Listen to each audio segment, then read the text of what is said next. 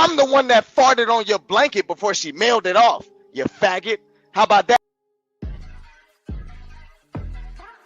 Ayy, I got the recipe, never gonna let any op get the best of me. Thought it was distance, but haters is next to me. Talk to the spirit, you know I've been heavenly. Company definitely show your trajectory. This ain't a diss cause I say it respectfully. It's time to eat up, red like a speeder. Taking it deeper and that's how it better be.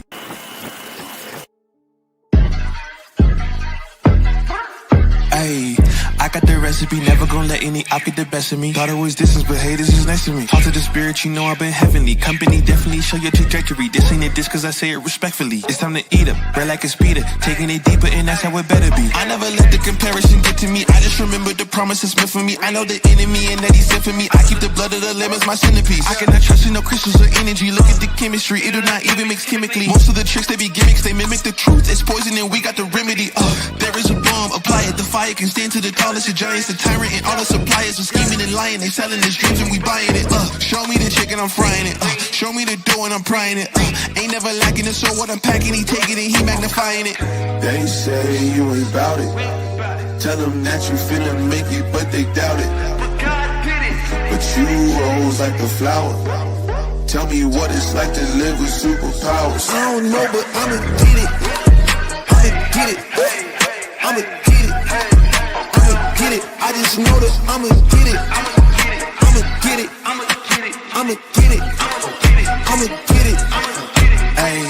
I got to drive, the bus, the truck, the gas is stuck. I ain't the one to rely on the luck. I put in work and then he show up. I know it's fake to sit in the reps, ain't no regrets, I do too much. It ain't me if you saying I stunt. He calling the place and I do what he want. This ain't a front, glory to G-O-D. It's what you could do with a mustard seed. It's what you could do when you start to believe. Take fear and you cast it inside of the sea. 100% out of me, cause he gave it all on the T when he let it bleed. So what is you saying to me? You just insecure about the love that turned me to a beast. I take a step and I ain't turning back. He made me first cause I know that I'm last. I ain't got time for no thing in the past. Learn from it first and then I react. Hands off me, don't hold me. Get it jumping like a trampoline. All truth, ain't no trolling. We in good hands, no folding. They say you ain't bout it.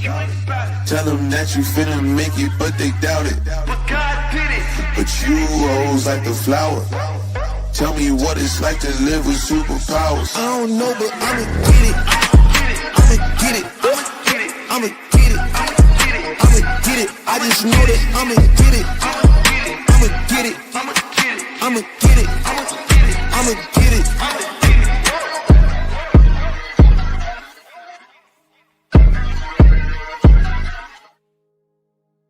Whoa, whoa, whoa. Good morning. Good morning.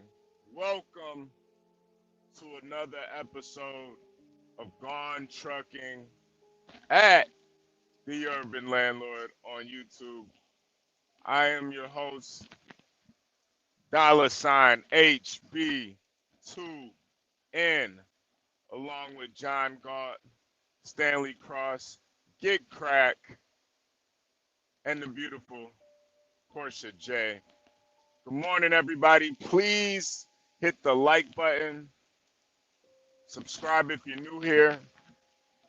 And as always, if you want to help sponsor this episode, hit the Cash App, $HB2N. I'm going to get right to it. There was an incident that happened in Philadelphia. An Eagles fan climbed a light pole, fell off the light pole, and cracked his melon open.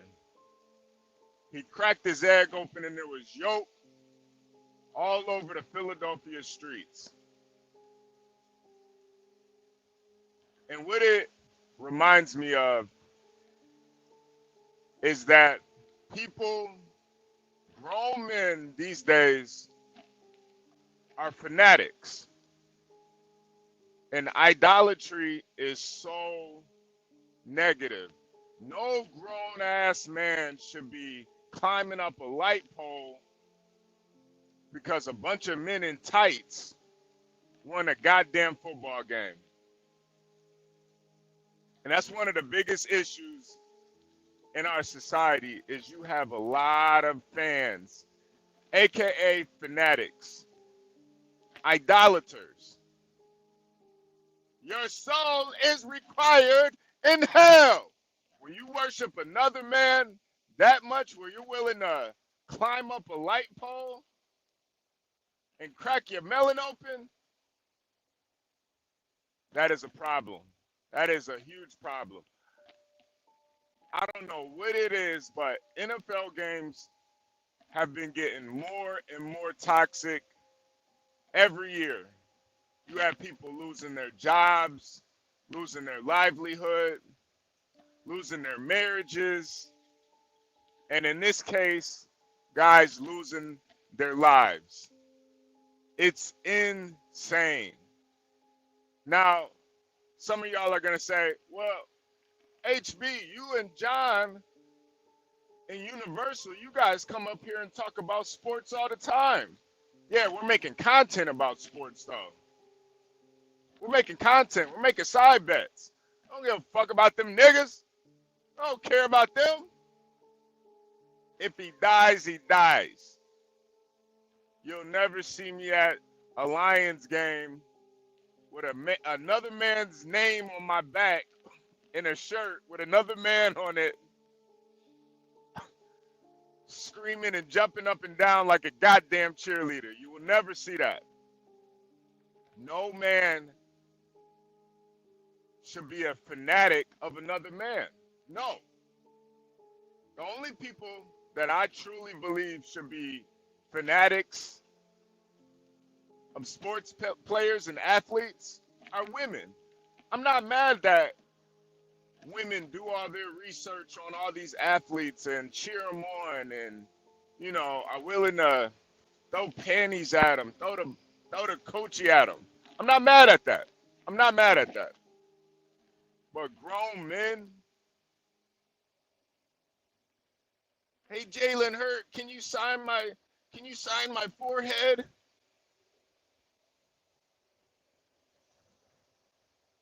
Hey LeBron James, can you fuck my wife? This is what happens when you become a fanatic, an idolater. You worship these people like gods. And this man, I forgot his name, but he's originally from Toronto. And you know, up in Canada, it's a very boring country, very boring country. So there's a lot of fanatics up there. It's ingrained in their culture to be fanatics. People get into hockey fights. They fight over dumbass hockey games. So he came down here, became a Philadelphia Eagle fan, climbed a light pole. And then what? Fell off the light pole. And then what? Cracked his egg open. It was an omelet right on the streets of Philadelphia.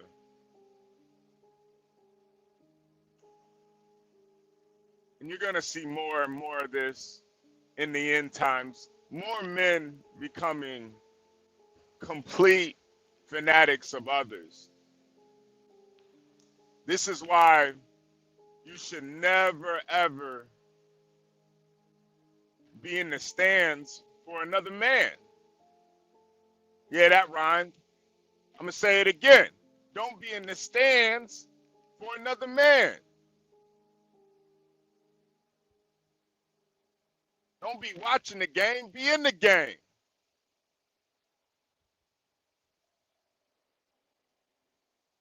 Don't be a lame.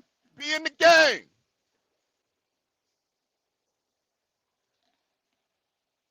You know, that's part of the reason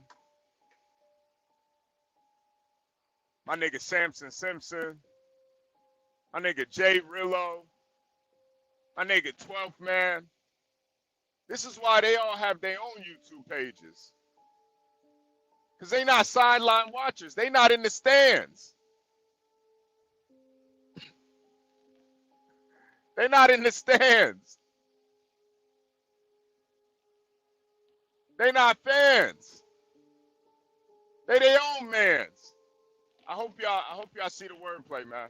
I hope y'all peep the wordplay. Spent some hot shit this morning, man.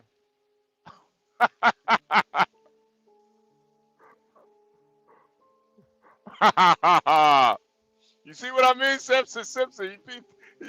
He already got the wordplay, the metaphors.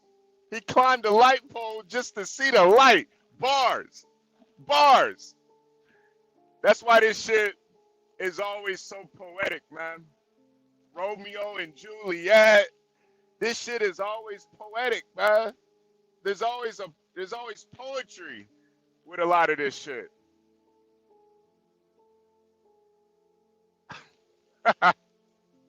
He climbed the light pole just to see the light. That shit is, that shit is fire, man.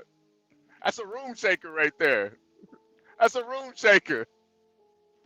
Nigga Simpson just threw his hat on the ground. Get that nigga Simpson!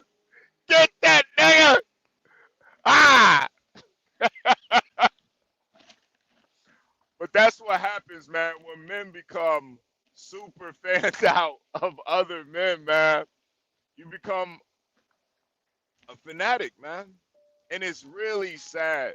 You know, I see so many people just throwing their lives away for just dumbass reasons, man. You got to ask yourself, what made them do that? You know, I think a lot of times guys are just fucking bored, man. You know how boring your life has to be to go to not only go to a sporting event, but also to hang out after the sporting event and go climb a light pole in celebration of said sporting event. Bro, you could have been on YouTube making content. You could have been on TikTok doing a TikTok challenge. You could have started a small business. You could have saved the rainforest. I mean, the list goes on. It really goes on.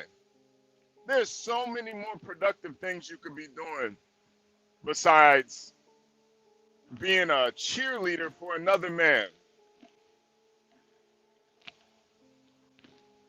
It's really sick, man. It's really sick.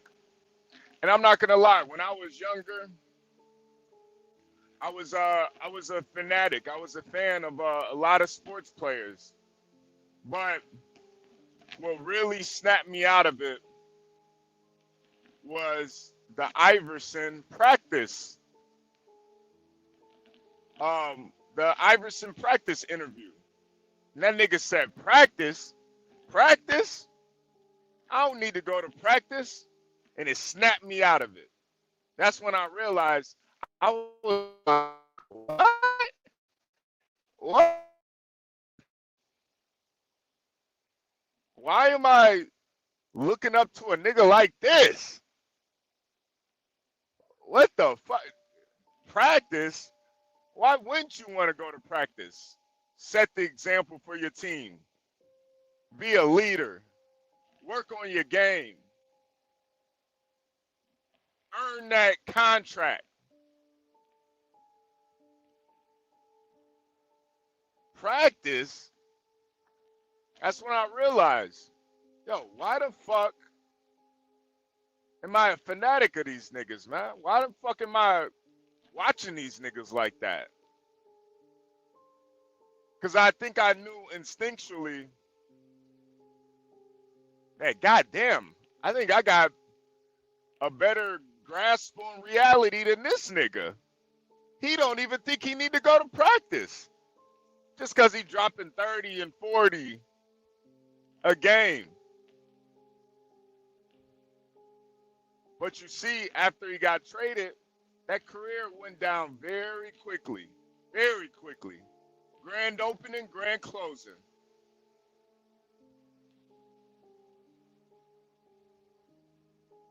And after that, I never looked at sports the same. I realized how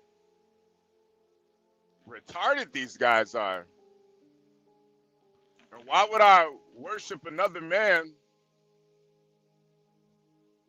when I'm the man?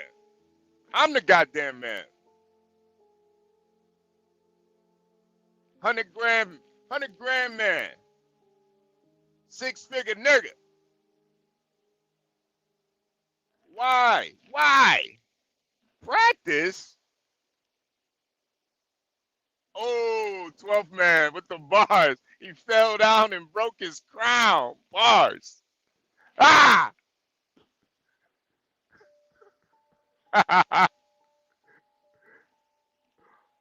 Nando.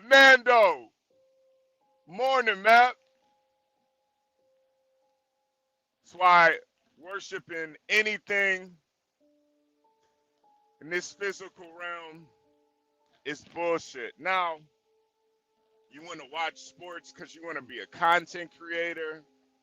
I ain't mad at you, man. Get your coins.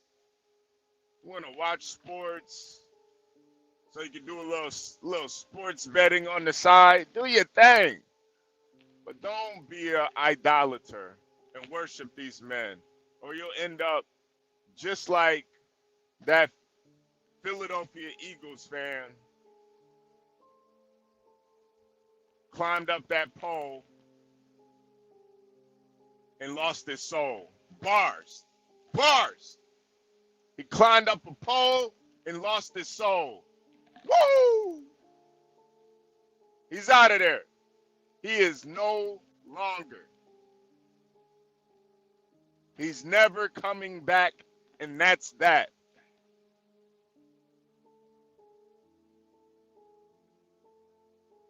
In the corner, they're going to have to put on his death certificate.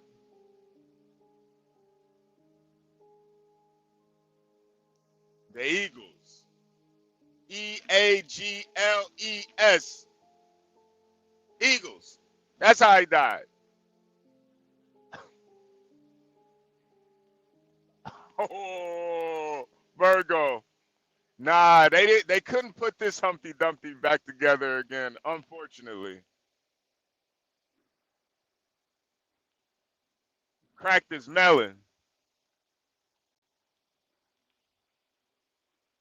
Cracked his melon open, Virgo. He's no longer. He's never coming back. Yeah, he died. He died. And,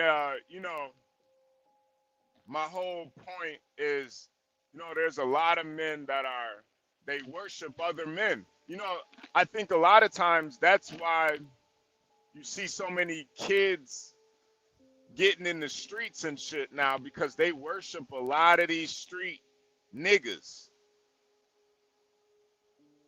They worship these niggas. But see, I grew up around that, so I knew they were nothing to worship. I saw how these guys were. A lot of these guys were punks. They were simps. They were fronting and frauding. I never worshiped those street niggas like that, man. A lot of them died horrific deaths. What's the worship? And pointless deaths, too. But it's a lot of man worship, man. It's a lot of it. Ooh, Gary said his eggs got scrambled. Yeah, man, he's out of there. He's out of there. He won't even see if the Eagles win or not. He won't even get to see it.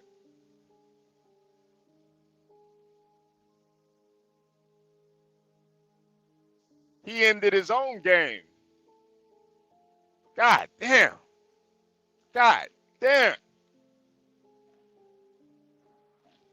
Just so you guys know, talking about this Philadelphia Eagles fan that climbed up a light pole and fell off the light pole and lost his soul. And it's all bad. It's all bad. I think that's why 70% of kids nowadays want to be YouTubers, live streamers. Because they worship I Show Speed and KyleeCTCross. All these other guys. I don't know all the other guys. They worship these guys. It's unfortunate. But you got a lot of men not being men. You know, I might not be a athlete, but shit, trust me. My lady, she be cheering for me. I might not have 100,000 people cheering for me to win a game, but I got one. I got one. I might have 2, 3. I'm my own game. I'm playing my own sport. I might not have the Luciferian media propagating a whole bunch of men to cheer me on, but I got my own fans.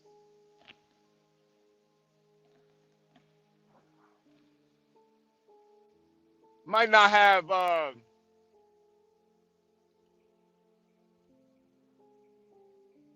you know, the Hollywood making me seem larger than life, but I'm in my own game, man. Playing my own 2K. ABABBBA. CA. CA. Put blood in the game. Yeah. So ultimately, just remember, when you're watching these sports games, you got your own game playing right now.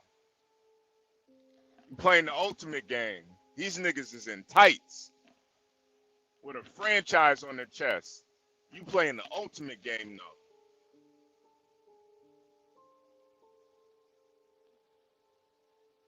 That lady, she should be your biggest fan. Your moms, your sister, your aunts, your cousins, they should be your biggest fans. Your community, they should cheer you on.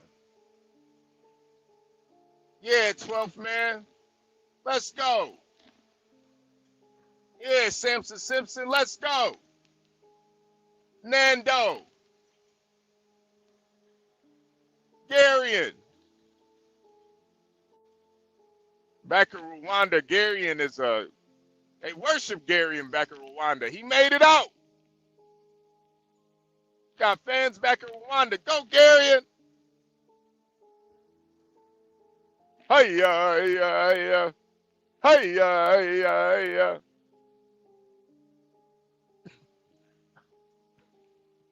Hiya, hiya, hiya, hiya.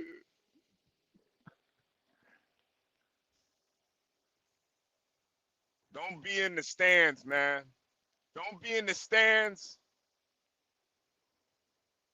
or be a fan. You got to be the man.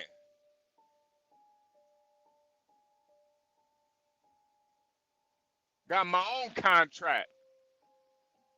No trade clauses.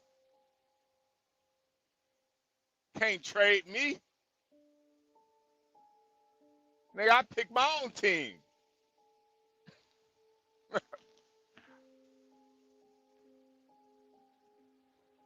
Make sure you guys hit the like button. Subscribe if you're new here. And as always, hit the Cash App. I'm currently in Oklahoma. Almost back down to Texas. I got one pickup to make, and then I'm gone. I'm gonna be off for the weekend. I might pull up. You guys might see me here and there. But you know, this is definitely my birthday weekend, so I'm gonna celebrate it. I'm gonna take the time to celebrate, do some things that I enjoy. Because what is life without enjoying it here and there? You know, I love to work hard, but I also love to enjoy life too. You know, sometimes you gotta smell the roses before the book closes. Sometimes you gotta smell the roses before the book closes. Bars. Bars. So yeah, I will be enjoying this weekend, man. But yeah, it's unfortunate, man. Men these days get tricked out of their life, man.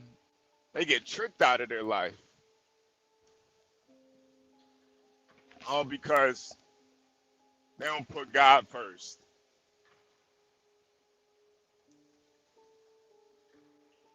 They worship another man.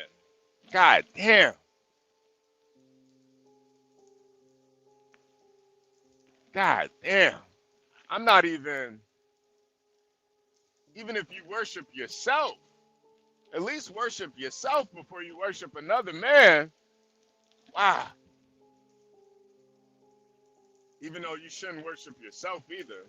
But, man.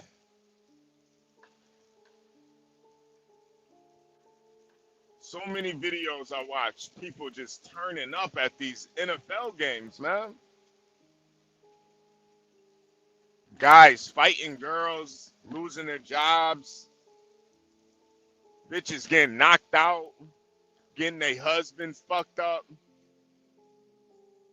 Yo, imagine you go to a sports game and your bitch gets in an argument with a nigga and gets you knocked the fuck out. Like, nigga, you better shut this girl's mouth.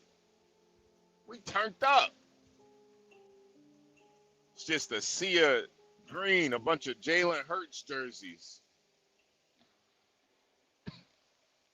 Terrell Owens. Okay. McNabb jerseys, stumping you out.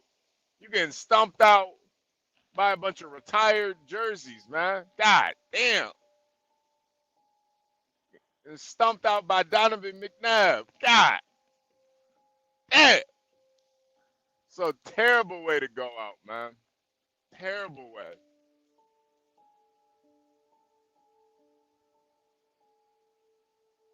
Salute to the chat, though, man.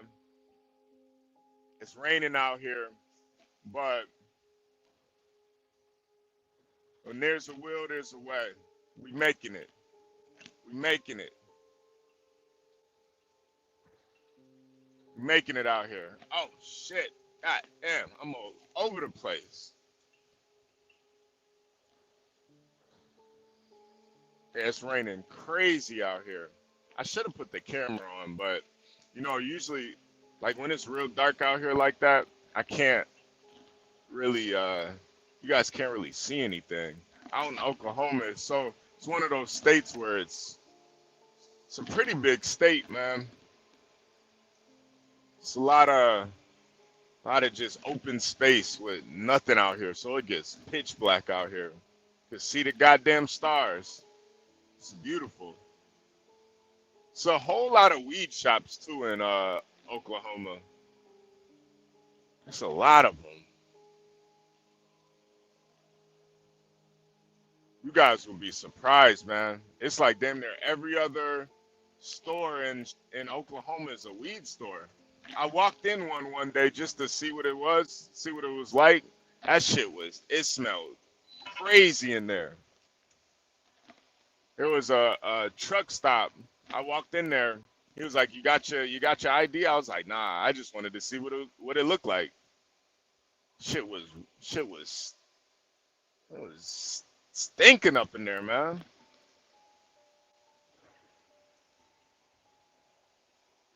It's crazy. But yeah, Oklahoma's a pretty dope state, man. I ain't gonna lie. If you guys never been, It's very beautiful, very beautiful. You know, they if you don't know anything about Oklahoma, Oklahoma was planned after after the slaves were freed. They were planning on making Oklahoma an all-black state, or well, majority black state. So Oklahoma was going to be the state that was settled where pretty much all the black people could live in. And I often wonder, what if that actually came to fruition? How would that look like? Or what would that look like? After slavery, if you didn't send, you know, if you didn't, you said, you know what, we're not going to send all the blacks back to Africa. We're going to settle all of them in Oklahoma. What would that look like? I don't know. Would it look like Planet of the Apes, or would it look like The Matrix? I don't know. Who knows? I don't know. It's interesting to think about, though. A little thought experiment. 12th man said he likes Oklahoma. Yeah, I like Oklahoma too, man. You know what's crazy? Oklahoma almost feels more like Texas to me than Texas does. Oklahoma's like, it's real Western out here. You know, like none of the buildings there's no real tall buildings. It's like a bunch of damn near saloons and shit. Just the vibe of it, man.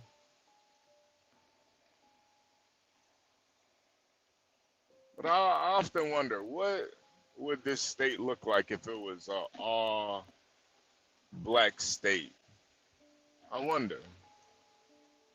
Probably look just like it looks now. Bunch of weed stores and gun shops.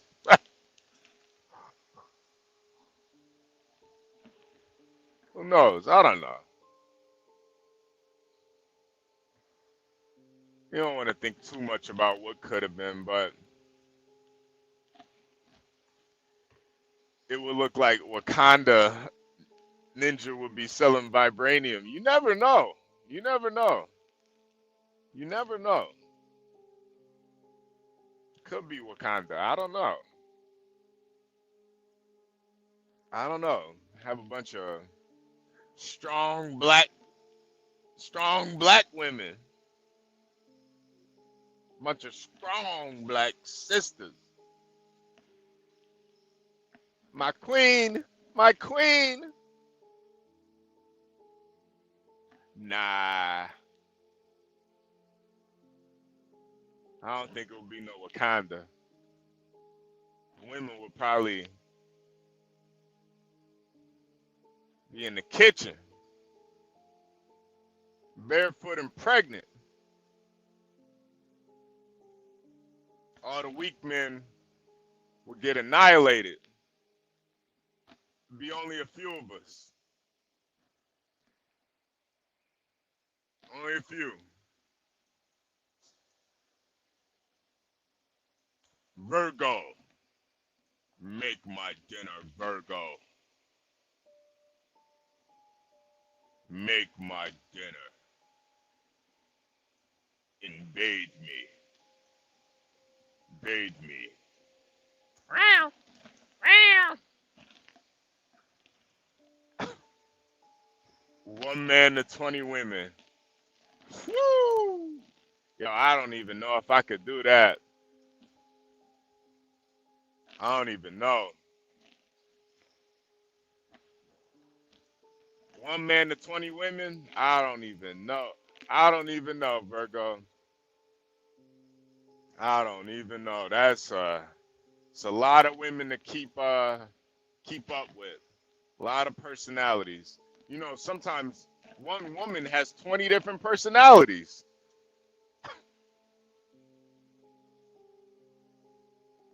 You dealing with Virgo, you dealing with Natasha, you dealing with Big Brooklyn. Virgo got like 3 different personalities. I can't even I don't even know who I'm talking to sometimes.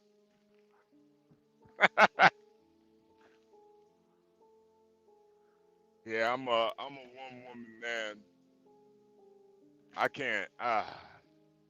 But I definitely salute the men that can manage multiple women. I definitely salute them. You can manage multiple women and keep it real with them. You know, no, I'm not talking about the guys that have a girl and then they cheating on their girl with another girl and they chasing a bunch of women. I ain't talking about them niggas. Those niggas are pathetic to me.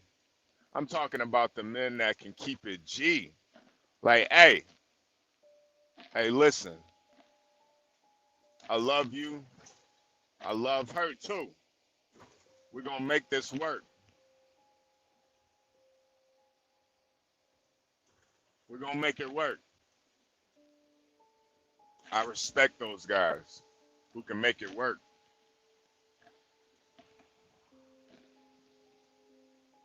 That's something mentally I just can't do. I could do it physically, I could do it. But mentally, nah. Hell nah. I can't do it. I gotta give all my attention to one woman. Cause I can't. Very narrow-minded. I can't focus on multiple women. I just can't.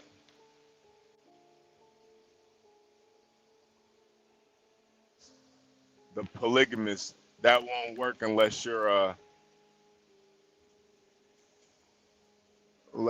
Mormon or on Utah. Yeah. See, and I even think with that, with the Mormon guys, I don't even think they can do it right. I think a few of them make it happen, but a lot of them, man, a lot of those guys end up homeless. A lot of those guys end up homeless. Their wives are like, man, you a bitch ass nigga. Let's kick this nigga out, man. You a hoe ass nigga. A lot of those Mormon guys, they can't even do it like that. You gotta be a real nigga to be able to marry multiple women and hold it down, keep them all happy. Cause that Mormon religion is hanging on by, it's hanging on by a thread. That's a bullshit ass religion, Mormons. So you really gotta be that nigga,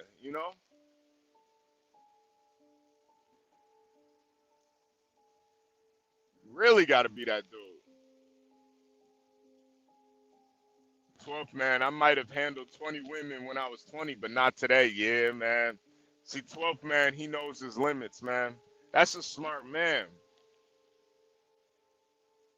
People want to know, 12th man, why aren't you married? Why don't you have kids? And blah, blah, blah. Man, the smartest men know their limitations. Yeah, of course. Having a baby is easy, man. Getting a girl pregnant is easy. All you gotta do is bust a nut in her. Shit, we pre-programmed to do that. It's easy. You gotta know your limitations, man. Multiple women? Nah.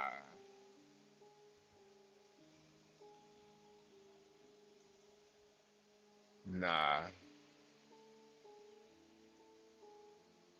12th man says the Mormons come by and visit me sometimes. I don't mind, but they want to get me baptized in their religion, and I've already been baptized like twice, so I ain't doing it.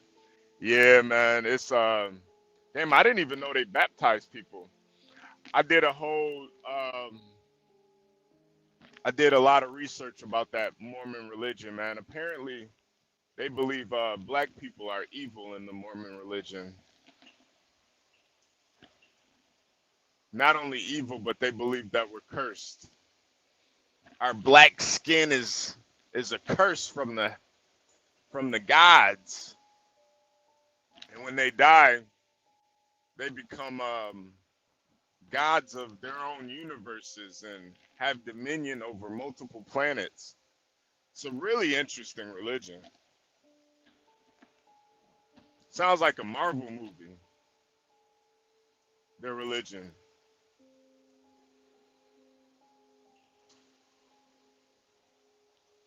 Twelfth Man said, I didn't live a lifestyle conducive to raising a child. Yeah, you know, the outdoorsman lifestyle is a very, you know, it's a very harsh lifestyle. But, you know, 12th Man, you know your limitations, man, and I salute you for that. I definitely salute you for that.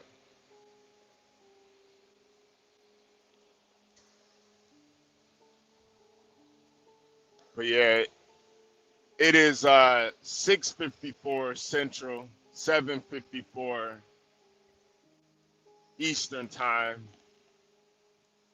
January 30th, 2025. We are in a new day. We got a new president. America is looking very bright once again. Jerome Powell, or as I like to call him, Jay Powell. Hey, what up, Jay? He spoke yesterday. He's not doing anything with the interest rates.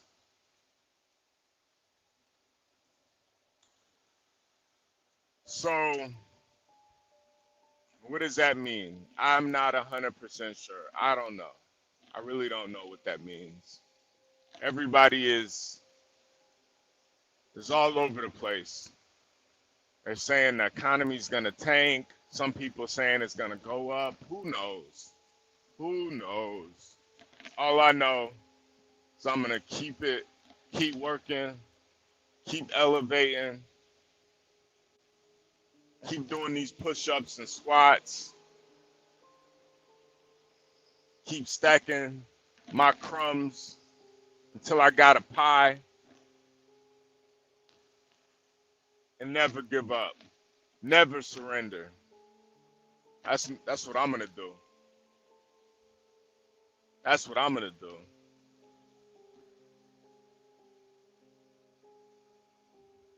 Yeah, Virgo, illegals, you're out of here.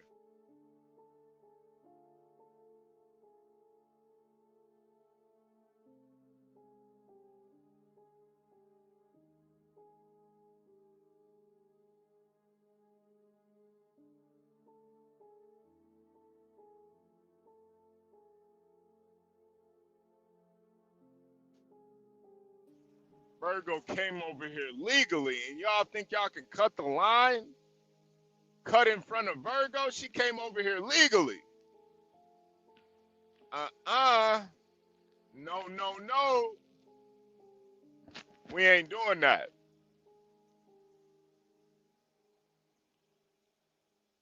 Virgo came over here from the island of Haiti.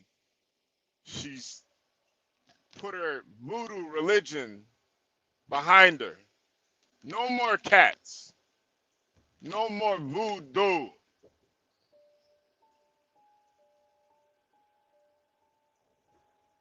No more chicken bone, chicken bone.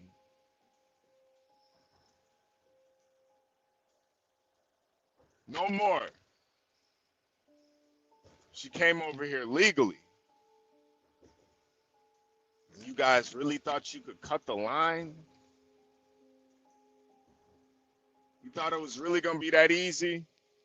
Nah. Nah. It's not. I've been watching a lot of these videos, and although they do somewhat remind me of Nazi Germany, I'm not going to lie. I'm not going to lie. The left, Stanley, they did call it. It's going to look like Nazi Germany a little bit. But in reality,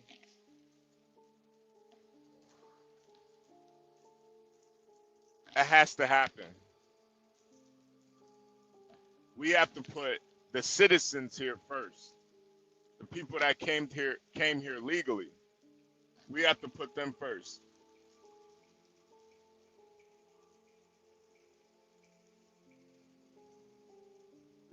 People that have been here for generations, you have to put them first. You gotta put America first. There's so many people already who have completely lost hope in not only themselves, but this nation, society.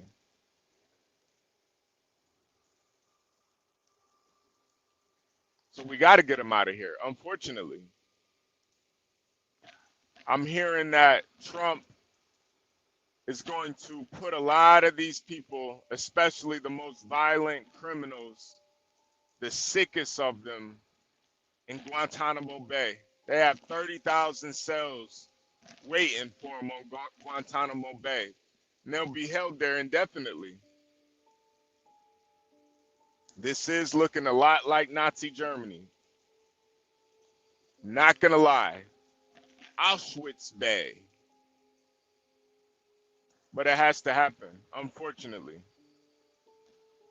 HB, you know goddamn well I was born in Brooklyn, but I get the gist. You get what I'm saying, Virgo. You get what I'm saying. Your people came over here legally. They didn't hop the fence, skip the line. Nah, they wanted Virgo to have a better life. I bet when your people were over in Haiti in a shed somewhere, some sort of teepee, a tent, they looked down at baby Virgo, said, nah, she's going to have a better life. We're going to do this the right way. We're going to migrate to the U.S. the right way. Look down at baby Virgo. Said, one day, baby Virgo, you're going to be married to a white man. One day. And look at Virgo. Living the American dream. The American dream. Who would have thought? Who would have thought? This is the American dream, man. You just got to do it the right way. A Haitian woman married to the same people they used to scalp and kill back in the day. Get out of my country, you goddamn crackers. Get the hell out of here. Now Virgo said, come here, you goddamn cracker. Marry me, nigga. Look how that shit works, man. That's America for you, man. That's what makes this shit so beautiful. The same people we went to war with, we're enslaved by.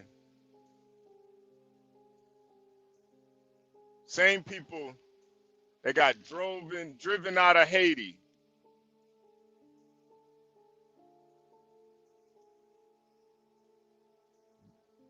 Now those same Haitian women are sitting on their faces. Look how it works, man. God damn. God damn. Same women that used to enslave us over here in America. Now they're giving us back massages and foot rubs. It's beautiful, man. It's beautiful. Virgo said, now I'm colonizing my husband. That's a fact. That's a fact. What once was the colonizers are now being colonized. Wow. That's America. That's the beauty of America. We have to have some standards, man. We have to have some standards.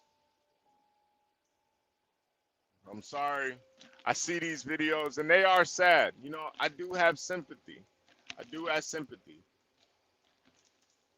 I just wish these people took the time to just do it legally. Why? Why would you do it illegally? You think these white folks didn't know? They lined you guys up. They set you up. This was all a plan. See, one thing I know is not to trust no liberal white person. They're swindlers. They're tricksters. They pretend like they got your best. Pretend like they got your interests, they're your best interests in mind, but they really don't. They really just want to use you to push their own agendas, to line their pockets up. These people are the most racist people, evil people, vindictive people, manipulative people, is a white liberal.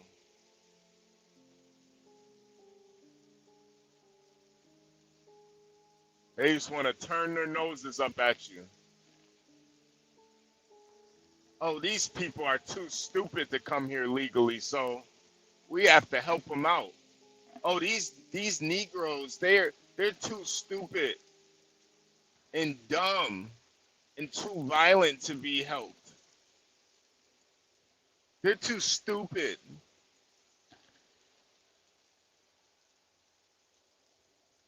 We can't teach them. Systematic racism is why they're so violent. That's why. It's all our fault. Nah. Nah. You can't fool me, white liberal. Can't fool me.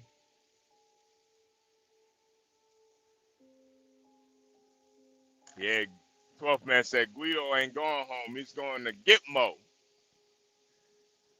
Yeah, man. It's insane. This shit happened quickly, man. This shit is quick, fast, and in a hurry, man. God damn. My bad, y'all. I'm having all these. It's raining so hard that my radar detector is fucked up. It keeps going off. It can't even see ahead. I can see though. I can see. That's why, you know, you guys don't worry about you know, AI driving trucks and cars and shit. I'm telling you, this technology, it's got a long way to go. It's got a long way to go. This shit rained too hard, the radar starts fucking up. They gonna have to figure something else out, man.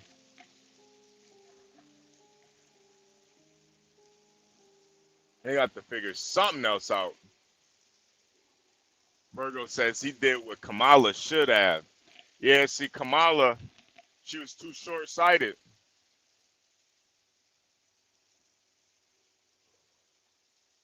Kamala,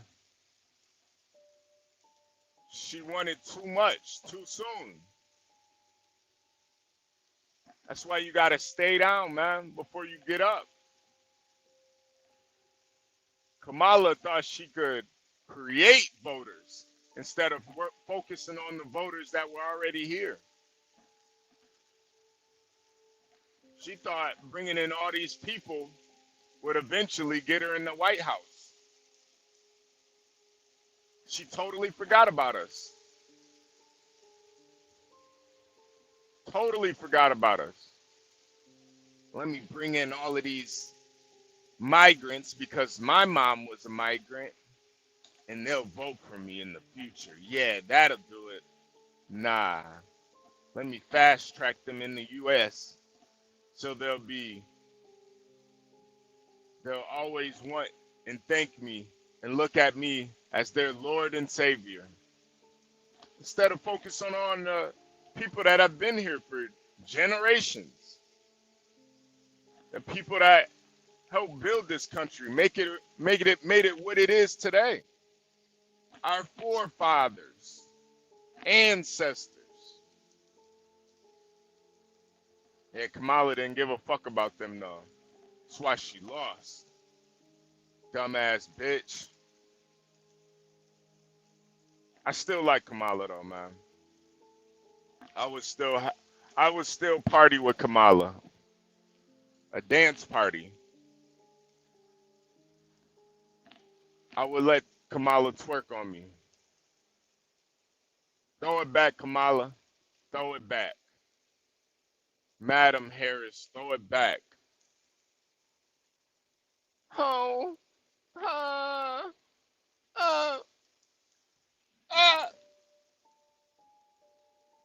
Man, I cannot wait to get back home, y'all. I swear, oh God, I can't wait to get back. It's gonna be one of them days, y'all. One of them days. We turning up this weekend. We are turning up. I'm gonna do a little go-karting, probably do some shooting, do a little shooting, probably get something good to eat. I'm gonna be watching some virtual battle rap, watching some battle rap this weekend. You know, I got to talk to Unkasa last night for a second. That shit was kind of fire. Two Gun Un. Motherfucker better cock back the hammer. The hawk on me, not from Atlanta.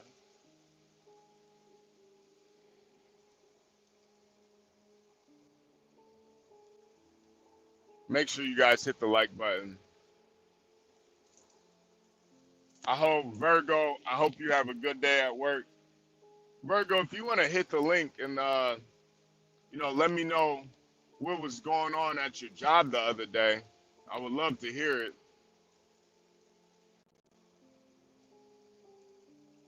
Or if you guys want to hit the link, if you have any stories you want to talk about, hit the link.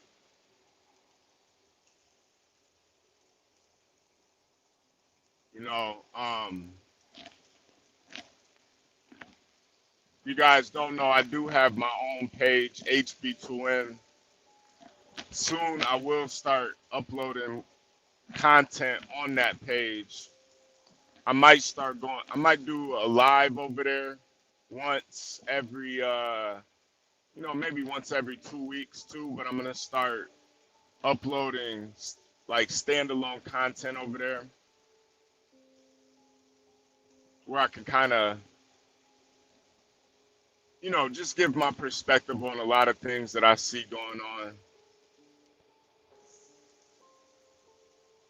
And we're gonna revive that channel a little bit,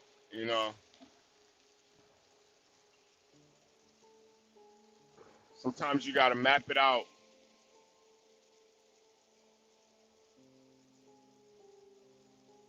Before you can get things together. So I will be promoting that. Still doing Gone Trucking over here. Still going live over here.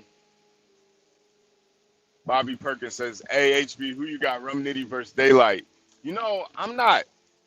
I think I would probably pick Daylight because I am not a Rum Nitty fan at all, man. I just have never gotten the hype around Rum Nitty. I've never gotten the hype around Rum Nitty, man. He just does not do it for me at all, man. I've not gotten the hype around him. But yeah, if I had to pick, I'd probably pick Daylight. Even though Daylight is a goddamn Luciferian, but Let me see. Virgo says, on my way, I'm just not made to deal with 9 to 5. I need to be hybrid again or work at home. I'm done with the car business. Yeah, Virgo, I totally get it. I totally get it. And I feel like, if you are gonna work, at least do something that you enjoy, especially in this day and age. Like it's just too many outlets to work somewhere where you don't really want to work. And especially nowadays, like the car industry is popped, man. It is so popped. It's gotta be very it's gotta be very, very, you know, there's probably a lot of tension in the car industry right now. Virgo, what I would suggest is look for more. If you're gonna be in the car industry, look for more like exotic car companies to work for, if you can, because I think where you're at, you're kind of like in the middle ground, where in this day and age, listen, there is no more middle class. So if you're working for a company that kind of caters to the middle class, you're going to be a lot more stressed out. You either got to be on the low end, the used car racket, cars under 10K, something like that, or you got to be in the exotic world. You got to be in the Lambos, the Ferraris, the AMGs, the Range Rovers. You got to either be in either or, because the middle class, yeah, you either got to be on the complete low end, you at the goddamn, you at the scrap yards damn near, or at the where they buy and bid and shit. They bid on cars. You got to be at that, or you got to be in the luxury areas. One of the two. If you in the middle ground, you're gonna be stressed the fuck out, cause that middle shit, man, it's not where to be. Free zone loose. Salute, man. Said rum nitty bars are cold. What you mean? Still got day winning that. Yeah. I get that his bars are cold. It's just, for me, battle rap is like a lot more than just the bars. It's like Rum Nitty just doesn't have the believability to me, man. He just doesn't. Like Rum Nitty is one of those guys that I just feel like I could slap the shit out of him and he wouldn't do nothing. And that's not, to me, I just can't. It's hard for me to like listen to the bars. And he does have cold bars, like I get that. But even like Chilla Jones, like Chilla Jones is like another guy where his bars are so cold. But I actually met Chilla Jones in real life, and the dude is like, he's like 5'5", man. I would slap the shit out of Chilla Jones, man. I would really do Chilla Jones filthy, man. I'm like 6 foot, 200 pounds, man. A lot of these dudes, they talk all that shit, but in reality, it's like, bro, I would fucking violate these niggas, man. Like, are you crazy? I would fucking beat the shit out of a lot of these niggas, man. So, like, with battle rap, if I feel like I could beat the shit out of you, it's kind of hard for me to listen to you talk about how you do this and do that. And, mind you, I know it is all just performance art, like but it's just like I can't believe it, It's like you watch a Schwarzenegger film, it's fake, but the nigga does look like he could, you watch Terminator, he does look like a motherfucker that was sent from the future to the past, to kill Sarah Connor, John Connor. He looks like it. So the believability is there. And that's the thing with like Rum Nitty, like the believability is just not there. Same with like JC and Chilla Jones. Like it's they got bars, but the believability, it's like, bro, these dudes are pipsqueaks, man. These guys are tiny, very frail men. I would fucking kill these motherfuckers. I would strangle Rum Nitty to death, man. like a fucking female. Beat the, just grab his shirt and slap the shit out of him. Shut up, bitch. Shut the fuck up. Oh my God. Yo, this motherfucker right now is driving. Yo, this nigga is really driving like 20 miles per hour on a fucking 70 mile per hour. Yo, he's trying to get us killed over here. What is going on? Are you trying to get us killed, buddy? You got a death wish? God damn.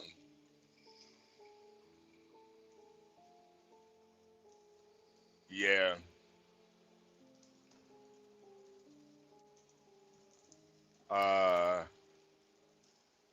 Free Zone Lou, you can thank Murder Mook for that. He removed believability in battle rap. You know the thing with Murder Mook though, I still think he does come from that era where it was still some believability. Like Mook was outside with it, man.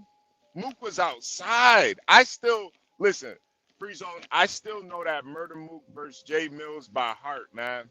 Like for him to do something like that, there's still believability to me. Yeah, I know.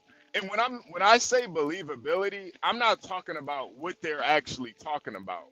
I'm talking about as a man. Like, I don't think Murder Mook is somebody you could just walk up to and slap and it's gonna be cool. Like, dude was calling out, you know, industry rappers to battle outside. That shit could have went left at any moment. And he stood there and battled. Jay Mills could have got that nigga murdered, man. If back then, Jay Mills was that nigga, man. He was really that nigga back then. He could have got niggas off. He pressed the button on that nigga, it would have been over. But he still stood tall. He still stood there. And didn't cower, or, you know, and I just think there's got to be a certain level of believability. I feel like guys now are just like nerds, man. It's a bunch of nerd ass niggas rapping, and it's just like, bro, this shit is. I'm sorry, man. I'm sorry. Virgo says luxury is better in sales, accounting in the same BS from Mercedes to Kia. I'm an controller in this business, never did sales. Yeah, no. I understand. I just think the accounting, you know, I probably don't know what the hell I'm talking about, Virgo. Don't mind me. But I just think you know, I guess I would need to know what is really the issue that's going on with your job. You know, like what's I wish you could let us know, Virgo, so, you know, we can talk to you about it. But, you know, I hear you though, Virgo, you know, especially having to go in. And honestly, you could probably do your job remote. That's the fucked up part. Accounting, you know, it's just paperwork and shit. You can take a picture of paper and email it to somebody. Like, a lot of this shit can be done remotely. Yeah, Free Zone Low, the nerds really have taken over battle rap. And that's what I mean by the believability, man. Like, I just think Rum Nitty is a fucking nerd. I met Chilla Jones. He's definitely a fucking nerd. Even though these motherfuckers can rap their ass off, it's just like the nerdness. It's just like really, I don't know, man. And there's nothing wrong with nerds. It's just when you're a nerd talking tough, it's just like, bro, stop it, man. Stop it. I could rob you right now with no gun on me. Stop it. You move, I'ma break your fucking face. You fucking move, I'll break your jaw right now, nigga. Don't move. Empty your pockets. Hand it to me. He go to the police. I'ma tell him I didn't rob him. That motherfucker handed it to me, man. I didn't even rob that motherfucker. I didn't even rob it. P Black. P Black. P Black is up, man. P Black is in the building. This nigga still scared to battle Infamous. He's scared, y'all. He's scared. P Black. P Black. Had to change my avatar of when P Black, the mugshot, the infamous P Black mugshot. Yeah, my nigga made the news.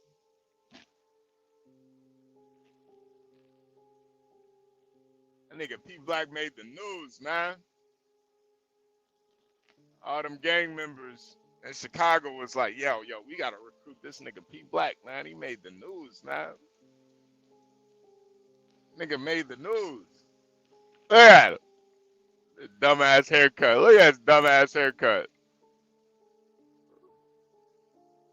Looks like a sponge on his head. He got the SpongeBob. Nigga went to the barber and asked for the SpongeBob SquarePants. Hey, let me get the nigga P Black went to the barber and was like, hey, fuck my hair up. Just fuck it up, man. Do your worst. Bobby Perkins says, do you think you could slap K Shine and nothing would happen? Nah, I don't think K Shine is a bitch at all. But K Shine is he's just not that K Shine is not that good of a battle rapper to me. You know what's crazy though? I actually like some of K Shine's music. K Shine is probably somebody that could have transitioned into the music business, but I don't think he really took it as seriously as he should have. I think K Shine is more built for the industry, not battle rap. But I think he should have did that like early on. It's like a little bit too late now. But nah, I don't think K Shine he does have that believability factor, but it just the bars don't really be there for me with K Shine as much. Especially after that T-Rex and K Shine battle. That's when I stopped. That's when I started to become a lot more bearish on K Shine. Cause I really think, what was fucked up about that T-Rex and K Shine battle is everybody was saying how Shine won that shit. But man, I think Rex really won that battle, man. I think Rex really won that battle.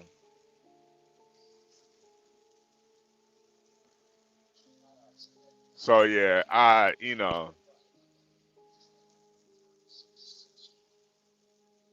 and I feel like the powers that be wanted to like manipulate people into thinking K Shine won, and I'm like, damn, y'all giving him a pity win? That nigga T-Rex bodied this nigga, man. Are y'all serious? Y'all serious? All right, I see what's going on now. Y'all playing favorites. What this nigga K Shine doing to make him a favorite? I don't know. I don't know what he doing, but I don't like it. I don't like it.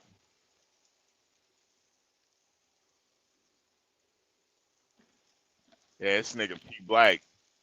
He went to the barber and said, "Hey, give me the piece of shit."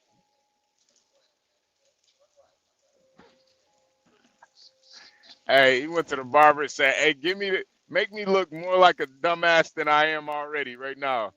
Make me look more like a fucking dumbass dickhead." Hey, barber, make me look as fucked up as possible. Hey, fuck my hairline up.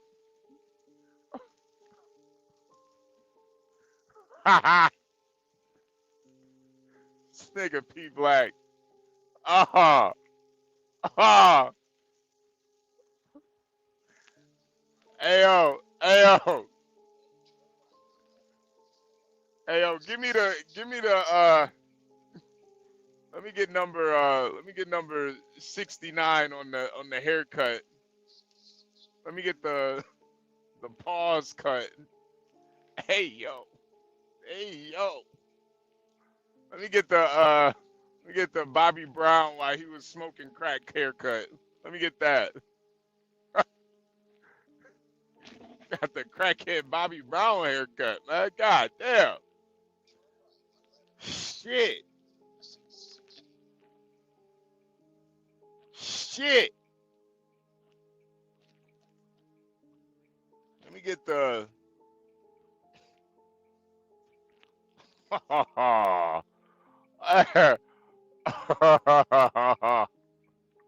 Hey, Barber, I want to look clean for stuff. Tess, I know I'm gonna fall. No worries, I got you. Yo, yo, Gary, and this is P Black. This a picture of P Black when he got arrested for drunk driving. That nigga made the news. Oh, oh. Hey, let me look like Blade. Let me look like Blade. I want to look like Wesley Snipes from Blade. Let me get that haircut, Barber. Hey, give me the J2. Give me the J2. Damn, P Black, man. Damn. Damn. How you let them fuck you up like that, man? How you do that? How you do that, man? Damn. Damn.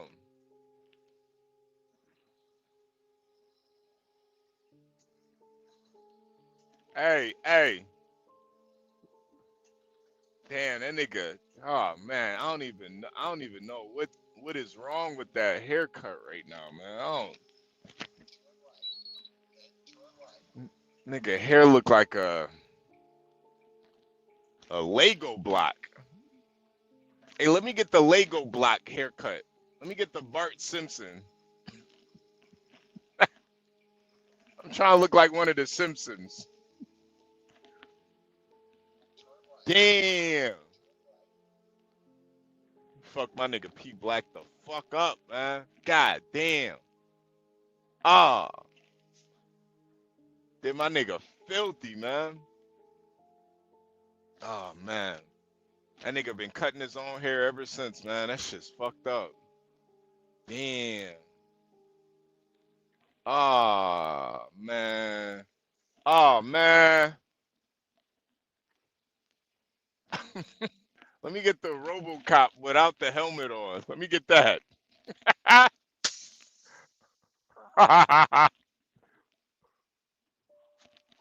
Oh damn. Murder Mook versus Arsenal. I don't even remember that. I like vaguely remember that battle. I vaguely remember that battle. Vaguely. Hold on a second. What time is it? Damn, I'm supposed to be here. Yeah, I vaguely remember that battle. I'm trying to think. I think I can't remember, man. Geek Mike, salute, man. Oh, Kiera. Hey, Kiera, I appreciate you last night too. I appreciate that. Thank you. Thank you, Kiera. I appreciate that. Yeah, Kiera, I'm definitely gonna be getting pretty fucked up this weekend. I'm definitely gonna be drinking this weekend, so I appreciate you. You know, you definitely helped make my my birthday very. You know, I really appreciate that, man. Everybody who sent a cash app for my birthday, I appreciate y'all, man. You know, P Black probably not gonna make it this year, so you know, I'm trying to celebrate my birthday, man. Yeah. Ah. Gary, nah. We could probably play we could probably play certain battle, like we could definitely play virtual battle raps, but not battle raps that, you know, like the big leagues and stuff. Nah, they'll strike the shit out of this. They'll strike the shit out of this, man. Yeah, long live P Black, man. Oh man, yeah, they gonna get P Black up out of here, man. This year gonna be the year, man. This is gonna be the year. Damn. P Black. P Black. CKJ salute, man. CKJ salute.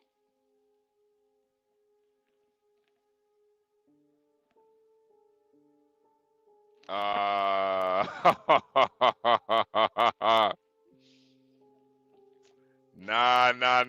You know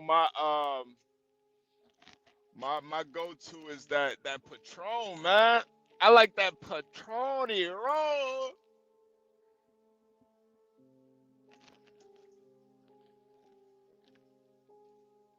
You know, I'm trying to get off that Patron, man. We'll see though. We'll see. Might sip a little wine. Damn. Kier, yeah. P Black, yeah. The Savage Life. Yeah. You know, P Black created that Savage Life shit. He invented it. He was the first one to let somebody, you know, spit in his booty hole. It was crazy. Got knocked the fuck out. Nigga spit. Nigga knocked him out in Cook County. They spit in his. They lined up. Just a bunch of niggas lined up, spit in his butthole, man. It was sad, man. Some niggas started playing a violin. This shit got spooky, man.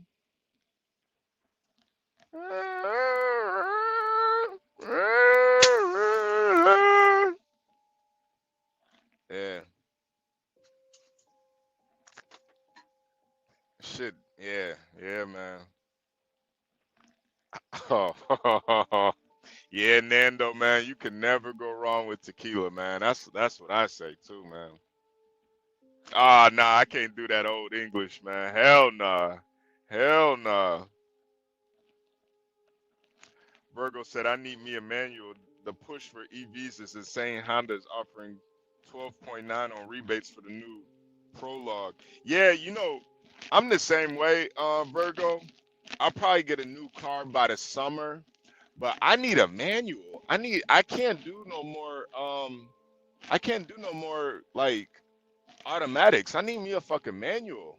I need something, you know, I damn near need a V8 manual. Like I can't fuck around no more, man.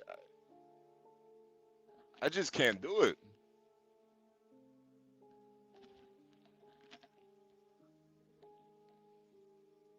I really can't.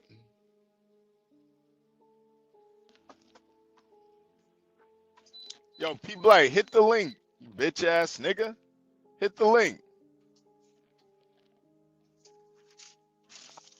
I'll tell you where I'm at, you hoe ass nigga. You want your fade. I told you what my stipulations were. I'll give you the fade. And this is my stipulations. I told you. Oh, there's no link? Hold on a second, man. It should be pinned. It should be pinned. Hold on.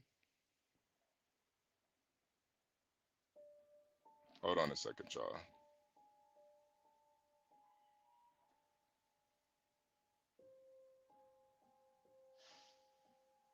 All right. P Black, I told you the stipulations, man. And I ran it by my girl. She said it was cool too. So this is the stipulations. If you win the fight, I'll give you $1,000. If I win the fight, I get one night with your old lady. One night, just one night. That's it. One night.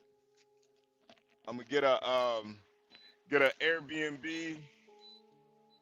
You know, gonna get some douce. I'm gonna make sure I have a nice platter of food. You know, we're gonna we're gonna do it big, man. We're gonna go out, go to the go to the Chicago, go downtown, do a little shopping. You know, that's my stipulations. If you scared, you say that. Virgo. Good morning, Virgo. Virgo. Good morning. I can't even hear you, Virgo. I can't hear you. Can't hear you, man. Hold on. You there, Virgo?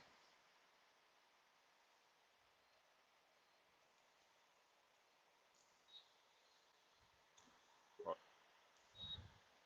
Hold on a second, y'all. Hold on a second. Oh, it would help if my mic was on. There we go. There we go. Now I can hear you. Now I can hear you. Now I can hear you.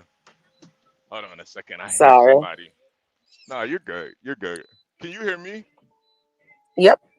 Okay. There go 12th man. What up, Uh, HB? what Hey, up? Ebony. What Hey, up, man? What up?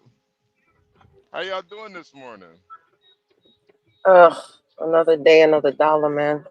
Ah, come on, Yeah, Virgo. like like Too I'm Short sick said, of it. just another day.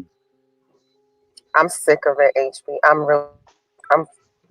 It's getting to the point where I'm becoming physically ill. What is so bad about it? It's just that I left the business for a reason, Yeah, yeah, and you know what? Everything that happened in the storm and me getting laid off from my county job, government job, and hmm it's like now here I am. So I said, well, let me do something I know inside out. Let me go back and just, man, I'm steady looking, but I just, I just can't do this. I just can't go back to.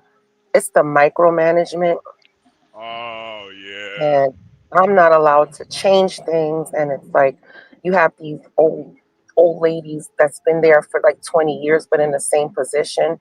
So yeah. you know, here comes a younger woman that's telling them what to do, and it's crazy. So It's it's really pretty crazy. much it's pretty much the women that are making it tough for you. Oh yeah, the men are Okay. fine. Oh Oh yeah, wow. I love working Jesus. with. I love working with men. There's no BS. Yeah. It's there's no cattiness. You know. Matter of fact, working with men, it's just like you tell them what to do, they do it. You know, Yeah. no questions. But you know, it's the It's, women in the office. That's crazy. yeah. Women. It is a lot harder to work with women a lot of times. Hmm. It is way harder to work with women. Damn. And then I Damn. wanna, and then I miss like being able to, because at my old job, I just closed my office door, and be on the chat. And now here it's like, man, I can't do anything because there's somebody at my door every 20 seconds. Really. Hmm. What are they asking for you? Well, it's not just the women, it's just the men, the Yeah. sales guys. They need this, they didn't do this. So I'm constantly emailing and calling, Mhm.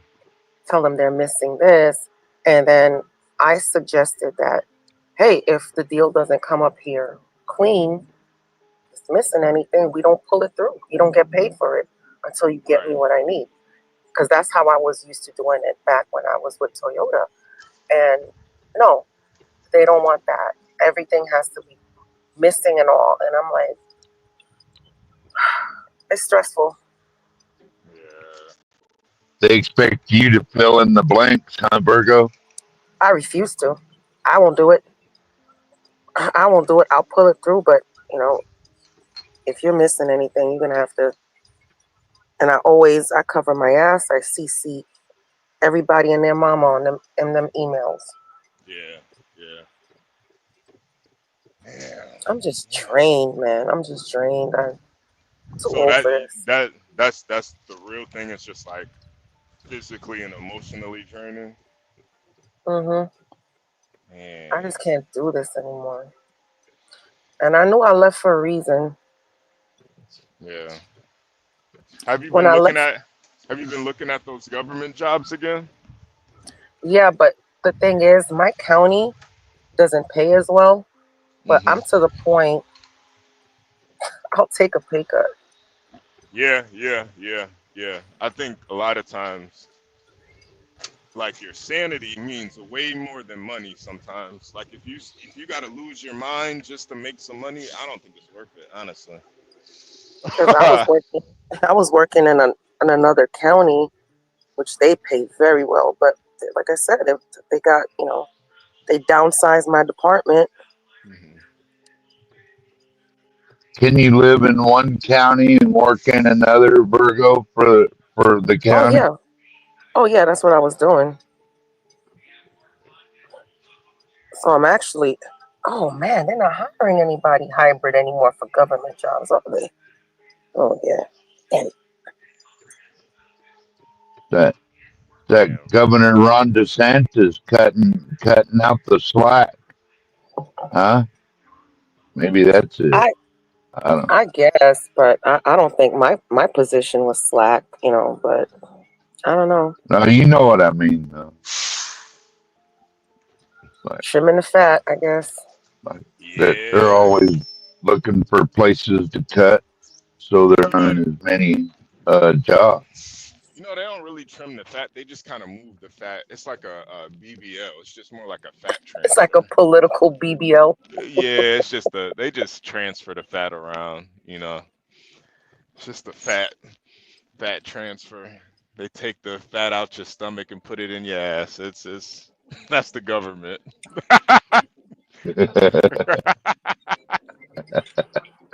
Damn, uh, HB, you up the chain today, homie.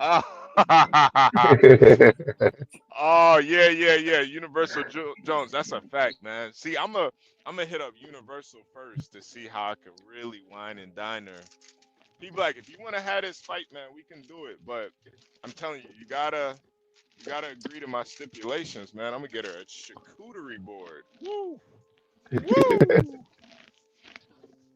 I think those are pretty. I think they're pretty easy stipulations.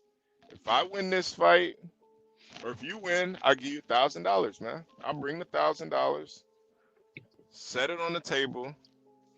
We rumble. If you win, you could take it. Now, if I win, though, what I want, money can't buy.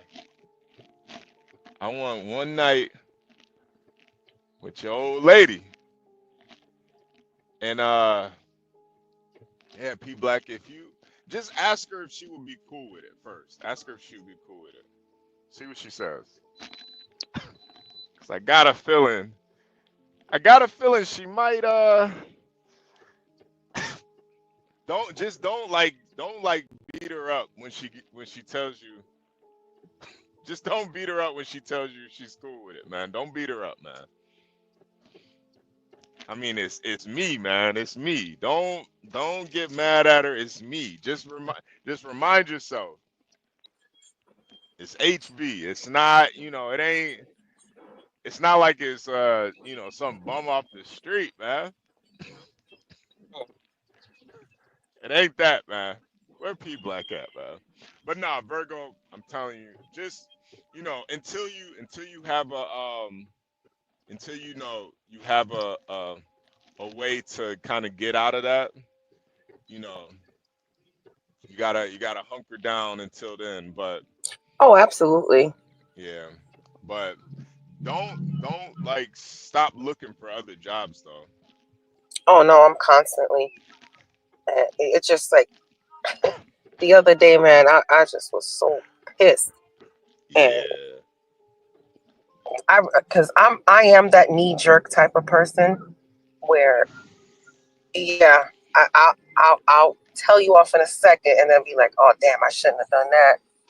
Yeah, but I mean, they can't fire you for telling somebody off though. Uh, all right. Can Let me tell you can something. can they? I kind of got side eye because we have a transformer, Oh, and now I now. refuse to say the ma'am. Oh, see Virgo. See now you're going Nah, down man, that don't. route. You're going down that route, Virgo. This I don't want. Oh, Listen, if you're gonna get fired, get fired for. Don't get fired for that, Virgo. Now is it a guy to girl or a girl to guy? guy to girl. Oh God. Oh my God. Yo, do they not know like you're probably the most intolerant person? Like, do they not know you from Brooklyn? I'm from Brooklyn, son. And it's not only that. Yeah. Oh, one of the sales guys told me yesterday. He says he tried to make a joke, and I wasn't feeling. I was already in a mood. He Hmm. tried to make a joke. He's like, "Oh, I brought you one deal, but I'll just wait till the last minute to bring you the rest." I was like, "Excuse me?" He's like, "Oh," he's like, "Damn, I know you're serious because I heard the Brooklyn come out of you." Damn. Yeah.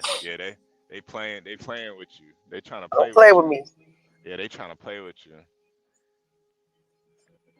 They trying to play with you, man. Yeah, trying to play with your top, Virgo.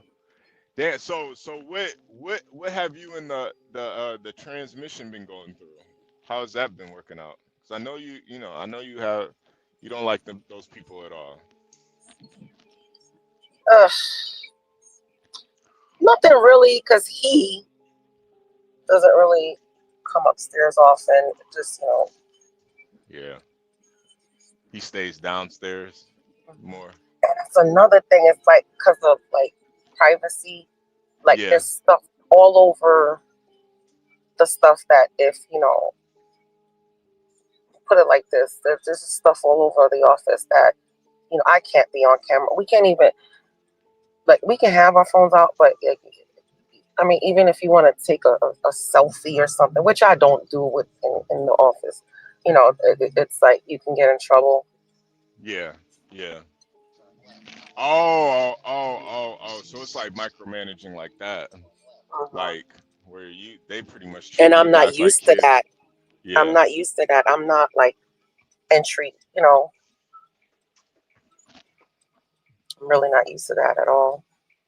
Damn, Virgo. And I Damn. and one bad part about back in this industry is uh, you have to close the end of the month, which you do in all accounting jobs, but Well, Virgo, couldn't you become a freelance accountant and just do it on your own? Then you live under your own rules, right? No one else.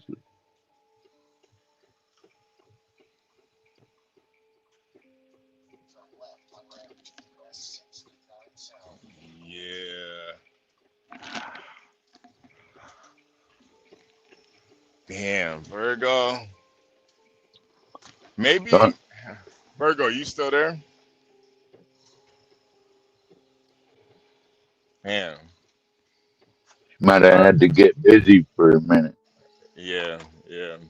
I was gonna ask Virgo has she thought about OF, but maybe not. I'm not sure.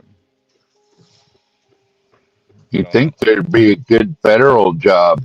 Like she likes to kind of have that kind of job, right? If she could get Yeah. a federal job with the pensions and all that gravy train, Yeah, like yeah, yeah, yeah, yeah, yeah. maybe an accountant for the post office or for you hear the me? yeah Yeah, in the state yeah. of Florida or something. Good morning. I don't know. Yeah, Good. yeah, How we are can hear you you? now. Yeah. Oh, damn. I'm walking in here late as hell. Ah, It's supposed to be here at 8. damn, Virgo. Come Damn. on, man. Please don't clock me when I'm separated. Seriously, don't clock me. Because yesterday I Oh, was here Virgo, until after 6. Don't clock me. do you have a work husband yet? Virgo, you got a work husband? Oh, excuse me. Damn. Damn, man. Yeah, 12th, man. It does sound pretty bad for Virgo though. I don't like the micromanagement either, man. I can't do Yeah, micromanaging. I can't do it.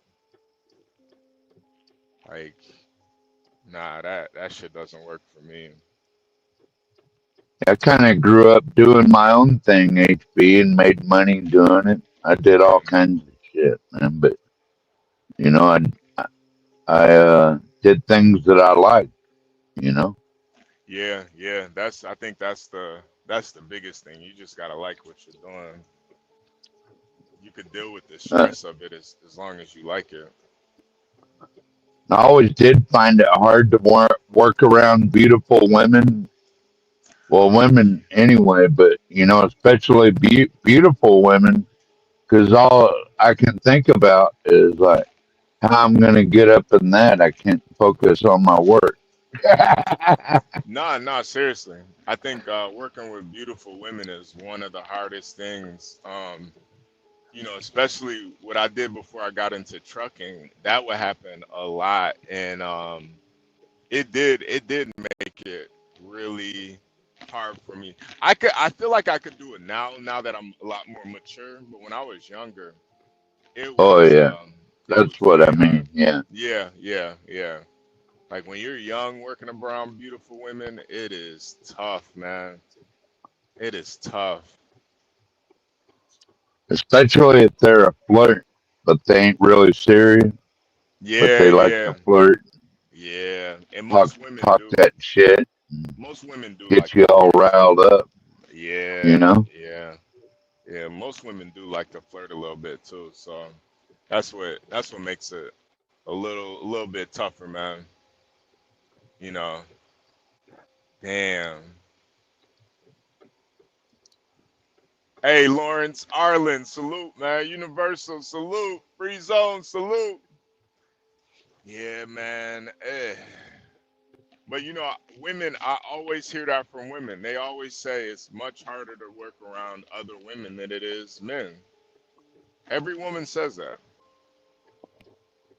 Every woman says that. It's so weird. So weird. Lauren said, I had a vision. I had a vision you became Cher's therapist. Wow. I think isn't Cher like dying right now? Isn't she like really sick? Could have sworn she's really sick. Crown Reese, salute, man. Good morning. Good morning. Crown Reese. Crown Reese, you getting ready to head into the barber shop, man? My nigga Crown Reese be cutting these niggas up, man. Crown Reese, I wonder, like, what are you charging nowadays for like a fade? Have you gone that the social media route? You doing like the $100 haircuts now, or you keeping it you keeping it gangster out here, man?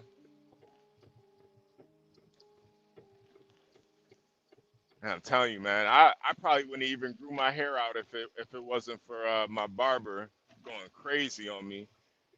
When I first started going to him, he would cut my hair, be like $30. Then COVID hit. This motherfucker went up to like 70. I was like, bro, fuck that, man. I'm good. I'm good. 50 to start. Man, $50. Damn, 50. See, 50's not that bad though. 50's not that bad. especially in this day and age. 50's not that bad. My barber, he went straight to 70, man. I was like, bro, that extra 20, that was tough, man. That was tough. And you know, with barbers too, you always got to give them a tip too. So it's like, bro, you're eating into your tip money, man. I probably would have gave you 70 if you just kept it at, if you want, just moved up to 50. Because I would pay him 50 already. Because it would be 30, I give him a $20 tip, you know? And COVID hit, I was just like, bro, I'm not getting a haircut no more, man. Yo, Humble's president, man. I still remember those $10 haircuts, man. I still remember that. Oh, man. Oh, man.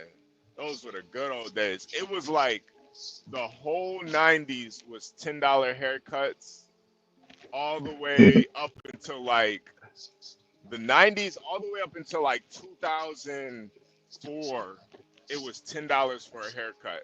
2005, 2006, that's when it changed. 2008 is when it really started to get, you started to get the, 15, 20. That's when the industry really started to change. I think it was at 2008. That's when it really started to go down. That's when you could not find, if you want a $10 haircut, you got to go to like the Puerto Ricans or the Mexicans, and then they gonna cut your hair with a goddamn straight razor. Got you looking crazy. That- That's Yeah, I the didn't only even place you get could that find. much. I don't even think I got very many haircuts in the '90s. I had hair down to down near my lower waist. Oh But man, I damn. did. I would keep the sides around my ears and the back of my neck shaved, so I didn't have all that fuzzy shit. You know what I mean? All one length, all the way around, man. I'd have Yeah, like nah. four, fucking hair ties just to keep my hair together. Yeah, I feel like social media really messed up like the barber industry, man, because there's guys out here are really charging $100 per haircut, and then they post it online. So they're like double dipping. They're like making money online and they're cutting hair. And it's like, man, the barber shop ain't what it used to be, man. It Yeah. ain't. Well, It's whatever they got to do to make money, can't yeah. blame them for that. You No, know, no, no, no, no, no. I get it. I get it. I get it. And I don't really know if the the motherfucker economics. wants to pay $100 for a haircut, let him. Yeah, yeah. No, you're You right know, about that. You're right about that. Lauren said, I always shave my own head. Wow. Damn. I can get a haircut here. Usually, I go in for the beard trim, and Yeah, then she touches up around the ears and gets that fuzzy shit off the back of my neck, like I like, so I look yeah. clean Tuesday, and that's Little, only $15, dude. little fade around the side. $15. Yeah. Damn, they only charging $15 up in Alaska? Then, yeah, and then, I usually tip five or so on top of that, so 20 altogether. Okay, okay, okay. You gotta tip your barber, man, so they'll remember you. Then Yeah. that way, that next time you go in, they pretty much already know what you want Yeah, yeah, as yeah, soon as you walk in the door, right? yeah. That's why you tip. Yeah, no, I always tip, man. I always gotta tip, you know. Yeah, even my barista always tip a buck or two. Like if I go out for a nice coffee or something like that, then Yeah. yeah, I'm leaving them a couple of bucks or something like that. Man, it's like everywhere asks for tips now, man. It's like just random places they'll ask for a tip. I'm like, what the fuck, man? Yeah, no. I don't be ain't doing that. Like yeah. I seen a convenience store asking for a tip, and I'm like, what the fuck? Yeah, Fuck out of right? here with that shit. What the fuck is wrong with you, man? You ain't did shit. I had to pick up everything. I can see if you brought all the stuff to my car or something, but damn. Yeah. I went to a HB, vending. I was wondering, you know what you could do for content on your channel one time? Mm-hmm. Is hit that 72-ounce sirloin steak up in Texas and see if you could Ooh. eat all that. Yo, low key, And, I probably could, man. I probably could. and, and the baked potato too, I think. Doesn't it come Yeah. with bread too or some shit? Yeah, Uh, loaded yeah, baked potatoes, 70. That's like 4 pounds of food, man. What the? I yeah. could Nah, never do that. I think I could probably do that, man. If you can finish it, it's free, right? But Yeah, if not, I'm not sure what it costs. it's probably Probably probably. $50, Nah, something it's like probably more that. than that. It's probably more than that, man. Yeah, That kind of cut. yeah. Free Zone said, did you say 15 or 50? 15. Yeah, yeah, yeah, yeah, yeah, yeah. That's what I thought you said. Yeah, yeah, man. They be showing love out in Alaska, man. They be Yeah. showing Well, love. if you want a full cut and a beard trim, then it's 40. The 25 for the haircut. I think it comes with where they wash your hair real nice and all that too. Yeah, Or no, I think that's another $10.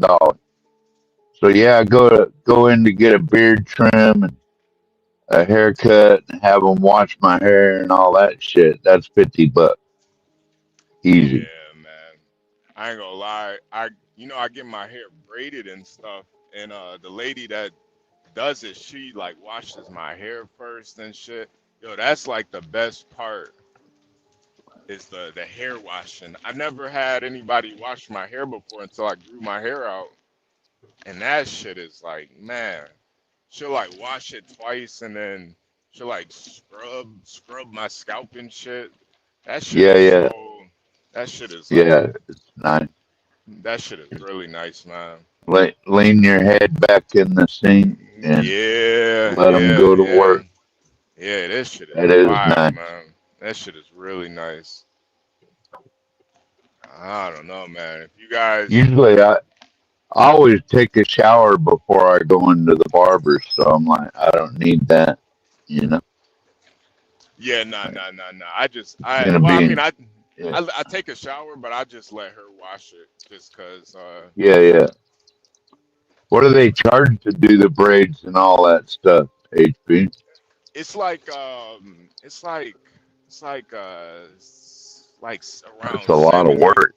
Yeah, yeah, it's around like 70. It depends what I get though. Sometimes it could be like 50, 70, depending on what she does. But I'll get it braided and then I can go like I could pretty much go like a month. I only need to get it done once a month, you know, because I'm Yeah. usually on the road. I'm on the road a lot, so you know, I usually can just get my braids done like once a month. And I like wash it, you know, you know, I was wondering, like, how do you keep those braids clean like that for a month? I mean, isn't yeah, that no, hard no, to? yeah, no, I wash it at least like once a week. I wash it, and there's like a way that you can wash it with and keep it like intact and stuff, where it doesn't look Yeah, all fuzzy and stuff. But yeah, all you know, nappy and shit. yeah, no, my hair is fucking. It's. I keep it braided, so it's gotten like stupid long. It's like crazy. I don't know how long I'm gonna keep it growing. I don't know. Like I might just cut it one day. I don't Well, know. one of the reasons I keep long hair and a beard, especially where I live now in Hmm. Alaska, because that shit's gonna keep your head warm. Yeah, You know what yeah, I yeah, mean? yeah, yeah. Humble's president says, my girl, I go two charges 110 for a retwist with style. Yeah, yeah, yeah. They, you know, it's one of those things where they definitely do charge a lot, but I feel like it's a little bit more worth it because you have so much hair. It's like with a haircut, it's like, bro, I barely even got any hair, and you charging me this much? I don't even I don't even have any hair. You charging that Yeah. $70? I don't even have any hair. I, I used to go clean cut and even kept my head shaved for a couple of winters, but I always had to wear a warm hat when I go to bed because my head get cold, and I'm like, fuck that shit. I'll just Yeah. look like a hippie, you know. That's survival, dude, Lawrence you said, know. "Can we see you and your hair on camera, HB?" Lawrence, I'm gonna pass on that one. Maybe. I might cam up later because I gotta take these braids down. So I might cam up later. But yeah, you gotta relax, Lawrence. Relax, man. she she wanna Lord, see you, HB. I know. You gotta relax, Lawrence. You're good though, man. You're good. You gotta relax. uh, yeah, young and blessed. That's the thing too, man. Like, especially like, you know, I've always kind of worked in more professional um settings, so I kind of always had to have a clean cut. Now that now that I'm on the road, I don't care.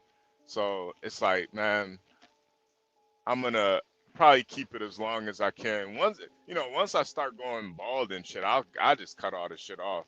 But you know, in my family, the men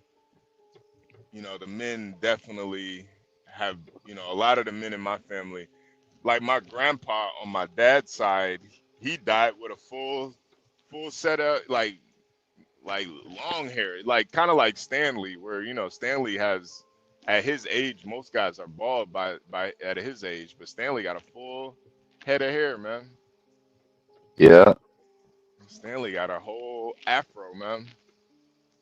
Lawrence said, "I Yeah, want and bald that." Oh yeah, yeah, Lawrence. Yeah, man. Guys go bald that's early, man. They gotta just cut it. that's another thing, HB. As long as you can, you might as well grow your hair long because there might come a day you ain't got none. So Right, right. might No, as that's well how I grow feel. it while you got it.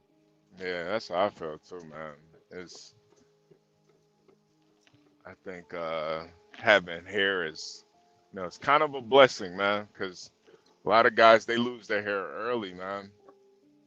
Yeah. Because I don't believe in like the hair transplant and stuff. I think that shit is like insane.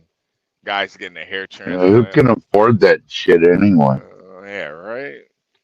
Plus, it's just kind of like I don't know, man. I just don't think it's that serious. Like the hair don't But make a man, man. It's not gonna make you more manly if you have hair. no, I just like it, and some women like it too because when you're getting down in the sack, right? That gives her something to Yeah. pull on. She likes that. Yeah. The ladies do like the hair, but I think ladies like the bald head too, man. Uh, Ladies like the bald head too, man. They like rubbing on the bald scalp, you know. And then it's one of those things too.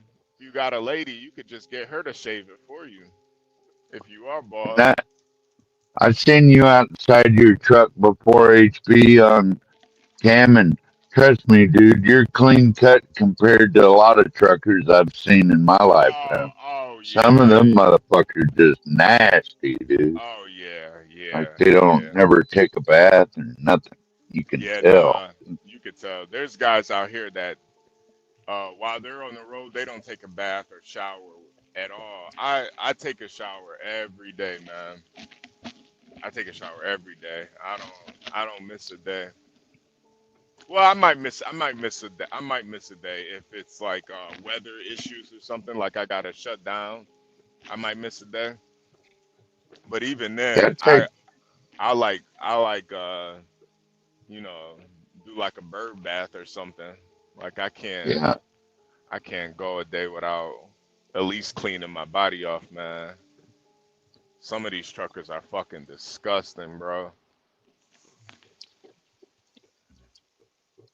They are fucking filthy I animals, clean man. up real good like once a week, but like my living situation in the summer, I can do like a solar bag shower every day, Yeah, you know. yeah, But in the winter, you can't. I ain't gonna be out like right now and fucking 5 below 0, dude. yeah. I ain't You going can al outside to take a shower and that shit. Fuck you can that. al- you can always just like heat up some water though.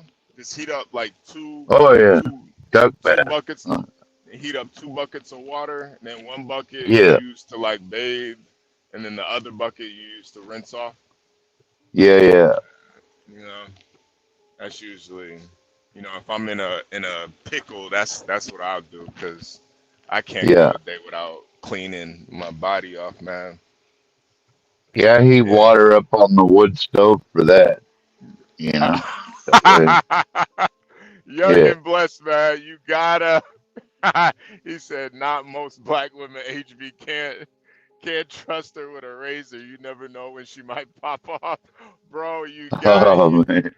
You gotta trust it. You gotta trust you. If you can't trust her with a razor, man, what can you trust her with, man? If you can't trust her with a razor, you can't trust her with your cock. You gotta like, bro. Oh, oh man, that. I ain't gonna lie though. That is some trust, man. That is trust. Oh man. Yeah, you gotta be able to trust her, man, with the razor. Damn. I'm telling you too, and the thing about women too, they love doing that type of shit too. Like sometimes you gotta give them the opportunity to do it. Like they love, shaving. They love, you know, washing your hair if you have hair. They love doing that shit, man. Yeah, Humble's president, that too, man. The lot Lizzies. They like you to be a little clean, man. They don't really care, but the lot Lizzies, they prefer you to be pretty clean. They don't care though. Lawrence, what is the weather like where I'm at? Yeah, it's 55 degrees, but it's raining real bad. But I'm doing all right though. I'm trucking along, man. It ain't that bad. I'm gonna be about 45 minutes early, so hopefully I can get in there, get in and get out, cause I'm trying to. Soon as I'm done, soon as I pick this load up, I'm going home, y'all. I'm out of here. I'm Right turning. on, HP. I'm turning up, man. I'm turning up.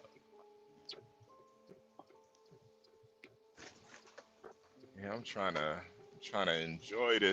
enjoy this day, man. I'm so happy to be back. I'm in Texas now. I'm super, super excited. That's the thing too about being on the road. Like you really look forward to getting back home, man. Like you just appreciate the hell out of that shit. That's why my next job, I'm gonna try to look for a local job. I'm still not 100% if I'm gonna get into. I want to get into bull hauling, but I might just get into fuel hauling because it'll be a little bit easier to get into it.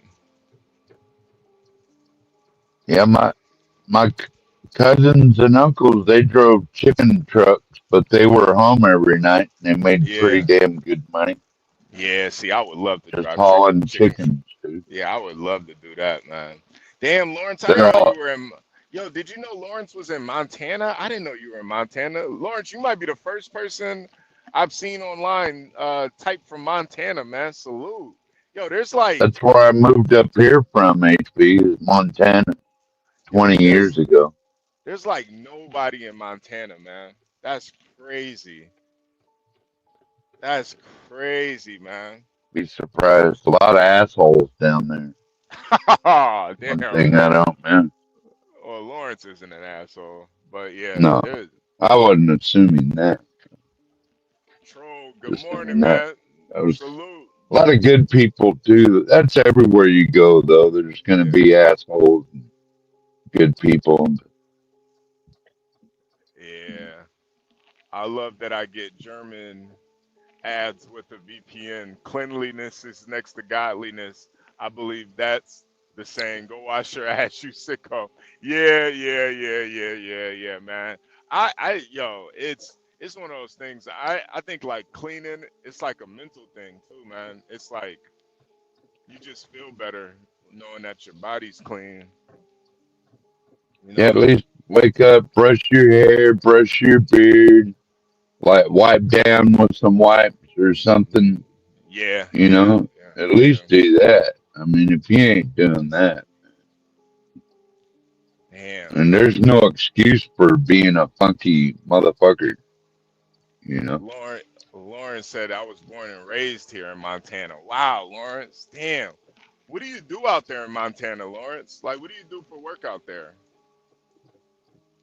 I would imagine there's not too many jobs out there in Montana. I've driven through Montana, man. It's empty. It is empty out there. Kelvin said, when you giving P Black his fade? Man, as soon as he agrees to my stipulations, man. As soon as he agrees to my stipulations. Yeah, I was gonna ask you, HB, what's the deal between you and P Black? Uh, Why don't you? no. That's my dude, man. We Uh, just, we just, we you just, just clowning? yeah. We just clown around, man. We just clown around. That's kind of what I thought. Yeah. Yeah, nah. We just clown around, man. He's good. He's good people. He's actually a good guy, man. That's why I give him shit, cause he's actually a good person, man. You know, I clown him about being arrested and shit, but the dude never drove. He never drove again because of that situation, man. Oh man. You know, it's kind of like you, where you like know that you drink, so you don't drive. You know, Yeah. and I Well, plus I'm epileptic, so but I've been on this new medication and it's been like 3 months since I had a seizure now. So oh uh wow, ho- hoping I think I have to go without a seizure 2 years and then I can get my driver's license again. yeah, I don't know, I yeah, kinda like my lifestyle now. Like I don't really need a license for what? yeah, Pay yeah, insurance, car payment, all this shit, man. When I can just spend $15 on a shuttle and go to town and get what I need, come home. yeah, That's yeah. cheap. Man, Lawrence, I didn't know you had autism, man. So I cannot work. I stay with my father as we both are on SSI. Damn, I didn't know that, man. I didn't know you could get SSI for being autistic. I didn't know that. Damn, so that's probably where Angel probably gets SSI then too. Yeah. Roller skater Texas girl. Good morning. Good morning. Yo, I'm still trying to pull up to roller skater Texas girl. I'm trying to pull up his skate. I might pull up this weekend. You know it's my birthday weekend. So I'm trying to do something fun. I'm gonna have to rent some skates though. Yeah. I'm just living on pension and disability benefit myself from the union job. I worked in Montana for 20 years. Damn. I did my time. I don't need to work anymore. Fuck it. I'm retired.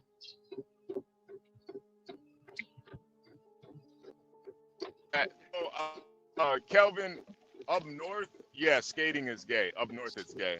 But down south, it's not gay. It's a cultural thing down south. Up north, yeah, it's gay. It's gay up north. Yeah, we ain't skating up north. But down south, yeah, yeah, it's a little. It's pretty much the culture down there, man. You know, can't take our up north values and bring them down south, man. They'll get you up out of there. You try going to one of them down south skating rings and calling them queers. See what happens. They'll stump your ass out. They'll stump your ass out. Try doing that shit. They'll get you up out of there, man. They'll be rolling all over you, man. Uh, roller skater sexist girl said, "What ring do you go to? HB the Forum." I haven't been yet. I haven't been. I haven't skated in so it's gonna be interesting. I feel like it's like riding a bike though. Once I start, I think I'll be fine. Yeah.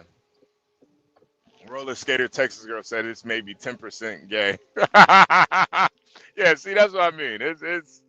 I don't think up north though it's like the opposite. It's like 90% gay. I remember when I would like ride my bike downtown. Um, you would always see the gay guys skating on the boardwalk downtown on the river walk. Be gay as hell. Like just skating. Like, oh man, get his gay ass out of here, man. On the river walk. Like, oh man, this dude gay as hell. We'll never see no straight guys, but down south it's more so like you go to the skating rink and do it. Damn, man, what is going on? Is there? Ah, damn. Oh, I'm hitting some traffic. Oh no. Oh no. Oh no.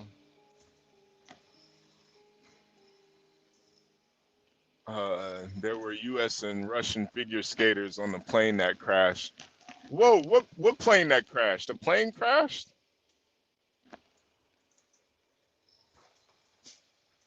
Damn, I didn't know a plane crashed. Portia, are you listening, Portia? Pull up the plane crash. Portia! Troll said I once stole a bike and then jumped one of the ramps kids make in the streets. That was down the street, made the jump, not the landing. Muscle memory is real, but so is the ring. Just saying, yeah, yeah, yeah. I think it's I think it's damn terrible crash at regional national. Oh man, where is Bob at? Where is Bob at? Where is Bob when you need him, man?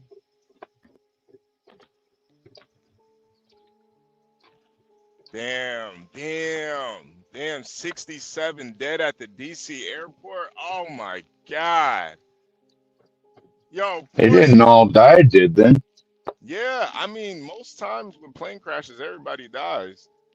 Thought Most they times. were thought they was able to rescue some or something. It was pretty weird how Blackhawk helicopter run into a 747 like at the Reagan International Airport. That's fucked up. I I smell something fishy. Something ain't right with that. Yeah, yeah. You don't. You're not just a military trained Black Hawk helicopter that runs into a goddamn 747 like that. Shit don't happen. Yeah, yeah, that is pretty wild. They have only found 18 passengers. They had a collision right over the water and it exploded. What the fuck? What the hell? Yo, that yeah, you're right, 12 man. That sounds very. That don't sound right, man. A helicopter. I don't even think they fly in the same airspace. Like helicopters don't fly that high. I was Helicopters ain't. watching it on Fox News earlier, and it was in shallow water, but it hit real hard or something like that. Oh my God. Yeah. Damn. Hold on a second. Damn. Damn. Damn. Hold on one second, 12 man. I'm about to call Portia real quick and see if she can help me. Cause I wanna see this video. There's a military base besides the DC airport. Oh my God. Yo, man. That's why I understand why some people don't fly, cause it's like you're way more it's way more likely you'll get in a car accident, but a plane accident, it's fucking you're pretty much done if it's something like that. Famous Russian world champion coach is probably training the skate team for a competition. My guess, parents have lost their babies last night. Yeah, damn, roller skater Texas girl. Yeah. Oh my God. Damn, I already know the conspiracy theorist guys are about to be going crazy over this. She said there was a like a roller skating or something to do with women's sports on the plane. Yeah, I think it's Is ice that what skating. she said? Oh wow, son of a bit. Yeah, if it's a collision in the air, dirty dude, ain't no survivors after that, man. Even if somebody somehow did survive, they not gonna live. They not gonna live too long, man. A collision in the air is pretty much that's a Yeah, DOA. That's DOA right there, man. yeah. I don't like riding on those big ass jets like that. HB. I like those bush planes and float planes though. Like you really feel you're in the air in one of those. Yeah. You Hold know on, what I 12 mean? man. 12 man, Okay. I'm gonna take a quick music break. I'm gonna just call Portia real quick and then All right. Sounds good, uh, HB. I'll be right back though. You guys hit the like button. Subscribe if you're new here. It's Gone Trucking with HB2N. Um, we'll be right back. Quick music break. This is the Stanley EDM mix, and it's called Dance Stanley. Oh no, it's called Read a Book. Read a Book by Stanley Cross. Here we he go. he had a. Wait, what were you saying? What were you saying? I was just gonna say Stanley had a damn good show last night too. Oh man, You yeah, no, missed out. Stanley's getting he's definitely getting the hang of this YouTube shit, It man. was an outdoor fishing show. Even Yeah, he's we even showed the rivers, like one right down the road from my house and another one on the Kenai. We're watching the salmon fishing and a lot of that. They were fishing for drums too. Stanley uh showed some drum videos where they're catching those nice looking drum fish. all right, But 12 man. anyway, Yeah, yeah, yeah, I give didn't me mean one. to interrupt. No, no, no, no, no. Okay, okay, okay, okay, okay, okay. Never mind. They got me doing. Okay, okay, okay. She said give her 10 minutes. All right. I'll bring up. Never mind. Never mind. Well, matter of fact, I'll just play it. I'll play it anyway. This is Stanley Cross, his EDM mix. It's called "Read a Book" by Stanley Cross. Read a Here we go. book. You got it. Read a book.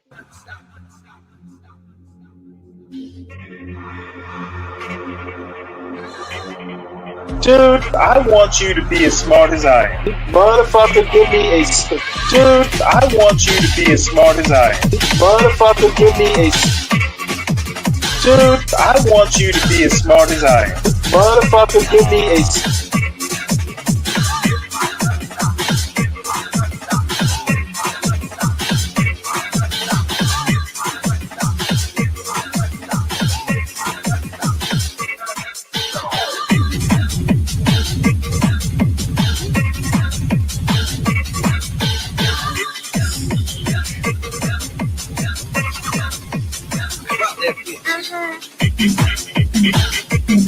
Dude, I want you to be as smart as I am. Motherfucker, give me a specific.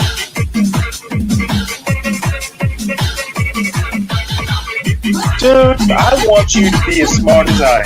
Motherfucker.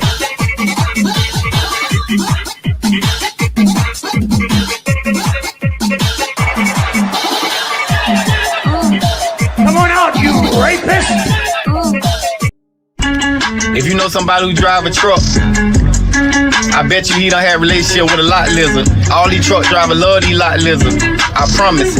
Lot lizard, come on baby, get inside the truck. Lot lizard, put your head down and ass up. Lot lizard, call me $40 just to fuck. Lot lizard, twerk, twerk, twerk, twerk. And she at the truck stop, walking with her butt out, and she got her stomach out, and she only come out when the sun out. She's a lot lizard. She's a lot lizard. He can be your boyfriend, cousin, husband, daddy, brother. It don't even matter if he driving trucks all around the country and he making money. I bet you he fuck a lot lizard. Come on baby, get inside the truck. Lot lizard, put your head down and ass up. Lot lizard, call me $40 just to fuck. Lot lizard, twerk, twerk, twerk, twerk, twerk. Twerk, twerk, twerk, twerk, twerk. Twerk, twerk, twerk, twerk, twerk. Lot lizard, twerk, twerk, twerk, twerk, twerk. Feel like I should, feel like I should, feel like I should, feel like I should go. Go. Feel like I should go. Feel like I should, feel like I should, feel like I should, feel like I should go.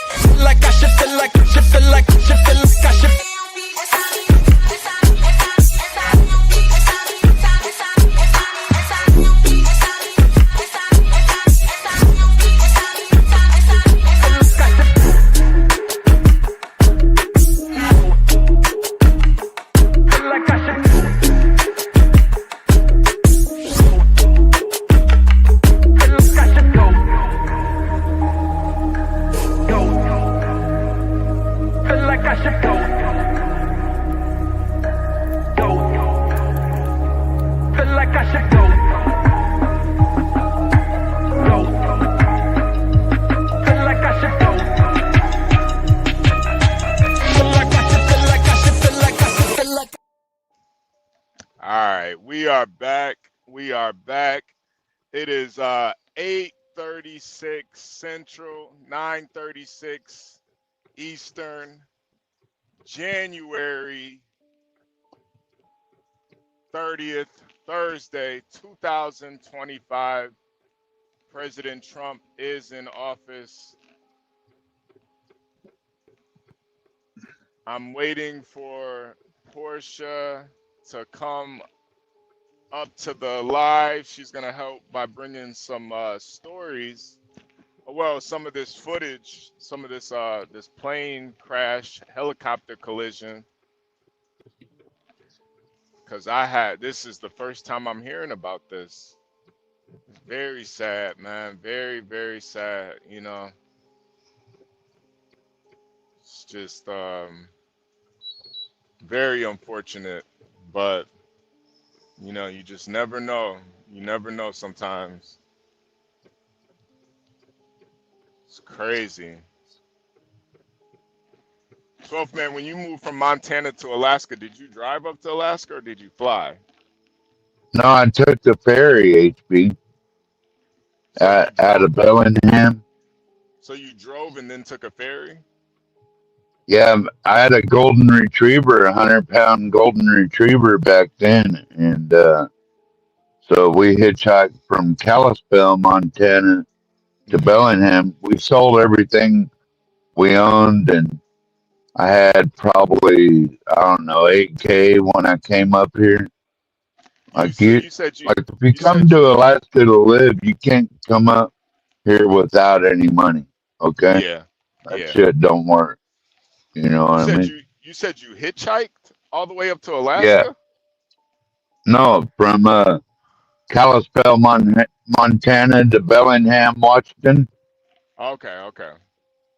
with the dog. And this one guy picked me up in like this, you remember those S10 Blazers, right? That's And that thing was completely packed, man. So, but he picked me and my dog up with our backpack because the dog, he had to carry his own food and water, right? So he yeah, had his yeah, own yeah. backpack too. And yeah, ended up doing a lot of camping out when we got here, but I wasn't here 2 weeks before I found a job. 'Cause I Wow. was waiting on my pension to kick in. You know what I mean? So I took another job in damn, where in the fuck was that? Down there. Port Protection, Alaska. And I Okay. worked there for a year waiting on my pension and my payout from the union job I was working because I sued them for not making people wear mask protection in the shop Mhm. around all those fumes and paint. That's part of the reason I have COPD too. I know I shouldn't be smoking, but that's Hey. beside the point. And Yeah, uh, yeah, yeah. and I ended up getting like see what was it, like $30,000 payout, and Wow. that's what I bought my land with, and then my pension kicked in and disability insurance. Well, I already had that, but I had to work until I could wait for all that shit to kick in. But Right. when it did, I just bought this piece of land here and been here ever since. You bought your land for 30K? Well, actually, I got it a lot cheaper than that, but but it by the time I put the road in, put the well in, and all that, yeah, I got about uh probably 65K wrapped up in this place, but which Damn. is cheap Nah, to that's cheap own as your own hell. That's to cheap as own your hell. own 20 acres. Yeah. Yeah, it's roughing it, but who gives a fuck? I've been Yeah, not roughing it my entire damn life, bro. yeah. That ain't shit. Dude. Nah, it's cheap as hell, man. Jesus. Just to live in the woods and have your own chill spot where Yeah. nobody's gonna fuck with you or nothing. And you don't have to deal with other motherfuckers unless you want to. Yeah. Like I am right now. I'm not calling you a motherfucker. I'm just saying, No, like no, if no. I didn't. it, I didn't. if I I didn't take want it. I didn't take it to, personal, man. I know you were talking about me. yeah, if I Oh want no. to talk to people, I mean, there's the YouTube sphere, Yeah. Yeah. and y'all have been my favorite since I discovered y'all. Oh man. We And appreciate that, Even man. Stanley. I know, I know. Deep down, Stanley really does. He really does love you, 12th man. He's just, Stanley's one of those guys. It's hard for him to admit that he likes white people. Yeah, It's just hard for him to it's all really admit good. that. Yeah, You had a really good show last night. I really enjoyed it. yeah, Chilling out with Stanley last night, talking about fishing and shit. That was a lot of yeah, fun. yeah. Stanley, he just he can't come to gripes that I think he could just be salty like the rest of us. Sometimes we're salty. We're human beings. I mean, yeah, I yeah, think we're yeah, supposed to be salty like that every now and then. It brings your something to do with like your inner manhood or something. yeah, You know, yeah, you yeah, want you want to be, but you got to keep that shit in check too. You know, yeah, yeah. you don't want to go over. Not everybody gets it. I get Stanley though, man. I get him. Not everybody can get it. he's not a hateful person at all. It's just you know just a little cranky, old cranky guy. Yeah, me too. I I'm pro not far behind him. I mean, I'm only 6 years younger than him. So yeah. Nah, I get it. we're right up there in that same age bracket, basically. think I think he's probably Gen X like me. I think we're both Gen X. Yeah. Damn it, man. Like he's not a boomer. He came after the boomer. So he's Yeah. a Gen X. We Gen X, baby. Now we retiring. Shit. So, Yeah. served our time in more ways. Well, I served my time in more ways than one. Put it like that. Yeah. Yeah. Yeah. Yeah. Yeah. Damn, I see what I've been Lawrence a, and Universal are talking about in the chat. Damn. what they talking about. Yeah. Uh, just Lawrence's damn Lawrence, I would definitely love to see some of your art too, man. That would be crazy. Damn, Lawrence, I didn't think you were born in '78, man. You look way younger, man. Damn. Laughing like Saget, salute, man. Good morning. Good morning. Morning, Saget. Yeah. Yeah, he was on here last night. We had a Yeah, good old yeah. time. Yeah. No, it's always good when laughing like Saget pulls up, man. Yeah, It's always good. good people, man. Good people. He said Gen Xers are crazy. Yeah. I think the Zoomers are pretty crazy now too, man. These kids nowadays are insane. Well, I think they're starting to get it right because they showed that Gen Z and some of them, a lot of them are choosing trades over going to college. Like that's Oh, what I did. HB. I got me a degree in carpentry. That's what yeah. made me so handy in the paint shop because I could cut wood and shit, Hey, finish shit off. good morning, Good Stanley. morning, Stanley. Good Hey, good morning. morning. Has John started the racist weekend review yet? Not yet. He's getting there. He's getting to it. He's getting to it. I wanted to Yeah, I'm gonna be honest. These guys are just fucking getting out of hand.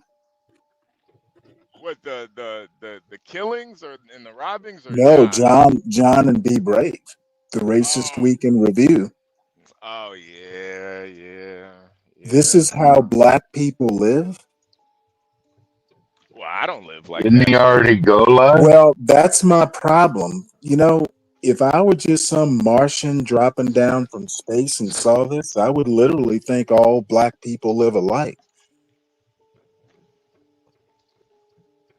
well, hopefully that doesn't happen. Jesus Okay, Christ. Is he you're not getting my point. wait, is he is I'm actually pissed off about this. is he live right now? No, he's late like black people always are. Well, that is But how it's he's got apparently it's going to be simulcast with on Be Brave show. I, I'm oh actually I actually have a bone to pick about this. Apparently black people can't speak English because how about just say some black people live like this or ghetto black people live like this? Um, these guys Yeah, are problematic, to be honest. yeah. Yeah, I do wish they could be more specific. That's one thing I really appreciate about you, Stanley, because you make me kind of think about being more specific. Because Well, I especially mean, when it you just makes sense. no, but I think it's not only that it makes sense, but when you are trying to convey a message to people, you want to be very specific, just so you know, I understand John's not talking about all black people. I understand that, but I don't think everybody understands that. And Well, you know, it kind to of be honest, I'm not sure. I don't have your faith. I think he means all black people, and I'm no, black. I know he doesn't think that. I know he doesn't think that. Well, like I said, you have a young man's faith. I think maybe we old men are just kind of cynical about the whole thing. Yeah. Good morning, Hey, Portia. Portia. Good morning. Good morning, More. HB. Good morning, 12th Hey, man. Portia. Hello, hello. You better say good morning to Stanley too, Portia. Come I on. did. I did say good morning. I did say good morning to She Stanley. Y'all didn't hear she me? Oh, she okay. said I it said, under her. She said it under her breath. I said Monster. good morning, 12th man and Stanley. Good morning, nigga. That's what great, she wanted to say. No, Okay. great show last I night. don't believe in using that word. Yeah, yeah. Great What show last night, Stanley. Might as Portia, the well chat tell you. Yeah, it Hey, was Saget. interesting. the chat has Howdy, been howdy. the chat has been telling me about what's been going on with this crash. I wanted to get you to bring it up for me real quick so I could see. Hey, Lawrence. Good morning. All right, let's get into this. Okay. Oh, Lawrence, I didn't say hello. Hey, Saga. Hey, Lawrence. Hey, State of Texas girl. This is a CBS News special report. I'm Chris Welch in New York. We are coming on the air with breaking news out of Washington, D.C., where a commercial airliner has collided with a helicopter in midair while on approach to Reagan National Airport. The plane then crashed into the Potomac River. It was an American Airlines flight that departed from Wichita, Kansas. And we have the following statement from the FAA. They tell us a PSA Airlines regional jet collided in midair with a Sikorsky H-60 helicopter while on approach to runway Blackhawk. 33 at Reagan Washington National Airport around 9 p.m. local time. PSA was operating flight 5342 for American Airlines. It departed from Wichita, Kansas. The FAA and NTSB will be investigating. The NTSB will lead the investigation. We will provide updates as information comes in. Have a flood of resources. The question is now, can they get to people who survived what appears to be a midair collision just outside of Washington Reagan Airport over the Potomac River tonight? Wow. Just remarkable images there. All right, Chris Van Cleve, thank you very much. We appreciate it. We will be following all the details on this developing story. We're going to keep you updated as we learn more. Our coverage will continue on CBS News 24/7, your local news, and on CBS Morning. Wow. Portia, Now, did you know I about was just this? watching this earlier. You guys know it's not even a rescue anymore. Yeah, nah, they're not gonna survive that. They didn't. They're saying Nah. nobody survived. I was just watching. Good morning, everyone. good Yeah. morning, Good Lindy. morning, Lindy. I was going to ask you, HB, if you want to, we can go through, pause, stop, if you're interested in the press conference. It was a few hours ago, giving you further details. But yes, I did know about this. I heard about it. Oh, okay. I saw it last night. Wow. Well, yeah. The one thing is, it's weird because it's a Blackhawk. I'm just. Yeah. They're saying that it's Yeah. not terrorism or anything like that, No. but I would like to see more about it because it's like that just doesn't Wait, seem likely that Are you? Is it weird because it's black? Stop. Stanley's like, you know what? All black people aren't like this. God damn it, John. HB been clowning all morning. this was just that Blackhawk, not all the Blackhawks. Clowning. Not all Blackhawks, just that He Blackhawk. clowning. Yeah, be brave No, enough to do a whole Lawrence. live about this. Lawrence, it wasn't. It was a helicopter and a plane collided. I don't think I don't think it's unlikely that something like this could happen at Reagan National. I'm surprised it doesn't happen more. I, It's like a hornet's nest around there. yeah, Yes, yeah. Stanley, Hmm. that's what they were saying this morning. I guess they intermingle all the time. Oh yeah.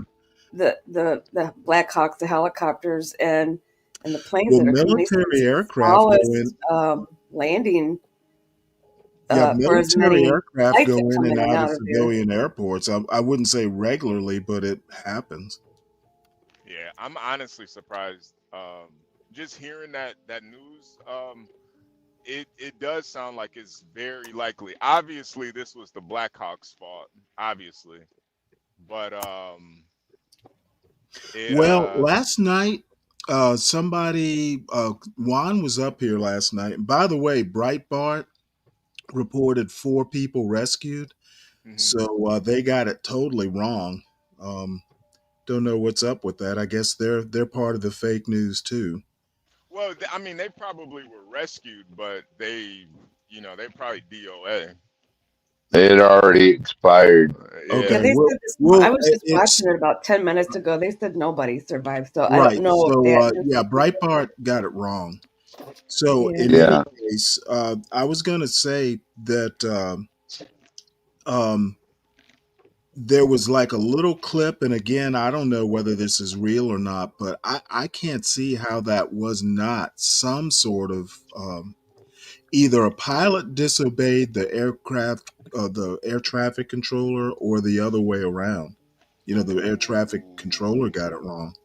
So, it'll all come out in the wash. But I mean, that low to the ground, supposedly the jet was only, like 150 feet or yeah, some, way low Damn. altitude. So, wow, whoa, yeah, it was coming in for a landing. yeah, this yes. is like extreme negligence right here. This is What insane. 150 feet? What the fuck? That's does according to any? reports. You know what? At this stage of the game, I'm not going to even pronounce anything because Yeah. I don't know why, and I just did it. I don't know why, all these. I know everybody wants to be first with the news, but there is a Yeah. video. There is a video out there that was on the Washington Post last night. Yeah, this was low altitude. This Por- this this plane had to have been, either taking off or coming in. Portia, Yeah, it Portia, was can you low. show Portia, can you show the video of the collision if they have it before we get into the press conference? I want to see the collision video. If you don't have, 150. I've got it somewhere. Okay. Well, from 150 what I feet is understand crazy. this morning, that the plane was coming in. He got the okay to land, and at that point in time, they're just preparing to land. They're not looking. They think they have the okay. They're not Right. prepared to be looking around. They said there's different lights. There's this and that and that. They're just doing their function, what they're supposed to be doing at that time. And it seems to me like out of the blue, this helicopter either didn't move out of the way. I'm kind of doing this in layman's terms, but Yeah. this plane had the go to land, and so they were just preparing to land, not thinking anything else was around. What appears to be an okay. Well, was that helicopter The manned crash by? happened. This is video from EarthCam. You can see Oh, right there. Wow, you can see what appears to be an explosion there in the sky. Yeah. This is incredible video tonight. Let's watch this again. You can see there's an aircraft up top, but if you look right down, right above what appears to be the lower level there, you can see the explosion. Again, from what we're being told, a commercial airliner from American Airlines was flying into Reagan National Airport tonight from Wichita, Kansas, with about 60 people and its crew on board. We are told that it crashed with a Blackhawk helicopter, and as you can see, the explosion and the smoke. We're still working to get more detail. Okay. Man, this is sad. This is really sad. what was that? Was that a helicopter manned by military personnel, or was it No, a it would civvy? have to be. It's a Blackhawk. It would have to be. You think so? Right now, they can kill me for saying I it. think they But did under no say there were 3 Army circumstances, crew a members. military That's what the helicopter, news says. especially a Yeah. fucking black. Yeah, no, it would have to be 12 man. You can't like we can't just go out and buy a Blackhawk. You can't you can't I think you can, really. I yeah, think, like, on the military surplus page, I think you can buy a Black Hawk. Obviously, something's not really? adding up here. Can y'all still hear it? I'm telling you right Yeah, now, yeah. Yes, ma'am. they can kill Okay. me for saying it. But under This no is a soldier. I just think Oh well, that's the if we're problem gonna right there. entertain it just for a second. I'm telling you Okay. right now, they can kill me for saying it, but under no circumstance is a military helicopter, especially a fucking Blackhawk, gonna accidentally crash into a commercial plane. Like, there's no way. And get this, the call sign on the helicopter was PAT 25. That means priority air transport. So what's on that helicopter, Yeah. you know? Obviously, something's not adding up here. I'm telling you right. What'd She you could say? be What? part of the. She could be part of the John Galt crew.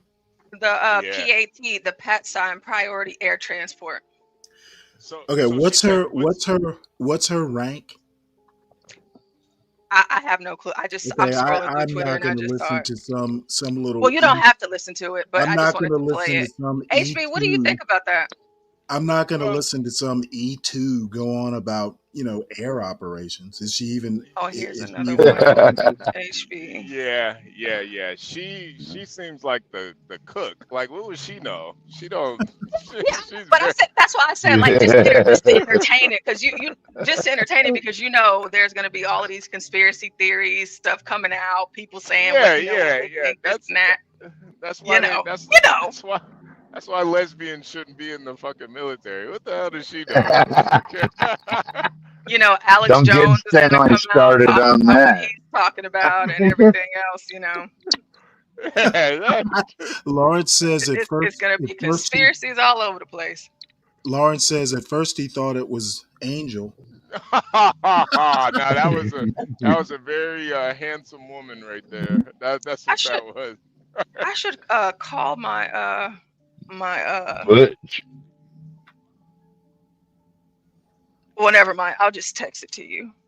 All right. Yeah, I mean,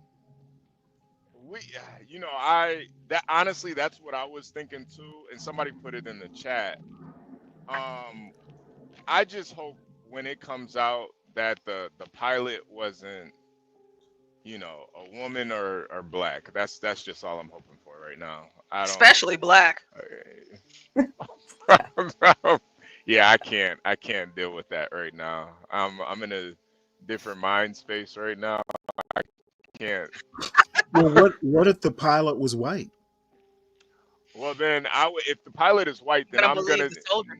no, then yeah, I'm gonna think that this might be either some suicide thing, or there might be some conspiracy or something. But Wait, you would believe it was suicide?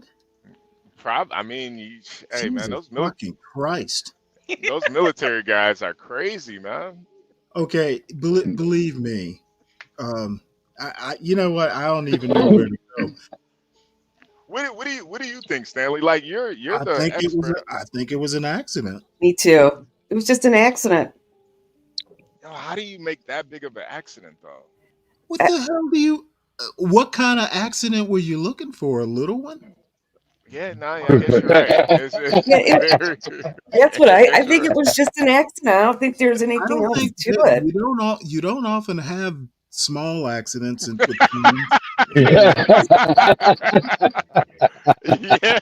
yeah, you're right, Stanley. Yeah, Stanley always bringing it. Jesus Christ! I think there was a lot of confusion and light. This guy this morning was talking about all the lights that's happening that time of night, and I just think there was some confusion that happened. And of course, we know if anybody could get out of the way quicker, it would have been the helicopter, and they didn't. So something, yeah, it was just an accident. I think it was just an accident. No conspiracy, just. Man, that little that little I don't know what the air calls it in the They're on a collision course. Holy shit. Yeah, they are. They are. This almost looks like intentional, man. Honestly, It definitely looks intentional for sure. it looks like I he mean, ran. Like it looks like the helicopter went straight for the fucking plane. you're talking about two experienced pilots. You have a helicopter and you have a plane. I'm gonna have to say experienced because y'all are flying them right now, and the fact that I don't even know, because I mean air traffic control, we can factor that into it as well, so that could totally be a thing. But then of course you have both of the pilots as well. It just seems odd that this would happen, especially so close to the ground. So, Portia, you think this Yeah. might have been on purpose somehow? I mean, Well, if it I don't believe this that this was an diagram. accident. It's just what I Okay. don't look at it as an accident. I am going to trust that the pilots for both, and even because even to become an air traffic controller, that whole entire process is just crazy within itself. So I'm going to trust that all of these people have their own skill set, and they're in these positions. I don't believe that people that have received vigorous training would do something like this, and that's going to be on all fronts. Well, having been in the military, I'm going to believe that highly trained people fuck up too. Just Well, less yeah, often. they do make mistakes Hold too, on. but Let me finish, please. They just fuck up a whole lot less often. Yeah, yeah. So this is, I mean, it yeah, doesn't happen. It yeah, doesn't happen a lot, but it I can mean, they happen. are human. I These think yeah, it people yeah, are human. actually, yeah. I That's true. actually think it was a tragic accident. Me too. Yeah, and then too, it was at night also. That could play a big factor into it too. I mean, we Like, ask surgeons how do they leave instruments in a patient. It just happens. It's horrible and it shouldn't, but once in a while it does happen when the Yeah, shit binocular. happens. So everybody's dead. They're all dead. Well, So somebody screwed up. Of course, somebody um, messed up. Something happened, yeah, but I don't think it yeah, was. it sucks. Yeah. yeah. Just be glad that it wasn't us, and pray All for right, the yeah, families. all right, all I right, don't all like right. big airplanes. I stay away from them. Oh man, what is There's that? What is that thing somebody on the messed left? up. That That's little some hangman sort of picture. that's some sort of plot with the two courses, Oh, okay, I got you. and I've we use them on ships too. I mean, it's kind of like we used to call it maneuvering board, but Hmm. they use you can basically plot the courses of anything that's moving and figure out whether they're going to collide or not. Right, right. Damn. Well, and I also heard this morning they originally told the plane to go in on runway 1 and then to turn or veer onto runway 3. So I don't know the ins and outs of that. If that made a difference, if and then someone just said that someone told the Blackhawk to fly behind the plane. So you know miscommunication somewhere. I wondered if it even saw the plane. Yeah, it looks like he Exactly. didn't even see. It looks like he didn't even see Right. it, man. Right. Excuse me. Man, Human error. yeah. Wow. Well, rest in peace to those people. Hopefully, it wasn't too brutal. That death, but rest in peace to Yeah, all those hopefully people. it was instant. It was quick. You Yeah, know. yeah, Yeah. yeah. Yeah. Yeah, that explosion looks pretty. Jeez. Yeah. John Galt could have been out there like filming all the police and all that shit. I guess it's too cold. It's too cold out there for his ass. And they were champion skaters and families and parents and coaches on it. And Yeah, that is really unfortunate. Honestly, that's really unfortunate. But it does happen. Error does happen. You know, I remember with the Kobe Bryant plane, like it was a lot of things that just went wrong. It's very unlikely, especially when it comes to flying in the air. But I'd love to hear Bob's perspective on all this. yeah, seriously. I know Bob's probably drinking right now. He's in the lounge. The Yeah, staff lounge drinking. Bob's sipping some cognac right now. Well, I had So a we're question. I had a oh, go ahead, question real quick, Portia. Like, if it was priority air traffic, then why in the hell is that plane right there? If there's a military helicopter that is priority air traffic, then could it have been something to do with the air tower controllers just got shit fucked up or something like that? I mean, if it was priority military air traffic, then I think what that's the what hell is that they're plane doing there? I think they're trying to get those details. Yeah, yeah. You know, with stuff like this, all the information will eventually get put out there, so Well, we'll know. also, who on that helicopter was the priority? I have a lot of questions, different questions.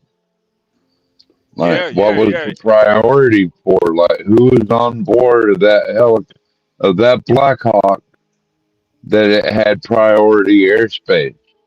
Now, Stanley, And let me then, ask you this. Let me ask you this. Will Is this somehow Trump's fault?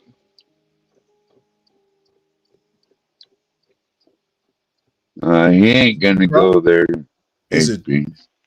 Yeah, he's not. He doesn't have enough talent to be an air traffic controller or pilot. All right, thank you. So Well, this, you brought it up. yeah, no. I'm just wondering, is the media gonna try to blame Trump for this somehow? Why would they blame Trump? Well, he is the sitting president. It was late at night. He was probably asleep. Yeah, Yeah. Melania's probably giving him a back rub. Yeah, he probably. Yeah. Yeah. Don't even make me picture that, HB. Like, fine woman like that giving old man Trump a gooey back rub on his old ass skin. And Ooh. Hey, synthetic future, man. Salute. Salute. Good morning. Oh, man. Man. Jesus Christ. I'm glad it wasn't Trump on that helicopter or airplane. Otherwise, there'd probably be gunshots going off all over the country today. But why do y'all go there? Why would you imagine Trump on a plane? That's Well, that's he's the on them all only the word time. only word I can think of for it is macabre. Oh, I like that Who? word, Stanley. Macabre. Macabre. It's Yeah. like the like Yeah, who were the air traffic controllers on duty? I'd be looking at them too. What the fuck was you thinking, motherfucker? it's macabre. It's like It's an old-fashioned word. yeah. It's like it I'm has to Muriel do with like Bowser. death I'm the and mayor of Washington, D.C. I'm at Reagan National Airport. I am joined by United States Transportation Secretary Sean Duffy, United States Senator Jim Moran, Senator Roger Marshall, Jack Potter, the CEO of the Metropolitan Washington Airports Authority.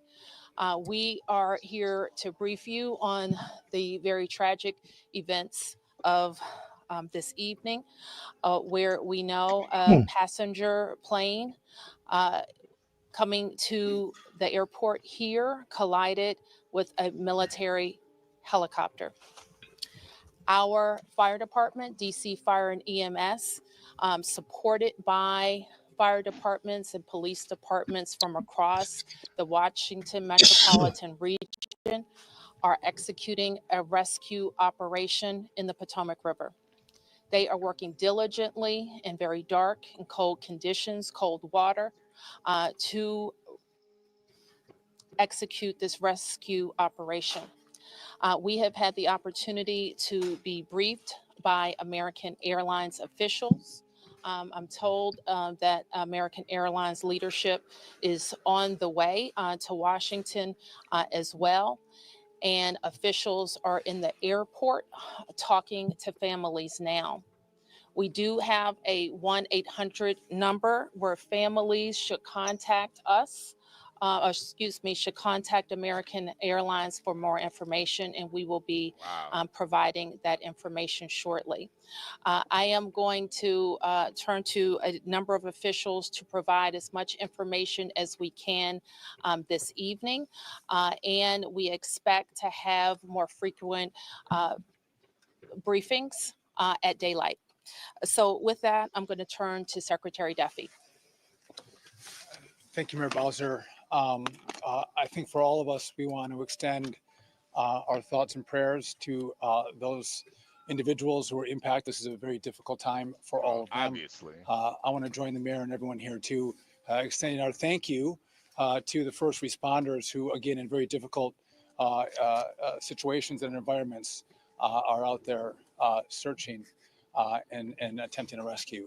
Tonight, I spoke with President Trump and his team in the Situation Room. Oh, wow. I had a conversation with Secretary Pete Hegseth as well, and then with the Kansas delegation and the mayor and others in leadership, as well as Governor Youngkin from Virginia and Governor Kelly from Kansas. From the Department of Transportation and FAA's perspective, we are going to offer full support to those on the ground, to the mayor, but also to the NTSB, who is going to be conducting the investigation in this matter. We are going to provide all the support that's necessary. Mayor.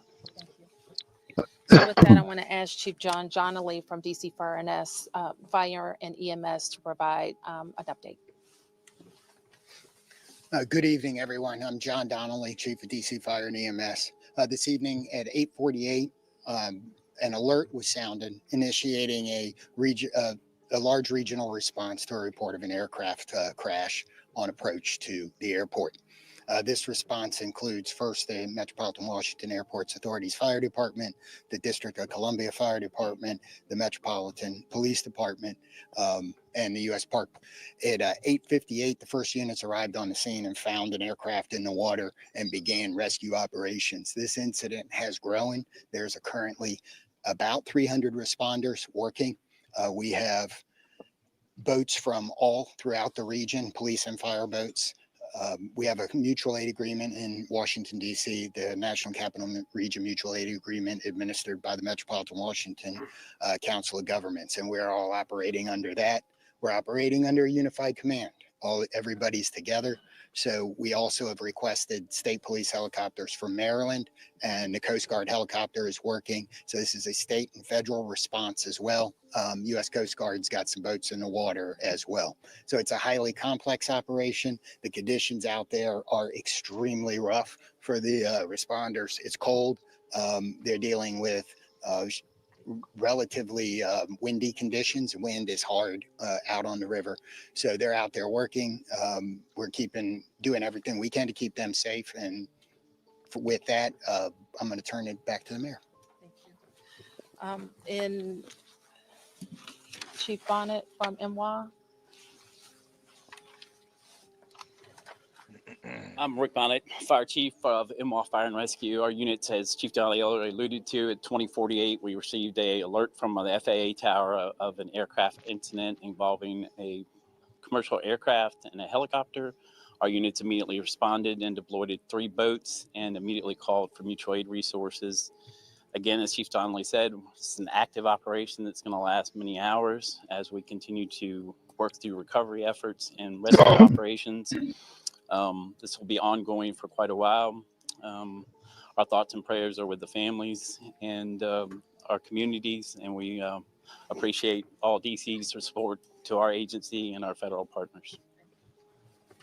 Man. So with that, I wanted to turn to the senators who are from Kansas who wanted to say a few words. First, Senator Moran, and then Senator Marshall. Mayor Bowser's Mayor, got thank some you, nice and hair. Mr. Secretary, thank you, and Got to some our nice- first responders, thank you very much for all that's taking place here. I'm Jerry Moran. I'm a United States Senator from Kansas, and I chair the subcommittee in Commerce Committee on Aviation. So we have really a serious and sad circumstance that we want to be here to be helpful, and we're praying that our responders are safe and the folks who are on that flight are recovered. The circumstance I would describe is that I know that flight. I've flown it many times myself. I lobbied American Airlines to begin having a direct nonstop flight service to DCA. That flight has been in existence about a year. It's not your fault, man. Come on. And it is certainly true that in Kansas and in Wichita in particular, we're going to know people who are on this flight, know their family members, know somebody. So this is a very personal circumstance as well as an official response.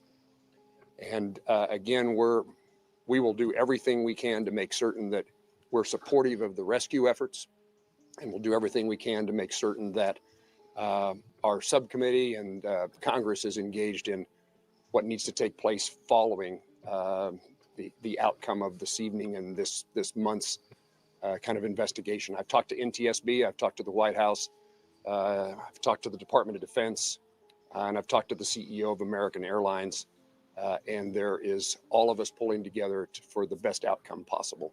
I'm honored to be here with my colleague, Senator Marshall, as we try to make certain that we care for those certainly back in Kansas that were on that flight.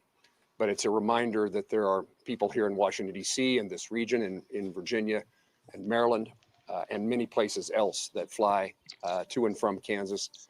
And so we're rooting and supporting all those, regardless of where you're from. And Mayor, I appreciate the gathering here for us to try to provide information to those in Kansas and across your city. Thank you. Yeah, thank you. Well, thank you, Senator Moran. So Mayor, that was a plane from Kansas? When one person dies, it's a tragedy. Flew out of Many, Kansas? many people die. It's an unbearable sorrow. It's a heartbreak beyond measure. And I know Senator Moran and I are here just to say we care. We wish that there was more we could do, but unfortunately, there doesn't seem much at this time. I want the folks back home to just know that we care, that we love them, and that this is a time when we'll have to join arms together and help each other out. We've been through things like this before, through tornadoes and floods and things, but it's really hard when you lose probably over 60 Kansans simultaneously. And I don't want to forget the pilots and the flight attendants. Call from one state? Their job, and the military personnel we lost. All those lives are so valuable. And it is such a tragedy that we lost them. I think often in times like this, I try to find a scripture that, is apropos. And this is from the book of Psalms. It says, "The Lord is close to the brokenhearted and saves those who are crushed in spirit." Certainly we're crushed in spirit tonight. We mourn with the families who lost loved ones, and we truly are joining them in prayer and wrapping our arms around them in love and compassion. Thanks for everybody for coming out tonight. Come on, for your thoughts and your prayers. CKJ said the Chiefs So are going to win certainly the I Super speak Bowl for the because of people of this. Washington, Come on, man. 700,000 of us who are extremely sorry for the families who are know that we will continue to work with American Airlines to share information as frequently as possible and make sure that we're getting accurate information out to the public. But my sorrow for all of the people and crew on the plane and our military personnel on the helicopter is very deep. I do want to turn to Jack Potter, who is the CEO of our Airports Authority, responsible for Reagan National Airport and Dulles International Airport, to talk to you about how the airport responded and what we're looking, what's going to happen next. Good evening. As was said, I'm Jack Potter, the President and CEO of the Metropolitan Washington Airports Authority. Thank you all for being here tonight and under these very, very grim circumstances. First of all, I want to let you know that we're providing support to all the families who are involved. American Airlines has established a phone number for them to reach out. That's been published, but let me repeat it. It's 1-800-679-8215. So families of folks that were on the plane are asked to contact them. We did have folks who were at the airport to pick up loved ones. And so American has set up a center in their in their lounge at the north end of the airport. And we've directed the families there. And there are folks there counselors there to work with the families. We did have aircraft that were in the air. They were diverted to Dulles Airport, some 19 aircraft. We had personnel, United and others had personnel. We want to thank WMATA for extending their hours on the Metro to make chief. We're in a rescue mode. We will continue in that rescue mode. I want to thank all of the mutual aid responders, all the counties, the district, folks from Maryland and Virginia. Everybody's on site doing the best they can. And numerous boats out in the water right now. NTSB is on site. I want to thank all of the folks behind me, the secretary, the mayor, the two senators for all of their support. And we're going to continue to work through the night. I do want to make an announcement. People are, concerned about what's going to happen in the morning. Reagan National Airport will be closed until 11 o'clock. That's when the first flights will take off. But we're going to continue to do our best and work through this situation over the course of the night. And we hope to have more news as it develops. But for right now, it's very soon out there with the cold. It's very dark, but there are numerous boats out there. There are dive teams out there. So again, we'll continue to work this situation, and I'll turn it back to the mayor. Thank you very much. Thanks for that update. And you've heard that in the National Capital Region, the district, of course, is Washington, D.C. is at the center, but we are a close region. We have heard from the governors of Maryland and Virginia, the mayor of the city of Baltimore, all who have sent us personnel to help in the rescue operations. Last thing I'll note is just to our local viewership, and just please let our first responders do their work. Try to let our vehicles get to scenes and through scenes. We don't want anybody else to get hurt because of moving vehicles. Okay, so we will be able to take a few questions. There's not a lot that we can say. We won't be able to say anything about an investigation. As Calm you down, know, HB. once Fire and Damn. EMS completes the rescue operation, then the investigation goes over to the National Transportation Safety Board.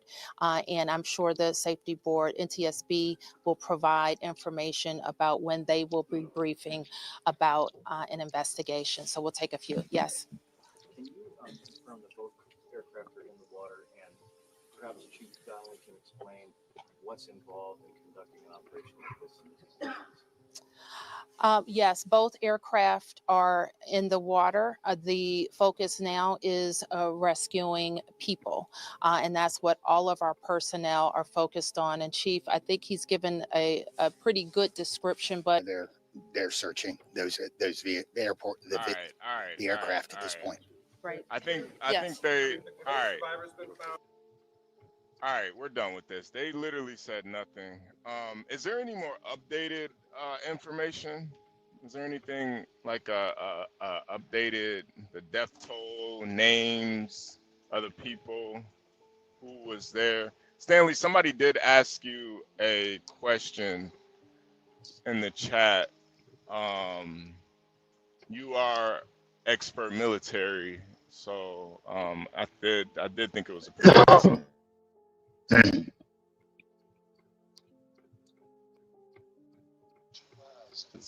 There we go. There we go. Stanley, can you answer I'm this not question? no, I'm not an expert in anything like this. Oh, okay. Well, you're the closest to it. I You couldn't don't. So even you, give an answer. I mean, the okay, only okay. thing I can say is it's not unusual to have military aircraft on a civilian base. Sometimes, and I don't know anything about Reagan National, but it's not unusual. Gotcha. Well, You know, to have Stanley, if they had if the helicopter had what'd she call it, Pat? Like, I I have mean, I have no sitting idea. there I don't like know. that I am means not. the military is I controlling was the not. airspace, right? They military aircraft and civilian aircraft operating in the airspace is not unusual. Is all I have to say. You know, they're even there are airports that have like an Air National Guard base or air Oh yeah, yeah. strip connected to the civilian. So operating in the same airspace is not unusual. That's really all I can say. I don't know anything more. You know, Mm. that's a Bob thing. As a matter Well, of like fact, that. no, Go ahead, other Stanley. than it's not unusual to have them in the same airspace. I can't say more than that. Mm. I mean, if that particular helicopter, though, Stanley had what what that bullduck call it, like preferred airspace, or Okay, like it. I'm not listening to what some E1 says. I was actually in E3. Would have went in Well, an that's even E3. same deal. They're not even NCOs.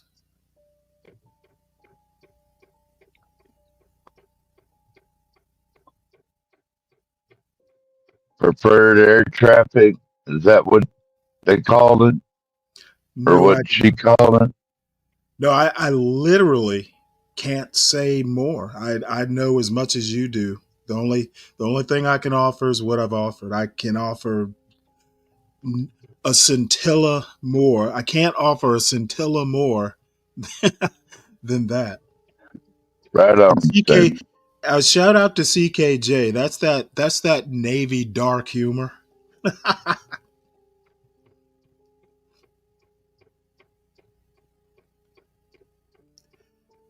Oh, HB's not here. Oh, okay. I after the Breitbart thing. Let me take this down so we can read that article. Ignat, Heil Ignat.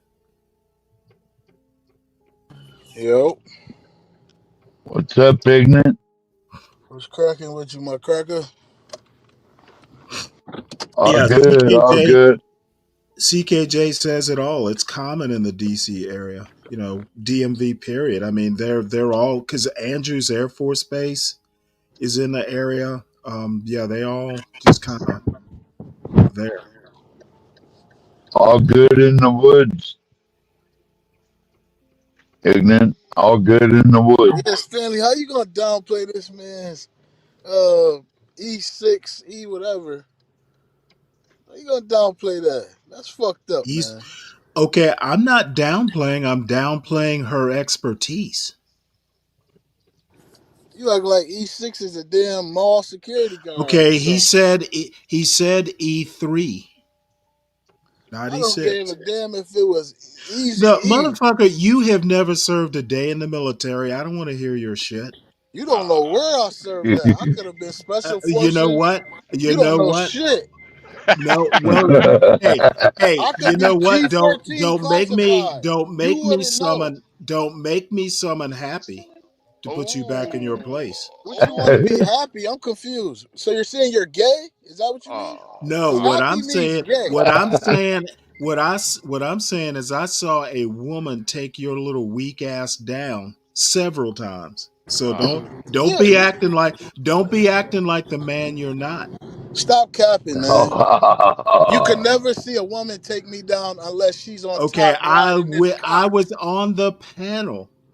You was on the panel. You heard a funky It bitch got so talk? bad. It got so bad your phone overheated and you had to drop out. Under the fucking bridge, Medea. Don't lie. Don't you do Oh, that. hey, you know what? You sit here, hood conservative junior, and let a woman take you down. Women can take me down any time of the day, baby boy. I No, like no, no. pussy. Don't sputter. Don't sputter. I'm telling the truth. A woman can take me down any day, anytime, You know anywhere. I what? like And pussy. I know. So You're not saying anything I haven't witnessed. Man. So no, I'm not gonna take the word of an E2 as expert. Hey, ignorant. Do you She have was any Army, so she wasn't even an E2, ignorant? right?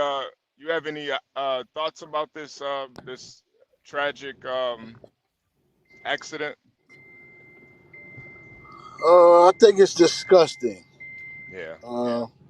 It's horrible. It's horrendous. It's truly ominous of what's going on today in our country. And it really grinds my gears. Okay. And the bleach demons of the world need to contain their sickness. Okay. Yeah. Okay. They need to contain their sickness. These beasts need to go back to hell where they belong. I wanted to speak about us undermining our government and our president. Okay. This makes us look weak. Okay. The weakness is it's already inside. It's internal, right? So the weakness is already there. But it's Is like your we put president this Adolf Hitler? lady, give me a second, woman. Now Everybody listen. else Come has on, Trump. Stan. You got Hitler. No, fuck that. Listen, it's a free country. You're showing up. You're showing up talking shit with It's I A as a Hitler free country, avatar. Trump said I could do it Oh, because I'm Trump. it's a free country, but I'm free to comment too, You can comment all you want. Just put them in the chat, bitch. motherfucker. Okay? No, I'm gonna talk to you, motherfucker. Listen, I talk through bitches. I talk through you. You know You're what? invisible. You know what? Is Hitler talking to two bitches then? Hitler's dead. God damn. Hitler's this man's avatar. The idea isn't Yeah. dead. Let's just put that out there. You're talking about taking a country to hell, and you got a picture of Hitler on the screen. I mean, it's a free country, isn't it?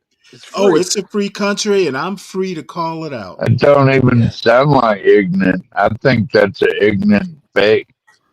I don't Yeah, even yeah. sound like ignorant.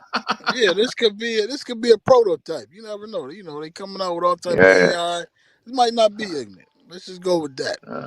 Let's You go with the don't drunk sound. white man. The You N in you ignorant talk. stands for You the N in you ignorant talk too stands for fast to be Nazi. ignorant.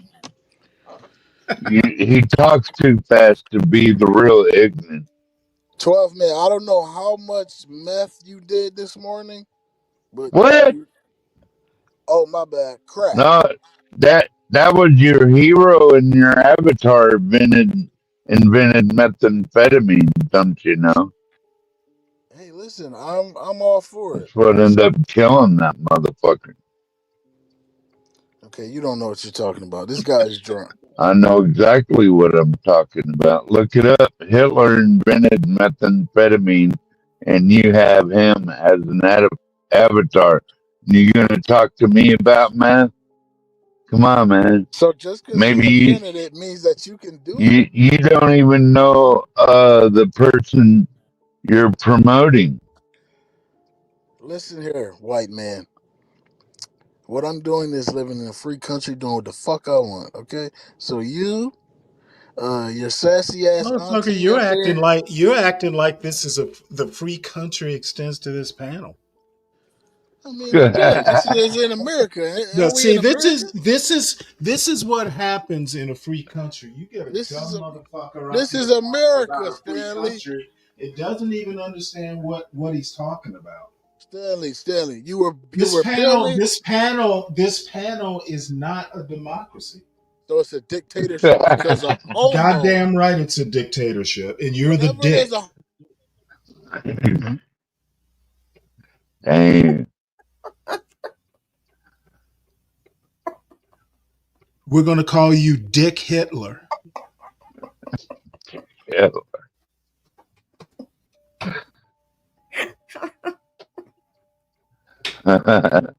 I hear you giggling too, Wendy Lou. That's so funny. It just struck me funny. I usually don't listen to what Ignat said, but I heard what Stanley said. Oh, man. Sorry. That was funny. Poor guy. He woke he woke up on the Nazi side of the bed. Evidently. You should go back to smoking weed and putting on that dress. This motherfucker. Remember, he used to wear a dress, Stanley? 12th man, can I tell you something? Kwanzaa. Without being Yes, offensive, ma'am. I want to say something and I'm not trying to be offensive at all. This is what Ignat sounds like, and I'm saying this, I don't know this for sure, but he's probably at work and he hasn't had any coffee, weed today. He hasn't had anything today to impair him. So, and honestly, 12th man, when you're not drinking, that's how you sound. You sound fast. Yeah. You sound alert. I mean, you can tell when people have, are not doing it and are doing it. So Ignat's probably out working. He has not participated in any kind of, substance, alcohol, anything. See, this is the problem I always like had that. with women. You gotta take me both ways or you don't get me. I'm just That's saying the he way this doesn't works. sound like him because he's talking fast. But when you're not inebriated, you sound like that. You sound like a different person. You really Yeah. do. It's like I probably am a different person. so. I mean, that's true for all of us. I guess I'm going to say. So it's true for Ignat. It's true for me, Stanley, all of us. When we're not drinking or whatever we're doing, we do sound faster because we're alert. We're not, slurring our speech. Respectfully. Yeah.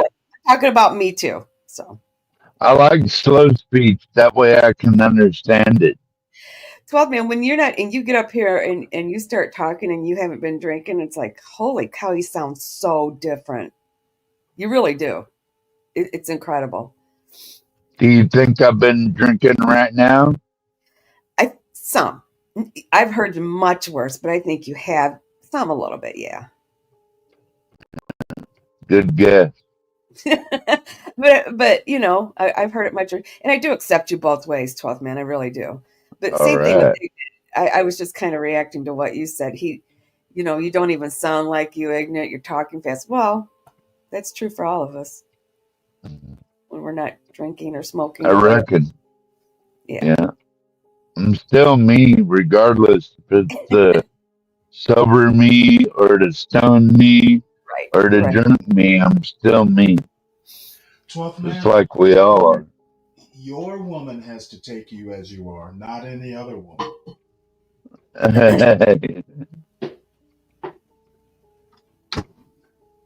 And I'm not even sure It's all good. Whatever. We're both single. We all should go back and listen to hop ourselves. Hop in the boat, Stanley. We're all single here.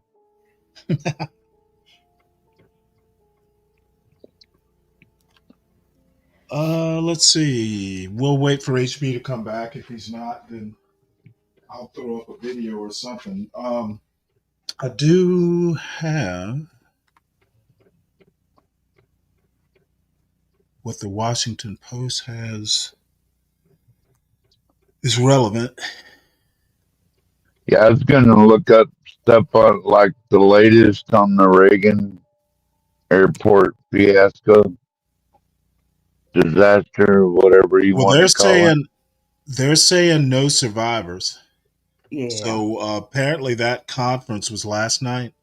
Yeah. So this is Well, no I survivors. wonder, did they die from the impact or hypothermia? That's a Well, terrible way to go, hypothermia. I guess I've seen hypothermic victims. well, the It's not a NTSB's pretty sight. investigating. We will all know. It's not even been 24 hours. Yeah. Yeah. So hold on one sec. We'll go through this article. Wonder if DC and the White House is on lockdown, or what? Is Trump coming out to say anything yet? Let's see the Maybe timeline. you might still Okay, be getting debriefed. there were the timelines right here. 10:45 a.m. Champion figure skaters confirmed as passengers aboard press Damn. flight. Eerie quiet and sadness at Gravelly Point. Ugh. Former President Barack Obama expressed condolences in a post on X, writing that this and his former something or another.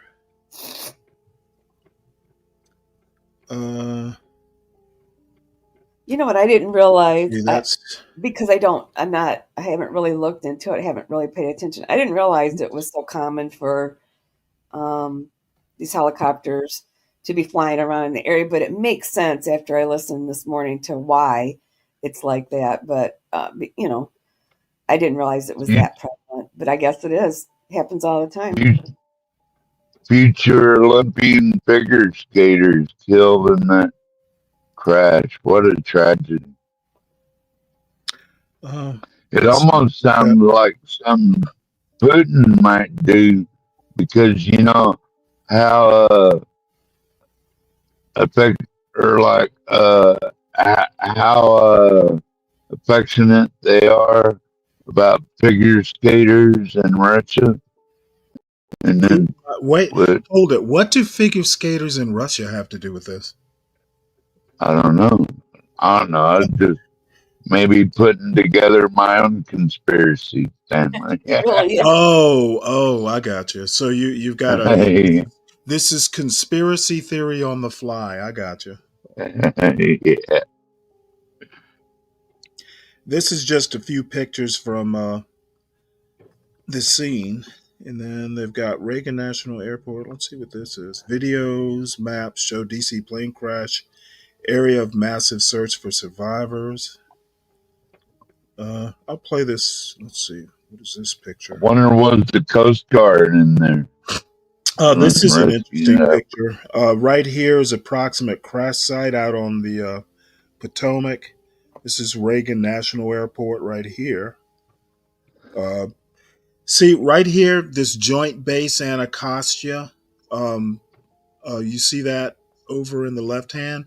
I mean, they're always, well, I won't say always, but, it's not unusual to have like, military bases and airports, right in the same vicinity. Yeah. Right. So I Yes, don't sir. know. I don't know whether this has, where the helo was from or anything like that. But I'm just pointing out it's not unusual to have them Blackhawk, operate. not a helo. Then Blackhawk. Helo is short for helicopter. Oh. So let's see. This is a picture of the moment. This is the picture I saw last night of the collision.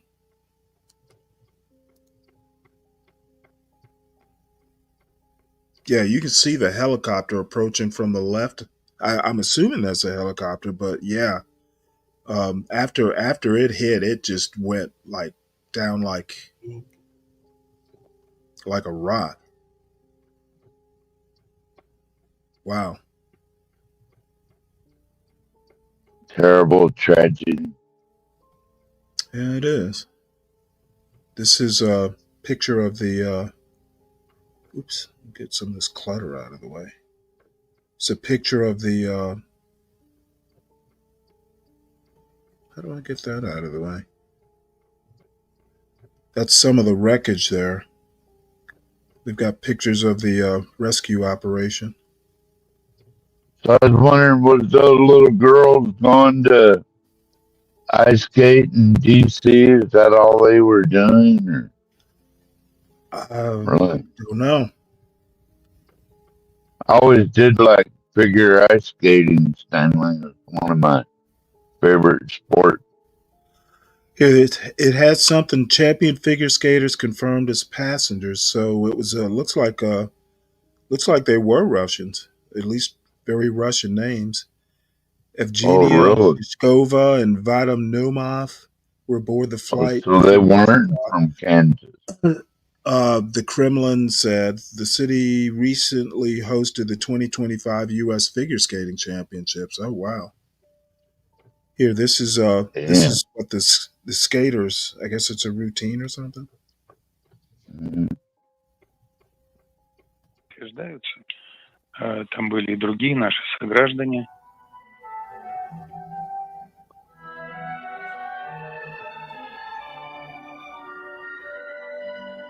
Плохие новости сегодня из Вашингтона. Сожалеем и соболезнуем родным и близким, So those are которые the потеряли, those are the figure skaters. потеряли тех, кто из наших сограждан погиб в этой авиакатастрофе. Just like that, she gone. Damn. This is titled "What We Know About the Plane and Military Helicopter Crash in D.C." An American Airlines. Well, you know what? I'm just going to go ahead and play this. This news story was written by KyleeCTCross, Hellier Chung, and Toby Raji. What we know about the plane and military helicopter crash in D.C.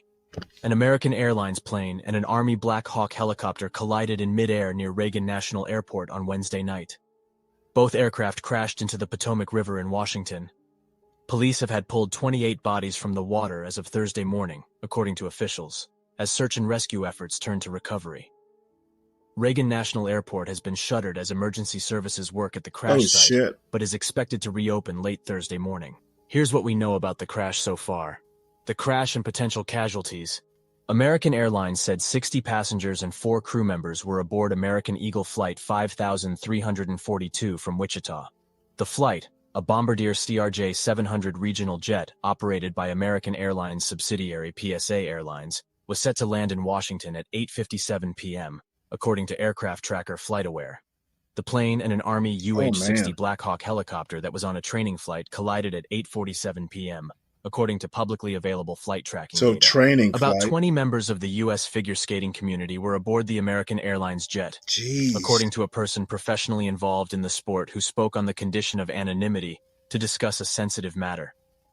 Athletes, coaches, and family members were returning home from the National Development Camp, held in conjunction with the U.S. Figure Skating Championships in Wichita. 2 renowned Russian former figure skaters, Evgenia Shishkova and Vadim Naumov, were among the passengers aboard the crashed American Airlines flight from Wichita, the Kremlin said.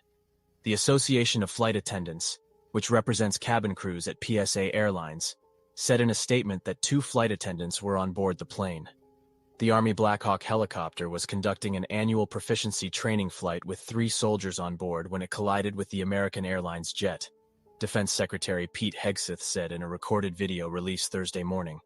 The military is withholding the identities of the soldiers involved because it has not yet notified all surviving family members, he added, describing the crew as fairly experienced. No senior U.S. leaders were aboard the Blackhawk, 2 defense officials said, speaking on the condition of anonymity because of the sensitivity of the matter. The military helicopter was found upside down in the water, and the plane broken into pieces, according to a D.C. official who spoke on the condition of anonymity because they were not authorized to speak publicly.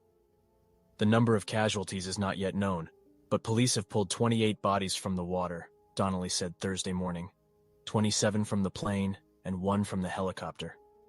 Officials had switched from search and rescue to recovery efforts as of Thursday morning, Donnelly said, and do not believe anyone survived the crash. Weather around the time of the incident was not out of the ordinary.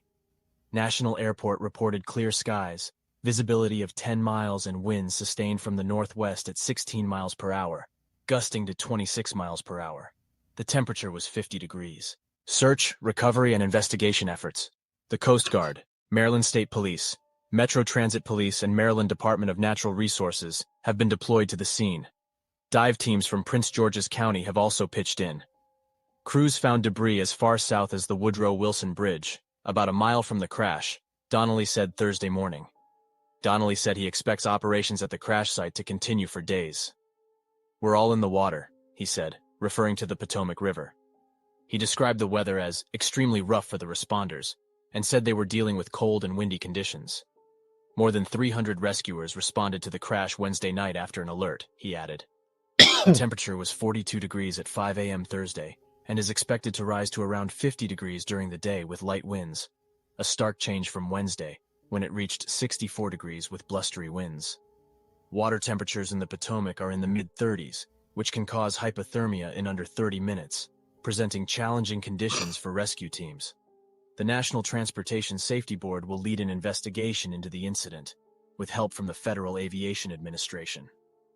Transportation Secretary Sean P. Duffy said Thursday morning that everything was standard in the lead-up to the crash, but obviously something happened here to cause the plane and helicopter to collide. "Something went wrong here," he said, adding that he hopes to release more information later. "Do I think this was preventable?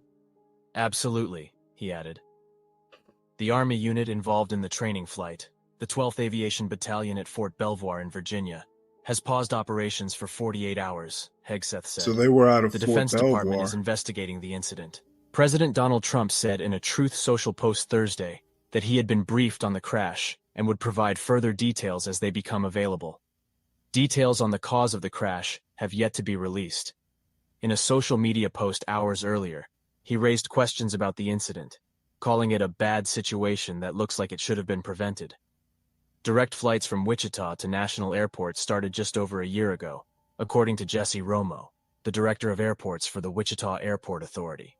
The crash follows a string of close calls at national and other airports, beginning in early 2023, that alarmed officials and the airline industry.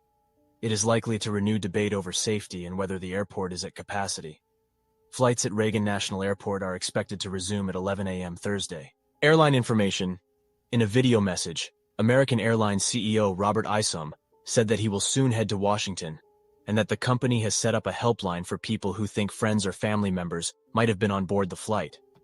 The airline said those who think they might have had loved ones on the flight should call American Airlines at 800-679-8215.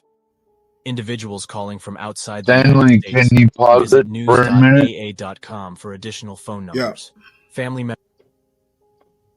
You know, I once watched a movie about airline victims and like dealing with these big airlines. Like basically, what they're setting up is a way to get paid off simply. And like in this movie, this one woman, she wouldn't accept their offer, and she took them all the way to court and won like $3 million or something crazy. She won a lot of money. And that's what these help centers are set up for, is so their lawyers can talk you down on that airline's negligence, right? Like, I'm not a JAG officer or nothing like that, but I'm just saying that's what they do. That's what these help centers are for, is to talk down the airline or talk down to the victims' families about how much they're going to settle out for. That's what it's all about. I know what these creeps do. That's all it's about. It's not about caring for the family or the victim or nothing like that. It's about how much will you settle out for it. Like they're low bid contracting attorneys, like running a lot of this shit, man. And they're just trying to get people to sell out to the lowest bid. That's the only reason these so-called help centers and helplines and all that bullshit is set up for. They're worried about the money. They ain't worried about, oh, my daughter ballerina got killed in the plane. They don't care about that. They Let me don't even let me think know. that they did. Let me know when you're done.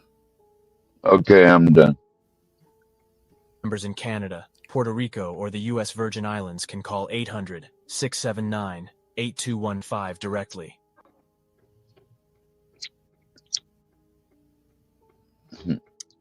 Okay. Call our lawyers direct.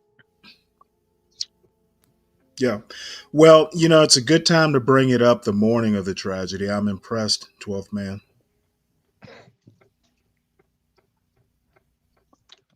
Yeah, our lawyers are here to take your call. Call 1-800. Okay, 12th Let's see man. how much you'll sell out for. Yeah. Yeah. Okay. What's up, HB? Yeah.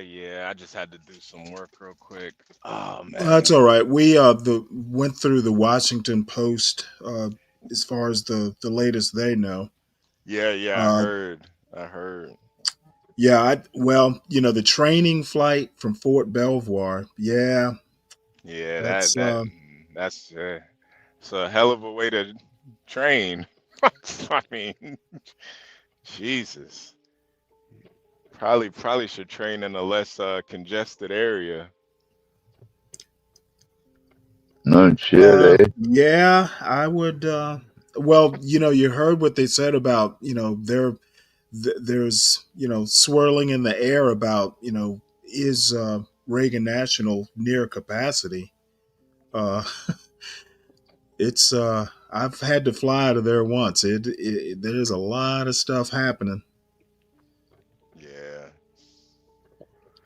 This is uh One eight. this is this is from the New York Times. This little picture here in the center showing the plane path and the helicopter path.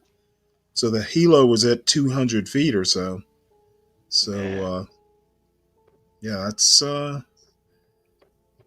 let's see, can that be an oops? You'd think they'd know better, but So the helicopter looks like it's coming off to the side there, and then the plane's coming in to land at this runway here. Holy shit! So looks like the helicopter was just kind of following the Potomac River, and wow. Yeah, that's pretty brutal, man.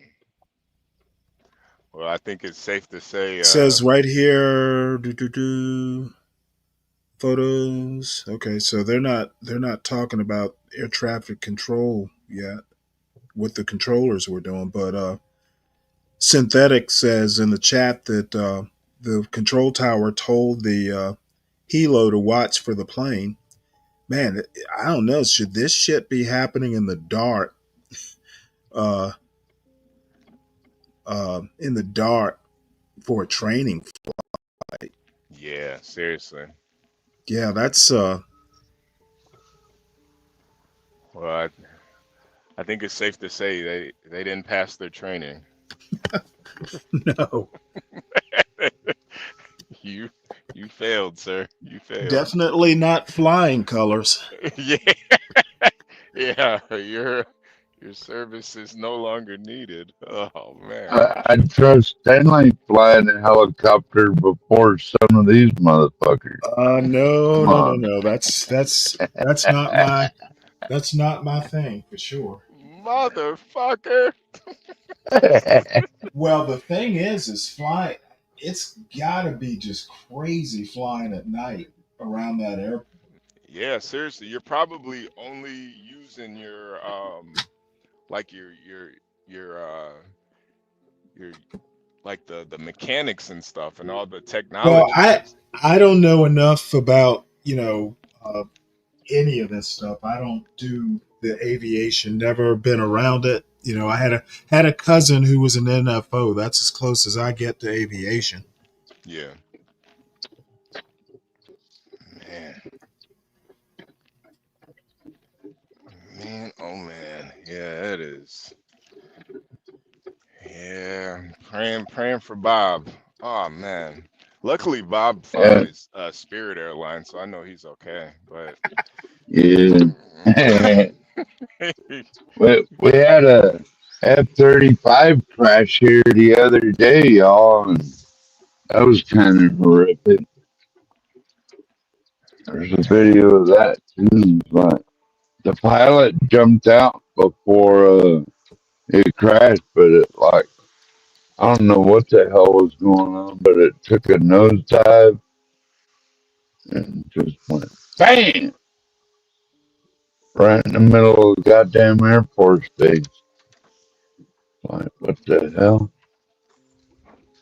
The fuck is really going on? yeah. I mean, I think like Stanley said, man, accidents do happen. You hate to see it, but I mean, shit, I've even done some accidents out here on the road before, man. Well, I took I'm glad the pilot is safe and everything, but then there's like Well, wait, what? a billion fucking dollars nosediving in the ground.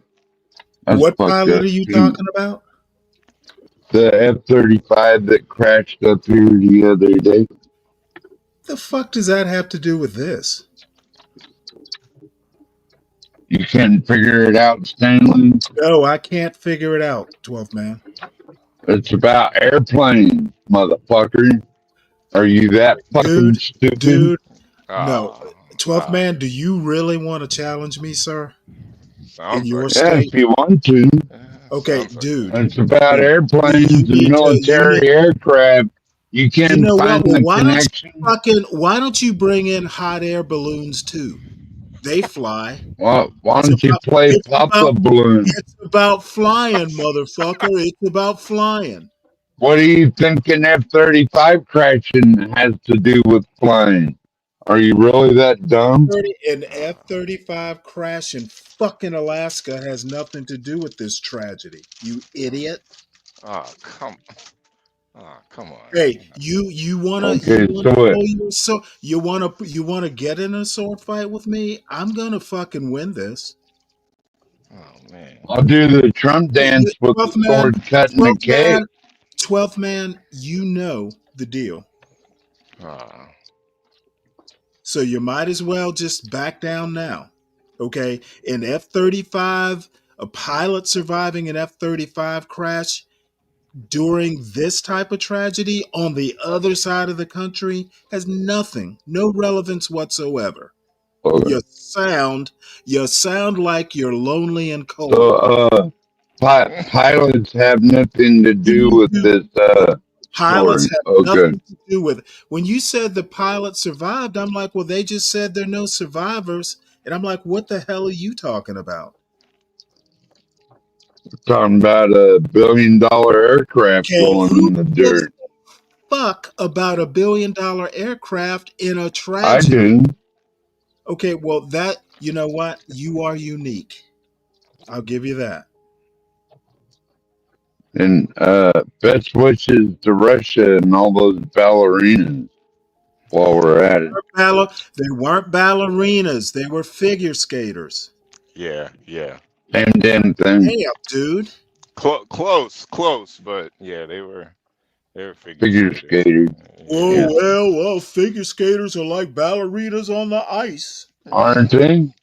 Oh wow, Stanley, Fuck that's no. kind of What's your definition of a ballerina Hey, on ice? dude, you know what? I know you want to scurry away from the mess that you've made. Scurry away. But I I wouldn't scurry know away from a motherfucker you're like gonna you. What are you scurry talking away. about? You're gonna scurry away like the drunken rat you are. Okay.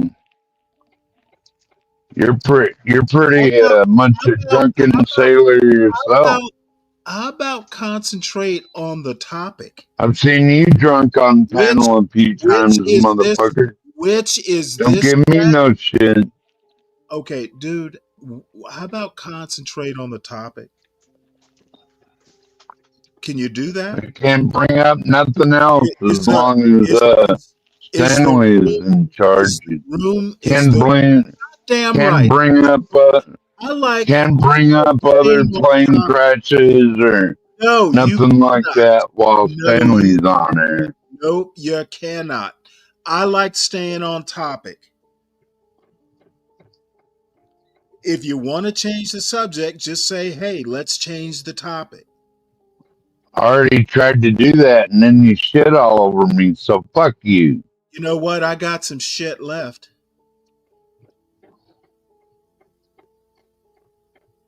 So moving on. And I'm just the substitute host here. The real host is back. So you take the stick there. See, can you keep this from crashing there, HB? I'm trying not to crash myself, man. I'm trying to backing this trailer up, man. Yeah, be safe out there, HB. God damn. Just You listen got to one of the most dangerous jobs in the world, dog. Hey, man, it ain't as dangerous as a fucking helicopter pilot. I tell you that much. It ain't that dangerous. Evidently. It ain't As that dangerous as dangerous. a helicopter pilot flying around Reagan National. Yeah, it ain't that dangerous. Jesus. I mean, but you're so right. Like, I get in an accident. I mean, there's a high chance I'm gonna be okay. But that, what just happened there's just no way anybody's gonna be able to survive that. That is brutal, man. I don't, I don't. Yeah, but I already know, Stanley. There's gonna be a lot of conspiracy theories today about this. Yeah, I don't get that part. It just is what it is. Yeah, Look I at hope you're right, Stanley, and that it's well, just an accident. I know I'm right. Um,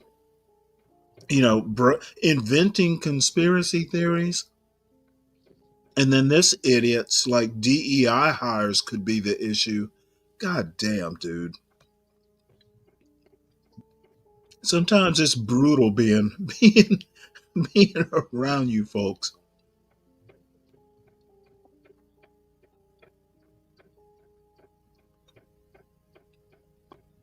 Where'd HP go? He had to deal with something, I guess. Maybe he's in an area.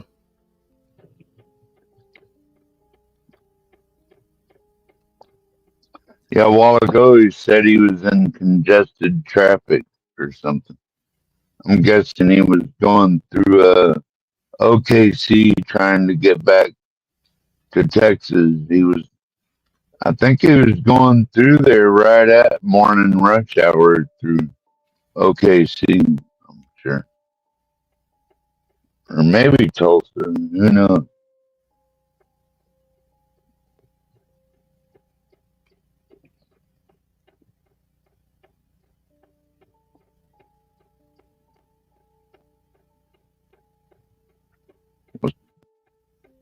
That the wreckage, Stanley? No.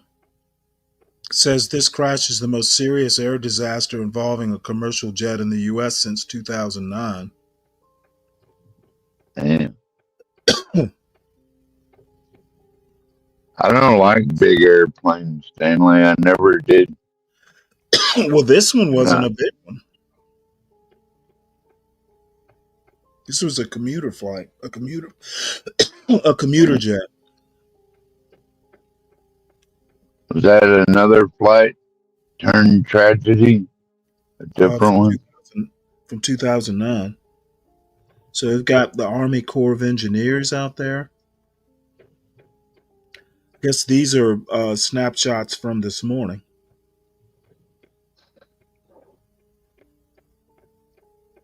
It looks like a little tugboat out there in the water. Yeah, that's a tugboat. No, it looks like some sort of salvage ship or a dredge. I can't tell, but it's not a tugboat. Tugboats have big rubber um, bumpers and tires and stuff surrounding them. It might be a dive boat. Actually, that's what it looks like. I see the compressor or something on the back there.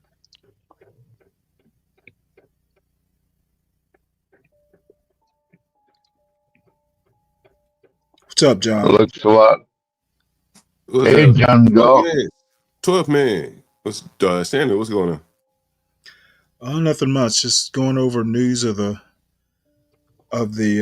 crash last night. Oh yeah, you know that shit happened right by me, man. Like literally right by me. Yeah. Did Yeah. you hear it? Nah, I was in Virginia. If I would have been here, I probably would have heard it. Yeah. Yeah, it's interesting. It's crazy. You was in Virginia, John Yeah, Galt? I was in Virginia last night, but if I would have been home, I would have heard it. Yeah, I would That's have the heard it mayor. live. Hmm? This is the mayor of Wichita. Interesting. Why is she coming? Was it plane coming out of Wichita? Then? Yes. Yeah. Oh, okay. Okay. Wow, that's amazing. Apparently, they had a bunch of figure skaters. The U.S. National Figure Skating Yeah, I heard it. Championship was Yeah. held there. Yeah, I heard that. Yeah, I heard that. This is a 38-year-old Buzzard Point resident witnessed the crash from his apartment. Wow. It's Southwest, right downtown DC. Yeah. I don't know. Is this from this morning? Have the conspiracy wingnuts come out yet? Are they blaming it on any Yeah, kind of they've already been on the panel. And what is the going conspiracy here? I have no clue. My ears shut off when I hear that shit. Well, John, I'm hoping like Stanley hopes that it's just an No, accident. it is a an freak accident. So it's a freak accident until proven otherwise. This is what I don't understand. The made up on the fly conspiracy theory is not the truth. It's an accident until you can prove otherwise, and the NTSB is going to investigate. I just don't understand the mindset, to be honest. You know, I think a lot of people, and it could be psyop propaganda or something. You know, a lot of people. You know, I was reading some of the conspiracy type things. You know, the people are talking about Already? Oh yeah. You know, so some people saying that it was a CIA plane, right? I don't know if it was or not. Maybe. Well, that's bullshit. Not a CIA plane, CIA helicopter. Like the helicopter may be coming from what's the CIA? It was a training flight out of Fort Belvoir. Oh, that was okay. See, people are saying everything. You know what I'm saying? Conspiracies get more legs than the truth. Yeah, Stanley already brought the map up and everything. He showed like where the airport base was. The newspaper said it was like a training proficiency flight from Fort Belvoir. So I don't know. Making up something becomes the truth. I think people are just you know, that there's just a general level of distrust in the government, and they're not trusting anything these days. Okay, so if you don't trust it, you make something up. I think what they do is start weaving. I think they start weaving in like inconsistencies in what's being reported, stuff like that, and then they start to come up It's with the their own Trump theory. administration. We don't trust the Trump administration either. Well, you know, I think honestly, and this is my opinion, I think there is the elected official, he has his people, and there are the career people that really and then you know they're just the people who don't give a shit, they just working a job.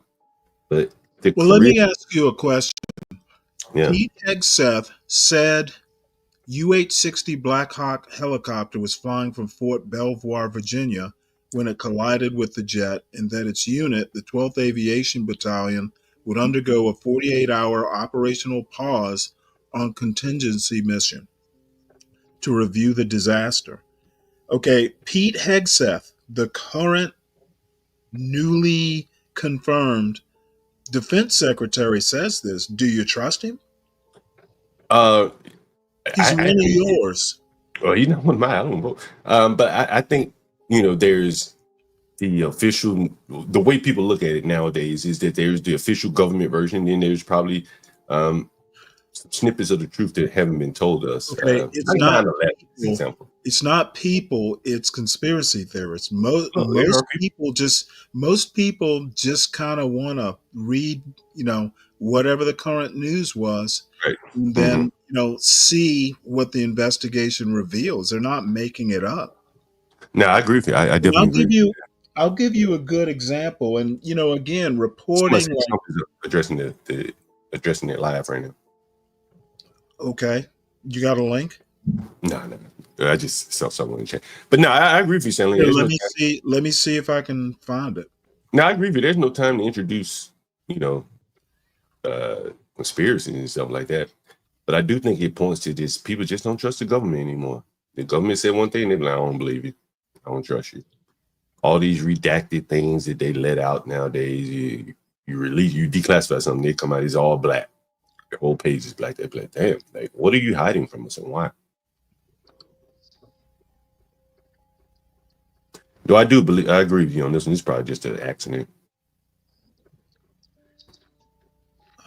Let's see. Can we find his press conference? Now, I think the press conference might be a conspiracy theory.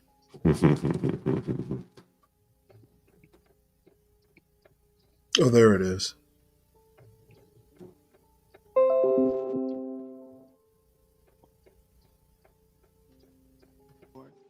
Both aircraft crashed instantly and were immediately submerged into the icy waters of the Potomac.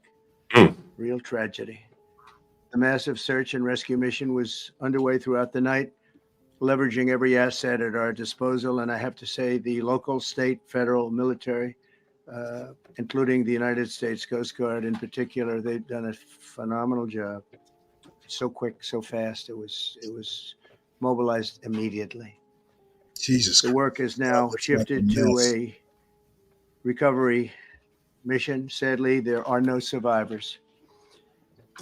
This was a dark and excruciating night in our nation's capital and in our nation's history, and a tragedy of terrible proportions.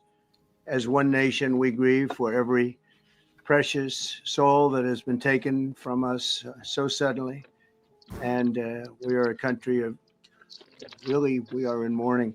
This is really shaken a lot of people, including people, very sadly, from other nations who were on the flight.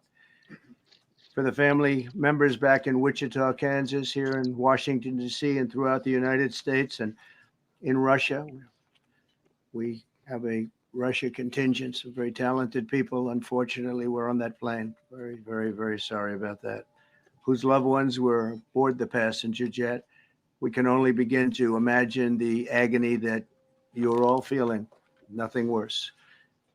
On behalf of the First Lady, myself, and 340 million Americans, our hearts are shattered alongside yours, and our prayers are with you now and in the days to come. We'll be working very, very diligently in the days to come. We're here for you to wipe away the tears and to offer you our devotion, our love, and our support.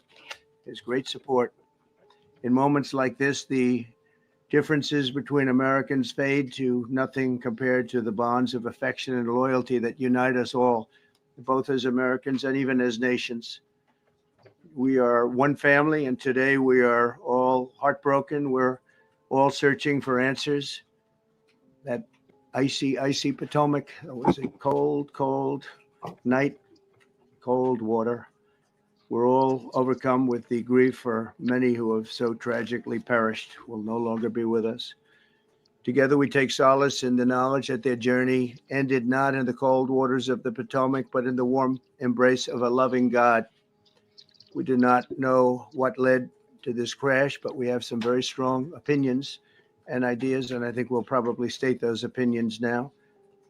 Because over the years, I've watched as things like this happen, and they say, well, we're always investigating. And then the investigation, 3 years later, they announce it. We think we have some pretty good ideas. But we'll find out how this disaster occurred, and we'll ensure that nothing like this ever happens again. The FAA and the NTSB and the U.S. military will be carrying out a systematic and comprehensive investigation. Our new Secretary of Transportation, Sean Duffy, his second day on the job when that happened. It's a rough one. We'll be working tirelessly. He's a great gentleman. The whole group these are great people, and they are working tirelessly to figure out exactly what happened. We will state certain opinions, however. I'm also immediately appointing an acting commissioner to the FAA, Christopher Rocheleau, a 22-year veteran of the agency, highly respected. Christopher, thank you very much. Appreciate it. We must have only the highest standards for those who work in our aviation system. I changed the Obama standards from very mediocre at best to extraordinary. You remember that. Only the highest aptitude, they have to be the highest intellect and psychologically superior people were allowed to qualify for air traffic controllers. That was not so prior to getting there. When I arrived in 2016, I made that change So what very the early fuck on happened? because I always felt this was a job that, and other jobs too, but this was a job that had to be superior intelligence. And we didn't really have that, and we had it. Oh shit! And then when He's I going there, left Sam. office You and what? Biden took over, he changed them back to He's lower going there, Stanley. than Pause it ever for a second. before. Hold on. I put Let's see if safety I can. first. Obama, Here you Biden, and go. the Democrats put policy first. And He's going there, like Going where? you know, a lot. You know, the conspiracy theorist people or the people who will point to DEI. Yeah, I've seen that. What they're saying is DEI, DEI. Yeah, they've already been doing it on Yeah, on and you the know, I'll be honest. I'm surprised that this is not typical of our government, as he said. Investigate. Okay, you didn't hear what he said. He said he implemented the highest intelligence thing back in 2016. Right then, I think, but we hear him say it out. Okay, Obama came before him. He hasn't said anything about Biden Well, I think lowering standards. again, I'm not agreeing or disagreeing because I don't know what happened, but I think he's Okay, trying to I'm point telling out. you what he said. He said in 2016 he changed it so only the highest intellect folks get to be air It traffic seems like controllers. now it seems like now we're getting ahead of him. I'm assuming only the highest intellects were working last night. Well, I think what he's probably about to say, it seems like he was headed there, is that they've lowered the standards since he left office. That's what it I sounds don't like. think he's Well, no, let's it do what didn't he sound that said. didn't sound that way to me. They did lower the standard. Motherfucker, shut the fuck up, 12th man. I just about Stanley don't had like enough to of talk you. about standards. Dude, okay, motherfucker, if we were talking about standards, you goddamn wouldn't measure up to me. Well, So You don't think so? are you the right one to talk about standards, you drunken fool? Oh, come on, Stanley. You're drunken for Okay, yourself, so motherfucker, fuck what off. I'm saying is right now the alcohol is lowering You your drink that tranny beer, that Bud Light. Okay, fuck, I'm not drinking right now. So you go back and your high intellect is telling you to talk about the past, and we're talking about current.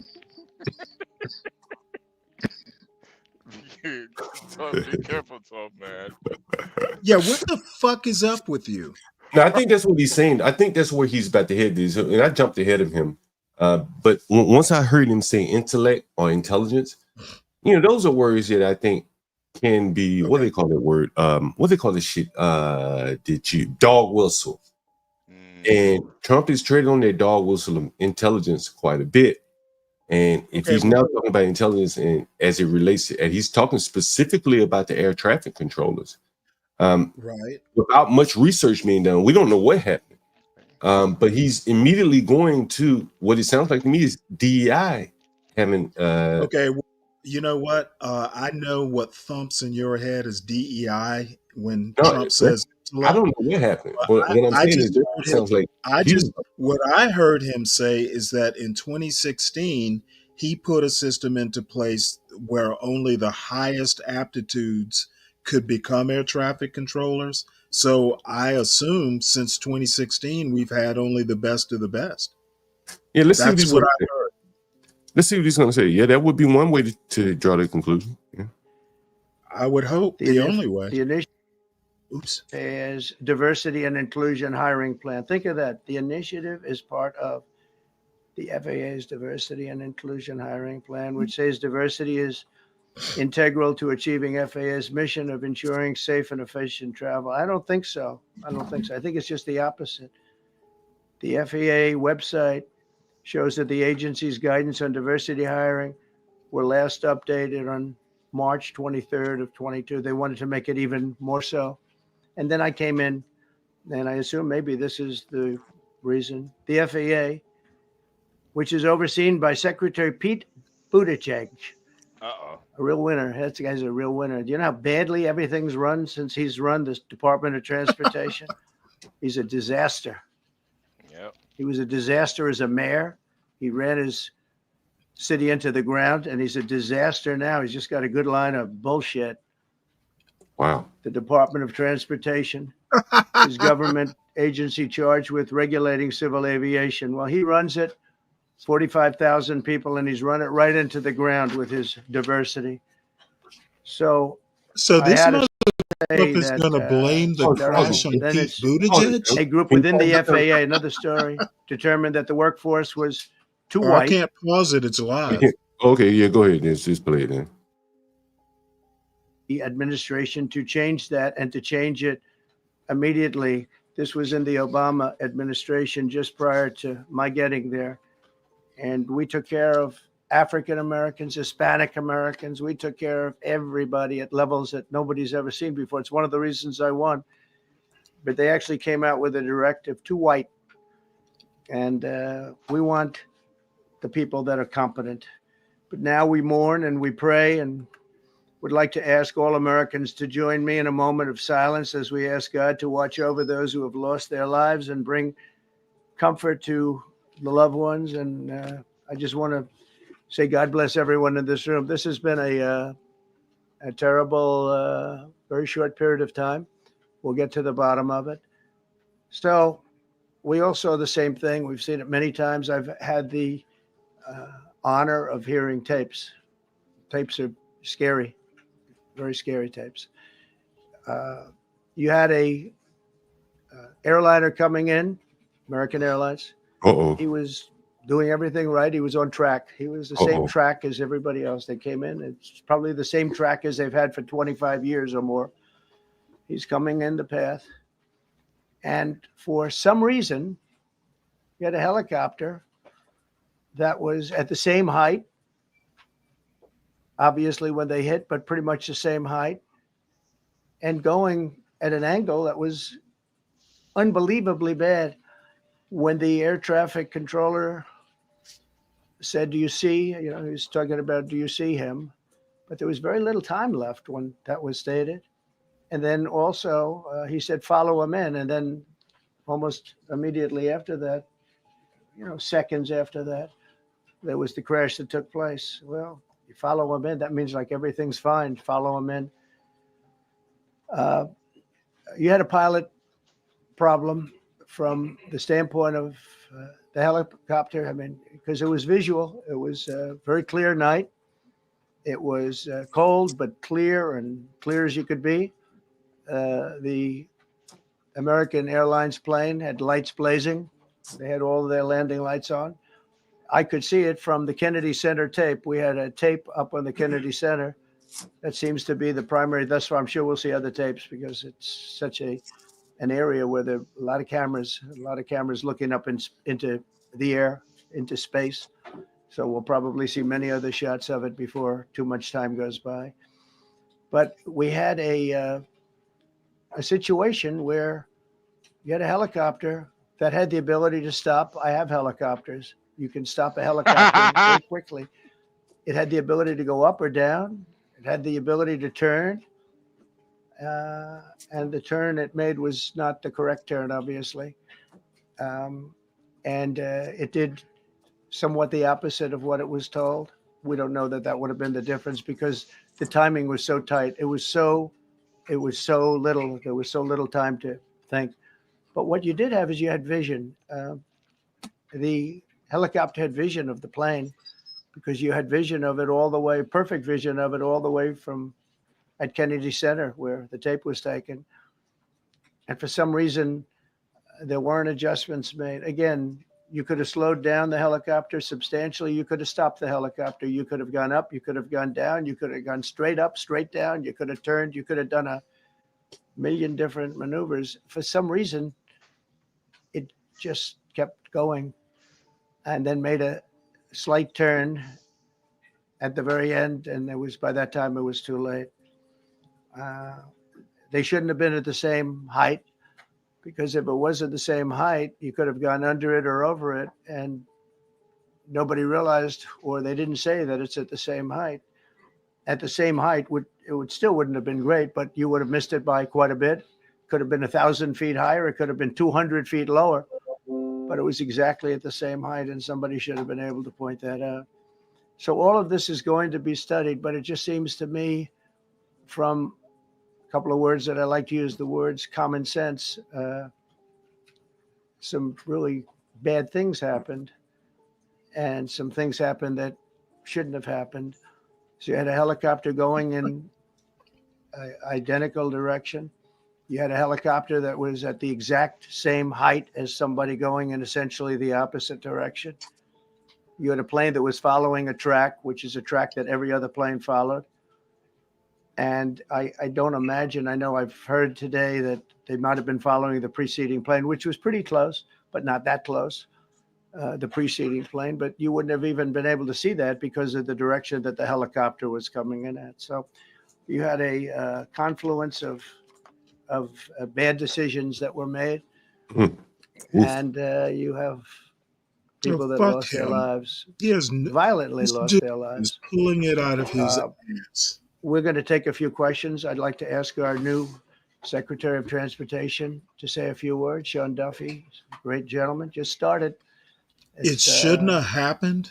Not your fault, and I know you agree with me very strongly on intellect and even psychological well-being of the air traffic control. It's such an important position. And I think I can't emphasize strongly. This guy is crashing. I changed it when I first ran. Like, he's hitting. I don't give a fuck. He's an idiot. We had the highest standard that you could have. And then they changed it back. How about just come out and give like, hey, a standard I read it to you. That was from bullshit. One of your papers, one of the all people in this room. And I guarantee you, once the investigation is over, a few days it'll have nothing to do with what this blithering idiot is saying right now. That was instead of being presidential. We don't know that necessarily. This motherfucker's acting like he's on the campaign. But one thing we do know, there was a lot of vision, and people should have been able to see that. Should have been able to see. At what point you say, "Wow, that plane's getting a little bit close." What plane is he piloted? Should not have happened. Please, sir. Thank you, Mr. President. Doddering old fool. The president's leadership has been remarkable during this crisis.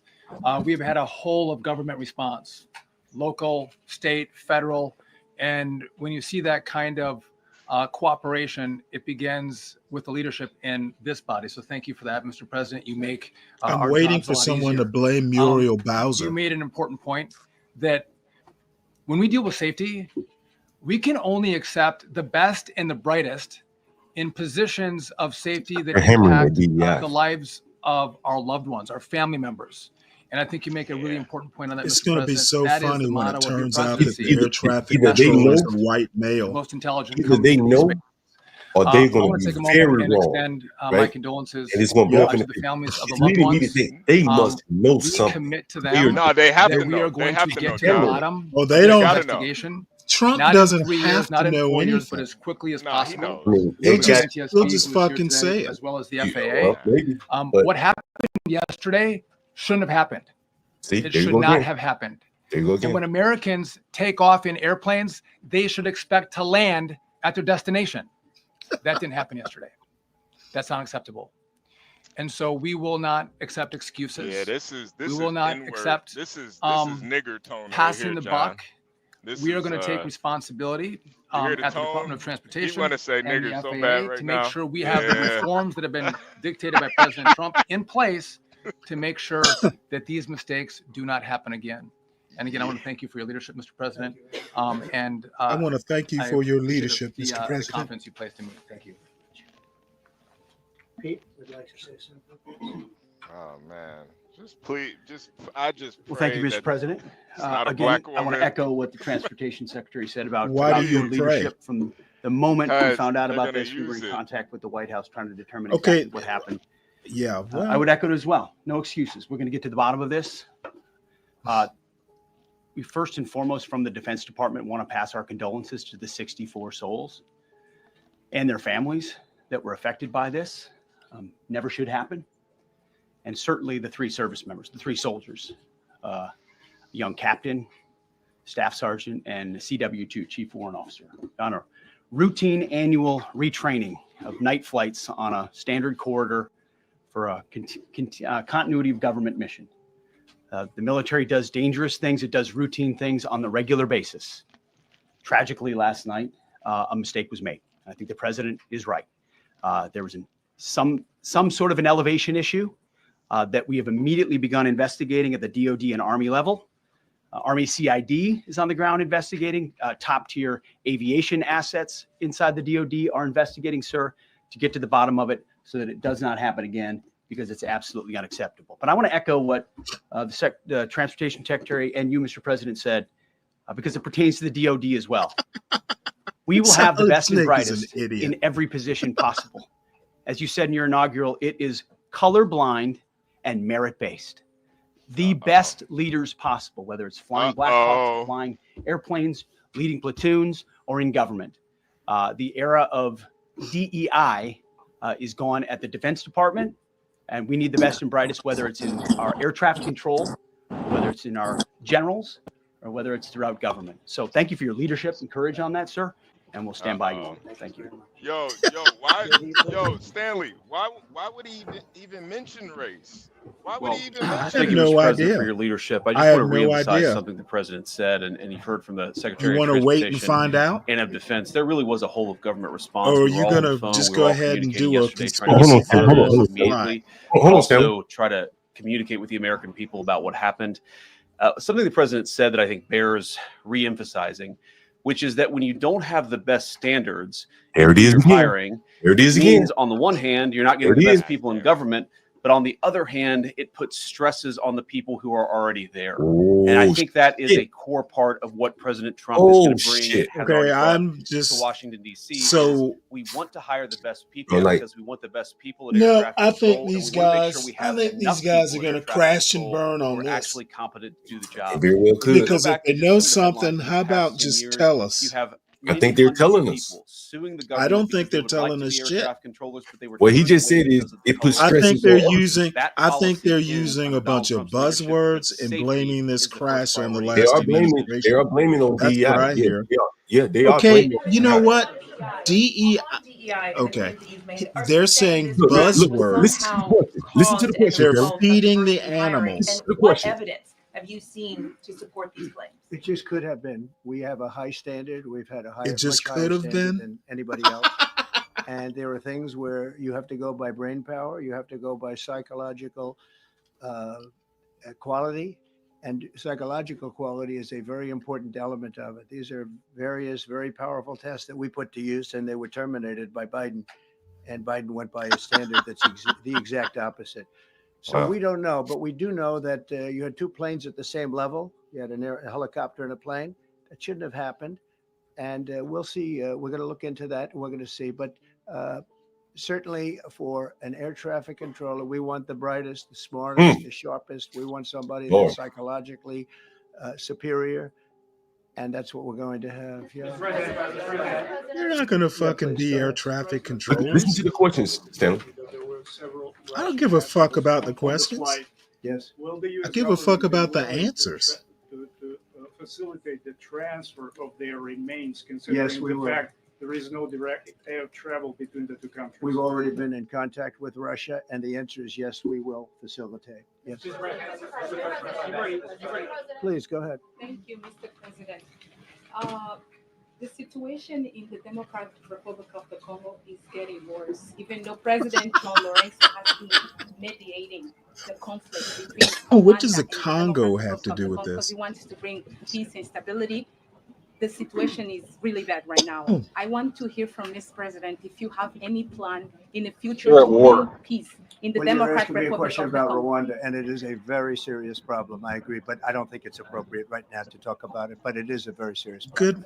Good, true. Even yet know the The names DRC of is at war 67 with. people who were Yeah. killed, and you are I don't blaming give a fuck. Democrats and DEI policies and air traffic control, and seemingly the member of the U.S. military who was flying that Blackhawk helicopter. Don't you think you're getting ahead of the investigation right now? No, I don't think so at all. Just I a little think bit by the about a names of month. the people. You mean the names What of an the idiot. people that are on the plane?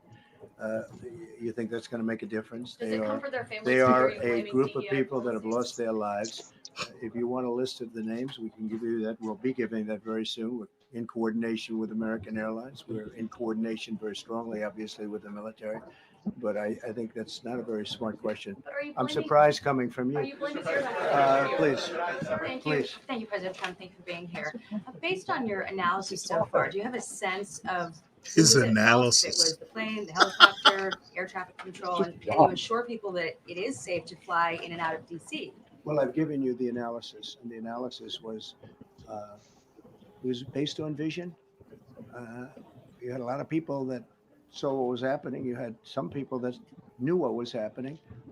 There was some warnings, but the warnings were given very, very late. You know, those warnings were given very late. It was almost as they were given. A few seconds later, there was the crash. It should have been brought up earlier. But the people Was it in the Belvoir helicopter or seen was it Belvoir, where Stanley? they were going. Belvoir. I can't imagine people. Or was it Reagan National? Was it Reagan National? Well, when the using helo not was out seeing, of Belvoir. you know, what's The happening accident up there. happened at Reagan National. Again, they shouldn't have been at the Yeah, same okay, I thought it height. was. You're going with in reverse By the way, it's direction, nothing but lights everywhere sideways around there. It's directions. literally just Obviously, you want to be at light different pollution heights. I across see it the all whole the time when floor I'm of flying. You have the planes entrance going in the there. opposite. They're always lower. We're higher, or so if Easy mistake. somehow there's a screw up, there's not going to be a Well, tragedy. Trump It'll be thinks it close, has to but you do know, with there's never going to be DEI. a tragedy if Yeah, you're I at a know. This different is the dumbest elevation. thing I've ever heard. For whatever reason, they're at the same Trump and elevation. Solid Snake And think it's also, DEI. from the American Airlines standard, he's along Have the they track. have they listed Everyone's any flying of is the along. inclusive people that See, they what that was caused the the problems, or helicopter are they just doing? saying DEI like the boogeyman? Very sad. Give him a No, they're second. Give him a doing second. a They should have been dramatic able to thing. see and Give him a taken that second. helicopter We're out of gonna play. find out. And they should have been at a Is different it like a height. trans woman in a wheelchair that was the air traffic controller? Thank you, sir. You mentioned the Russians that were on board that plane. What other nationalities were on board that passenger? There were a couple of others. We're going to be announcing it in about an hour. We have some very specific information. We're calling the countries. We've spoken to most of them, but there were some other countries represented. Mr. President, have you spoken to President Putin? I have not, no. Not about this. Who's on the Blackhawk? You've already issued an executive order. You say, well, restore 3 crew members. They haven't talked too much other than one was a captain, one was a chief warrant officer, a CWO2, and then I think they said a staff sergeant. And that there were exercises too. This was like 4 a.m, wasn't it? It's something that should have. Let's hear the questions and answers here. Actually, my original order should have never been changed, and I think maybe you wouldn't have had this problem. Maybe. Yeah, please. Go Yes, ahead. thank you. We see like everyday life that very often those diversity hires cause sometimes issues, as you just mentioned. So what plan do you have? Are we going to see some fire? Are you going to fire some of those diversity hire in the federal government? What's the plan do you have? I would say the answer is yes. If we find that people aren't mentally competent, you see the language. The language is put out by them. And if you see that, I'm not going to bore you by reading it again, but these are not people that should be doing this particular job. They'd be very good for certain jobs, but not people that should be doing this particular Strong job. words. Mr. President, you have today blamed the diversity elements, but then told us that you weren't sure that the controllers made any mistake. You then said perhaps the helicopter pilots were the ones who made the mistake. It's all under investigation. I understand that. That's why I'm trying to figure out how you can come to the conclusion right now that diversity had something to do with this crash. Because I have common sense. Okay. Oof. And unfortunately, That's a lot of the people don't. dumbest fucking answer he We could want possibly brilliant people give. doing this. This is a major chess game at the highest level. When you have 60 planes coming in during a short period So of time, because they're there all was an coming in different accident, directions. DEI is And you're dealing with automatically very high-level involved? computer, Hold on, Stanley. Let's talk about it when we. computer work. Well, very he complex needs to systems. hurry the Hold on, fuck hold on, up. One of Brad. the other This Hold on, things I Brad. will tell you is nonsense. that the systems that were built, I was going to rebuild the entire system, and then we had an election that didn't turn out the way it should have.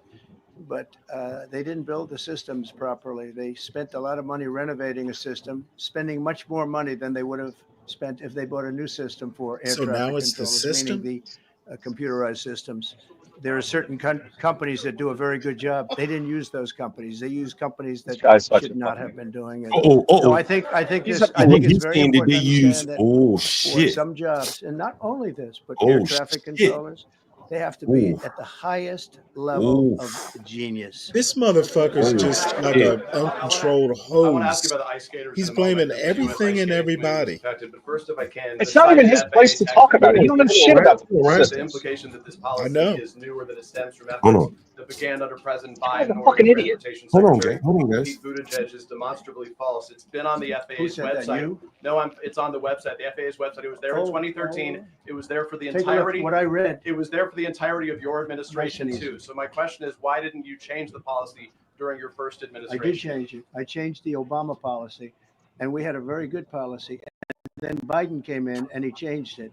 And then when I came in 3 days ago, I signed a new order, bringing it to the highest level of intelligence. Okay. It's on the website. Please.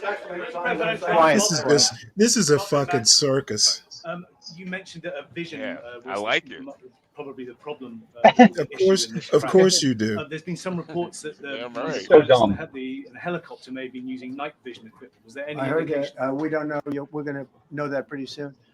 It may change your view plane if you do have the night vision. So it's very possible that could have happened.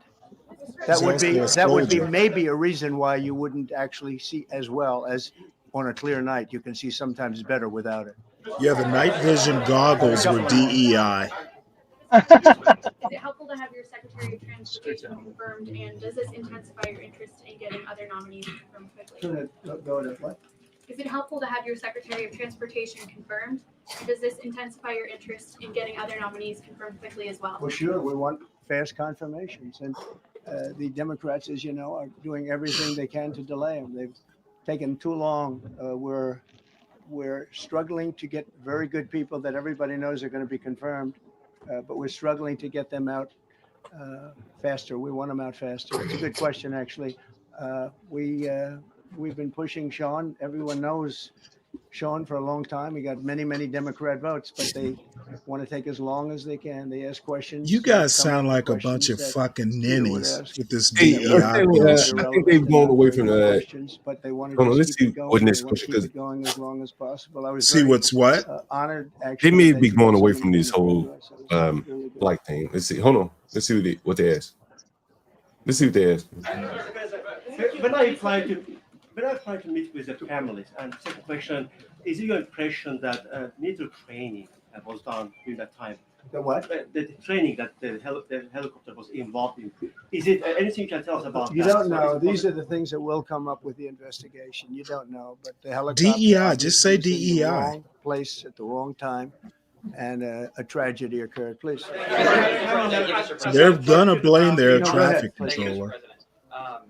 You've been critical of the current regulations and you've called for big reforms at FAA.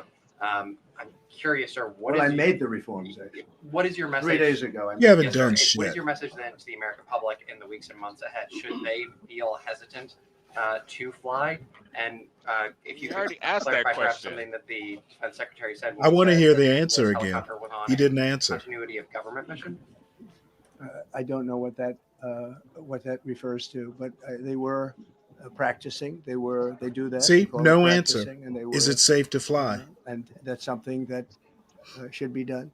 it's only continuity in the sense that we want to have very good people, and that has to be in continuity. Oh, And this that's is what just they this refer is to. hilarious. But it was basically practice, and it was a practice that worked out very, very badly. Now he needs to just leave, exit. On his question, the first question, should people be hesitant to fly right now? No, not at all. I've not hesitated. Finally, an answer. This is That's a something dumb that fucking it's question. been many years that something like this has happened, and the collision is just something that we don't expect ever to happen again. We are going to have the highest level people. We've already hired some of the people that you've already hired for that position long before we knew about this. I mean, long before. From the time I came in, we started going out and getting the best people, because I said it's not. Vice President it's not Vance appropriate is what going to they're doing. be I think it's a tremendous manning mistake. that They like to do control things, and they tower. like to take them too far, and this is sometimes what ends up happening. Now, with that, I'm not blaming the controller. I'm saying there are things that you could question, like the height of the helicopter, the height of the plane being at Things the same a level, controller going in would opposite control. directions. It's not a positive. But no, we're already hiring people. No, flying is very safe. We have the safest flying anywhere in the world, and we'll keep it that way. Thank you all very much. All right, hey, Thank you very much. I think will come out of this. I'm sorry, what? Here's what I think is going to come out of this. National is like the politician's baby. They got private parking at that airport. They come in and out. You know, it's like a private airport. Yeah, but it's national, right? It's a boutique airport. Right? Yeah, hell yeah. I mean, the people in the area are so rich that they limit the flight hours. Like, you can't fly in there like 12 o'clock at night, overnight, 2 in the morning. So Arlington, Alexandria people have so much influence. Hell, they are government. They are the government. Right? In reality, those people are the government that live in the area. And the people that really fly there, the ones that really, really see it as like a perk of the job, are the politicians of the world. And this probably shakes them to their boots. That it could have been them. Gucci loafers. Yeah, to the Gucci loafers. And they're not going to defend DEI. If Trump wants to blame it on DEI, well, fuck it. Let's make it, as long as it's safe for me to fly in, they're going to be okay with whatever happens, right? Because that's their airport. I think they have assigned parking and shit there, and it's very expensive to park there. Ryan will understand. It's like a private airport to the Congress members that the public gets to use. They're going to solve this problem with the best people. And that's It's a John, CEO airport. That was C-suite. always, and John, honestly, that was always my fear of DEI. Man, you're gonna be able to blame everything on that. Yeah. And that's the real crux of it. Instead of just having the best and brightest, you could just blame it on DEI. And that's what a lot of times those people on the left, they don't understand. Like, this shit is gonna be used against us. Okay, but understand it's going to be DEI used against initially. who? It's gonna be used initially against people that can be that are qualified, but maybe they are black, or maybe they are a woman, or maybe Okay, they are well, trans. welcome to America, HB. You're acting like this hasn't been going on like for 100 years. No, you're not, Stanley. Listen, here's the deal. Before DEI, it was affirmative action. No. Affirmative action is different, though. Okay, okay. God damn it! Fucking Hold on. listen to my point, HB. But Stanley, you know how They Rahm used to Emanuel, blame everything on affirmative action. That's my point. I'm Well, not Stanley- talking about the nuts and bolts. Stanley, you remember that saying from Rahm Emanuel, never let a crisis go to waste? You ever heard Oh, that? absolutely. This is Trump's kind of using that. Like, he don't even have to justify himself. People want the best and the brightest in some levels, like surgeons, pilots, air traffic control. They're not even going to, if you say they don't have the best and brightest, yeah, I want the best and brightest. No one's going to defend DEI with that shit.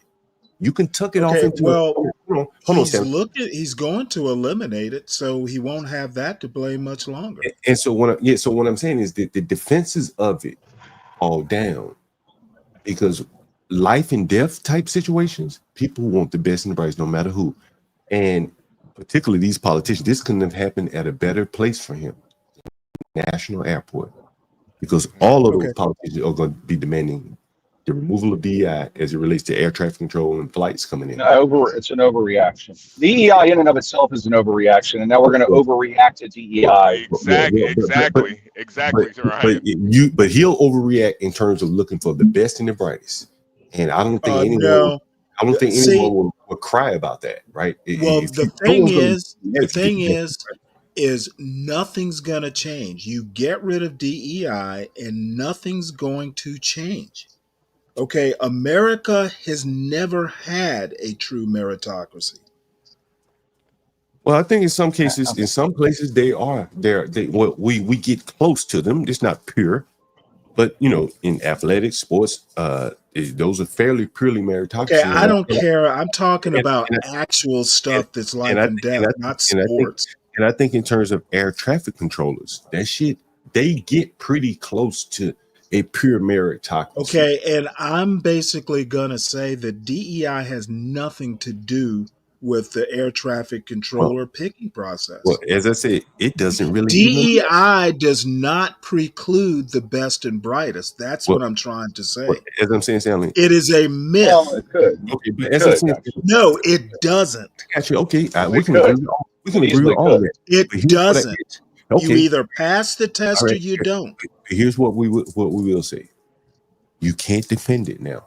Whatever the DEI is. But not talking about you, but I'm saying the people that are out here protesting for it, the game just changed now, right? Well, because they're going to blame DEI on this shit. Protest for it is to stop protesting it. Basically, my approach is, Clarence Thomas. Again, I bring him up. Probably the only thing he gets right is affirmative action needed to go. So the answer is going to be affirmative action is gone. Now what's your excuse? Wait, Stanley. DEI is going. Eventually, DEI won't be a thing you can fall back on when you just want to point fingers. Wait, Stanley, are you saying the FAA didn't implement DEI hiring? No, I'm saying DEI doesn't preclude the best and brightest. They aren't mutually exclusive. Oh, okay. Because they definitely did. I don't give a shit about that. I said what I said. Yeah, but I do believe in most industries. I think there is a meritocracy in it. I don't think that it's not a pure meritocracy. Okay, anytime you can have legacy and legacy admissions, and my dad owns the business and I'm gonna inherit it. That's not meritocracy. Because when I was a kid, I worked in a shoe store, and the boss, the owner of the store, his son was a fucking moron. Okay, but this moron wound up inheriting the business and driving it into the ground. Okay, his father didn't get that. I'm just giving that personal example. I'm not using it as a universal, other than to say the best and brightest don't always get to run the show. Right? No. Well, you're right. And that's why I say we don't have a meritocracy. No, and we'd like to get think that. We do. I think that, but I definitely agree. But I think in certain industries it does need to be a meritocracy, and for them to have DEI in FAA, all it does is again, DEI does not preclude the best and brightest. Y'all are saying DEI hires and all that. I'm saying that it's a myth. DEI does not mean you don't get the best and brightest. Stanley, if I manage just to the numbers based on population size and say I have to have 12% of X and 15% of Y, 51% of women, do you not think that would eliminate more qualified candidates? No, I don't. Okay. How would it not? That doesn't make sense. You have to give me a specific example. For instance, let's take Ketanji Jackson Brown. People are saying that she was a DEI hire. Essentially, there were probably smarter white men or something like that out there. Well, she is very accomplished. Find me someone that's more qualified. She's got a lot of qualifications. Okay, and the other thing is that qualifications, on one hand, you guys talk about qualifications, and on the other hand, you say college doesn't mean shit. What Okay, kind I of don't say that. qualifications? Now, let's Okay, just stay I'm on not this. talking about you, but they know who I'm Okay. talking about. Which Okay, but do stay on do Katanji. Stay on Katanji. qualifications matter or not? Yes. If you stay on Katanji, though, Okay, well then college and training and certificates are important, correct? she was very qualified for the job. Okay. Here's the issue. When you say I'm going to pick from this pool only, which is what President Biden did, you're eliminating all other possibilities of all other. It could be a great Indian. Okay, It could be a great. who's to say she's not the most qualified? Well, Who's to say she she's absolutely. not as qualified? I don't buy your argument that She picking still from could a have been number pool. one candidate. I don't. She, Okay, you go out and you find a black woman who is extremely qualified. That's what you do. It's not like a but pool of people Hey, might be less Stanley, talented than another pool of Stanley, people. let me ask you a question, Stanley. Let me rephrase it another way. If Biden had just selected her, cool. No one could Yeah, have it was a questioned dumb move on his part. right. But by the cool. fact that he said it's got to be a black person, that basically, I mean, for her, it's It was almost an red meat. embarrassment. For her, You're it's an absolutely right. honestly, if I were her, I wouldn't want the position after he had Well, if I explicitly were stated. her, I would take the position. But I get what you're saying. You know what I'm saying? Biden threw red meat. He lowered her by saying that. He did You know lower what I'm her. saying? Exactly. Right? I agree with that. And the thing is, she had, I don't know what she was doing, but I'm sure she had a decent job. She probably was a judge somewhere. She was a judge. And now that, right, see, and now that she's taking that position, and I'm sure she was a federal judge, she wasn't a state judge, so she had a job for the rest of her She was life. a DC judge. Yeah. Okay, She's a she DC has a judge. job for the rest of her life, either way it goes, Supreme Court or not. And to take that, knowing after what he said, I think it harms her. Everyone's going to look at her and say, well, that's the black woman that Biden said he was going to choose. Well, you know what? If someone offered me a Supreme Court job, I would take it and damn the people. I don't have to live with it. You know, and you know that I don't think I would. But I get your point, and I agree with your point. This is Stanley, let me take it. Let me take it to another step. Now, let's say the next Supreme, Roberts leaves, right? And they're going to nominate a Supreme Court justice, and the most intelligent, qualified Thurgood Marshall shows up, right? He's a black male. He shows up. He's the best guy for the job, and they look at it and go, well, currently 22% roughly of the Supreme Court is made up of black folks. We need another Latino to hit numbers. Your Thurgood Marshall's out, and we got to get us a Latino, right? So we got to get us a Latino. That black dude's out, right? So I think that's the objection. Go out and find a Latino that's just as qualified as Thurgood Marshall. I'm sure. Well, maybe they're incredible. They're the perfect pick, right? But you're managing by the numbers, and that's part of the issue. Is there? Okay, well, managing DEI was a great initiative, but it's funny that quotas are illegal in the regular world, but the Supreme Court basically operates by quotas. Well, okay, so DEI essentially are quotas. You don't. That's what they are. DEI is not quotas. Quotas are illegal. Okay. The companies literally have to publish their diversity, equity, and inclusion numbers in the financial statements to show quotas governance are against the it's a whole law. ESG I thing. disagree. What does publishing have to do with quotas? All you're doing is reporting that, hey, we got some black folks. Nobody's telling you got to have thus many black folks. If you look at your ESG scores, okay, listen to what I'm saying. No, you got to listen to what I'm saying. No, I don't have to. Okay. What? are illegal. Quotas are illegal, period. Your argument that you have to publish how many black people you have doesn't mean there's a quota. Well, it's not just black people, it's women, it's any, basically they Understood. have to show, There in are Japan, it's no white people. They got to show there white people in are Japan, right? no, I need to get this through your head. There are no Okay. quotas. They're illegal. They became Okay. illegal about 1978. Okay. The point is, publicly traded companies have to have an ESG, environmental, social governance. They have a score for all this bullshit that was implemented under the Biden administration. Okay. And how good are you at the environment? How about your social stuff? You know, and that includes diversity. And you have to publish that as a publicly traded company. So companies are working to hit those numbers, you know, There 13%, are no 15%. numbers.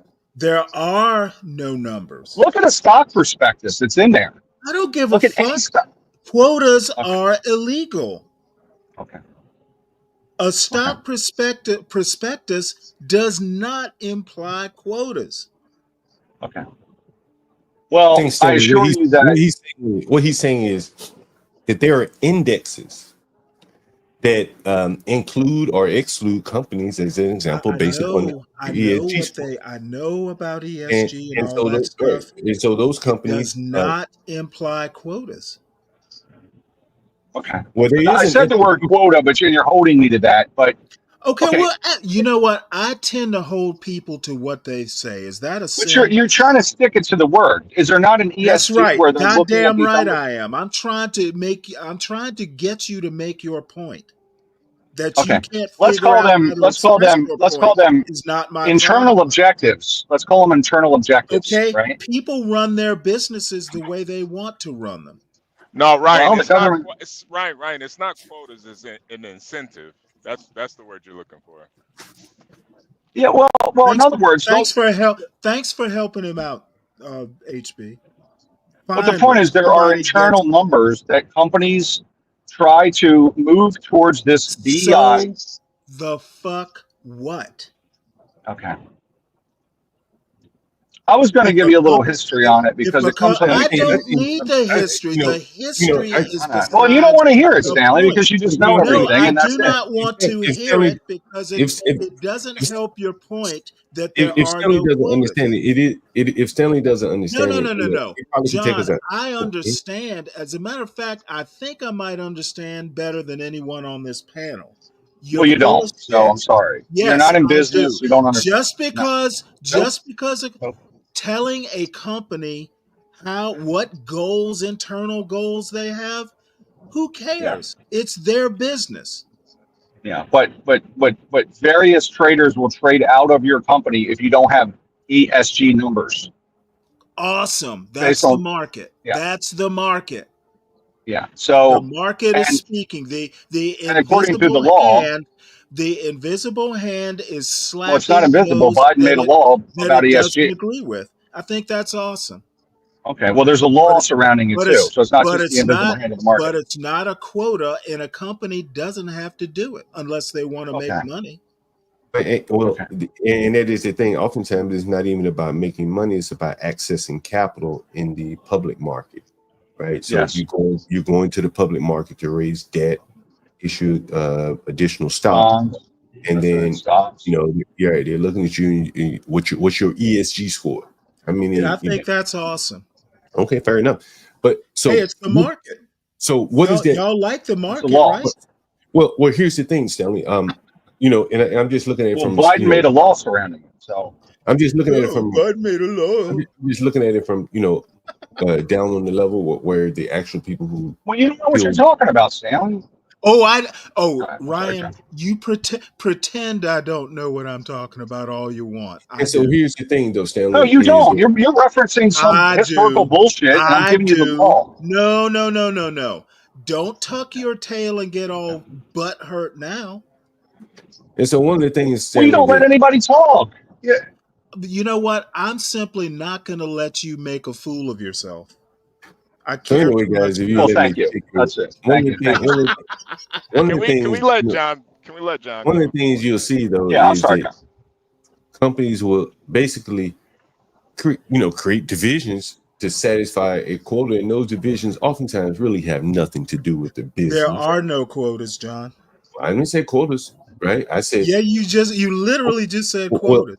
what I'm saying is these companies would create divisions to meet whatever standards to access capital, and oftentimes they can't put the DAI people in mission critical parts of the business because they don't have this talent.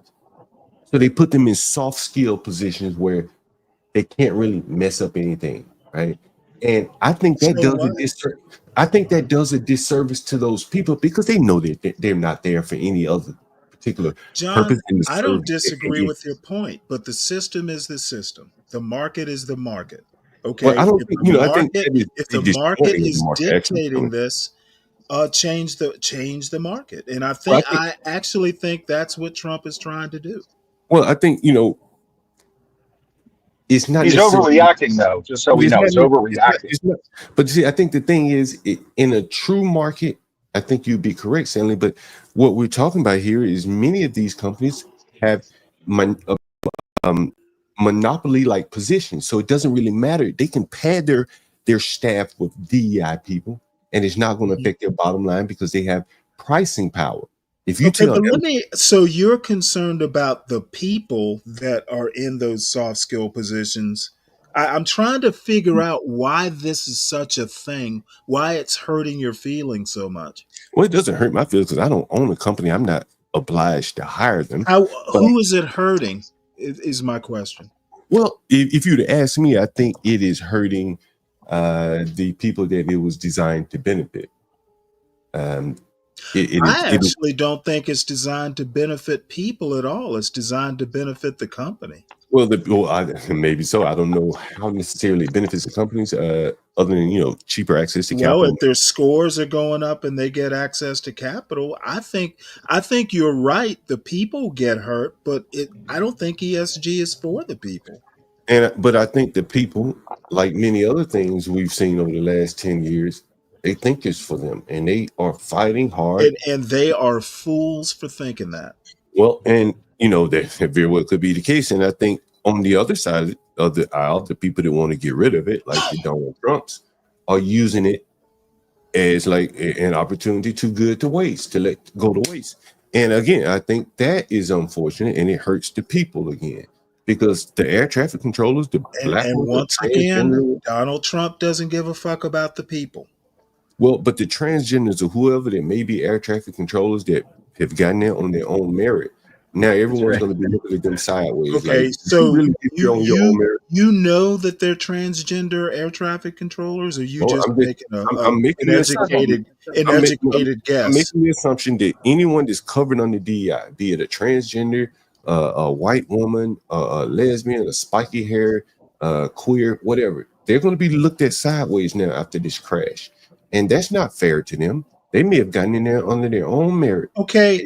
Hold it. We've come to a conclusion that it was DEI's fault? Well, no, we've come to the conclusion that DEI is going to be like a whipping boy for every damn failure of something infrastructure. Okay. Blamed for the failure isn't the same thing as cause of the failure. We don't know what caused that crash. Well, but the people are going to be looking at it, and there will be no more defense of DEI in like really mission critical. Okay, all he's doing is demonizing DEI, and that's basically it. Now, it's going to be funny when it's a white male air traffic controller, and by the time the cause of the accident is determined, we'll have forgotten this press conference, but the damage will have been done. If that's your point, I agree. Right. And I think the damage to DEI is almost that no one can get up here and counter his argument saying, no, we need DEI in air traffic controllers right now. No one can argue that.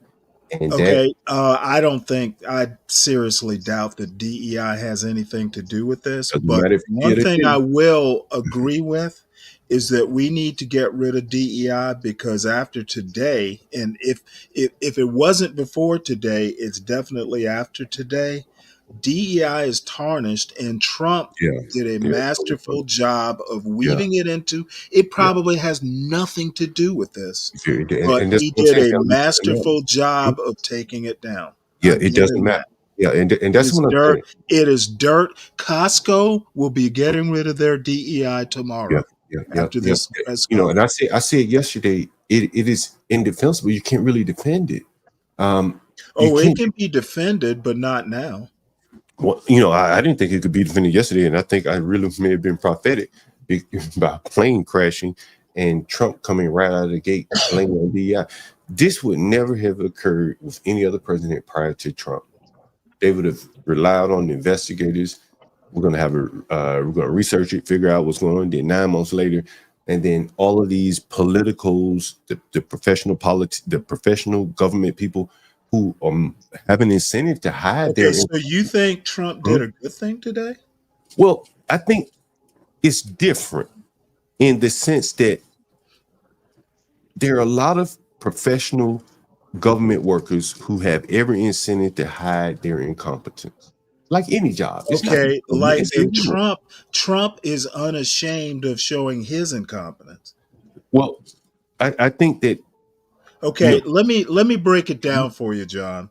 Mhm. Trump got up there to trash DEI. He Mhm. doesn't really give a fuck about the people, the victims, or anything else. His mission today was to trash DEI. Nothing more, nothing less. You know, that could be fair, right? You know, I don't know what he feels about the victims, but I do know this: there are He 530. talked more about DEI than he did Yeah, the victim. he did.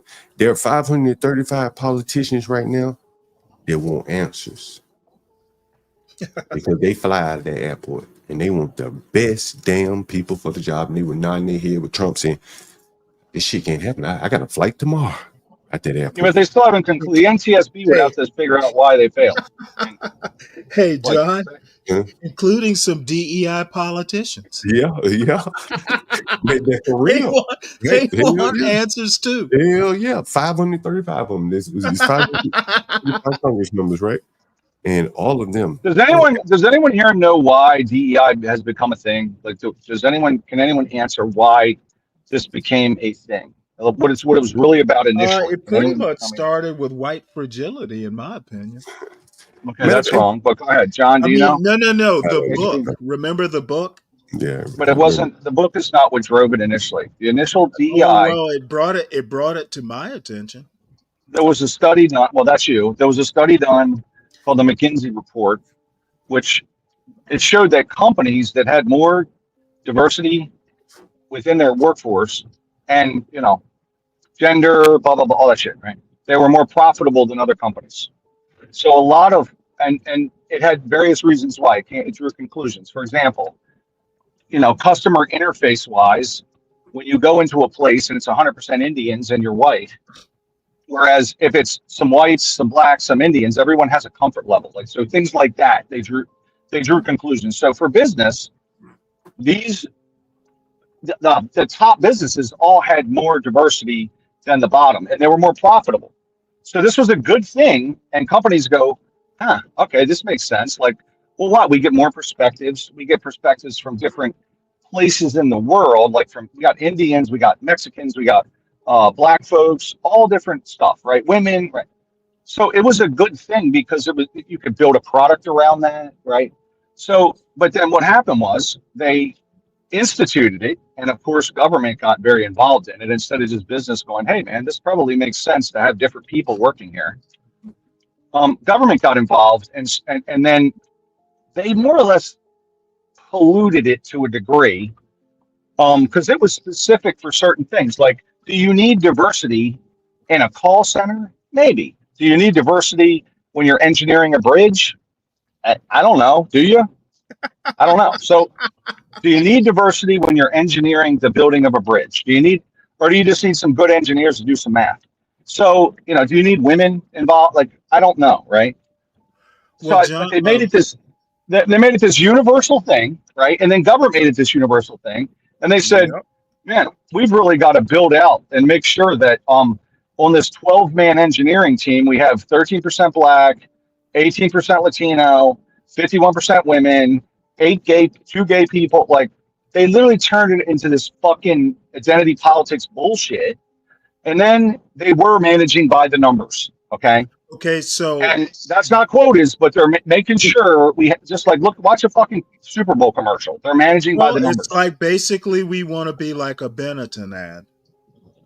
Yeah, Yes, but yes. the thing is, Stanley, again, and I've worked in these organizations where, you know, So it was a there, good thing that turned into polluted. It got convoluted. So anyway, go ahead, Stanley. I'm sorry. Yes. there are a lot of people. I'm gonna tell you a funny story, Stanley. Benetton. When I first moved to DC, I was working at one of the jobs I had was the Postal Service International Operations. I was developing some software there, some tracking software, and then the Amtrak offered me a job to develop some software there in their revenue tracking. And I remember like the first day I walked in, it was an old white guy. And I overheard him on the phone like 8:30 in the morning. He said, yeah, they bring in all these blacks in here for the affirmative action.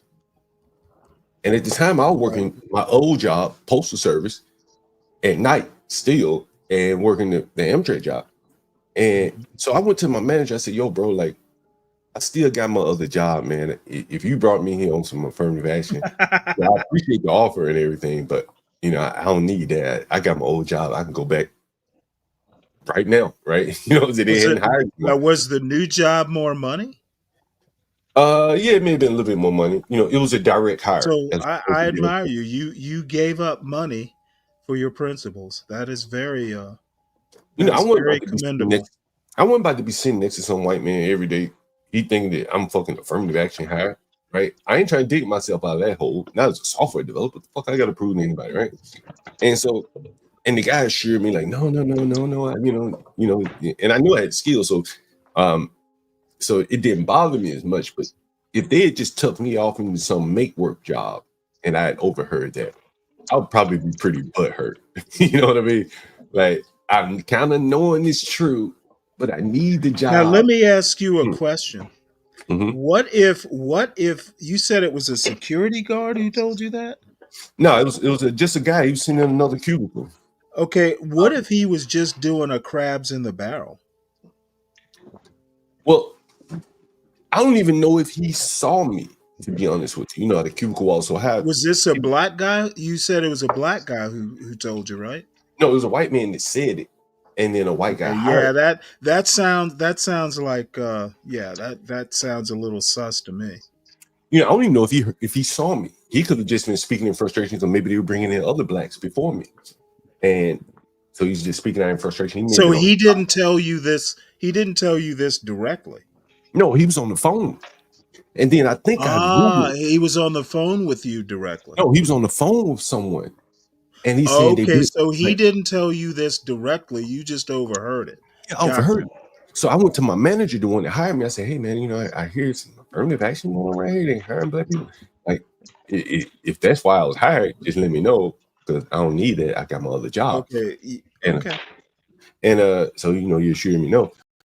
But I'll put it to you this way. I don't know that I would have done the same thing, especially if it was for more money.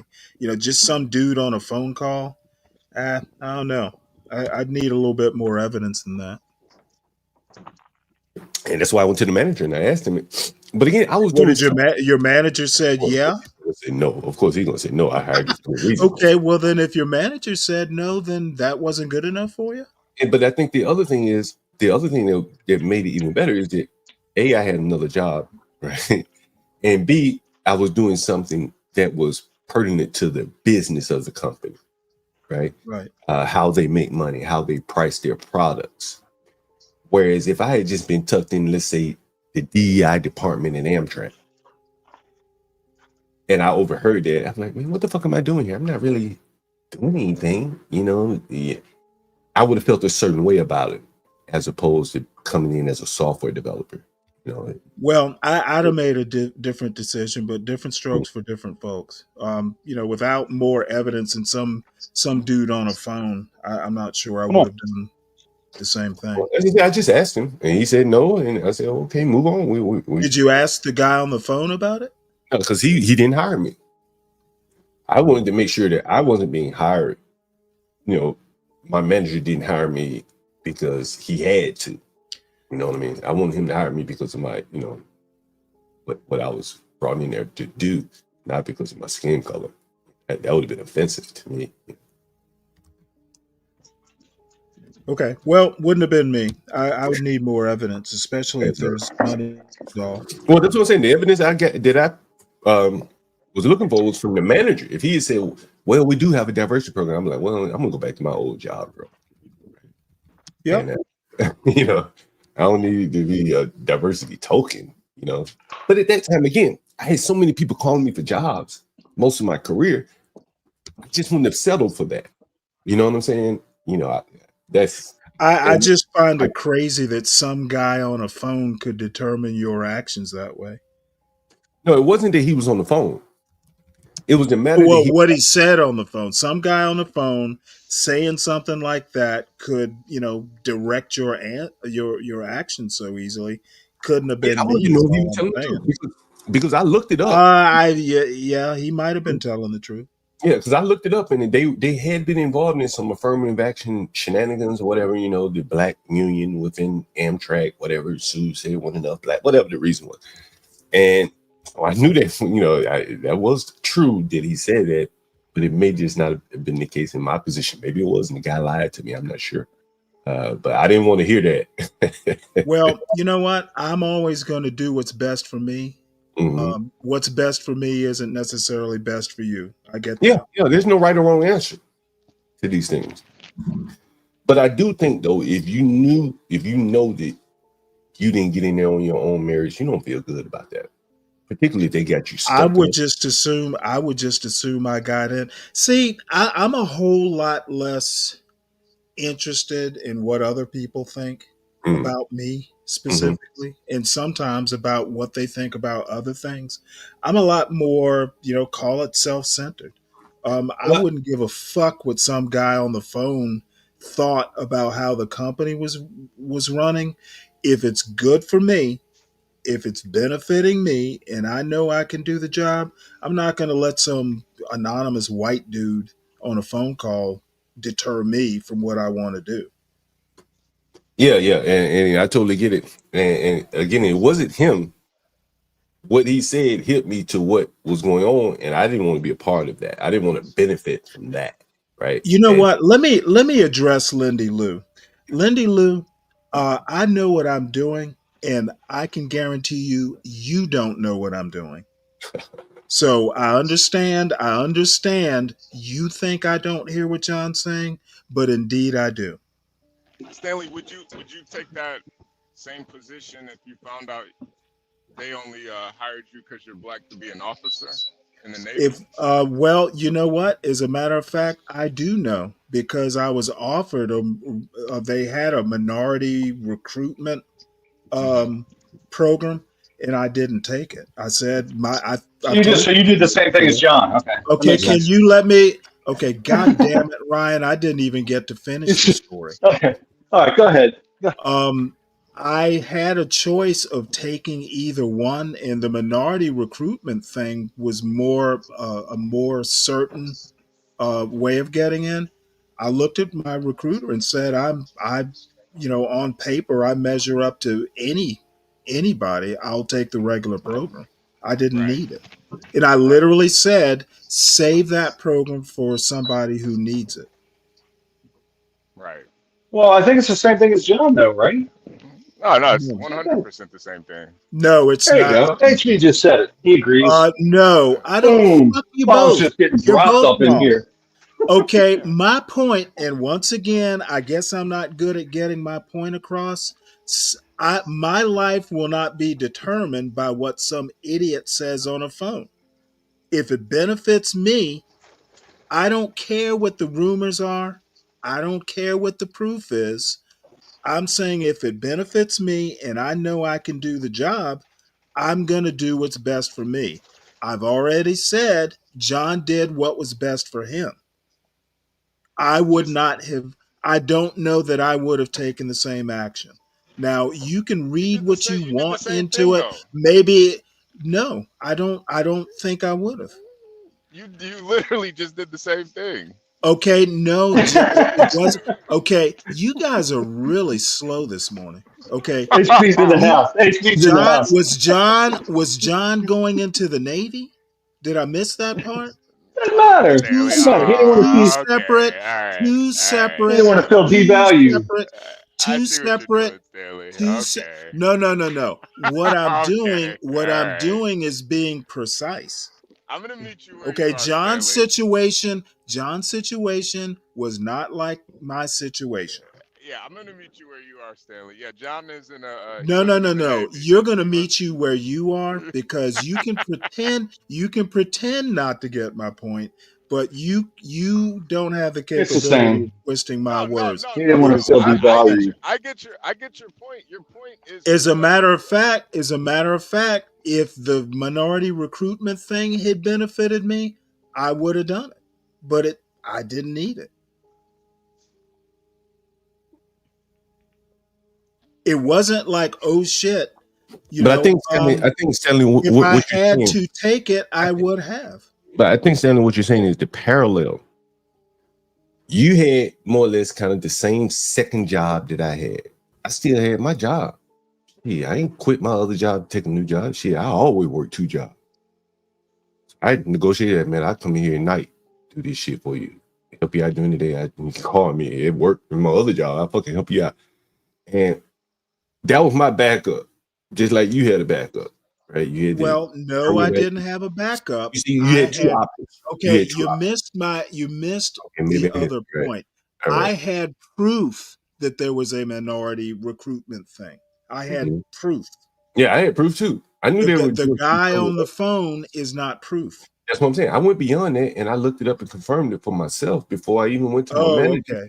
Right, and then I went to my manager. Yo, did you hire me on this shit? Well, I overheard the guy, and I remember he asked me. He asked me, "Do you?" Solid proof. And I remember he asked me, "Is this coming back to me?" He asked me, "Did I want to file like a complaint against the guy?" Like, for what? Like, I ain't got no problem. I don't even know this motherfucker. I just walking in the door. I don't want no problem. I just came in, like you said, give my money, do what's best for me.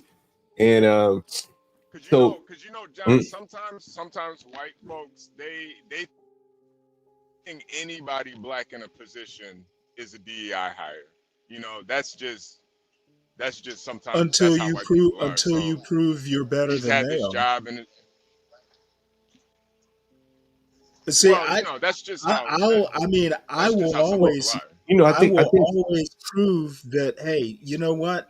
I'll make you look like DEI hire. I think, Stanley, honestly, that is the big problem with DEI is that many of them, as I've said before, are not put into positions to disprove the notion, right? So again, if I create a DEI program and just stuff a whole bunch of trans and blacks and women in there, I may satisfy whatever, I can put them on my website. Ooh, look how diverse we are. But these people know they're not doing anything material to the goals of the company.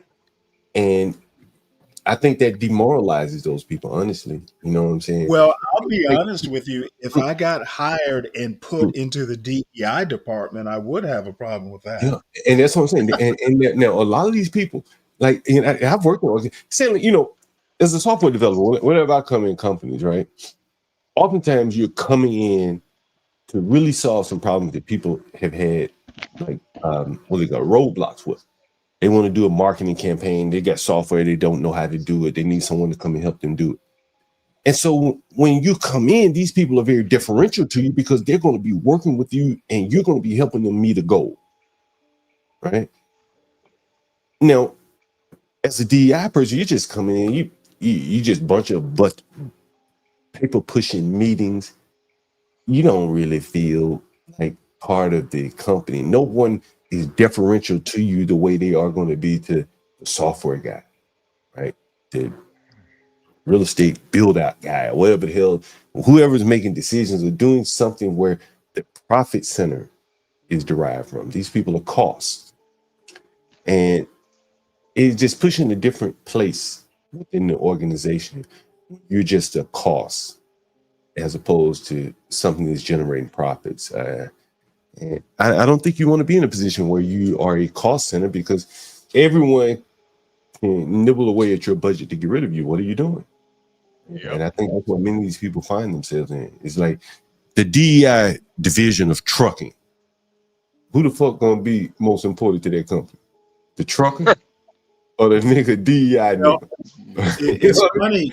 No, Hey, his John, company, man. I'm telling you. I was in a human resources is always kind of, back in the day, it was human resources is always kind of looked down upon as a, as a drain on the costs and stuff until you have a union scare. Then HR comes in and takes over the building.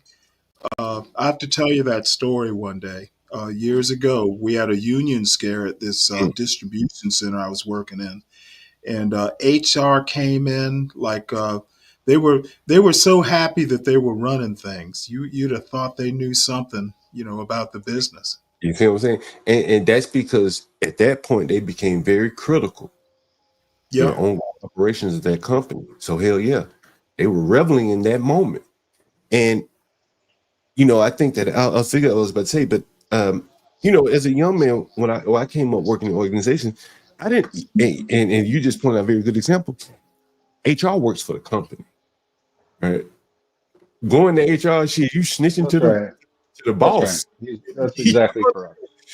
And I think a lot of young people don't understand that. And DEI, if it usually it falls somewhere under the HR umbrella, it really is clearly, as you said earlier, to the benefit of the company, right? They're not going to let a fucking DEI group run a revolution in their company and start doing some shit that be immaterial to it. Right? So basically, they're using it to their own advantage again, which doesn't benefit the masses and serves to smear everyone else with the stain of DEI. You know what I mean? When it really benefits the company, that's the biggest fucking bullshit of it all. Right? Yeah. Most of it is under HR. And then too, it really doesn't even benefit the people it should benefit.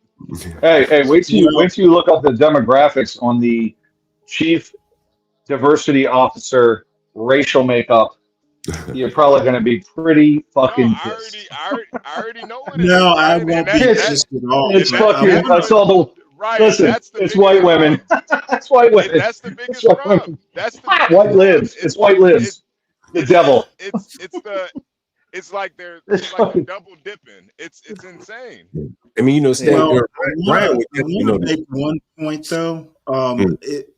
DEI, CRT, affirmative action. It's always funny how things start off effective and then they just get polluted as the years go on and then wind up becoming useless. I often think, something like DEI, I think things like that get conceived in cynicism. It started off in the business world, though, Stanley. It was they truly did a study and said, "Is this good for businesses?" And they found more profitability with women.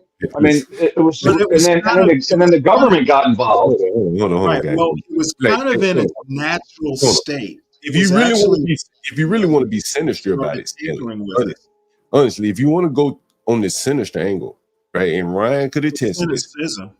Cynicism, right? Man, I've had several white people come to me and say, "Yo, you want to be a minority partner? I'll be your minority. You be the, what's the number? You had to be 5149, some shit like that, right?" Yeah.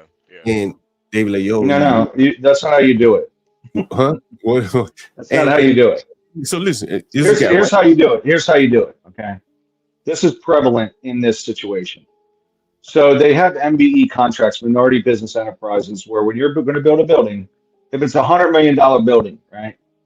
All you got to do is, so they'll say 20% of the contract has to go to an MBE minority. So you be black, you can be Hispanic or Indian often, right? So what'll happen is I'm the general contractor. I'm going to build it.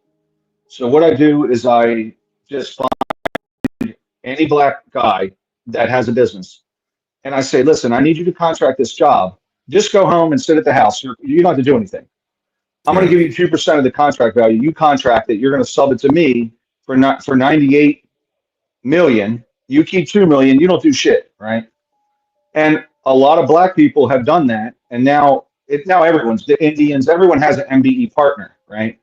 The problem is that black guy doesn't learn anything. He doesn't learn. He's like, cool, I'm black. I'm getting $2 million out of it, right? But he's not gaining. Like, you know, Stanley, I've had a guy come to me, a guy live right on Bradley Boulevard in Bethesda. You probably know what it is, Ryan. Yeah. And so the guy comes to me and he even put a spin on it. He said, it won't be me, it'll be my wife. So you and my wife. Well, women, that's WBE. Yeah. White woman be in business with, we double the minority. Yeah, that's right. And this was just a guy. I mean, he owned the business and he wanted to get government contracts and he wanted to use my face. And if you bring in the element of cynicism, like these people have to like Monte Carlo the situation all the way out and say, we're going to ultimately benefit from this. Our women will benefit from this, or it'll benefit the companies, which will benefit us. Like these people aren't stupid, you know, and maybe they are paying these diversity officers a lot of money, but John, the companies have to be benefiting much more than that. Not being a business person, I tend to kind of look more at from a cultural angle. I just think it's a shame that something that was working in the wild, where companies were just kind of learning this on their own, once they programatized it, or whatever the word is for it, that's when it started going downhill. And, you know, whether it was the government or just whoever, they ruined an obviously good thing. You know, I think the same thing applies with CRT and what you'll see, Stanley. And I know. You're absolutely right. I know CRT and how it started. If you've ever read Derek Bell or heard him speak online, he's nothing like even a Kimberly Crenshaw. This dude actually was a civil rights lawyer. So anyway, I didn't mean to cut you off. CRT, Derek Bell didn't even call it CRT. Somebody else named it that.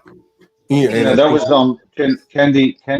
Kendi has nothing to do with CRT. Well, I think somebody wrote a book, Critical. It was Critical Theory, and that became Critical Race Theory. And I think it was Ibram X. Kendi, I think, wrote the book. Ibram X. Kendi did not.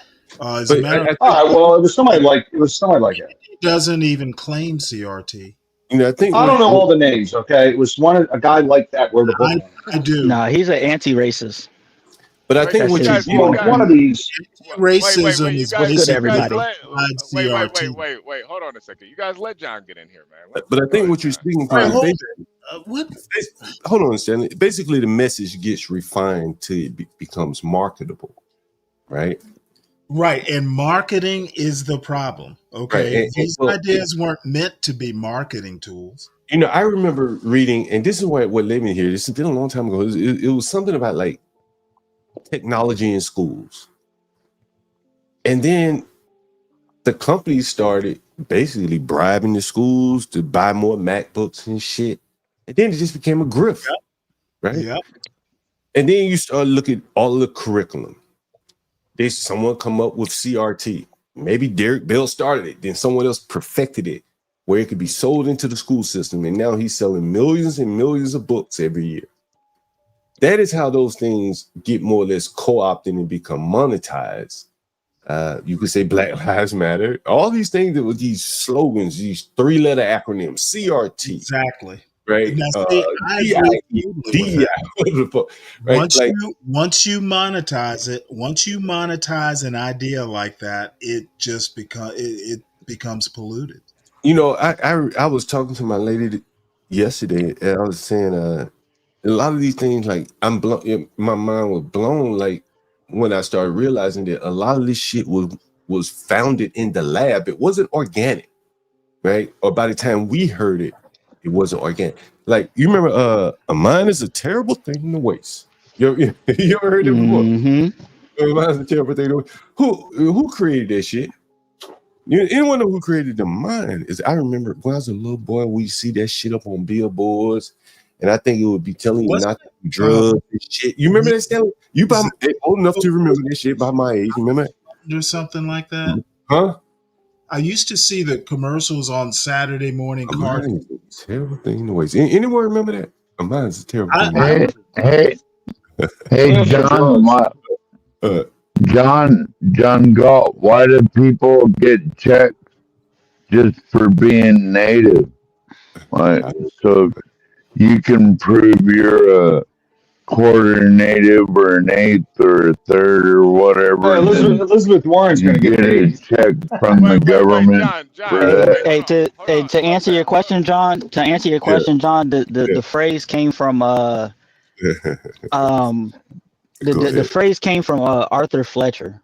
He's the one who created the phrase in like the 70s. Well, if you Google Young and Rubicam, I think it was Young and Rubicam, which is a marketing agency out of, I think it was on Madison Avenue at the time. Right. And did he work for Rubicam? Young and Rubicam?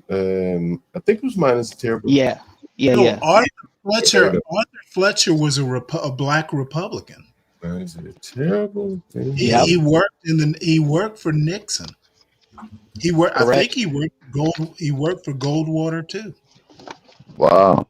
All right, let me pull it up on the screen here just to prove my point here again. You know, I made most of my living in marketing firms, you know, doing software. Arthur Fletcher was a Politico. Can anyone see what's on the screen right there? The marketing firm associated with the slogan, "A mind is a terrible thing to waste," is a Young and Rubicam. Did Young and Rubicam just do it? Nike. Wasn't it Young and Rubicam? Nike? I think it was. Just do it, and a mind is a terrible thing to waste. None of this shit is organic. Negro College Fund. I remember that. I grew up seeing that shit, man. I think it was an anti-drug. Or they weed. I thought it was anti-drugs too. I thought it was anti-drugs. The mind is a terrible. That's your brain. This is your brain on drugs. Yeah. It was an egg. It was an egg. The UNCF is funded Young and Rubicam to come up with the slogan. And it was about college. Gearing people up to go to college. This college propaganda has been around for a very long time, people.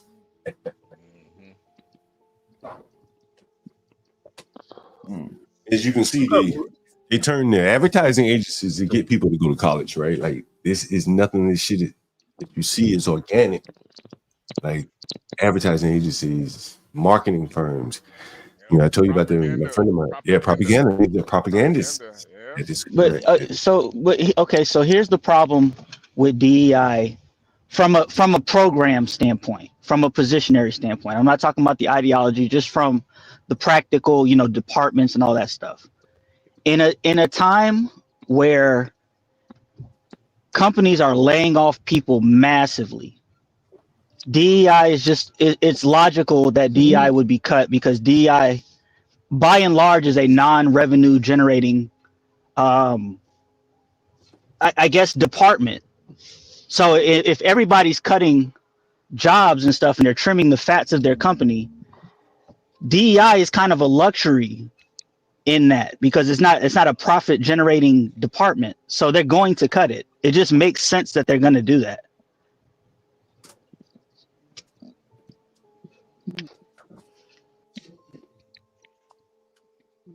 And probably other HR positions too.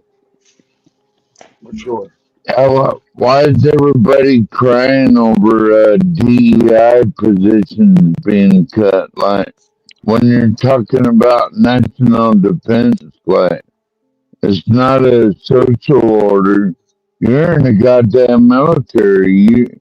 Your body does not belong to you anymore. So, no, none of that. Your mic's a little bit messed up, bud.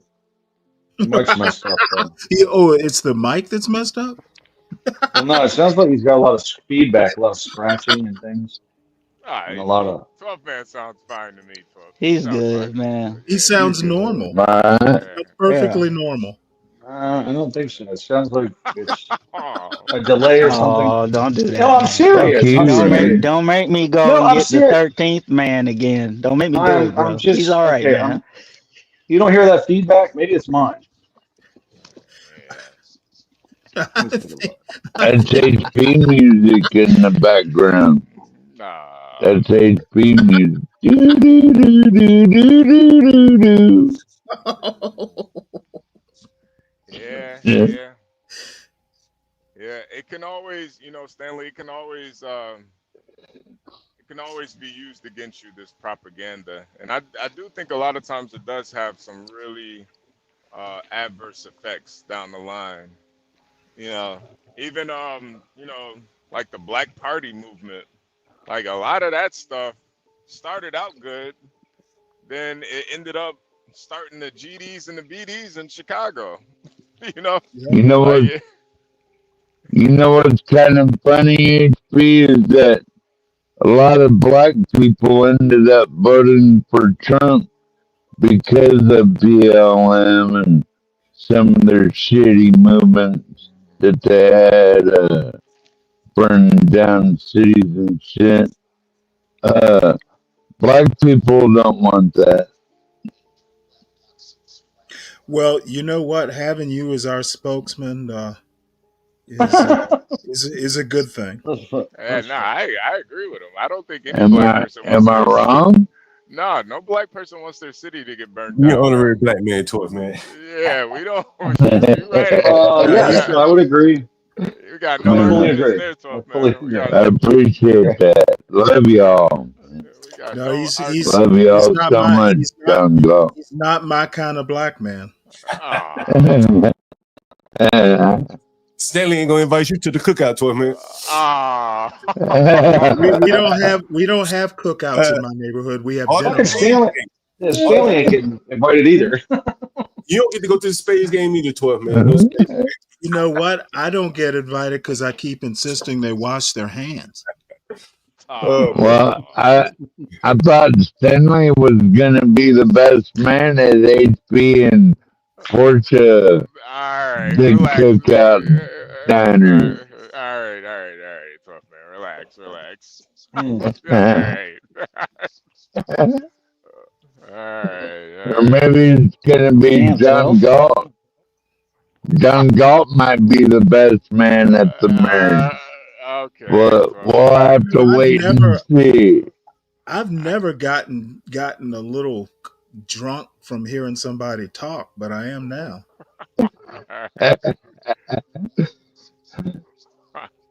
Alright. Well, I'm glad you're not drunk, Stanley. Otherwise, we might not be able to get along. If, like, get me and you in the same room, like, and we're both drunk. I don't know if that'd work. I'd probably end up kicking your ass. Well, you know what? Luckily, that'll probably never happen. Oh my God. Hey, HB, let me play a little something for you. I went by that place this morning where the little boy was killed. Oh yeah, God. He's looking up at us right now, John. And man, speaking of propaganda again, everything ain't what it seemed, HB. You know what I'm saying? Everything ain't what it seemed. And remember we saw him hanging outside the store. Yeah. And then they also said he ran across the street, right? Yeah. He didn't do that. That's not true. What he did was he ran toward home. And I got some conflicting stories about what the fuck he did or what fuck happened down there. And I'll see if I can let you listen to one of them. Give me a second. It's very interesting though. Let me see if I can find it. Let's see. Give me a second. I just had this shit. I just had it. I'm pretty sure I know what he was doing, but he's a dope boy. Here it is. A little boy before? Had you ever seen? Hey, let me ask you a question. Had you ever seen the little boy before? Had you ever seen the little boy? Had he been in the store before? Yeah. But he wasn't shopping in here when he was robbed that day? I don't know. That time I was not. Oh, okay. Is anyone else here? No. Okay, so they robbed him outside. Yeah. They didn't rob the store or anything. No. So they just pulled up, robbed the people, and the little boy took off running and shot him down the street. So he wasn't in the store at all. No, I didn't see. The fuck? I saw the only video clip. Huh? I saw the only little video clip, so I don't know that what happened. Yeah. Have there been other shootings around here? Is it safe to work here? What can I say? What do you think? Take that as a no. Where are you from, by the way? Yeah. Okay. How long have you been working here?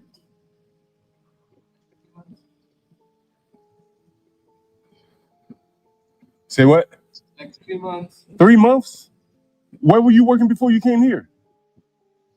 You just got to the States, or you working in another store?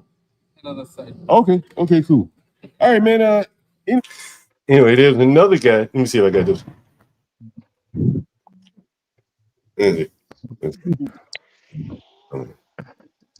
That doesn't sound safe, John. Like, Right. I hear. can't even walk across the street without a little boy getting shot. What the fuck? Where it happened, some people say it happened at the AutoZone, but other people saying it happened right here. I understand that he was robbed around The 7-Eleven. area, and then he was running towards the AutoZone. Yeah. I don't know exactly where. A lot of people say he was running here, but the glass is shot out in the building there. They say his mother may have lived there or something, so he's going home. A very sad story, 14-year-old. It definitely is very unfortunate. Yeah. Praying for him. Yeah. Okay? Damn. He lived right next door to a library, by the way. This woman was heading into a library. God bless her soul, man. God bless her soul. God. Yeah, I got this one guy. Let me see if I get this guy. I want you to listen to what he says, HB. The reading is fundamental. Listen. Hold on. Your niggas in there was saying like brothers, twin brothers. Yeah, 14-year-old killed another 14-year-old. Twin brothers and shit. I don't know if they were twin brothers, but I know it was another 14-year-old boy that got killed. Man, these young niggas, they. What do you think we should do about this fucking? I don't think anything, right, man? I'm a pawn in the chess game. That's a police officer right there. I'm a pawn in the chess game. That's a police officer right there. Yeah. Damn.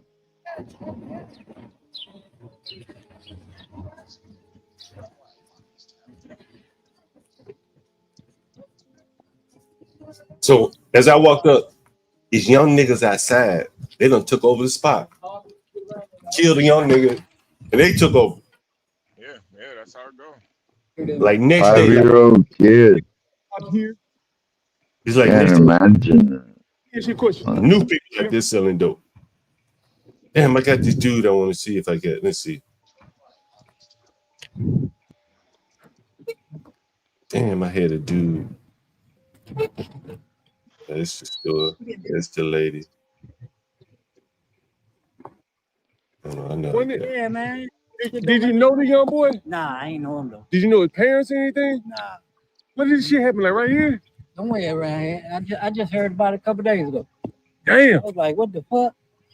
Damn, good. You little young nigga, wasn't it? Yeah. Oh, I gotta take a call. Give me 1 second. We're gonna have a stream on this. All right. And they told him, Marlo told him to tool up, man. Tool up. And the cop was he was spot on, man. He just a pawn on the chessboard, man. Yeah, it's very interesting, man. Like, you know, nobody really give a fuck. You know what I mean? You know what I'm saying? Like, you're moving on, you know what I mean? Next man up, you know. Yep. It was fucking crazy, you know, to see it, you know. Yeah, if everybody just ignores the problem from the street level all the way to the government, what can you do? Just act like it don't happen. Well, it ain't in my neighborhood. That's how most people are. Wasn't me. Yeah. Yeah. It ain't my kid. It ain't my kid. I don't care.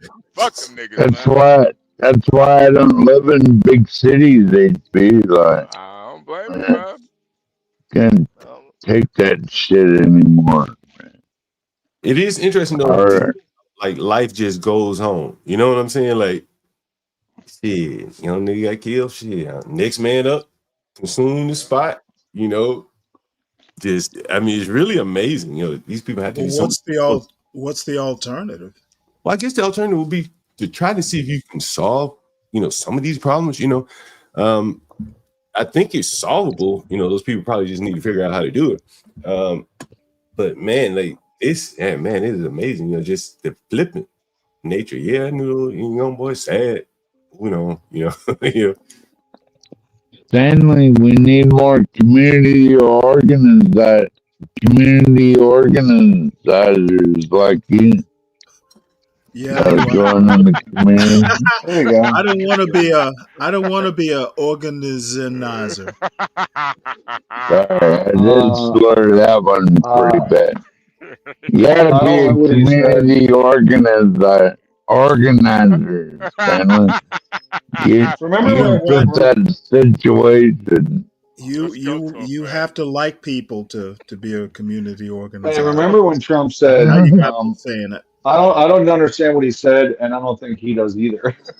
Yeah, the community organizer. My bad. You got it, buddy. So man, I You think got it, buddy. yeah, Samuel Jerome. I was just about to say that. So man, I think you need to take another sip, and then you'll be at that point where you stop slurring. Take one more sip, you'll be good, man. All right, gotcha. 10-4, good buddy. I've been at that point, man. You just need one more Are drink, you and you're in good. Texas yet, HB? Yeah, You in Texas? I just made it back, man. Just made it back. Howdy, All right. howdy. Man, everybody wearing goddamn cowboy hats out here.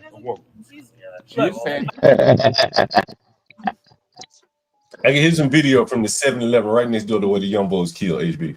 Okay. Like working for a fat, dumb nigger mayor. A woman. Oh, sorry. She is fat. She dumb. My biggest She's problem. mayor. Which one am I wrong? She's fat, dumb nigger mayor. Which one? What is it like working for a fat, dumb nigger mayor? What makes it dumb? Huh? You don't know the nigga, but let's just take out. Let's take out the dumb, right? You wouldn't hit that? You wouldn't hit it? No. But I tell you what's interesting though is that how did you feel about Trump partying on those police officers that killed that little young nigga? They shouldn't have been. You don't think they should have been partying? No. They shouldn't have been locked up for murder. But do you think they should have been locked up for something else? I can see negligent homicide. I can agree with negligent homicide. They ain't even touching them. Do you think the driver that hit the young nigga? Here's a teetering problem with that, right? Like, I don't think they should have been locked up for that. But if we're going to agree that they should be locked up, they definitely shouldn't have been murdered. Remember, we're in the most political city in the country. So like, you're the most niggerish. So anything. People gonna say I said it. I said it. It's nigger. Come on, you know this shit, right? You know it's nigger. Come on, you know it's nigger. You can be honest. I think there's worse cities. Okay. What's it like working? Nobody can see it, man. You'd be like, man, I'm in a political city, man. I better not say that. Listen to this nigga HB.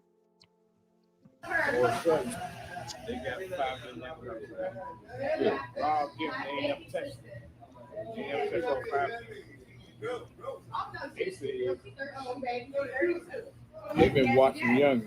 Yeah, 14-year-old. They've been watching young men. 14-year-old boy don't know. Yeah. He come in the store.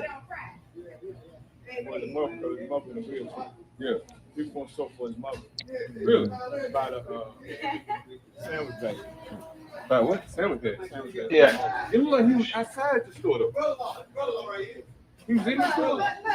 It looked like he was the little nigga that ran when they pulled up. Like when they rolled up, he took off running. That was him? He was at the store. Yeah. Found a sandwich bag. That's what the young Damn, I'm going in circle. When the car pulled up,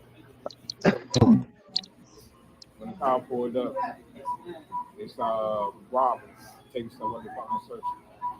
And then whoever doing the video live. You're still buying, but it's cheaper than. About what? Talking about the game about war zone. Oh, he didn't run over there? What did he get killed in? In front of his building. Where? The high rise on the corner. You heard that? He got killed in front of his building. But the news is telling you he ran across the street. Yeah. But we can see as on the video of him running, he running straight to that building, right? Yeah. And I don't know why they lied. I guess it'd be more too dramatic to hear that he got killed right in front of his building. But what's interesting is, and I think I have pictures of it here, is Now, I didn't realize how close I lived to this shooting here. We're coming up on it here now. Oh, this is one anyway, let me see.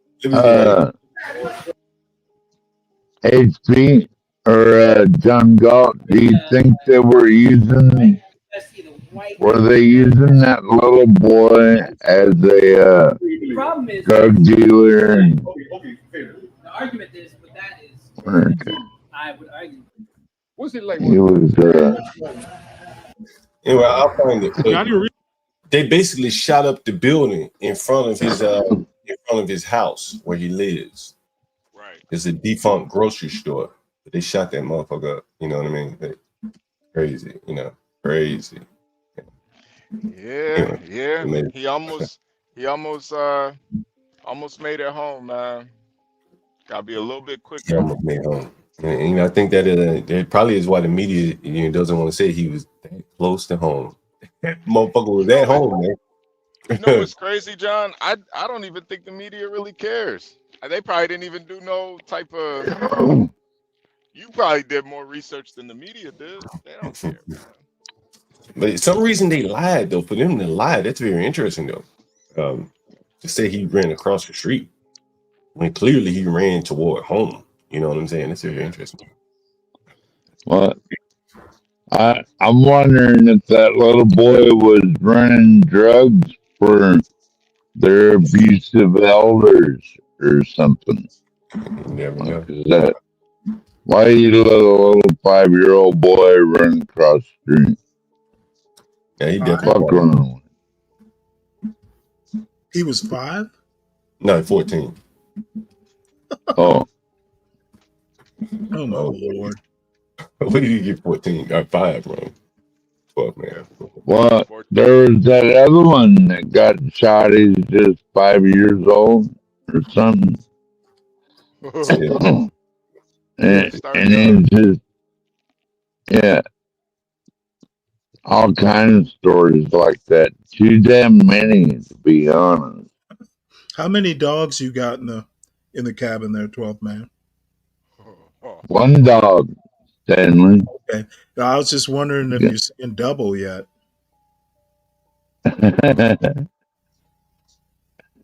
You always got to pick on the white boy. That's how it goes.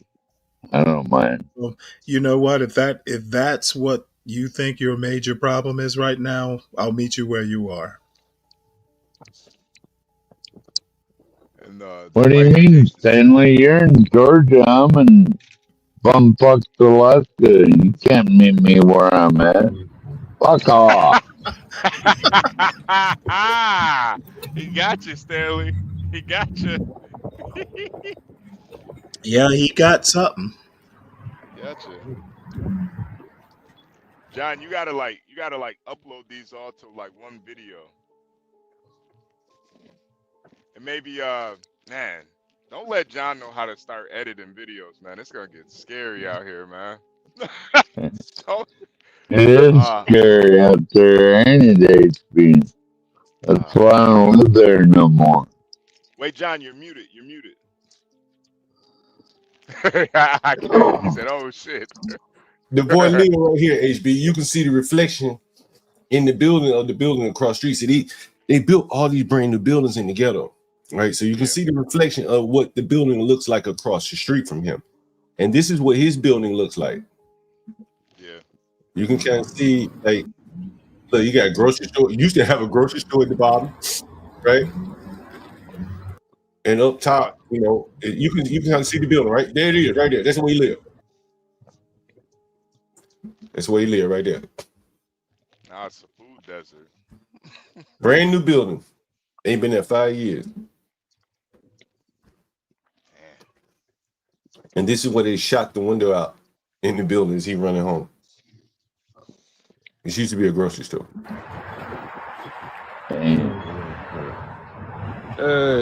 Gunshots from the glass. Gunshots look like shattered the glass here. That's the building right there. That's amazing. Young nigga. Yeah.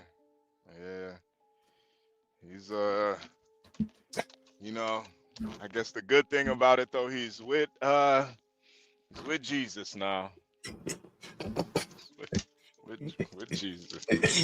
Is Sam Fisher in the league 12 man? Yeah. Sam Fisher's winning right now. He's back at first. He's back at in second place right now.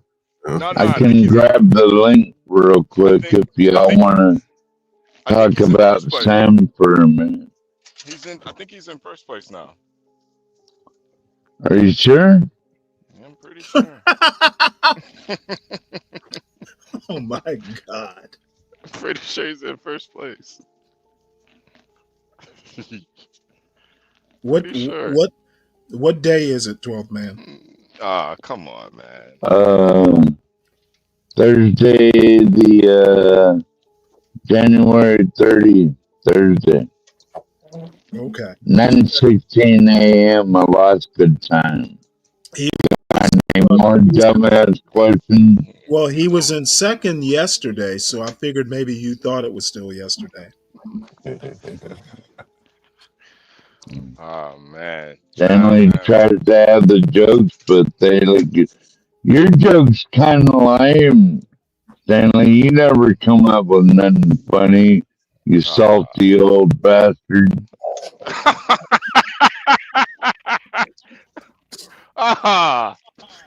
You know what? They're funnier when you're sober. Wow.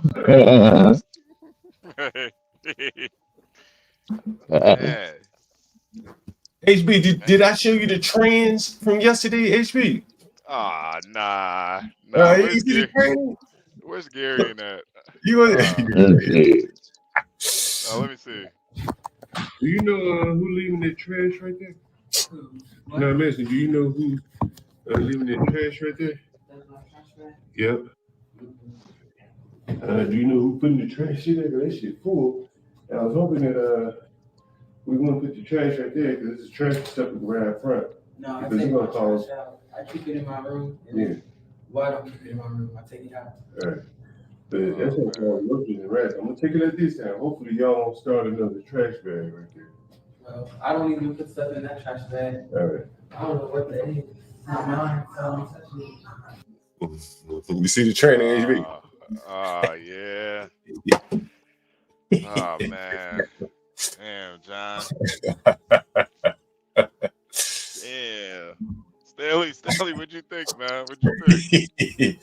But John's running a DEI rental.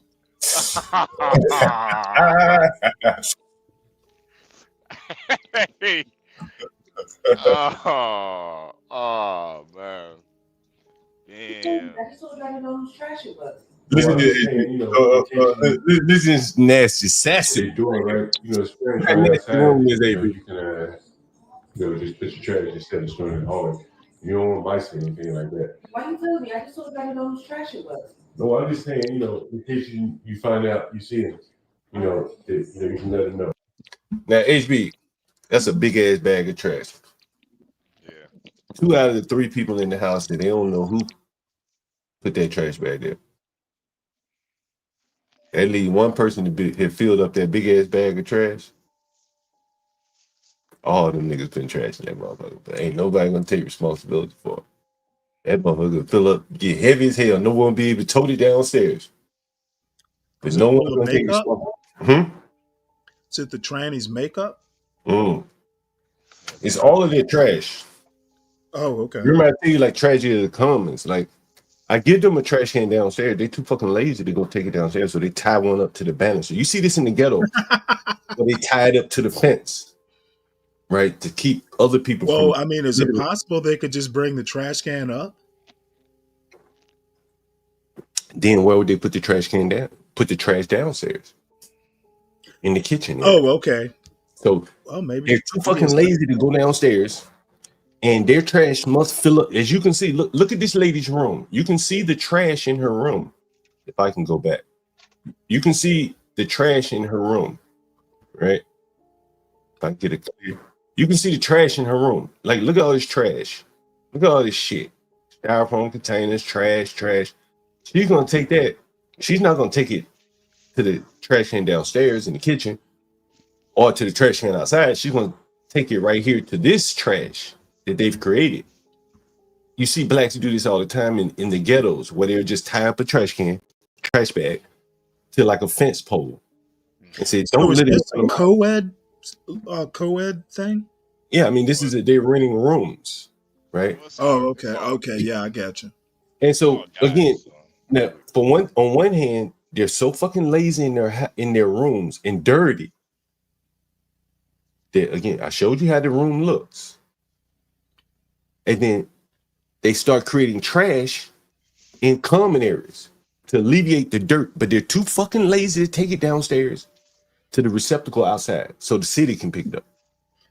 So they'll live in trash. You need to rent to people with more get up and go. Well, the one man in there has get up and go. And here's the interesting thing. The two people live next door, the one with the door open and the one guy that you heard on the phone, his room is right next door. They both went to the same college, but one went to the military initially, I think. Maybe he said both of them went to the military. I don't know. But one has a sorry black woman that's sitting in this room while this man is at work in all this motherfucking trash. Look at all this motherfucking trash. That bitch came to the door with t-shirt and her panties on. She never have any clothes on. She answering the door for a nigga like me with a bra and panties on. And won't even fucking have that room clean when that nigga get back home. This is what I'm saying, man. Like,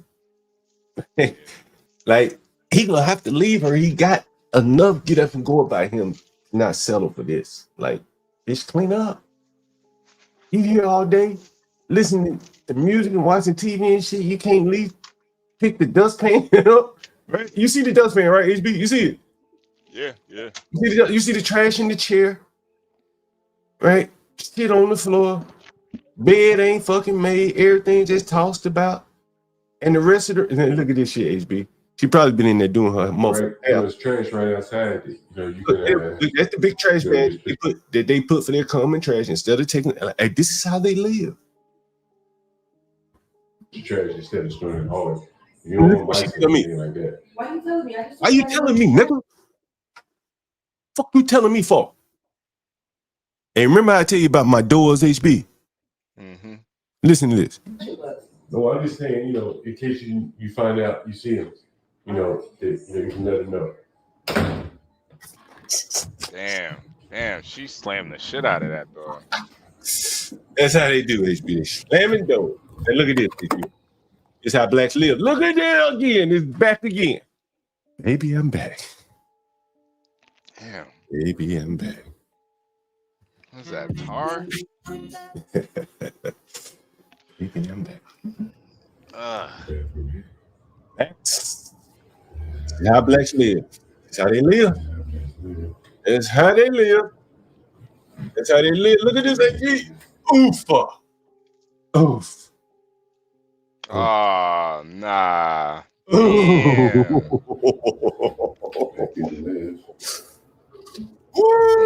AB, that's how they live.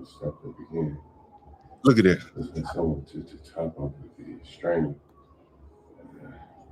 That's crazy. Oh, man, this is nasty, John, man. Oh, man, this is nasty. Just showing you. I'm just showing you what I see. I ain't making it up. I don't have to go make it up. I have to go read no fucking article nowhere and exaggerate the truth. This is them in their fucking element right here. They can't figure out how to throw away trash. They can't come together. And we know at least 2 of these people are educated, and there's a mother in the house. They can't figure, like, bro, if they can't figure this out, this is what I'm saying about Cuba and all that, like, if you can't figure this out, like, the big problems in the world, you don't have a shot, man. You really don't have a fucking shot. And again, this is over and over again. This ain't the same picture. Every time I go over there, I clean up, they right back again. The other nigga clean up, right back again.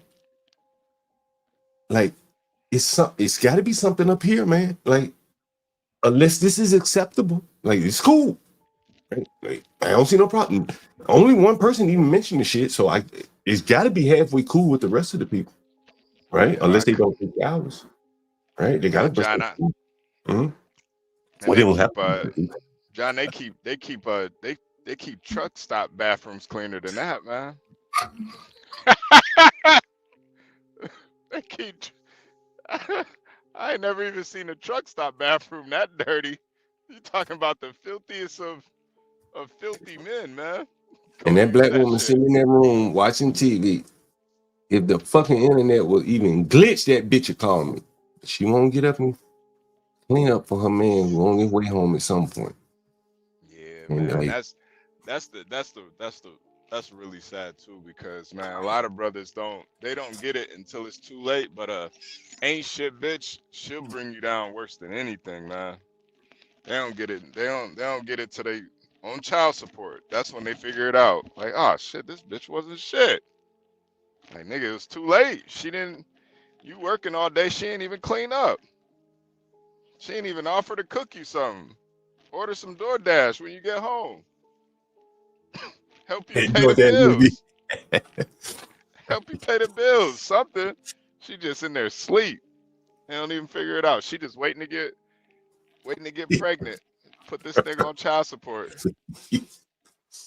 Man, like, it's 3 women in that house, HB. Well, if you count the trainer. That's the best they could do in the bathroom, bro. Man. Say very sad, very sad. You know what I'm saying? Like, and I honestly expect more out of the tranny too. You the one pretending to be a woman. Like, where's the maternal instincts? You're supposed to be a hybrid. You're supposed to be a hybrid. Yeah, you a hybrid. You're supposed to be the first one talking about we need to clean this place up. Your mama was a tranny. Your grandma was a tranny. You know her mama lived there with her. Oh man, damn. So her mama ain't shit either, man. Damn. Mama, she lived there with her. Yeah, they all live there together. They live there. Oh man, this is sick, man. Yeah. You saying the trans woman's mother lives there too? Yeah. Amazing, right? Hey, this shit be really amazing. Yeah. Mama. Say what? Said you ought to write a book, or better yet, a play. We'll call it Rent in the Hood. People keep telling me that. Yeah, man, I got some more. The color rainbow. The color rainbow. That shit nasty, man. That shit nasty. That's why when I hear we and us and I see that, I'm like, nah, the community shit done. You're not part of my team. I don't care. The hell no. It is pretty weird. What happened to the collab this morning, John? Oh man, I was busy, man. I had to clean up a little bit. You know what I mean? Like, I'm snaking the tub. You can tell the tub was snake my Lord. Clogged, and that's just some of the weeds that I pulled out of this motherfucker, man. Like, I mean, like, it really doing serious damage, man. Like, serious fucking damage. Look at this shit, man. Like, they're doing serious damage to the sewer system in America. You know what I mean? Like, and I believe that right there alone it's preventing a lot of them from finding housing, right? You know, because if you're a landlord and you don't have the ability to snake your toilet yourself, like if you gotta call a plumber out each time, nigga, that shit at least 200 every time. These niggas done did that shit twice this week, right? With fucking fake hair, man. Like they are menace to a sewer system. You know, one of the things, Stanley, what really got me going on this topic that I wanted to cover, and I'm gonna cover it for sure, is this right here. I don't know if you guys can see this. Can you see this? Can you see this? Yeah, I can see it. Zoom in on this motherfucker if I can. Guys, this is you see what that is in the window right there. You see what that is, right? Yeah, it's a trash can. Yeah, so I was at the bus stop. I was like, damn, some motherfucker knocked over the trash can. So I went to pick it up. That bitch heavy as hell. That bitch heavy. I tried to pick that motherfucker up. I was like, damn, and I had a bag. I said, damn, this motherfucker's heavy. So I said, shit. Then it made me think, who the fuck kicked it over? He had to put some effort into that shit. Somebody probably hit it with their car.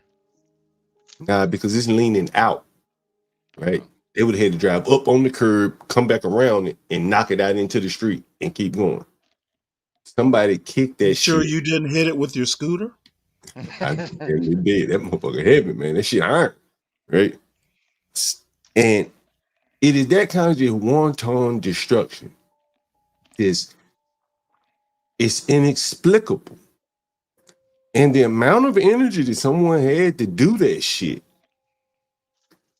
could have been put to something much more productive. Yeah. But it's a lot of energy in the neighborhood put into this right here. You know what I'm saying?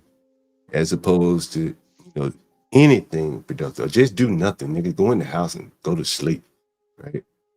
But why you gotta knock the trash can over? What explains that? I don't understand. You know what I mean? But do they sweep the streets at all? Yeah, they sweep. I'm not sure how often they do it, but they don't sweep the streets for big ass trash coming out of the receptacle. That's what the trash man comes to pick up. But again, it's like, why would someone do that? Like, what in his mind would say? Because he probably lives in this area. I'm gonna knock over a fucking trash can in my neighborhood. Probably teenagers. I don't understand that either. Like, again, the energy put into it. I can see if you could just walk up to it, kick it, and it's over. You laugh it off and you're gone. But man, they had to rock that motherfucker. That bitch heavy. Because I tried to pick it up. And I don't know. Put it back? Huh? Yeah, I was gonna put it back. Right? I thought I just been grabbing one hand. I said, oh shit. And then I said, fuck that. Like, the amount of effort it took for me to pick it up. Fuck it. And someone, I guess the city came through and picked it up. But damn, like, again, like the amount of effort to knock it over, like it just overshadows anything they got out of knocking it over. I don't know. Something I don't understand. Yeah, I don't think any of us will really truly understand it, man. The level of just it's like they almost go out of their way to show that they don't care, Yeah. Like I'm saying, like it took a lot of effort to do that shit, right? Like that bitch just didn't tip over easily. They had to rock that motherfucker, and like, why? You know what I mean? Like, I wouldn't even want to touch a nasty ass trash can, and they touching it, rocking it over, crazy. Anyway, enough of that.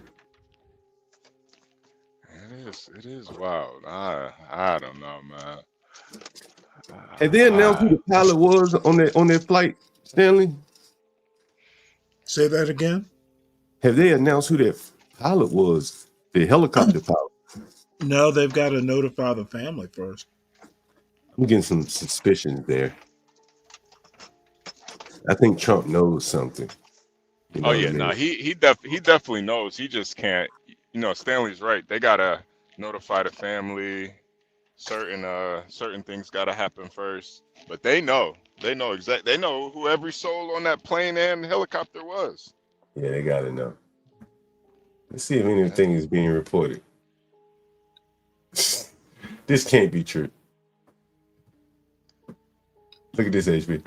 Stanley. Can y'all see that? Not really. I can't. Let's see. Oh National, yeah. National Outreach Program for Diversity and Inclusion, People with Disabilities Program. The People with Disabilities Program ensures that people with disabilities have equal federal employment opportunities. The FAA actively recruits, hires, promotes, retains, develops, and advances people with disabilities. Targeted disabilities and on-the-spot hiring. Some of the targeted disabilities mentioned here has the Secretary of Transportation has a hiring goal of 3%, like a quota, per fiscal year for individuals with targeted severe disabilities. Targeted disabilities are those disabilities that the federal government, as a matter of policy, has identified for special emphasis in recruitment and hiring. The targeted disability. So are you implying that they hire these people for air traffic controller? Well, no, I think what I'm implying is what Trump said implied earlier. And maybe it wasn't Trump, it may have been one of those other guys.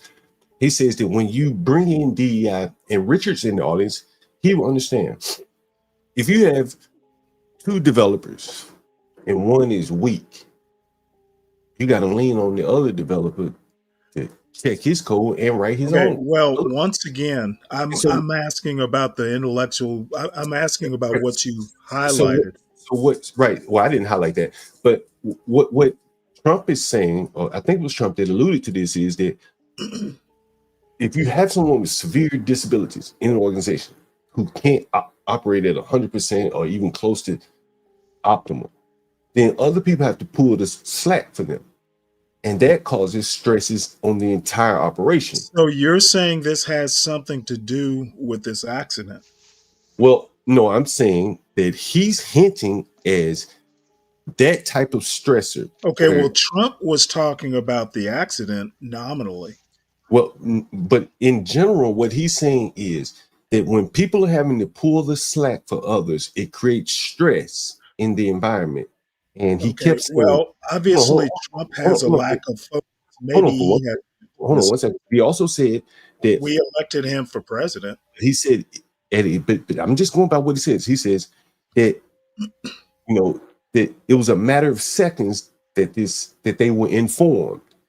In other words, if you kind of, interpreting what he's saying is the stressors caused a delay in the information getting to the helicopter pilot. Okay, so my question to you is what does what Trump said have to do with what's up on the screen and the item that's highlighted? Can you connect those dots? Yeah, sure. The way, go ahead, HB. You about to say something? No, yeah, the FAA implements DEI hiring. Okay, no. Let's not skirt it. What's highlighted is something about intellectual disabilities. Well, yeah. What does that specific point have to do with what Trump was talking about? What did he come out of the gate saying? Yeah. Okay, is he implying that someone involved in the accident had an intellectual disability? No, I think what he's implying is that if this is your goal and your mission and you're spending time on trying to find severely intellectual disabled people to fit within your organization, you are going to, other things are going to slip through the crack. That severely intellectually disabled person, that's a bit of a it's not going to be able to operate optimally, and someone's going to have to pull up, Well, you got a whole DEI department to deal with it. Well, again, why should the FAA be looking for people with partial paralysis? They hire people to do that. There's a DEI folks looking for DEI. Now, the rest of the folks who are actually capable of doing the mission do the mission. Imagine them hiring you by your own admission, John, said these people just kind of get stuck off in the corner doing DEI stuff and really aren't mission critical. So I'm trying to connect all the dots, and what you're saying doesn't make sense in light of what you said earlier. Well, All of them don't get stuck. I remember what you said earlier. All of them don't get stuck in DEI departments. Some of them. Okay, so all of them don't get stuck in DEI. Clearly Gotcha. not. I Right? got Clearly not. You know, they're probably I don't know where you would put someone with intellectual disability or why you would even look to hire someone. The government takes care. You know, there's certain things people can do, like pick up trash in John Galt's rooms. Maybe you should look into a DEI hire to clean up your rooms for you. Well, the government already does a good job at that, picking up trash, security. But in the operations aspect, I don't know if the government. So you're saying someone on this list was operational. That's what it would seem like to me that if the Secretary of State has a hiring goal of 3% per fiscal year for individuals with targeted severe disabilities, and these are the disabilities, you're going to have to make work for them or enter them into the mission critical operation, or put them up in a control tower. Well, maybe not the control tower. Maybe the person that keeps the computer plugged in. Maybe this motherfucker stupid and he keeps the computer. And there could be a million different ways of severe. And I tell you, I'm saying, I'm struggling to connect this with what. Let me tell you a story. About. Let me tell you a funny story. You remember it was a young boy that was here in my house one day. Whole Foods hired him. Fucking simple job, right? Sort the fucking apples. But even in that little simple ass job, you cannot mix and match organic and non-organic. They have to throw them motherfuckers out. And he got fired because he just couldn't quit fucking mixing them up. They all look like apples. He crashed some fruit. Well, but in such a simple ass job like that, man, just go sort some fruit. He has some intellectual disabilities, probably not as severe as one might say, but he couldn't even do that. Imagine somebody in the fucking FAA with a severe disability. Well, hopefully that same guy wasn't sorting planes. And how would you hit that number 3% every year? Where do you go out and find these severely disabled people every year? 3%. That's a quarter. Okay. All I'm going to say, and I'll stop teasing now. What he is doing, if Trump is indeed heading where you think he's heading or saying what you think he was saying, it is very anti-populist. So basically, if you're for the common man, if you're for the man on the streets, the working class heroes, not dealing with people with disabilities is going against what you say you're going to do. And surely these people aren't putting people with intellectual disabilities up in control towers. They're figuring out what jobs they can do and what jobs they can't. I don't buy the way you want to smear this whole thing into a broad point. Well, I think if you have the leader of an organization expressing explicit goals of trying to reach severely disabled people, as he mentioned them, then he's going to have to spend an inordinate amount of time on that versus safety and operations. I disagree with that. Right? They have whole teams to do it. The DEI teams you talked about that are off in the corner, not in operational positions, off in a corner where they can't do any harm to their operations. Well, but let's say the operational team of HR, right? They have an operation where they receive incoming resumes, and now they have to filter them through an additional lens of severe disabled, blah, blah, blah, blah, blah. Like that adds additional time and processing looking for these type of people. Like you're looking for essentially needles. Okay, well, the HR team is not an operations team. But the HR team now spends more time finding the disabled versus the superior. And so now you'd have to prove that to me. Well, they have they had 100% of the time, and now they got to spend some time now trying to find dwarfs you would have to prove that they're spending so much time looking for the intellectually disabled that they're neglecting to find the talented. You'd have to prove that to me. Well, they spend any time versus finding the absolute best for the position, then that's a stressor on the position. Because now they still got to find. I disagree with you. If you got 100%, I think the capacity of the team is not stretched. Well, in that sense, the only way you could accomplish that is by adding additional capacity, a dwarfed team. I disagree that you have to add additional capacity. Well, okay, fair enough. All right. Free zone, HB, go ahead. Yeah. No, I wanted to ask Stanley if you found out that there was a retard in that control deck, how would you feel about that? You know what? I'm going to quote your Lord and Master Trump. That's a stupid question. Okay. If it's good enough for Trump to say it, certainly it's good enough for me to say it. All right. If you don't want to answer, that's fine. Trump didn't answer. Why should I? Well, you're not the president of the United States, but all right. And you know what? You're not a reporter. You're not a reporter in the briefing room. No, Stanley, I get it. It's a tough question. It's not a tough question. It's a dumb question. Like Trump said, I'm going to imitate Trump and not deal with dumb questions. So you would be fine if there was a retard in there. No, I would. I am Trump. I don't deal with dumb questions. So you wouldn't be. You wouldn't be fine with that. Next question. You know what? You really think you're going to smoke me out here? Because I know. Stanley no, you Cross, don't know. You don't know more than you knew Stanley, 5 minutes ago. Officer Stanley, you would not want any of that type. Officer Stanley does not deal with. There is no such thing as a dumb question. There is. But how Trump knows it, and I know it. How is it a dumb question though when the FAA literally employs DEI people? Okay, are you saying that there are DEI people up in that control tower? Yes. Okay, well, I disagree. I don't think you know enough to make that pronouncement.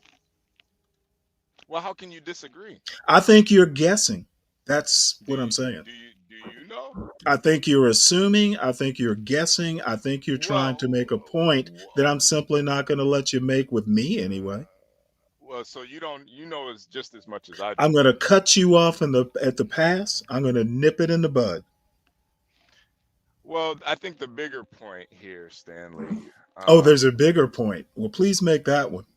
The bigger point here is obviously in certain fields of work. Yes, DEI can be nice, but when you have thousands of souls flying in and out, you can't use DEI to hire these people. And I think that's are you saying that DEI is being used in the control tower, in that helo, or in that plane? It could be. Do you know for sure, or are you just like you, Stanley? I have no clue. All I know is that. Okay, well then, if you don't, it's clueless asking questions of the clueless. You know, honestly, does hire though DEI. So if I had to guess, they might be hiring DEI for janitors, but not the towers. You don't. No, Stanley. You know, I know that and I'm not going to use the words DEI, but I know that there was a strong push a while back because I remember the local reporting here about pushing for air traffic controllers, minorities, and I remember meeting some air traffic controllers in New Orleans, and I remember asking them because there was an article, maybe I'll look it up, about how challenging it is to become an air traffic controller. It may have been focusing on affirmative action at that time, and there has been a push to, add minorities to those high level positions because those are very good paying jobs, and you can't.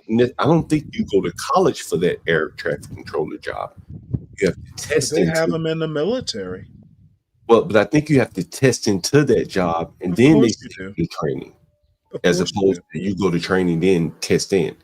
I think you have to test in, then the government invest in you to train you to be an air traffic controller. So as I think about this now, when you listen back to what Trump said, we do psychological testing. Did you hear him say that? We do to make sure they have psychological quality, right? Yep. And what he's saying is, how I interpret from my understanding, having met some air traffic controllers in training, is that the stress of dealing with all those different planes coming in and out, and a lot of that shit is in their head, from my understanding. And a lot of what shit? Define the shit that's in their head. A lot of the air traffic control is in their head. They are keeping track of all these different planes where they are. It's a lot of mental gymnastics, from my understanding. It may have changed now. This is a long time ago when I met them.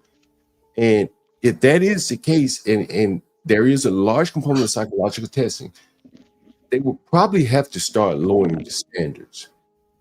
And where that's where you lost me. Well, because the reason why I say this is because I remember reading where they were pursuing more minority candidates as air traffic control. You still lost me. You don't know enough, even by reading, to know whether they raised the standards. I suggest leaving it to the experts or the investigators. We don't know that this was a psychological issue. We don't know. I think. I mean, I know the investigation is still ongoing, so we don't have any facts or anything like that. But so if we don't have facts, let's go on conjecture. Yeah, and conjecturally, I think it has to do with two things. Number one, it has to be a miscommunication and a miscommunication with air traffic control, or a pilot error. Those are the two likely causes. You don't think maybe somebody on the ground sneezed in the wrong way? It has to be one of those two things. No, I'm saying likely causes. Thank you for stating the obvious. Well, he said it was seconds. If you got somebody up there with diabetes or autistic or something, they might have blood sugar might have got a little dropped a little bit. I need some insulin, Can I put it in sports analogies? If you don't mind? Let's go, John. Let's go. Quarterbacks drop back from the pocket from under center. They get snapped, and they typically have 2 to 3 seconds to make a decision on where they go with the ball. Right? Now, this is even more critical than taking a hit from a defensive end, right? You got to get all this shit in order in your head and make snap decisions quickly. And Trump talked about a matter of seconds and things like that. And the difference in this shit could be the difference in the quarterback who recognizes coverage and his the person John is a fucking poet. Versus the person. No, John. You know what? I love the comparison. As I listen to what he's saying, bro, more and more as I listen, he said it took seconds, and then he started talking about psychological, and he came straight out the gate with intelligence. Bro, he shit. Some people might say that's a dog whistle, but he walked you right up to the line where, based upon what he's been briefed on, right now, where he's going with it. Maybe he's wrong, but this is where he is headed with it, right? Okay, so he is heading with it, and we should take it as gospel? Well, no, I'm not saying that, but what I'm saying is we're just looking at things and trying to get an idea of where the direction is going. Again, he had every one of those white men come up there and more or less hold the line, saying this shit is Thank not. God he didn't have a black man up there. It would have thrown the whole thing off kilter. Now, one of the things you've probably heard me talk about in some of the streams I've done is that a lot of white men feel disengaged, thrown out of the economy, things like that. Because of fuck about the white men feeling that way. And you're right. And so this, in some sense, is see, you keep me out of the game. We make things safe, right? And now you got all these prominent, just happen to be white men, who are more or less canning their line. Yeah. Well, fuck all this diversity. You know, some of this shit, we need the best people, intellect. So you're Right. implying that I get black his people, point. you're Right. implying that black people can't be the best and I didn't have. mention race. I think he's saying, give me the No, best. God damn it, you don't even remember saying, look at these white men up here? Well, other than that, I said So they just you're saying you didn't bring in race? well, they just so happen to be white men, and they, I think, Oh. but I do think they represent a message of a lot of white men in America. They feel like they've been pushed out because of Fuck the these. white men in America. Well, That's and why we need an Asian standard. Well, okay. When you say But that, Okay, then that standard that you and Trump want to embrace is second best. Honestly, I think the white man would be fairly okay with being beaten out if the planes weren't crashing into each other because of some I think we need more Asians in the cockpits, and we need Fair more enough. Asians in the As long as they're not air crashing, everybody control. would be cool with that, right? Those second best whites need Right. to be replaced. Right. Replace them with someone better. Nah, they planes go down too. They plane. Replace Where's that Malaysian plane, bro? We still ain't found it. Not At only least when that, American planes go down, we find them. not only that, but the Airlines plane that went down because of cultural differences. I kid you not, that actually happened. It was in the book. Have any of you guys read the book Outliers? Yeah, I read it. I referenced Yeah, it's a it. good That's book. what's his name? I've heard of the book. Chinese guy. Gladwell. Yeah. By Gladwell. They talked about the Korean Air incident in that particular book. Like, a freakish chance of a plane like that going down, but literally because of they misunderstood each other based on cultural differences.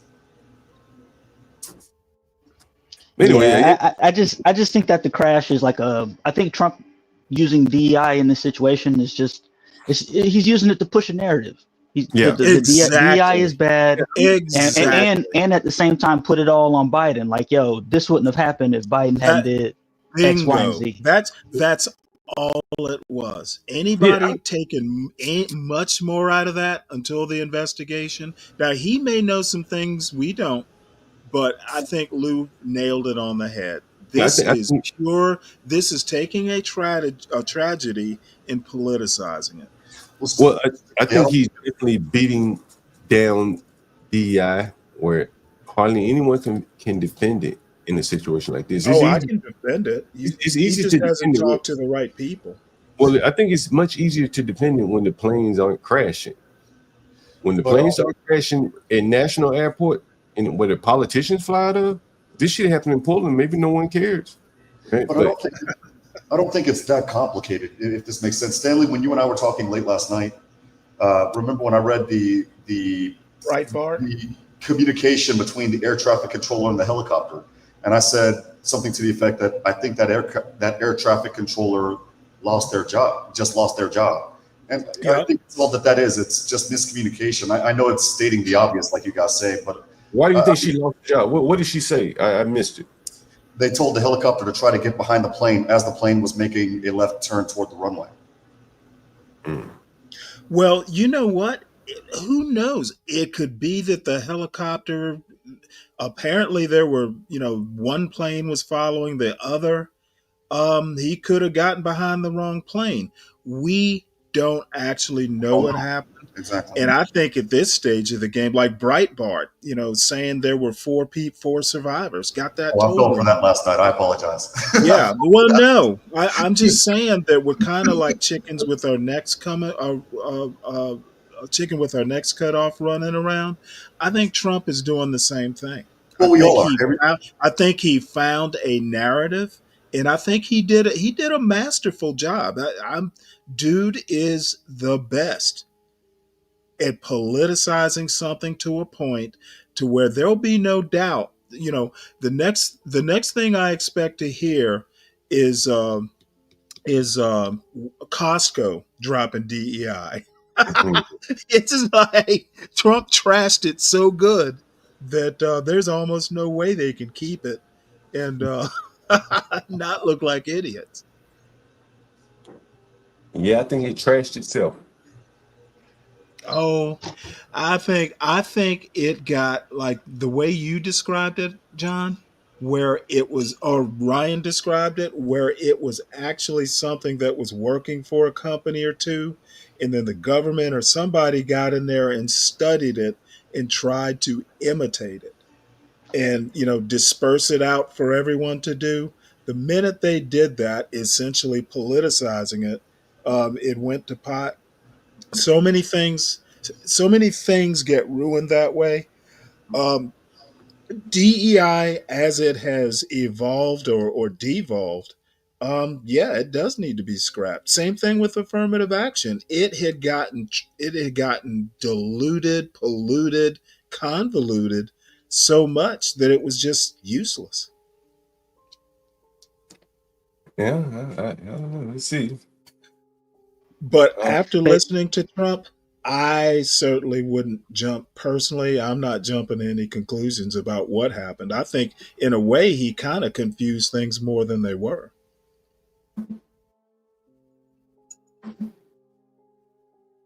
Let's hear a word from the FAA, one of the FAA commissioners. Hi, I'm Brad Mims, Deputy Administrator at the Federal Aviation Administration. We are looking for the best and brightest to join us as air traffic controllers. We need a diverse group of air traffic controllers to bring distinct perspectives to handle the ever-changing aerospace landscape. I'm calling on students and alumni from HBCUs, Hispanic serving institutions, and tribal colleges to apply now to become air traffic controllers. I don't want anyone interested to miss out on this amazing career opportunity. Make sure you complete your full application during our application window. The short application window ends on May 8th. We need a diverse next generation air traffic workforce with people from all backgrounds. So apply now. You know what I find funny about that, guys, real quick? This is my joke about the whole thing. I just found out that the school that I graduated from is no longer a historically Hispanic college university. Now it's called a Hispanic serving institution. You know what the acronym is, right? HSI. You know what HSI is another acronym for? Homeland Security Investigation. I'm sorry. I think that the invitation to fill out an application is perfectly fine. Well, yeah, they do that all the time. They had these job fairs when I was at what's now UTRGV, where you would have the federal government in specifically with Customs and Border Protection, with the Social Security Administration. Now I find that harmless. I mean, applying doesn't mean you become one. No, it doesn't. It's just encouraging you to apply. That's it. And then Solid Snake, what is he talking about? The coordinated attack on those passengers? What? What are you what attack on the passengers are you talking about, Solid Snake? Can you elaborate? Maybe come up and elaborate? Oh, he's saying due to DEI hires. Yeah, the Solid Snakes of the world are buying this hook, line, and sinker.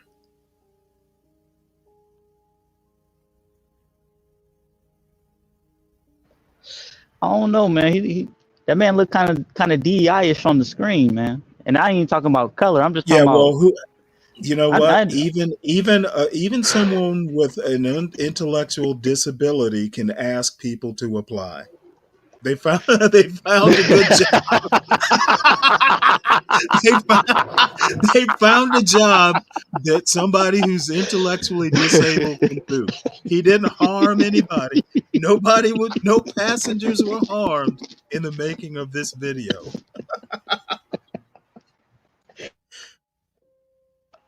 Oh my God, man. Poor Solid Snake. Yeah, I've been hearing a lot of these conversations about the DEI thing the last couple of days, and I've heard a couple white takes on it. I heard an Asian take on it, and then a whole bunch of black takes on it, and then black people are crashing out over this.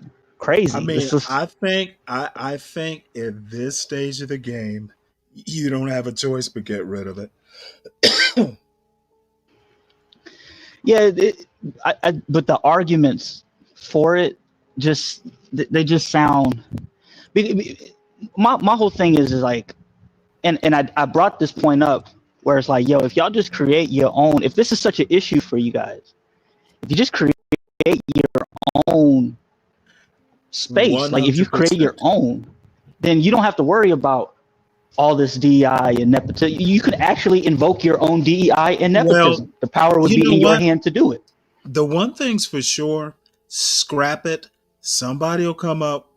I think people actually, outside of the usual suspects, actually want to be diverse. Okay, nobody wants an all white. Go ahead, John. This looks like it's going to be toxic. No, that's Vivek. Is that Vivek on flagrant? Oh my God. Andrew Schultz. This is guaranteed to be toxic. Oh, I don't know anything about him. So is he toxic? Andrew Schultz interviewed Trump, remember? He's a he's a comedian. I don't think I saw that. I don't think I saw that. It's just a joke. It's just a jokester. Yeah, he's a comedian. He's a comedian of like the old. Well, I don't even know if I could say of the old way. Like he's got that where he looks to. Dice. Isn't he like the new Andrew Dice Clay? Nah, he's not that. Nah, he ain't that bad. Nah, I wouldn't say that. But he's one of the edgier comedians of this time. You know what I mean? Because everybody, like, there's not a lot of funny comedians, and he's the only reason why he's noticeably funnier than everybody else, which isn't really saying much, is because he pushes. He pushes the envelope in a way that other people don't. You know, he does look like Groucho Marx. Well, let me play this. I think it's about right here. Maybe about right here. Let's see. I think this is it. The joke is that haircut Vivek has. Now I'm playing this at one and a half speed. You need me to speed it up or slow it down. I don't want to get copyrighted. So I don't know if you copyrighted or not. So this one. It's like Elvis. It's like an Elvis haircut. We're gonna play it like 5 seconds here. Listen to Vivek. Yeah. Maybe put down the Twitter account for a little while. It's not right there. Must be right here. Which is that actually there's some IQ differential. Here it is. Actually, there's some IQ. Actually, the thing that pissed me off. Yeah. So the thing is, the thing that pissed me off is actually a lot of people started saying the thing that you were saying, which is that actually there's some IQ differential in other countries versus the U.S. I don't think so. Actually, we got to be the smartest. I think that if anything, we are, because we have a good selection bias of who comes here. Yeah, native IQ, but there's a big problem. So if we have at least no less smart and probably smarter on average than most countries, if not all countries, because of the selection bias of who comes here. Yet in 8th grade, you're still saying it's the immigrants that come here to make us smart. No, I mean, then still saying that. Just say if you wanted to know, you want to know how say white Christians are the smartest, and everything will be okay. Okay, just say it. Just say Christ is king and we're the smartest. There's a problem, man. What do you say? Just say Christ is king and we're the smartest. And you're like, I want to visit here, and you're on vacation with your family. Yeah. Maybe put down the Twitter account for a little while. Where were you on vacation? You were in Brazil, and I was just like, you saw them working, you were like, nah, these motherfuckers. Well, so the thing is, the thing that pissed me off is actually a lot of people started saying the thing that you were saying, which is that actually there's some IQ differential in other countries versus the U.S. I don't think so. We got to be the smartest. So he said there's no IQ differential between the U.S. and other countries. I would say there is, probably. Yeah, you would be an expert, just like Vivek. I mean, okay, they have global IQ scores. I'm sure there is. It depends on how much education you have in your country. You know, if you got a highly educated, you said you would say there is, and I'm just pointing out. The average grade. I'm just pointing out. Obviously. Just pointing out that you're not an expert. It's just an opinion. Well, you can probably look it up. Why bother? I'm not interested. Yeah. Educational attainment is probably one driver.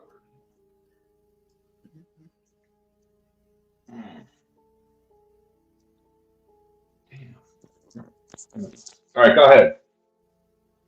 All right, I'm waiting for John. He played it. I was wondering what his comment was.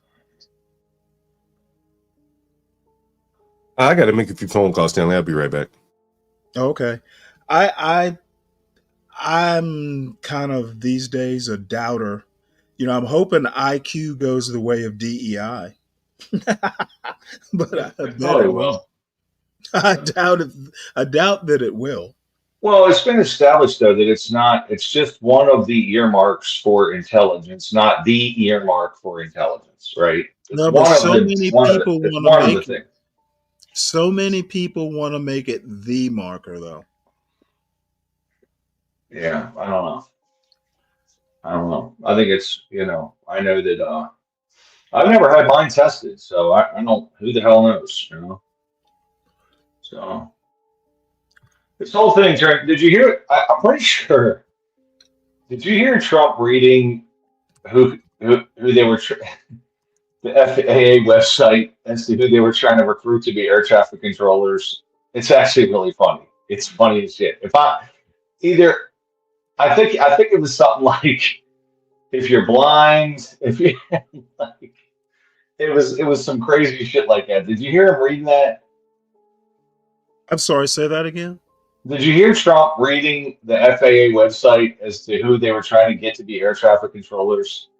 Yeah, I heard. It was like if you're blind or a dwarf or you're it's like, look at this shit. This is crazy, man. Like we're really seeking out persons that are quadriplegics, that are blind, with short haircuts. Just like ridiculous. Like, come on, man. You can do better than that. You're assuming they're looking for them to be air traffic controllers? Yeah. It was like you should apply if you're blind, if you're okay. It was trying to okay, but listen, Stanley. Again, there's more than one job. There are people that sweep out the control towers too. No, I get that, and it was just in trying to be inclusive. It was amusing how the list was, right? And trying to be inclusive. Why was it amusing? Why did you find it amusing? Dude, it was like just every possible thing. You know what I mean? If you're missing a fucking arm, I mean, like it was just a list of shit. I'm like, how about just say everybody fucking apply? Just say that everyone apply, please. We need people to apply. Now you're right about that. I have to give you credit. Everybody fucking apply. Like, why do we got to make a list of shit? Like who cares? All are welcome to apply would have been. All are welcome. Yeah, brevity is good. I agree with that. Yeah, I just think it's kind of so, but that's But like I said, the initial thing was in business. They expanded it, government grabbed it, and then the next thing you know, it was just they put their own stupid distortions in it, and then. This whole thing, I think the initial thing was written in like 2011. It's that old. And then here we are 2020. And by the time it hits, the federal government's level, it's just wildly distorted. And, but a lot of these companies have been instituting this kinds of thing because it's good for business. Like in 2015, nobody's even talking about it, right? And businesses are like, hey man, here's a great strategy. We should probably have people all these different viewpoints, all these different perspectives and customer interfaces and blah, blah, blah, And then that's what the government overdoes everything. And now we're getting ready to overdo it. Let's get rid of all of DEI. Okay, there we go. Let's do that. Let's go all the way back. Let's totally get rid of every single possible thing. Well, the problem, I think you almost have to get rid of it now. It's just another over adjustment from a fully closed lockdown border to a turnstile at the border, right? Like it's just wild sweeping change. Well, come on now. America doesn't do anything by half. Oh, they don't, do they? Everything has got to be, Hey man, we want to stimulate the economy. Let's double the deficit inside of 3 years between Trump and Biden, right? Let's double the deficit it's taken a lifetime to build. Let's double it in 3 years. We got to do it. So no small steps. So anyway, I don't know, man. Well, we're a nation. We're not a nation of laws. We're a nation of cowboys. Yeah, there's some truth to that, maybe, right? God bless the USA, man. Hey, man, nobody's trying to. The moderates don't get elected, man. You got to have the most extreme You know. Amen.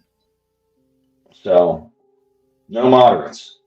Get rid of them. Well, now I have to say, being one myself, I mean, we do tend to let things see, and actually, I'm thinking about it. Sometimes you just got to let things play out, and America doesn't like to let things play out.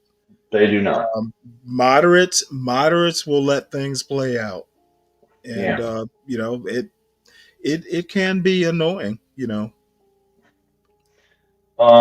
Yeah. I would say that from a governmental standpoint, I would say that they like to hold on to things longer than than they need to. And this isn't everything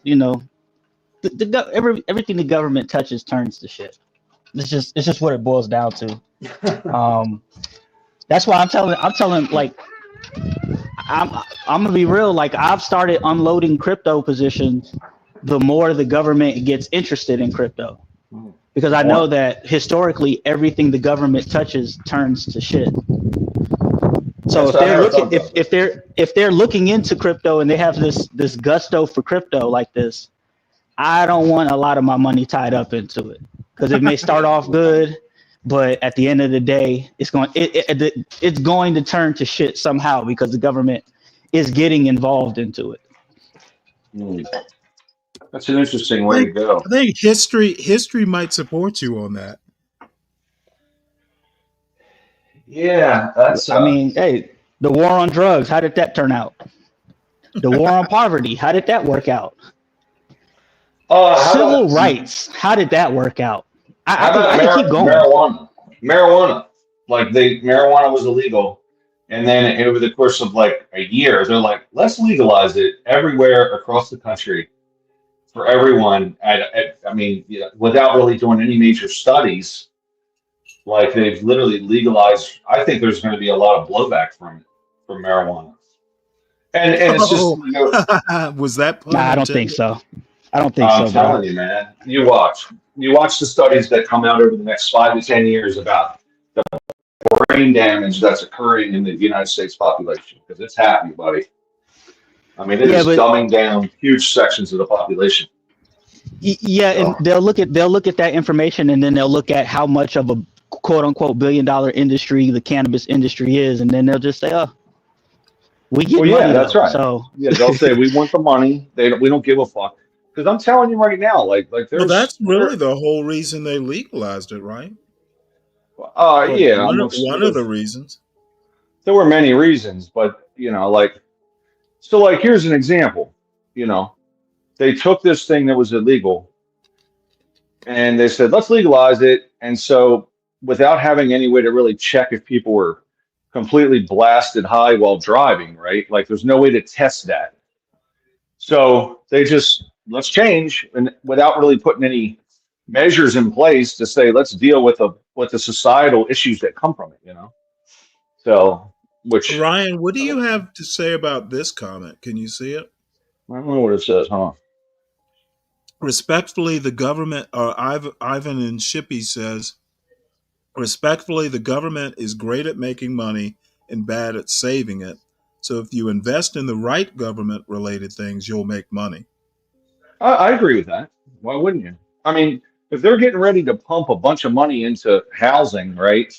We're going to build everyone a house. I would buy the shit out of land and everything, because there's so much dollars. Yeah, but that's not investing in government things, though.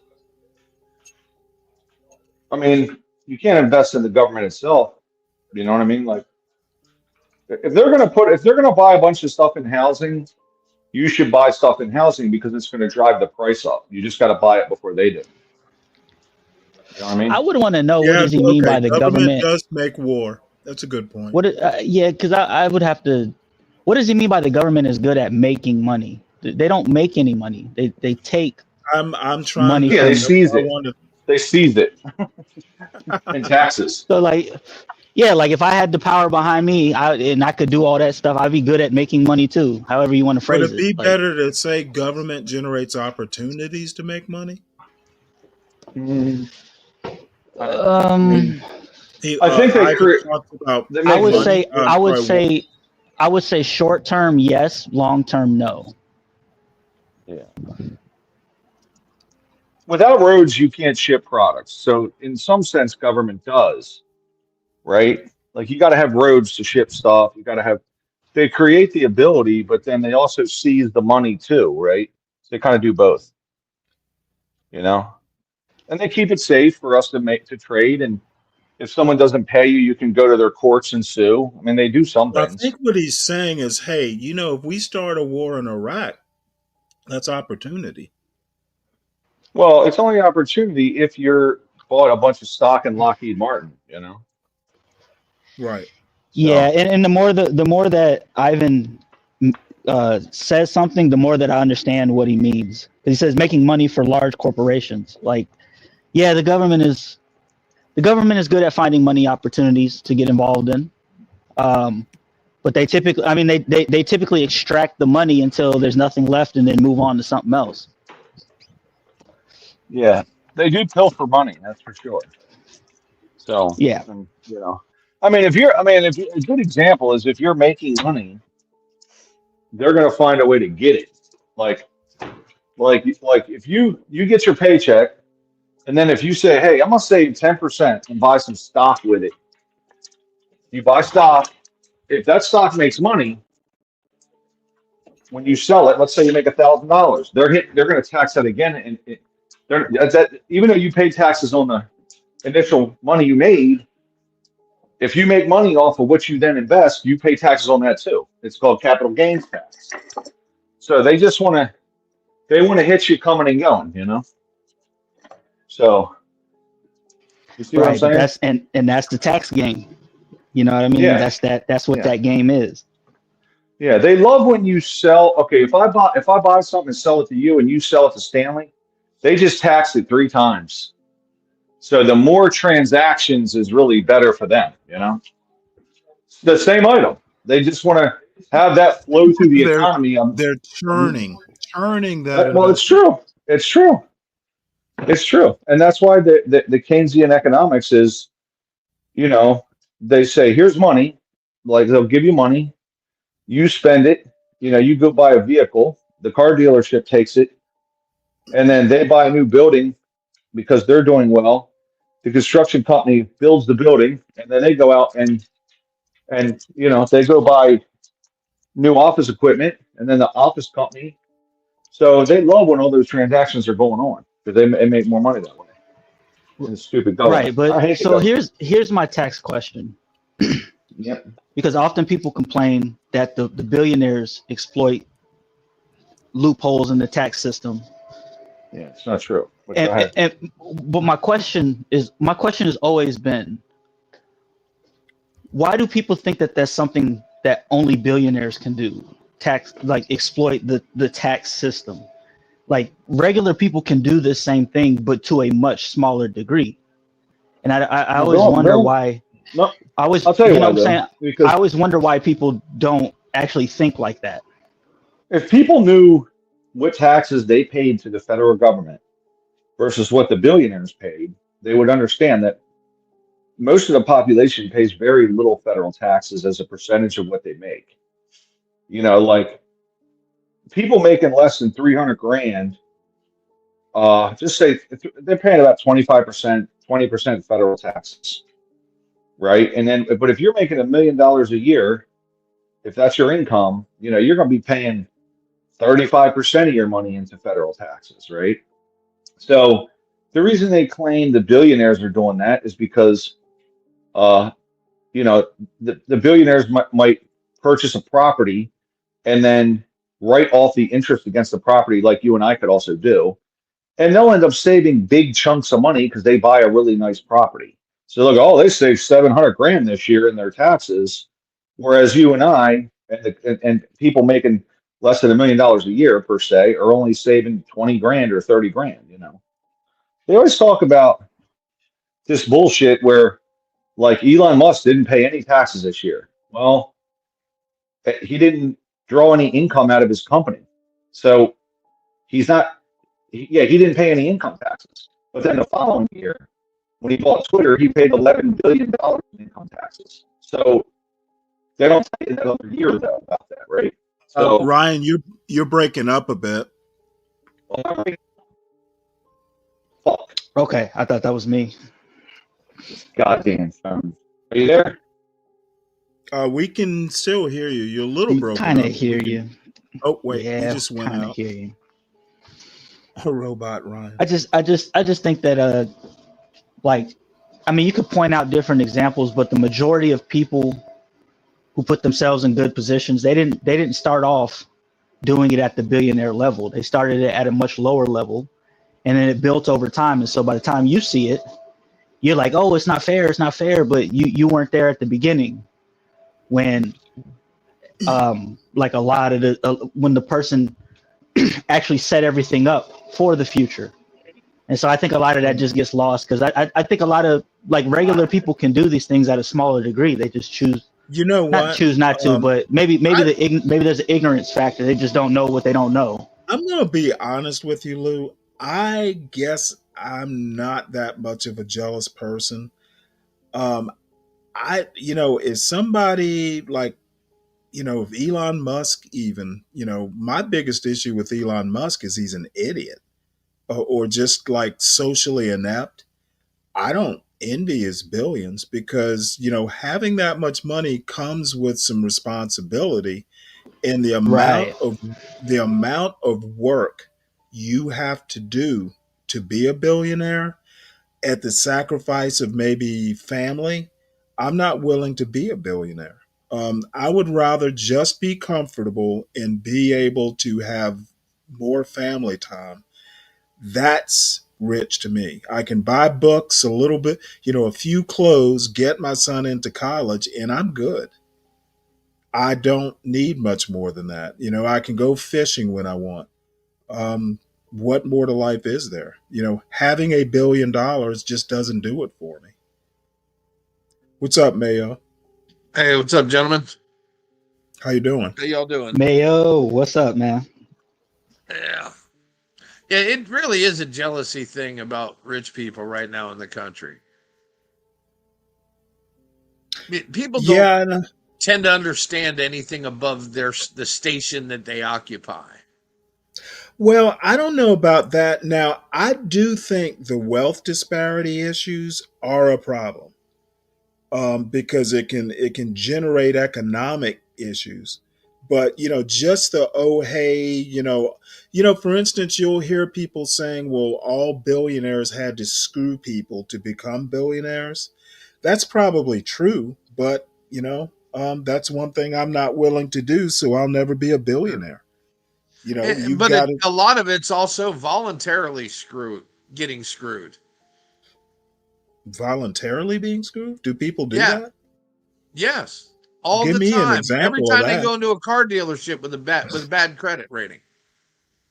Well, yeah, that's a good point. I never thought of it that, the I money thought of it as, management hey, side I of want Americans. a car or need a car. I think I could see that angle actually. You don't get bad generally you don't get bad credit, Now there are medical emergencies and things that are external, but yeah. I kind of get what you're saying. I kind of agree with it. You get on that payday loan cycle, or you just start using that shopping credit you can get at Walmart at the checkout now. Oh yeah. I don't even, Portia was talking about that the other day. What is that? I have no idea what it is. You know how like on these websites now you can like break up even on Amazon, you can break up your payment into 4 sections. They do the same thing at Walmart now. Right at the register. Can you buy groceries like that? Yes, everything. Anything in that store. Oh, wow. Yeah. Okay. And people just don't know the value of money because everything's on a plastic card now. Mm-hmm. Did you guys ever get paid? Most of y'all are old enough. You ever get paid in cash? No. Now, when I was a teenager, I worked at a grocery store, and I get a lot of cash tips. Yeah. So, that's the closest I've ever come. Like under the But table. it's hard to give Yeah, that up. kind of. I would say, if you get a cash out, hosting a show or something like that, that's kind of like cash. But if you turn that into actual cash you hold in your hand, and you have a representation of your work in dollars in your hand, you value it more than just something on a card. Yeah, it's very different.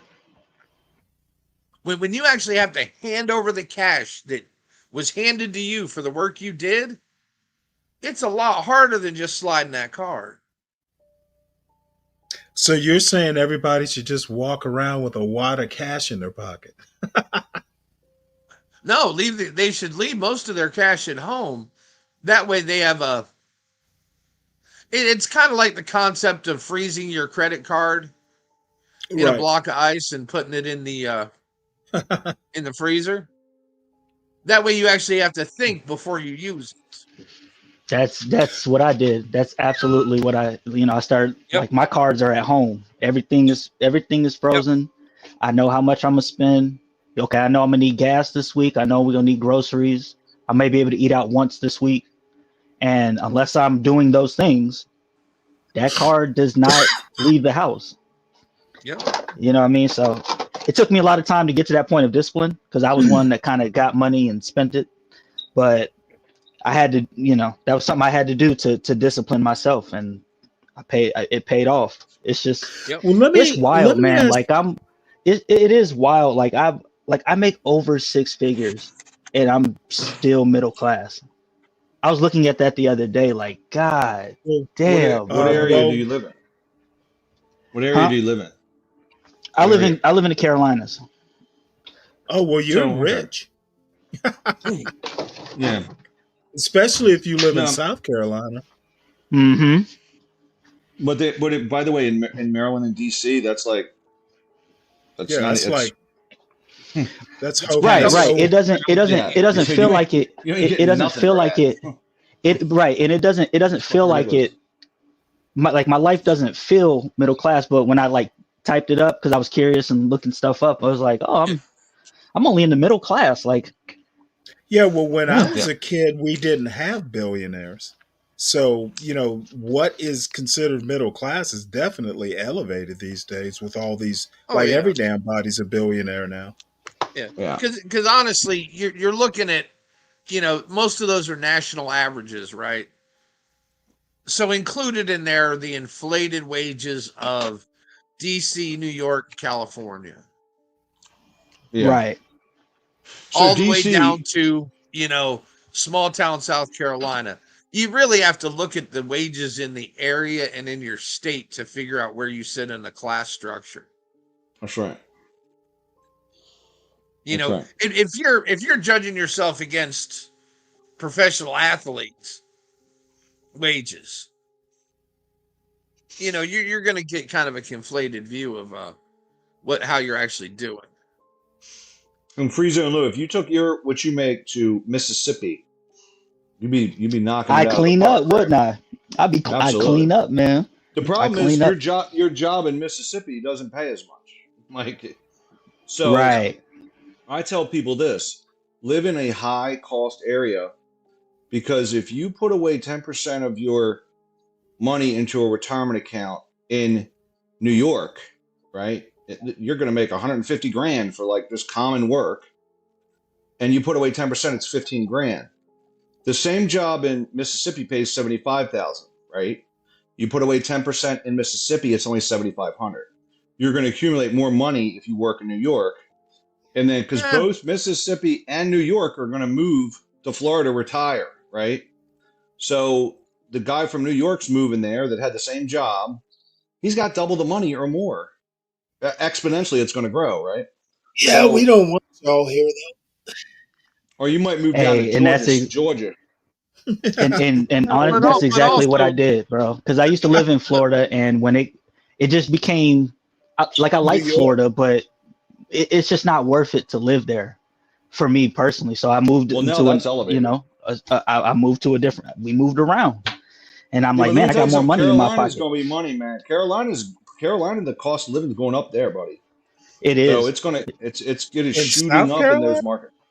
Both. If you live around the cities, yes. Yeah. If you live in the larger cities, yeah.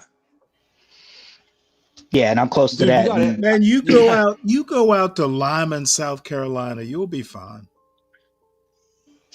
Right, right. And no, I'm not saying I'm not worried about any of that stuff, because in my life I could pretty much do what I want, right?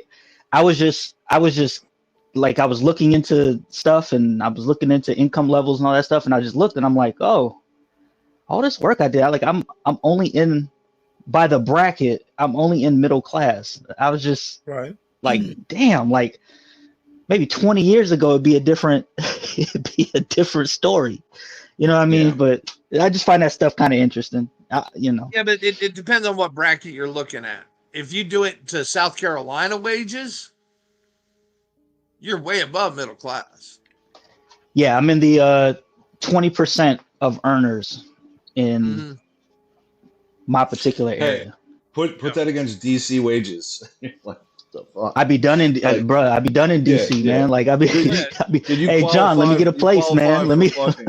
You qualify for food I'll pay you by the week. Shit. Yeah, man. Let me get. I got 2 months advance, man. 2 months on you. But yeah, it's so crazy. Man. Oh, speaking of which, I don't mean to change the. I asked John when he comes back. Did he say that he heard the boom of the? Did he hear the crash? He said he was in Virginia. Oh, okay, gotcha. I mean, I know where this happened. I mean, I'm in the area too, so I mean, it is weird because Belvoir is considerably south of, and I can't see, like, why are they doing? Wasn't this at like 2 a.m. or something? What time did this happen? No, this was like 8:30 at night. I mean, they're doing training missions in the dark at 8:30 at night.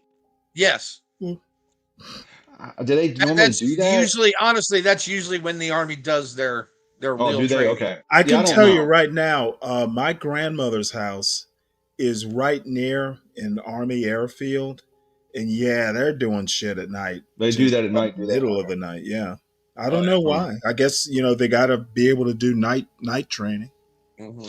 Yeah, it's a very congested area too, man. Like the whole, man, there's like 11 airports and there's little municipal airports. It's a ton of them. I mean, you're talking the little small ones that like have Cessnas flying out of them. Then you got 3 major airports, Dulles Reagan Dulles Reagan and BWI, all within, I mean, from a plane, they're nothing, right? Stanley knows, he's up here. Then you got Andrews. Used to be, but I've flown into Dulles plenty of times. Well, you got Dulles and Reagan at right night. next to each other. For a plane, dude, you're flying into the airspace like it's so close in a plane. So, there's just so much crap around. I can see how it happened though, because you can't. It's just light pollution everywhere for a plane. Like, it's not like you just see the runway. There's all kinds of shit. So yeah, but that plane, right? You ever been in a cockpit of a plane when it's landing? Not in the cockpit. Actually, I haven't. I've been little Cessnas and stuff like that. I've flown in. But you can, in a big plane, especially like that, you can barely see the horizon because of the angle the plane is at, and you're actually lowering. Yeah. Now the helicopter would have a much better view, and I'm just wondering why the hell they didn't see that damn plane. I don't know, because I don't know what they filed. I don't know if they filed night unaided, which means no night vision goggles. Obvious to me, it's obvious they were not wearing night vision goggles. Well, the plane would have been descending, right? The plane would have been descending, so maybe it came down on top of the. Was it a Chinook or what kind of helicopter was it? No, it was a Blackhawk. Was it? Okay. It was a gold top VIP Blackhawk. Are there any other? But at those levels, TCAS retards itself because of the area it's in, with all the air traffic around it, and the altitude. So let me ask you this. Maybe someone knows this. I don't know the answer. is the air traffic controllers. They're not looking at military aircraft. Isn't that the responsibility of the military base to deal with their own aircraft? No, so they're looking at it all depends on what class of airspace you're in. Well, that's I know that Class part. D airspace. That's managed by air traffic control. It doesn't matter who's flying in it. It is managed by ATC, and even military aircraft have to follow FAA ATC rules. I thought that was just closed airspace, and then so like the military would say, okay, so they know what's going on, and they could also see the air traffic control, but they're in contact. To enter that airspace, they have to make verbal contact with air traffic control. I gotcha. Because I know a guy who actually he did 6 years out there flying Blackhawks. They have a route down that river from Belvoir that's supposed to be between 250 and 200 feet. That helicopter was at 400. It was well above its. Oh, wow. It was well above its. Well, the newspaper says it allowable was height. Maybe it was the crash that happened at 200. I heard 200 feet. By looking at the ATC, it was at 400 feet. Okay, well, I'm going by what the newspaper said. Yeah. By the way, these are very low altitudes. I mean, that's very low altitude. Like, I had a drone until I wrecked it. I could fly that up to 400 feet high. Stupid little drone, a dumb little drone, like you could buy off Amazon. Yeah. So, I mean, that's a very low height. I mean, for a plane like that, they must have been just about at where they were landing, right? Yeah, I mean, it was literally just that runway. The start of that runway is at pretty much at the river. Yeah, yeah. So that's the same place they had that plane crash where that guy swam out in the icy waters. Remember that, Stanley, in 1980? It hit the 14th Street Bridge remember. Back in the day. In like 82. It's just the same place, right? Yeah. So that dude swam out into the freezing icy waters to get that woman. So and they took off from the same run, but that was on takeoff, not landing. And it took off from the same runway. Yeah. Oh yeah, and you hit that water in the cold like that. Yeah, there's not much chance of survival. Yeah, that's I mean, that guy did it, right? My God, it had to be hard, man. That woman was out there struggling in that video. Oh yeah. The dude swam out there. I remember years ago I was going across the Bay Bridge Tunnel going from must have been heading back to Savannah. I can't remember why I was doing it, but this was down in the Hampton Roads area. Yeah. And this team of SEALs was out swimming. It was like fucking like January or something like that. And these guys are in the water, just like a group of them, just swimming along. Yeah. And then there was another helicopter, probably Marine Recon or something. They're just jumping out of the helo into the water. And I'm like, these guys are just fucking crazy. That water had to have been like 40 degrees or colder. These guys are out swimming in it. Yeah. You lose your breath very quick, man. I don't understand it. These guys, I got a friend of mine. He works out, leaves a gym. Then he goes to this place where it's like a cryo. I don't know. It's fucking like, it's like 0 degrees. He's like, yeah, man, it's great for your muscles. I get in. It's some kind of stupid cryo thing. And I'm like, so you voluntarily go into this thing at 0 degrees for a period of time and it's good for your muscles? Like, well, you know, on YouTube, you have these girls in bikinis. It's like a thing. You get into like a tub of ice out back. Have you seen those videos? It's actually very good for your health. Oh yeah, there you go. It's great for your health. Good. Well, you can do it. It is. It seriously is. Fuck that shit. Dude, look Not up doing that. benefits of cold soaking, man. Just Oh, saying. I don't doubt it's healthy. I'm just not going to It's do great. it. Yeah. Oh yeah, no, me neither. I'll be unhealthy. Dude, I'm cool with being Dude, unhealthy. I'm from Savannah, Georgia. I'm not doing that shit. You know what? First time I ever shoveled snow, I was maybe 22 years old up in Rhode Island. My wife and son would go out and play in the snow when I lived in the mountains. I'm like, I'm not fucking going out sledding. The hell is wrong with y'all? I don't mind Have that. fun. I mean, I like to go skiing, but I'm not getting in a cold ass water when it's 37 degrees. Fuck This that. thin Savannah blood isn't getting out there. I don't know that shit. Yeah, I think one thing I heard mentioned was that both pilots in the helicopter had very low hours. Oh wow, flight hours. Oh, you didn't hear it was a paraplegic pilot? No, the military doesn't have to put up with those DEI standards. Those are DEI. But if you, dude, they hired paraplegic ATC people. No, did they? You mean air traffic controllers? Yes. I saw. There was some. Dude, it was there so was funny, man. Okay, but they're program. paraplegic, not quadriplegic. Yeah, but there was a whole program to get DEI air traffic controllers. No matter what they turned down qualified people. Okay, you know what? We've already gone through all of that, and I've already shot that shit. Well, the down. government's just distorted the shit out of You know stuff. what? I think sitting in a wheelchair is not going to stop you from being an air traffic. I actually think it's good. I think it's good that they're doing it. But I mean, one is Abbott a DEI governor? Oh, Abbott. Abbott. Greg governors Abbott, have nothing the to do governor with of this. Texas. Oh. Is he? No, he has nothing to do with it. But is he a DEI governor? He's a quadriplegic. Or I'm sorry, no, he is.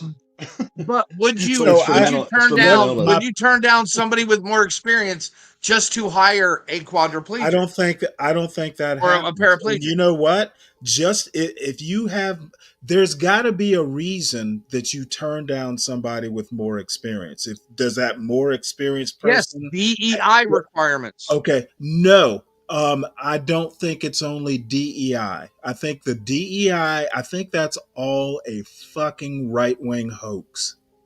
Really? Because there's literally a video saying I don't video of the guy who was running the I don't give a shit about the video. Really? The video of really, Mayo Monkey. Stanley. You know me. Yes, I know. I'm not going to stop, Mayo Monkey. Why? Why? Because you don't want me to tell you the truth? No, I don't think you know the truth. That's what I'm saying. Really? Because I literally just listened to it. I do not think you know the truth. I literally don't think you know shit. All right, so as a person that actually works in corporate America, I've worked in corporate America too. And guess what? I'm not a licensed aircraft mechanic either. I have been working in aviation my whole fucking adult life. And you know what? I still don't think you know shit. Really? Yes, really. So there's not a speech with the head of the FAA. Dude, I don't with the head of the FAA saying they need a diverse workforce in air traffic control. What you should do is go back and listen to the show earlier and hear my argument. Okay, a diverse workforce does not mean an unqualified workforce. So different perspectives based on race, disability, national origin would not affect air traffic control. Is that what you're saying? A diverse workforce does not preclude a qualified workforce. That's what I mean. So I'll give you some examples of where it doesn't work. So the state police have changed from they're trying to attract as many women as possible, and they've changed the physical requirements for women. And that's an example where DEI is not. You can't do that, right? It's same thing. If you require this, either require the men don't have as many push-ups to do, or require the women do more. That's where it's damaging, you know. And it kind of Let me becomes give a you joke. another example, since you're so good at bringing up irrelevant examples. Are you talking to me or the Maya? army? The military, the American military, basically lost Vietnam, and this is pre DEI. What's your excuse then? Okay, I think the American. I think. Well, I'm talking to all of you. I think the American military, for instance, and I don't think this is relevant to the aviation point, but DEI. The Army was pre-DEI, pre-women, and still couldn't win in Vietnam. So I think a lot of these arguments, if you take a historical perspective, really don't hold water. No, Sam, I already told you nobody ever said we lost Vietnam because of DEI. No, I'm actually okay. God damn it! You didn't get my point. My point is that I don't think DEI has ruined the Army. I think the Army's been a problem since Vietnam. We haven't won a war since Vietnam. And you can't blame DEI. So in 2025, saying that the military is being ruined because of DEI, I think it was ruined way before DEI. Well, we haven't lost a war. No, but it's been a multi-pronged attack on the military. We can't conduct war. I do agree that we can't conduct war. That there are certain things, like a woman hasn't been able to pass the SEAL training yet, and I don't think it's gonna happen. That's never gonna happen. It's too demanding. However, I think, much to Ryan's point, this pendulum is always at its farthest point. It's never in the middle. People, for some reason or another, have to go to extremes either way, and they can never take a middle course. And I can never figure that out. Yeah, it's so dumb. I don't think it's a problem. I don't think DEI, before it got politicized and polluted, I don't think it was a problem. There were companies at the very beginning of this who kind of did it on their own that were doing well. And then when people tried to copy what these companies were doing, it started going downhill. People started putting their own spin on it, started adapting it to their company. You know, what works at one company isn't going to work at another company. People just don't seem to get that point. Not everything is imitable. Hey, Stanley, I was talking about the MBE program. That in the beginning was a good program, right? I'm sure it was. Yeah, and then it quickly became convoluted, polluted. Everybody gamed the system, and now it's just literally dumb. It doesn't do anything.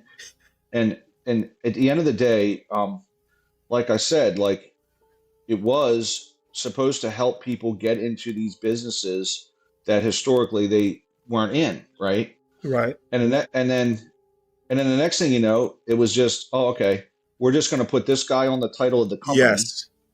And we're basically give him $2 million to sit at his house. He's not going to learn anything, right? And we'll build it ourselves, right? So, you know, and it got destroyed basically. So, but you know, anyway, I don't know. Samuel Guru, to your point, DEI is a right-wing hoax. I just think it's a hoax. You can orient it left wing, right wing, whatever wing you want to attach it to. But DEI, as it stands now, is just an overall hoax, and it's so politicized. There are people protesting because you don't have it. There are people protesting if you do have it.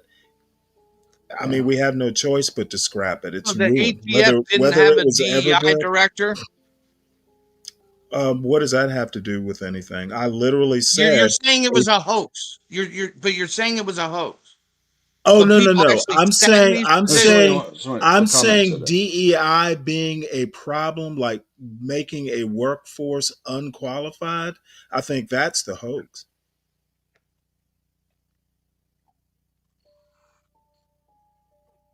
That they have a DEI department, I can't deny that. Now, should they have a DEI department? Do they need a DEI department? Probably not. I don't think you need I don't think you need to be I don't think you need a whole infrastructure to be a diverse company, for that matter. I'll give you an example. A lot of it's for the recruiting, right? So, right. You know, hey, we're going to go recruit. Our HR department's going to recruit. There was a lot of people. I have someone that is, you know, that I'm close to that is in the finance industry, and they would interview all these autistic people. They'd never get the job. Meanwhile, the finance company is doing quants and shit. Like they're doing advanced math. Mm-hmm. And so now that there's a DEI program, because they'd fail the interview. The autistic could never get through the interview. Right? And, you know, I mean, I'm probably somewhere in there. He couldn't put the squares in the circle. No. They can't get through the interview. He couldn't look he couldn't look the interviewer in the eye. Well, that's part of it, right? So socially, they're all jacked up. And I have someone that's close to me that, you know, kind of champion that within their company and say, look, these people aren't going to interview well.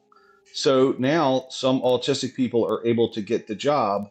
And who's better at sitting in a room and doing quantitative analysis than a fucking autistic person, right?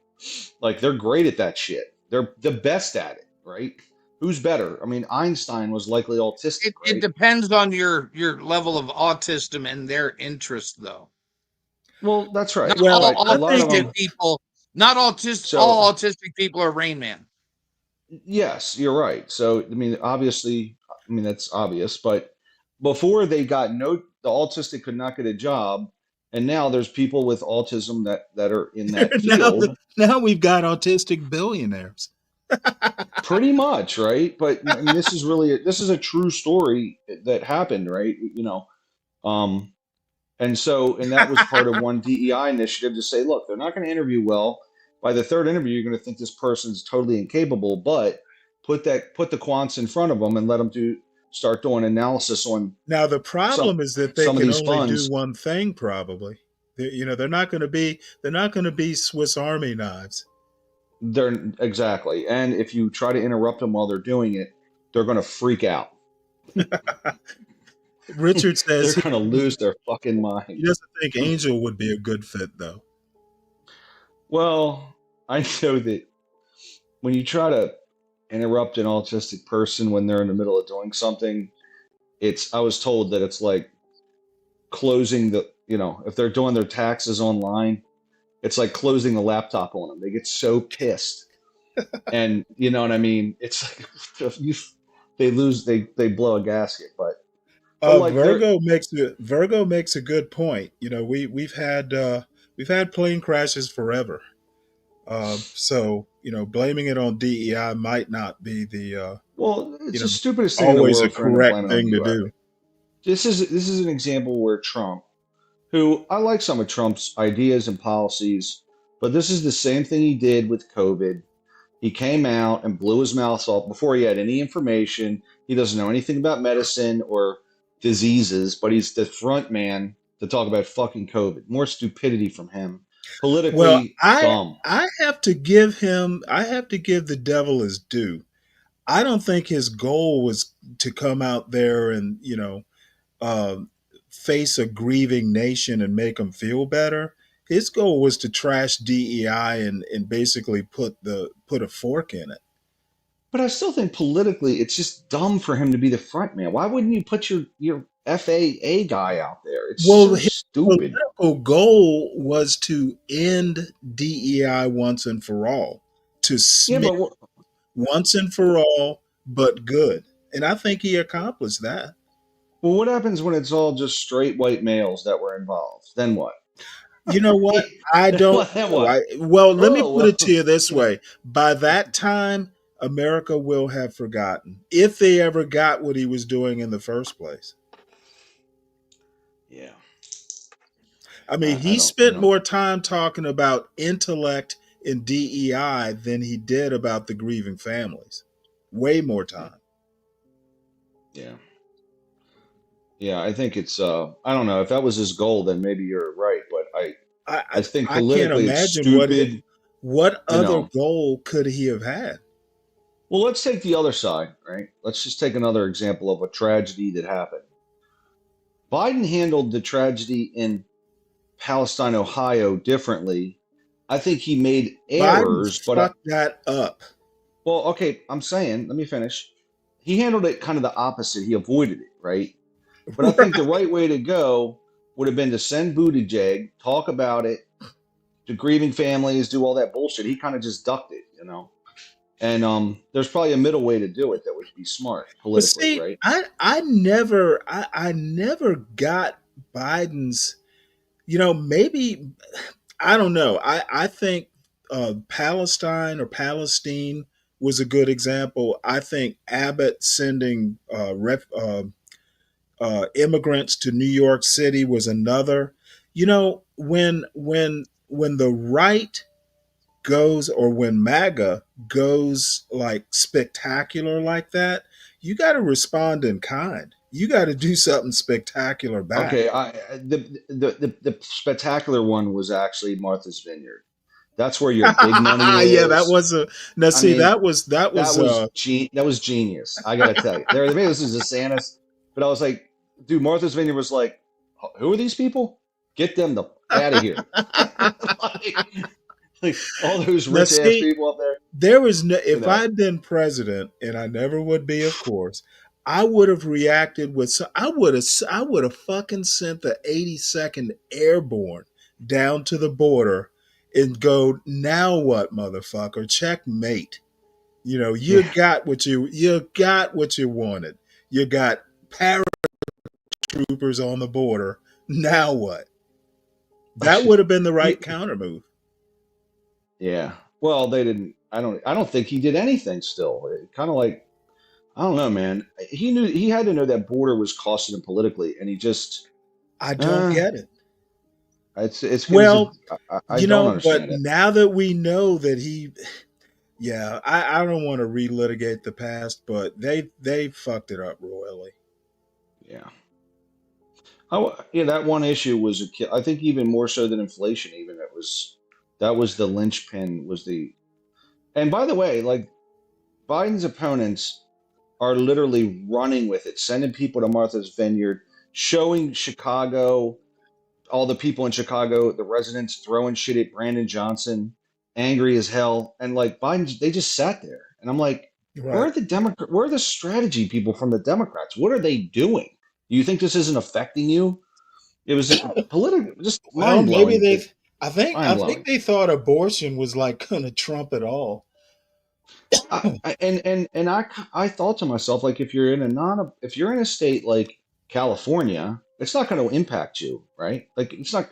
What are you going to go vote based on the archaic Alabama law where they outlawed abortion for grape, you know what I mean? Like, but if you're in California, what do you care? You care about the price of eggs and that kind of crap, right? So I think it was bad calculus.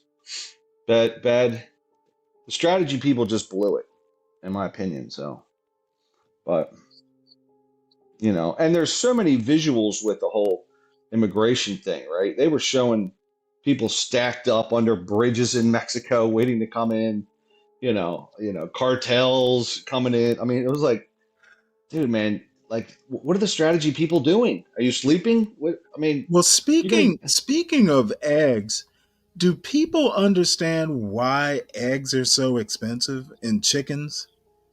Well, they had to cull a bunch of them for bird flu. Yeah, Biden ordered like a couple billion fucking killed for bird flu. Well, I mean, what are you going to do? Eat them? Yeah. Well, you can see if they survive. Well, yeah, but you run the risk of having it jump species. Yeah. Yeah, what he didn't do was this, Stanley. He didn't communicate, listen, eggs are going up because we had to do this. He didn't communicate it. That's all. But you Well, can't control the price of eggs. He should have gone to the strategic egg reserve. I mean, here's an example, right? So Ukraine war breaks out. They didn't really explain that Ukraine was a massive fertilizer. Like all the fertilizer in the world comes from Ukraine. That's going to drive up all your food prices.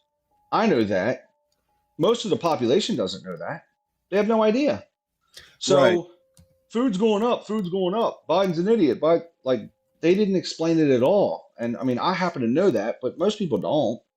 So of course the Republicans can run with that.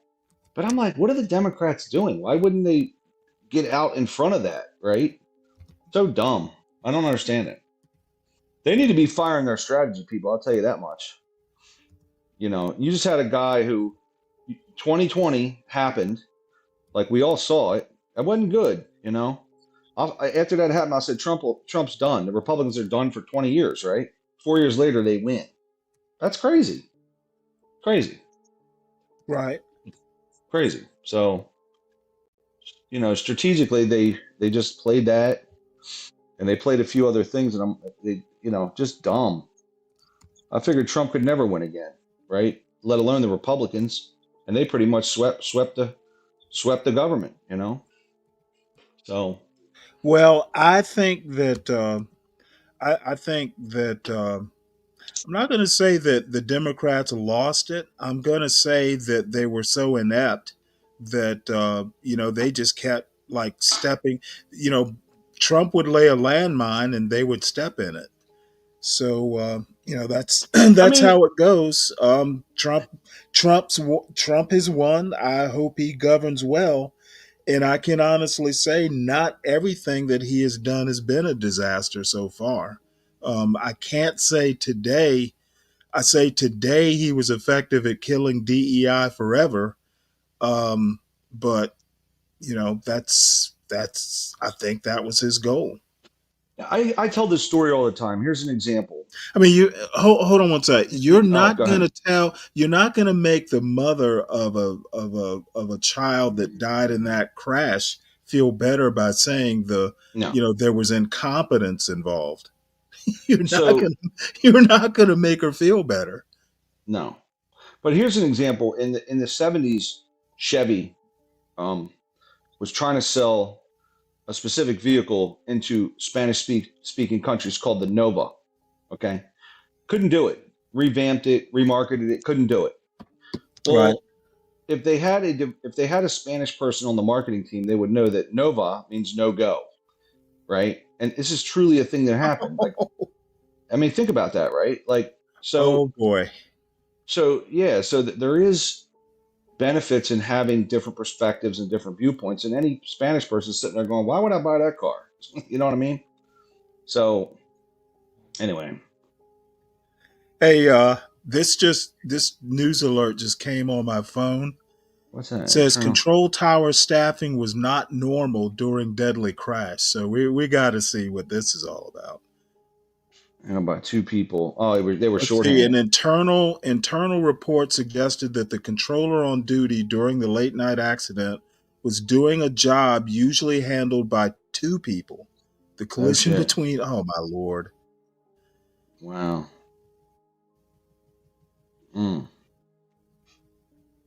Okay, that's the crash part. So apparently they were short-staffed or something. I'll just wait for this to develop. This was updated 4 minutes ago, so we'll see how that shakes out. So if it's short-staffed, how does short-staffed figure into DEI? I put a thing in the back on how applicants are scored. I'm not interested in showing it.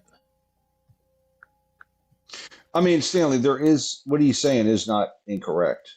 It is true, and that's how they distorted my overall point is that DEI does not preclude a qualified workforce. Yes, it does. If you look in the back, I do not believe it does. Just because it doesn't meet your standards. Okay, dude. Doesn't mean it's Listen not to true, and it's listen. not how Okay, applicants are scored. I don't have a standard. My overall point is that DEI does not preclude a qualified workforce. You will never convince me that, they are basically bringing in unqualified people to do these jobs. Does About it less does it qualified people. does it have anything to do with the accident? We do not know yet. Okay, no, the video you're talking about. No, this video was Okay, well, 6 if it years. doesn't have anything to do with the accident, Stanley. yes, This shit happened back in 2014 with the FAA. Because that's of when DEI? the push started. Yes. Okay, again, DEI does not preclude a qualified workforce. I think that point is a hoax. How? You literally will not look at the way applicants are scored. I don't care how the applicants are scored. I'm not an expert. You're not an expert. So you would take someone who was an air traffic I would controller literally say and give them less points to somebody who was unemployed. I'm not less points. I'm not an expert on this. I'm not going to speculate. I'm not going to render an opinion on something I don't know about. Well, you're rendering an opinion on. You are rendering an opinion on something you don't know about already. Oh, no. I do know that DEI doesn't preclude a qualified workforce. I do know that. How do you know that? Show your empirical evidence. I don't need to show empirical evidence. I'm going to do it a priori. So this is your opinion? Pretty much. Okay. So you will reject. And you want to know what? You are a typical leftist who will reject. No, I don't. I will not object. I will not object to facts. I don't think you have the facts.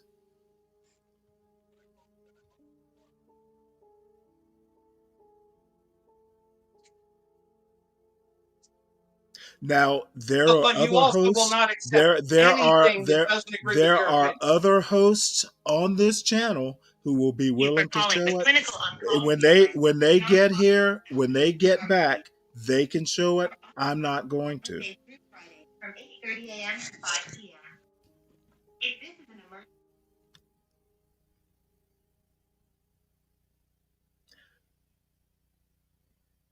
So in any case, looks like we'll call you willfully ignorant then.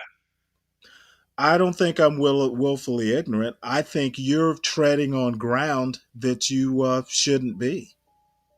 I don't think you're an expert. So why am I going to listen? Your opinion is your opinion. My opinion is my opinion. It's opinion versus opinion. I don't think you have the facts. It's as simple as that. Don't talk to me about empirical evidence because you don't have the empirical evidence. I'm not a 25, 30-year FAA licensed aircraft mechanic. Wait, hold it. So you're saying a mechanic? You're giving me a mechanic's opinion on an aircraft control issue? On the FAA, sir. Are you a mechanic for the FAA? No. I'm okay, just giving you what does your job professional aviation? Okay, dude. And what I know. You know what? Let me put it to you this way, and I hate to draw this analogy. Just because you work on a Navy ship and you repair the engines doesn't mean you can drive the ship. There's certain things that you're an expert on. That doesn't mean you're an expert on, naval surface operations. And I wouldn't follow FAA news or information ever, huh? Are I wouldn't you have an to get a are permit you to are even you be an able to ex? drive on an active airfield, would I? Okay, driving on an airfield makes you an expert. I know more about air traffic control and having to I contact have them and what is no. I have. required. You know what? I have no doubt that you do. But knowing more than me doesn't mean much if you're not an expert. So That's it's retarded. your opinion. That's Your literally opinion. retarded. No, it's literally No, fucking that's fact. literally retarded, It's sir. literally fucking fact that you're No, sir, not an that's expert. retarded. No, no, sir. Until you can tell me you're an expert, then you're not an expert.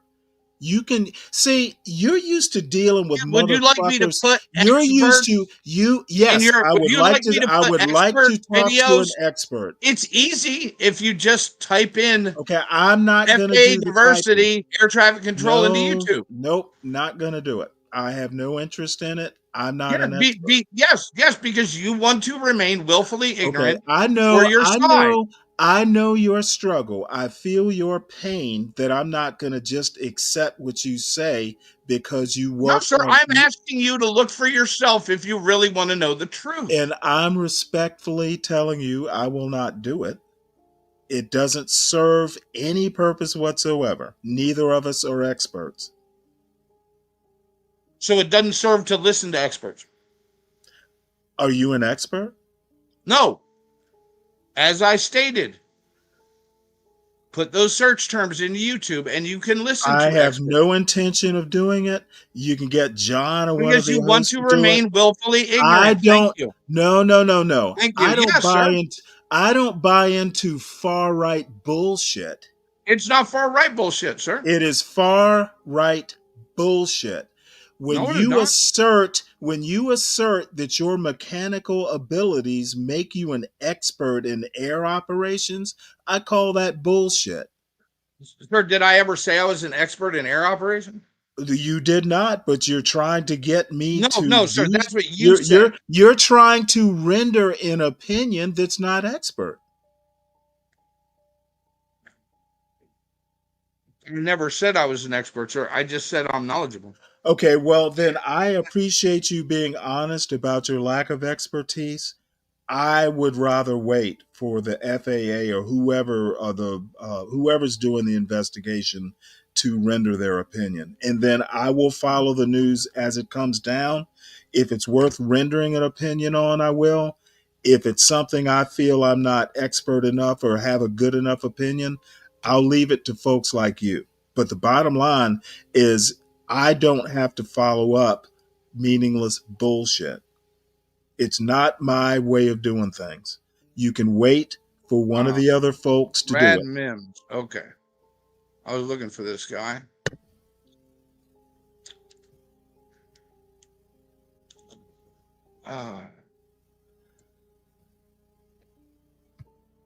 Ivan, what math are you talking about?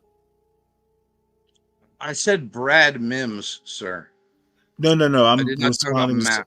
I'm responding to someone in the chat. Oh, okay.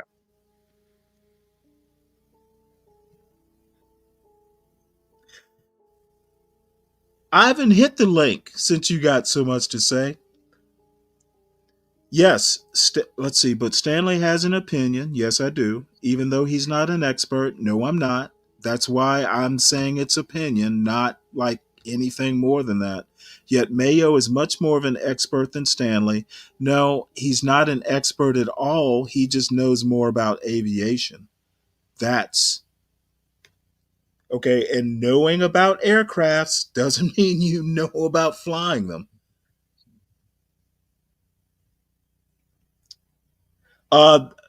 Sam, there's not much to go over the article. It just says that one controller was doing the duty of two. That's basically this paragraph is all that's there. This is a developing story. So as I know more, if I'm around, I'll put it up.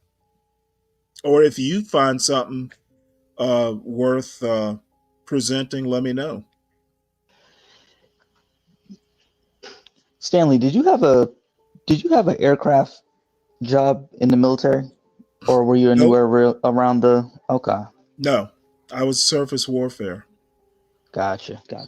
Because Okay, but I was do know, medical, but I do know So I had enough. friends that I worked on the do. flight line, and they are Okay, educated on how planes fly.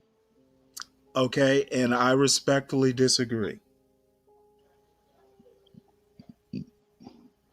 You think they just put planes together and no pieces, but they don't know how Yes, planes I fly? do. I do. I don't think that's gonna work, Stanley. Like they know Oh, why certain pieces work for I the think it's aircraft. working. I think it's working, and I think it's sound logic. Okay, knowing how they fly doesn't mean you know anything about controlling them. Doesn't mean you know anything about piloting them. Doesn't mean you know anything about flying at night.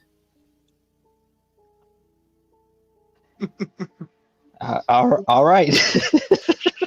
Okay, well, Okay. you know what? You can think that You as know much what? as you like, sir. You can think that as Okay. much as you like, but it's not true. All I have to say is I am what, to nickname what I'm doing a strict constructionist. Just because you can turn a screw doesn't mean you know how to fly a plane, doesn't mean you know about flight operations. Okay. That's Having what you think, friends, sir. oh, that's what I fucking know, dude. It's common Really? sense. Really, sir? Yes, it is common sense. How many Oh, flight really? hours, Mayo Really, sir? Monkey? Maybe I'm missing something. How many flight hours do you have? As a crew member? No. As a pilot. I'm not a pilot, sir. I Okay, never well claimed to then be. I rest my case.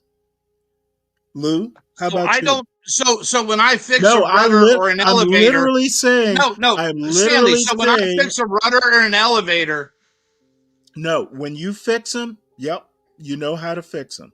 You're an and expert I at also have fixing to them. test them, sir, before they fly. Okay, so you So know I how have to to know test their them. You're an behavior and how it expert. controls the aircraft. You're an expert at testing.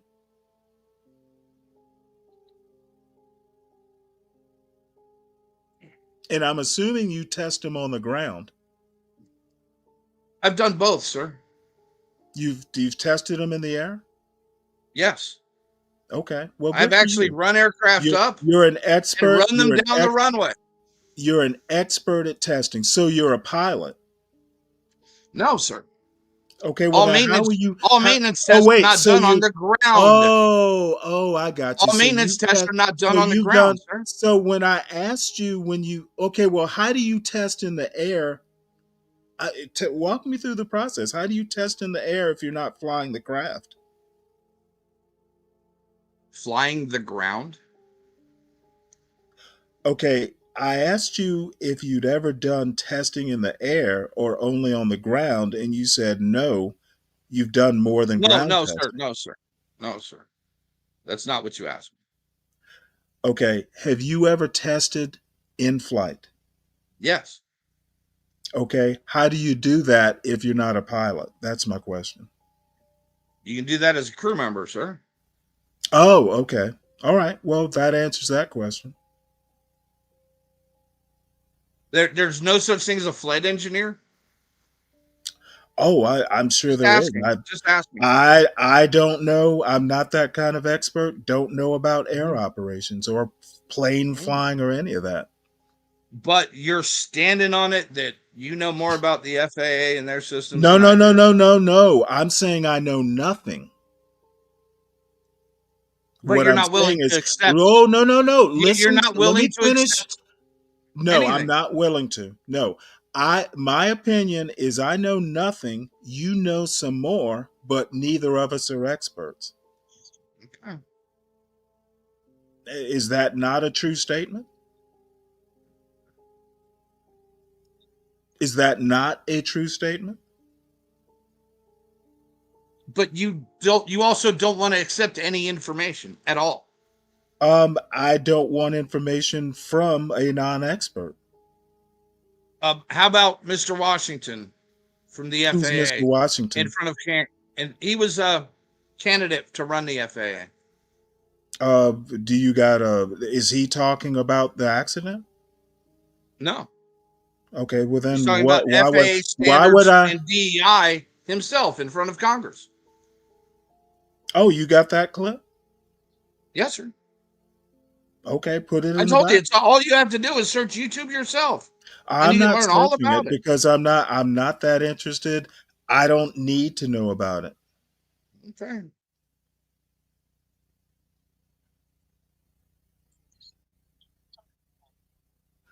Okay, Ivan, I'm not sure what you're getting at here. What Stanley is saying is I don't want to debate you because you know more. No, no, no, no. Ivan, I'm saying I don't want to debate you at all because I know nothing and you know a little bit more, but neither of us are experts. That's why I'm not going to debate it. What I do know, a priori, all the same, is that DEI does not preclude an incompetent workforce.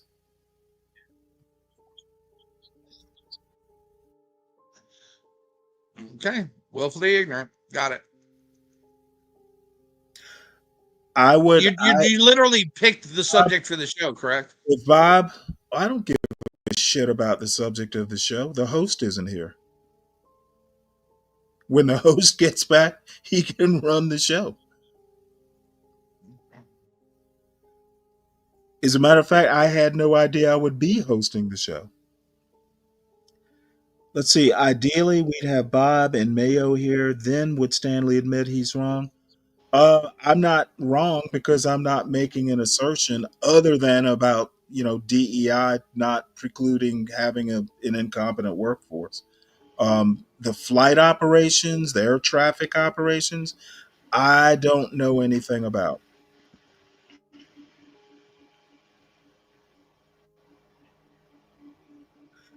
Ivan, you know what? You can't even get what I say right, so I'm going to stop even bothering what you're typing in the chat. You're hearing what you want to hear, not what I'm actually saying. So anyway, we should probably move on. We're beating this dead horse.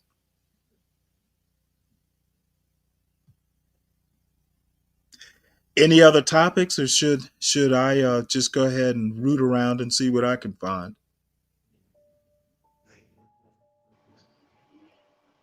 No, there's nothing really going on, man. I mean, Trump, the plane crash, a bunch of people crying over it, literally crying over it.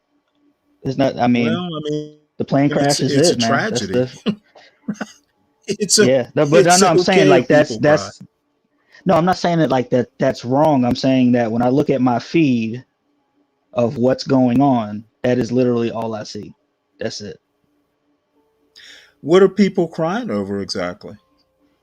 People who are affected by it, or Or people who are like there's a clip of a guy literally waiting at the airport for his wife to land, and he gets a text from her right before the crash and stuff, like sad stuff like that. There's some celebrities speaking on it. People are making comments about what Trump had to say on it. Like well, that's really it. I'm interested in what Trump had to say on it. Let's see. There's Fox 5 news coverage of this in DC. Let me see if I can find something live from the Washington Post or something. I would show Fox 5, but I'm not sure if that's okay to do, if we can do that without getting any sort of issue. We'd probably just have to break it up every couple of minutes and talk about it. Hey, you know there's a thing that you can click that allows you to put the video in the back so that the audio just plays?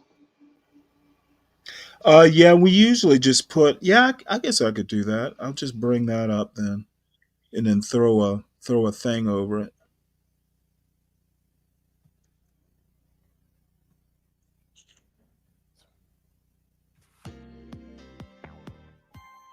Now the problem is that I don't know if this will have commercials or not.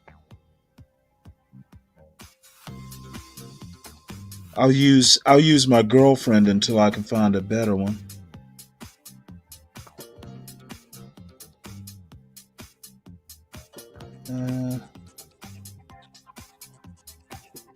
How about that? Okay, this is some sort of commercial break. I'll just mute it until it comes back, and then I'll look for something better. Yeah, that music's a little wild. I know there must be a Fox News feed. If you guys find something that's better, let me know, and drop the link in the back, and we can watch it. All of the live links are saying we'll be right back. Oh, we got CNBC. Here we go. Drop that link in the back, and then I'll just keep this thingamajig over it.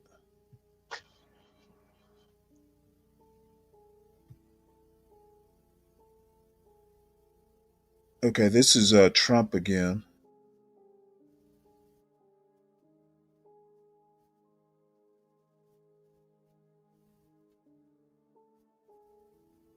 Oop.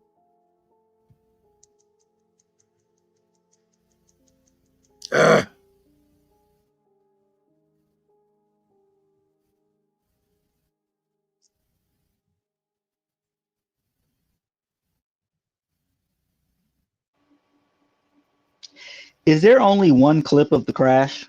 Because I've only seen one clip of it. I've actually seen a couple. Are they all from like a crazy distance where you can like barely make out what's going on? Yeah, they're all at a distance. Gotcha. Let's see here. Now I've got. Oh wait, let's have a look at this one. Damn it. Were on that fateful flight. We want to go out to Arlington now to MedStar Capital Iceplex, and that is where we find Tisha Lewis. Tisha, I know that you have been speaking with members of this community, one that I know well personally. It's a very tight-knit community. These are people who get up before school, and they wake up with each other, and they end their days with each other. And I know that this has to be just such a difficult day for everybody out that way. Just so y'all can see this. Well, Kenneth and Angie, you described it correctly. It's such a close-knit community. Let's see if we and you mentioned they're up before sunrise, and now today they are grieving and mourning together. Folks coming and going here at the MedStar Capital's Iceplex. I did get a chance to speak with some parents who tell me that they're having to share a lot about this tragedy with young skaters, and they're not taking it well, understandably. And again, the Iceplex is open. This is the MedStar Capital's Iceplex. Just want you to get a look at it right now. A home rink for so many figure skaters grieving the loss of their rink mates. Again, we spoke with a family here who heard about the devastating collision and loss, sharing it with the young people in their lives on their way here. Take a listen. We actually just left a hair salon recently, and one of the clients who came in, she knew the owner, and she started talking about the tragedy from yesterday, and that she... Here, let me put this on right quick. I just noticed this. Something about the pilot had been asked to change runways. Was asked shortly before fatal crash. Jet pilot was asked to change runways. Yeah, it's a 33. Let's see what this is all about. It says shortly before an American Airlines regional jet and an Army helicopter collided near Reagan National Airport on Wednesday night, the plane's pilots were asked to pivot its landing route from one runway to another, according to a person briefed on the event, in conversation overheard on audio recordings of conversations that occurred between an air traffic controller and the pilots. American Airlines flight 5342, which was en route to Washington from Wichita, Kansas, had originally been cleared by the National Airport Traffic Control Tower to land on the runway's main runway called Runway 1. The person briefed on the events and the audio recordings revealed, but in the final moments of the flight, this person and these recordings also showed the jet pilot was asked by air traffic control to instead make a circle landing on a separate intersecting runway 33.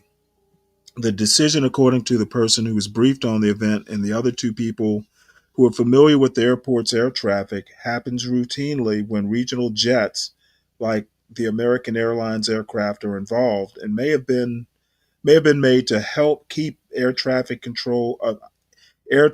moving efficiently by not clogging the main runway. It nonetheless raised questions within the Federal Aviation Administration on Thursday morning about congestion at National Airport, one of the nation's busiest. The person briefed on the event added, long sentences. It's also raising questions about the safety of using intersecting runways. Man, they're asking all kinds of questions now. All right, well, so now we know he was asked to do something about changing runways.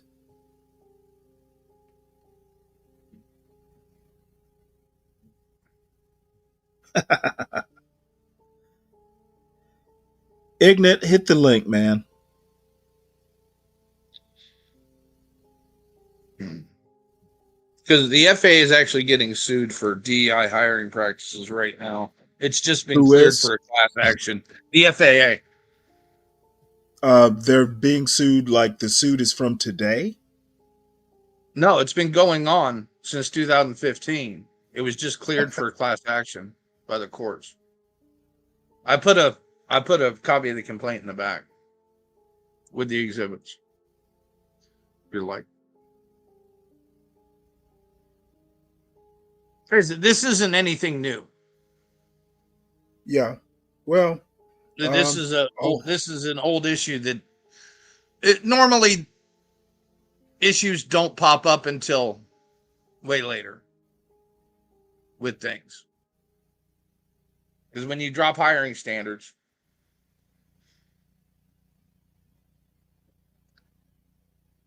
because there's been a massive increase in ATC related incidents just in 2023. I think it was like 65% rise. Where's that data? So you're saying there's a 65%. When you say issues, you don't mean crashes. You mean just what, like near misses or what? Yes. And incidents. you think it's because DEI. No, sir. I did not say that. Well, no, I'm asking. There's you. Obvious. No, it's an air traffic controller quality issue. And you think could that have anything to do with DEI? It may not, but it needs to be looked into. And this the one thing that changed in their hiring process was the DEI initiative, which included a biographical. Well, you know what? You know what, Mayo? I can live with that assessment. It might be DEI. I can live with that. Yeah. It might be. But to say it, with spine, I think is jumping the gun. It might be DEI. But at this point, we may never find out.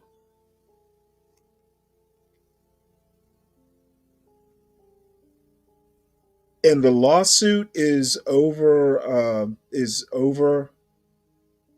this increase in near misses or increase in incidents? The lawsuit is over hiring practices because you did not score high enough on an ethnically based biological worksheet.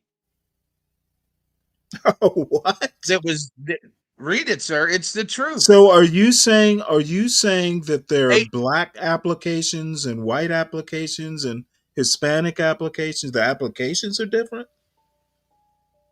No, sir. This is a biographical. Before, in the early days, right?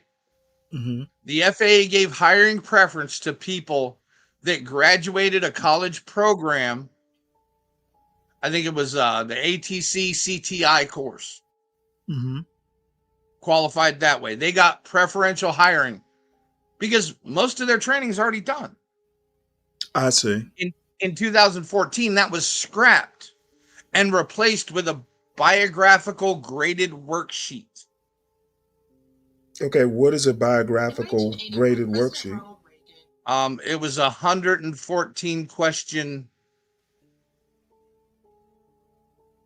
Oh, so so it was like a background thing. You had to tell them about your background? No, you had to answer questions like did you play sports in high school? Mm-hmm. So they're asking you about your background. Yes, and also your current situation. What's your employment status? You've Okay, been well that employed at just the sounds same like a job 1 to regular 3 old, years. yeah, that just sounds like a regular old job application. So you would give preference over someone who's graduated this program to somebody who's been unemployed? Because an unemployed person got more points on the worksheet. And I'll tell you why. The closest analogy I can think of is in the cybersecurity world. Companies will prefer to hire people straight like data systems people, and I don't know all the rates in the Navy anymore. It's been years, but anybody who's basically like a computer person coming out of the military will more than likely have a top secret clearance. They're going to prefer somebody with a top secret, an active TSI over someone who might even TSSCI. right, who might even be more qualified because they don't have to spend the money to do the background check. Yes, So but that this is person, not. But this is an employment thing. It's not has nothing to do this is with. what I'm talking about is an employment thing. A cybersecurity company Yes, is but going to having a TS clearance. Okay, listen to what I'm saying. It should get you more points. Being unemployed should not Okay, get you more listen to what points I'm over a saying. graduate of that They program. may take someone who might on paper be less qualified because the business decision is, hey, we can train this person up to what we need. We don't have to spend money on a background check. So this guy who's a little bit more qualified, we're going to say, hey, no, thank you. We're going to take this person that we can train up, but we don't have to But spend that's as a much bad money on. correlation to someone who has graduated an ATC program, the college level ATC program, to somebody who is just unemployed, who has no experience whatsoever, who got more points on that check. So you're saying the unemployed person with no experience gets hired over the person who Got has more points graduated? on that check sheet. It's an interesting case. Honestly, Okay, you should read it. I don't believe that actually happened. Can you put the link back there? I put the whole case back there, sir. Oh, did you? Yes, and I can give you the website to the legal foundation that's fighting it for Okay, this gentleman. so Actually, is for it several this, people. is it this that you're looking at? Let me see. Let me pull it. Hold on. I'm not looking at the screen right now. It's the Yeah. hold on one second. Yes. Okay, so this is a lawsuit. So this is still alleged, correct? Yes, it just got cleared for status though. Okay, So they're saying the judges found that they have standing. You can read the complaint. Okay, well, we'll read the complaint, but by no means has this been proven. Oh shit! No, it hadn't been settled yet. Yeah, gotcha. But this and the exhibits exist in the back of the document too. So that prove this. This isn't proof that you're offering. Really, the exhibits from the FAA listed in the back of the document aren't proof? Until the case pans out, no, I don't consider it proof. It hasn't been adjudicated, and I'm not a judge. So I'm not going to say whether it's true or not. I mean, it's up to you. If you feel comfortable enough, I will say, okay, that's your No, opinion. sir. No, sir. All I said was that competent hiring practices were gotten rid of for the sake of diversity. And you're basing that on what? On the history and what actually happened. What history? The replacement back in 2014 of the hiring process to go from actual qualified candidates to points that have nothing to do with being an air traffic controller. Okay. On a you biographical actually not knowing about being an air traffic controller, I accept that it's your opinion. No, it actually happened. Okay, I'm not saying it didn't happen, but the fallout, the results of what happened are, you're basically saying that changing the hiring practices basically degraded the quality of the workforce. And that's just not me, sir. It's just not me saying that. I'm saying, well, it's not just you, and where are the statistics? I understand. I guess I'm asking, where are the experts saying this? I already pointed. There's a bunch of them on YouTube, sir. Yeah. Okay. Well, they're on YouTube. Okay. This says in 1989, the FAA established the Air Traffic Collegiate Training Initiative (CTI) program to develop, deliver, and implement air traffic control recruiting, selection, and training. The objective of the program, graduates. Okay, so there's a part you're saying that this got dropped. Prior to the introduction of the CTI program, the FAA hired from two main sources. First, the FAA hired military trained controllers, who had separated, retired. Second, FAA hired through general public announcement, commonly referred to as off the street hiring. OTS hiring most often resulted in candidates lacking air traffic control or college experience. All air traffic controller applicants, regardless of source, were required to take an ATSAT assessment before the FAA deemed the applicant a qualified applicant. The FAA identified problems with the OTS hiring program. Besides being expensive to administer, the FAA deemed the quality of the candidates unsatisfactory and noted high training failure rates with OTS applicants. As a result of these issues, the FAA developed a CTI program. CTI program was instituted. Most air traffic controller hiring has been from the pool of CTI graduates and VRAs. Now, what is the CTI program? That's the college. That's the college course for air traffic controllers. Okay, so they basically made 23 schools that teach it around the country. Okay, so they basically created a school. Okay. No, they created a course that they allowed schools to use. Okay, but they already. I mean, how is the CTI? Now I'm confused at the timeline. Now the ATS. This is giving the history of the CTI program, how it started in 1989. Okay, now how it started in 1989 and how it was replaced. Yeah. Okay, so the CTI is specifically offered through college, or is it standalone from college? It's offered by colleges. Okay. Are there any courses outside of colleges? Not that I'm aware of. Other than the military. Okay. No. Because remember, it mainly drew off of two pools, CTI graduates and the military. Gotcha. Okay, so let me skip through this then. Because I'm trying to get to the part that you're talking about Okay, let me see if I can find it here.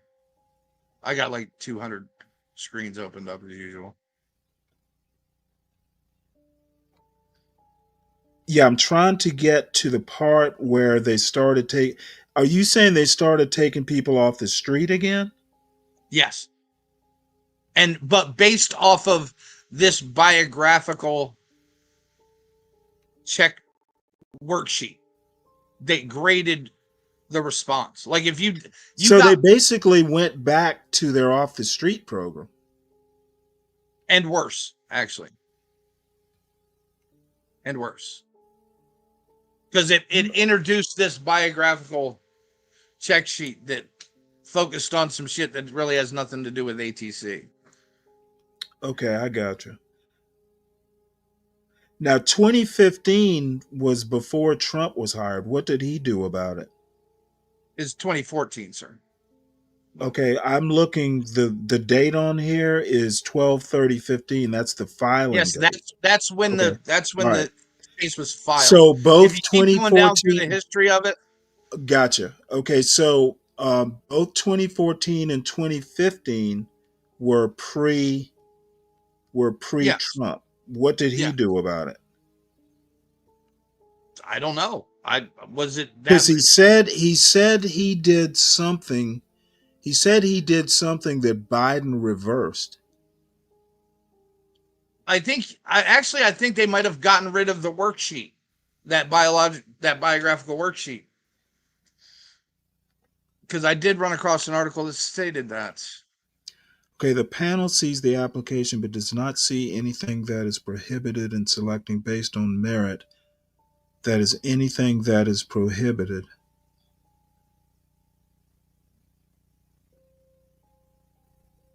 Okay, did you highlight these? No. These sentences? No.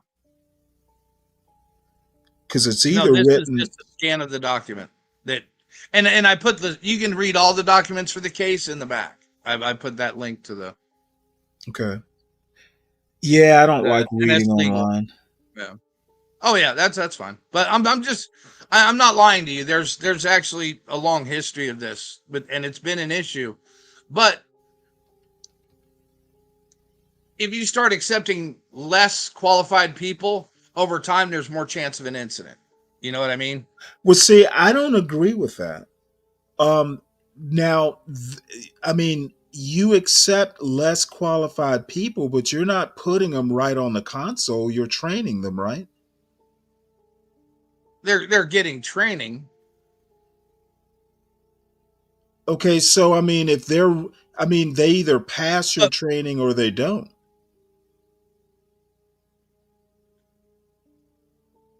I mean, here is where I'm coming. Just give me one sec here. But if they lowered the standards here, where else have they lowered standards? Okay, but in the are system? you saying it's just like the military? Are you saying they lowered their well, let me say this. If they lowered their standards, did they lower the standards of their training? Because this is what I'm saying. If you lower the standards selecting people, but you run them through the training is to get them up to standard. And they either come up to standard through the training or they don't. So the problem isn't necessarily with your standards. The problem is the training isn't bringing people up to standard. Were the standards also lowered? This is what we don't know. Okay, so the standards at the training level were lowered. Is that what you're saying? We don't know. We don't know. Okay, well then if we don't know, then you can't really talk about the standards of selection because the training is supposed to take those people and bring them up to standard. It happens in the military. I mean, the military. But if you start out at a low standard, if you start with I don't agree. If you start out with a lower qualified candidate, you're probably going to get a lower qualified employee in the end. No, I don't agree with that. Because you're starting with a base level of knowledge. The training, The training is supposed to make the difference. If the people can't pass your training, then you wash them out. No, sir. And we've seen this in fire Okay, departments all across the country, I sir. have seen. They lowered the standards. Okay. The Marine I'm Corps lowered saying, their standards for I their am officer saying, candidate course. I am saying that in my real world experience, it doesn't pan out the way you describe it. If the candidates are shitty, they wash out of the training. You can look it up yourself. Officers candidate. No, I don't need to. I've been the through Marines. OCS. They lowered the not the standard. Marine OCS. They lowered the standard think to allow female graduates to then be able to there's make it. Okay, well, no. Females aren't males. So if they lowered the standard to meet females, we know the problem. Okay, females are not as capable physically as males are. We understand what's happening there. What I'm not understanding in But this, does it make sense for a Marine infantry officer? Okay, it makes sense that lowering the standards. It makes sense that lowering the they're lowering the training standards. Okay. No, the qualification. Okay, listen to what I'm saying, Mayo Monkey. Let me walk you through it. Okay. You take recruits, you lower the standards by accepting females, basically, at least the physical standards. Correct? Mm-hmm. And they lowered the standards for graduation. They lower the standards they lower the standards at the training layer too, because women aren't as physically capable as males. They have to modify the training. What I'm saying is with the air traffic control training, you may have a lower standard coming in. I'm asking, did they lower the training standards? We don't know yet. Okay, well then if we don't know, we can't confirm that the lower entrance requirements are the problem. The training might be the problem.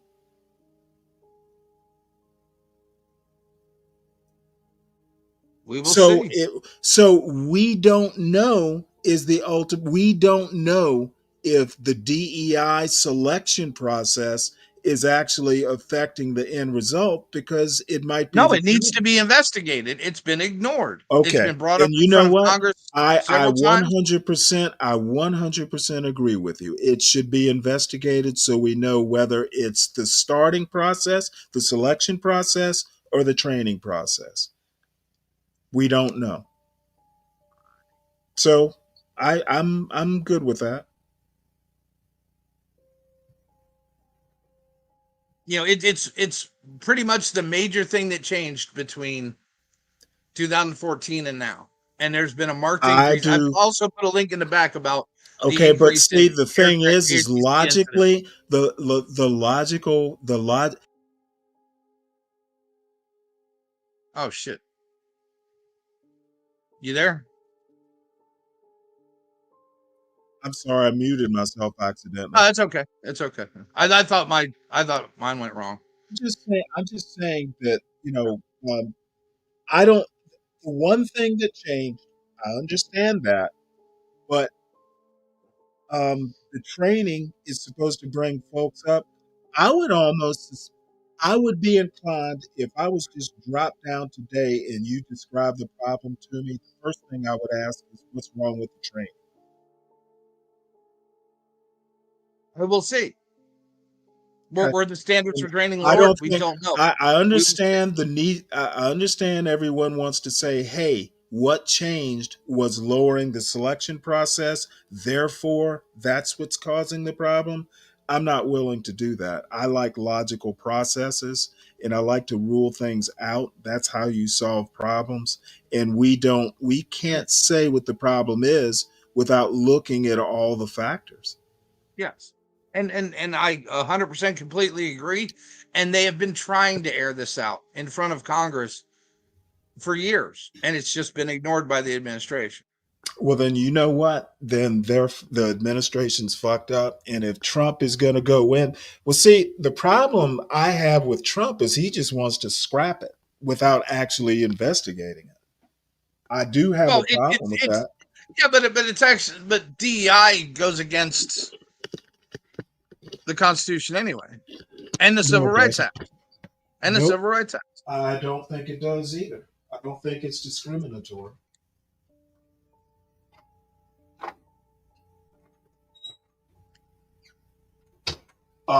In my impression, and again, this is just my impression, it is not my opinion, and I'm not saying you are saying this. Let me say that at the outset. I think that when you have a group that's in power, if you bring another group up to be equal with them, a lot of people think, well, hey, I've lost power. And I don't know that that's necessarily true. I think that's what's happening with all this DEI and reverse discrimination and all that. People just, we didn't have as much power over the other group as we used to. Therefore, we have lost power. And I don't think that's necessarily. I don't think that's necessarily the case. Well, the biggest group that's been helped by DEI is white women. That is true. And same thing with affirmative action. That is true. And so for me, this isn't a racial thing at all. This is literally a merit thing, and especially when you're talking about aviation safety. Well, the problem is in certain parts. I'm not going to say aviation safety because I don't know enough about it. But when people start talking about the meritocracy, I kind of chuckle because we've never had a meritocracy. America has never been as meritocratic as we think. As in what though? What are, because there's all kinds of aspects. There's all kind of aspects you can put that into. And in some you would be correct, in others you would not. Pick a time, okay? Not a time, sir. Not a time, sir. A situation. When sons inherit businesses, nepotism, basically. That's not meritocracy. There's plenty of nepotism around. I'm not denying that, sir. The Old Boys Network. That's not meritocracy. But that doesn't exist everywhere. In everything. No, I'm not saying it does. Nepotism. I'm not saying it does. I'm saying we're not as meritocratic a society as we sometimes pretend to be. Oh, I would agree, but like I said, it depends on the context of it. I'll give you that. I just think the impression that I get sometimes is that people are talking across the board. Like, we're willing to make blanket statements about DEI, but we're not willing to make blanket criticisms of meritocracy. Yeah, but meritocracy isn't a public service thing. I'm not sure I understand you. Why wouldn't it be? So the FAA administrator can just give his son a job in the FAA? Oh no. I see what you're saying. No, there are certain things. There's a difference between public accommodations and public service. There's certain situations like being a pilot. That's meritocratic. I mean, you're either a good pilot or you're not. It should be, yes. And that's part of the aviation safety I'm referring to. And the people that are controlling the movement, especially in and around DC, you're talking about at times hundreds of aircraft. They need to be on their game. Okay, well, that's a training issue, not a selection issue. It's a capabilities issue. Those who aren't capable wash out of the training, I would imagine.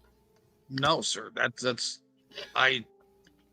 As I state, the hiring standards were lowered. So my guess is all The standards below that were lowered to meet. the hiring standards are not the training standards. They're two separate things. And we haven't seen training standards lowered to get groups in before. I don't know that that's the case with the ATC Case with Ranger selection School. process. It was the case with Ranger School in the Army. Okay, but yeah, with Ranger School, you can't peer female candidates out, but you can peer male candidates out. I would tend to agree with you on Ranger School. The overall capabilities were lowered. I agree with that. Yeah, but I'm saying we literally have a history of the government doing this. Right, but we don't know that that's the case with the ATCs. No, but that's what needs to be looked into, and I'm all for looking into it because honestly, I'm all for it too. If the training standards are lowered, I will agree with you. Yeah, and my thing is, look, if the left should be asking for this to be looked into more than the right, if they want to prove Donald Trump wrong, I would agree. But right now, that's not what they're asking for in their fights against what he's saying. Well, what they're asking for, they're talking about selection standards, not training standards.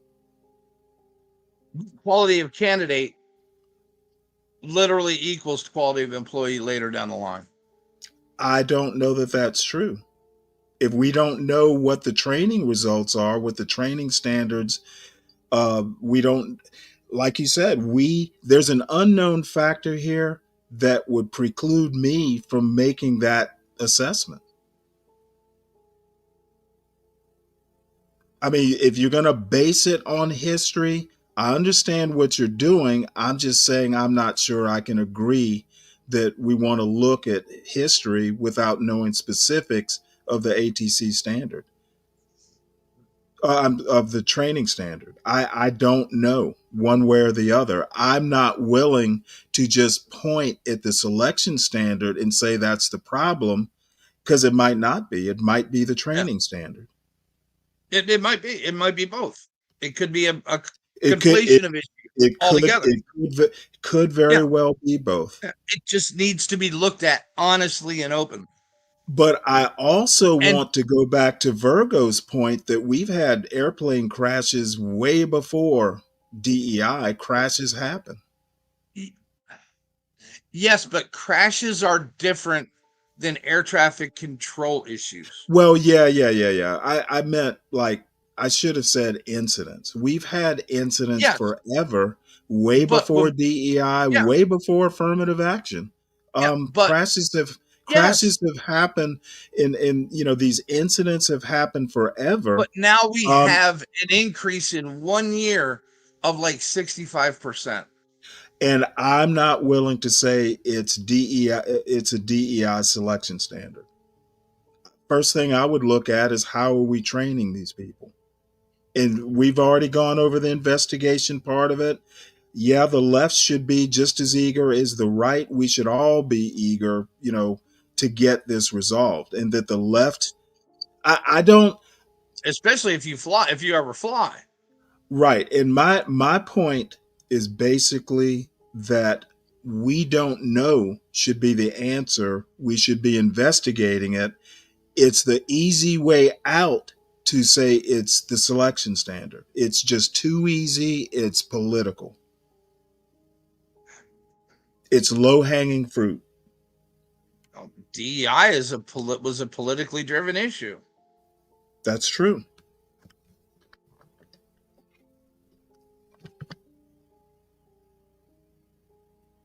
Hey, Ryan. Hey, buddy. Hey, can I talk about this for a quick minute and without you interrupting me? Let's see. All right. So look, what's happened is this. Again, I had said initially that DEI was a smart thing, and business said, "Hey, this seems like it's helping us in certain areas." They made it a widespread across the board policy, right? And there have been some negatives about that. So, because we can't do anything a little. So, when you do change standards that exist to accommodate or to, like, okay, we're going to change this around, like women's push-ups, like I said, right? You can't change and have women's push-ups and men's push-ups for police officers. That's just an example. So as long as you don't lower the standards, everything is fine. But they have done that in certain instances. An example is, Okay. and Well, I'm going when to you give you an say, example. I'm trying to give an example. Okay. Just let me just finish, and then you can roll on. You can crush my argument. So an example is there was claims that there was widespread systemic racism with the SAT scores. Okay. And this is at the collegiate level, right? And they said this is a racist test. They threw out a lot of the SAT scores because they said this is a racist test, right? There has been, now they've recently reinstituted SATs at several colleges. Number one, they found that the SAT scores helped low income people more to get into school. Lower income, it actually hurt low income, number one. Number two, they did throw out SAT scores, and I know like Johns Hopkins University, which is a high-end medical school, it's very famous. They got rid of SAT scores, started just picking broad-based candidates from Jakarta to. Med schools do MCATs. Well, okay. And black candidates with MCATs require lower scores to get into medical school than Asian or white. No, it was like foreign. It was foreign kids. They accept people from all over the world, right? But what they found was kids were not passing their boards, and this year, so they reinstituted them, right? So the point is about this DEI. They've done a broad-based thing, which was a good thing, and they literally trashed it and turned it into, I don't want to say the word quota, but like a quota system in a sense. Like, to look good as a university, we've got to have this going on here, right? And I think that's the wrong spirit behind it, and I think it's just wrong, right? It doesn't make sense to do it. So what was great for business to have a diverse workforce became policy, and then it became an HR manager going, let's see, like those stupid ass Benetton ads, right? Or like these dumb commercials where it's like you got every group represented in the commercial, So they took a good thing that was working, by the way, that was promoting diversity, and they turned it into a policy, which then smashed it basically. And now here we are with it, them blaming fucking aircraft crashes. Let me go ahead. Let me know when you're done. Yeah, I'm done. I just wanted to say that. Okay, so I wouldn't blame the MCATs. I would blame the medical training. Okay, if you get a low MCAT, you shouldn't be passing medical school if you're not capable of getting through the training. Yeah, but I passing. Agree. Yeah, we all agree on that. Do you want a 2.0 doctor or a 4.0 grade point Okay, doctor? no, that's really besides my point. My point is that I want someone who can get through the training. What I think happened is they lowered MCAT scores, but they also lowered the standards for getting through the actual medical training. Well, that if they change, perhaps they did that too. Yes, because hold on. They accepted lower MCAT score candidates. Okay, well, you know what? I think you should be able to accept lower score MCAT candidates, but you shouldn't change the actual standards of the training. I don't think you should lower any of the standards. Okay, I don't have a problem with widening the pool, of people coming into the school. I have a problem with you lowering the actual standards they have to get through to graduate. They should widen the pool because you Lowering get the MCAT is lowering a standard. No, it's The not. acceptable MCAT score is lowering a No. standard. No. And it's judging on two hold different on. standards. Where the rubber meets the road is who graduates from medical school. So just so I just want to say about the study that was done. What they found from the study was, hey, listen, if we open up, if we promote and recruit and expand that portion, right? We get a better pool of talent. We got the best Asian kid, the best black kid, the best Latino. So expanding diversifying the recruitment efforts was great. And we got a bigger pool of talent, right? So, but instead, when it became a policy, then you have HR managers going, man, I got to get these, like, I don't want to say quotas, but they needed to make it look like the organization was diverse to keep their jobs, right? There was a motivation to do it, and it polluted this good thing that was fucking working. They had diverse workforces, the top profitable right, but companies. You're kind of help me out here because I think you're talking about two different things. Okay, go ahead. I'm sorry. Getting people in the door is one thing. Getting them out the door as qualified is a different thing. Okay, if you widen your pool, what you do between the time you hire them and the time there's a hiring process, there's a training process, and then there's a time you put them out into the field. Okay, the middle part, the training process, should not be lowered. I totally agree with that. And if you do lower the training standards, then the people you release out into the field, their quality is going to be lessened overall. Exactly.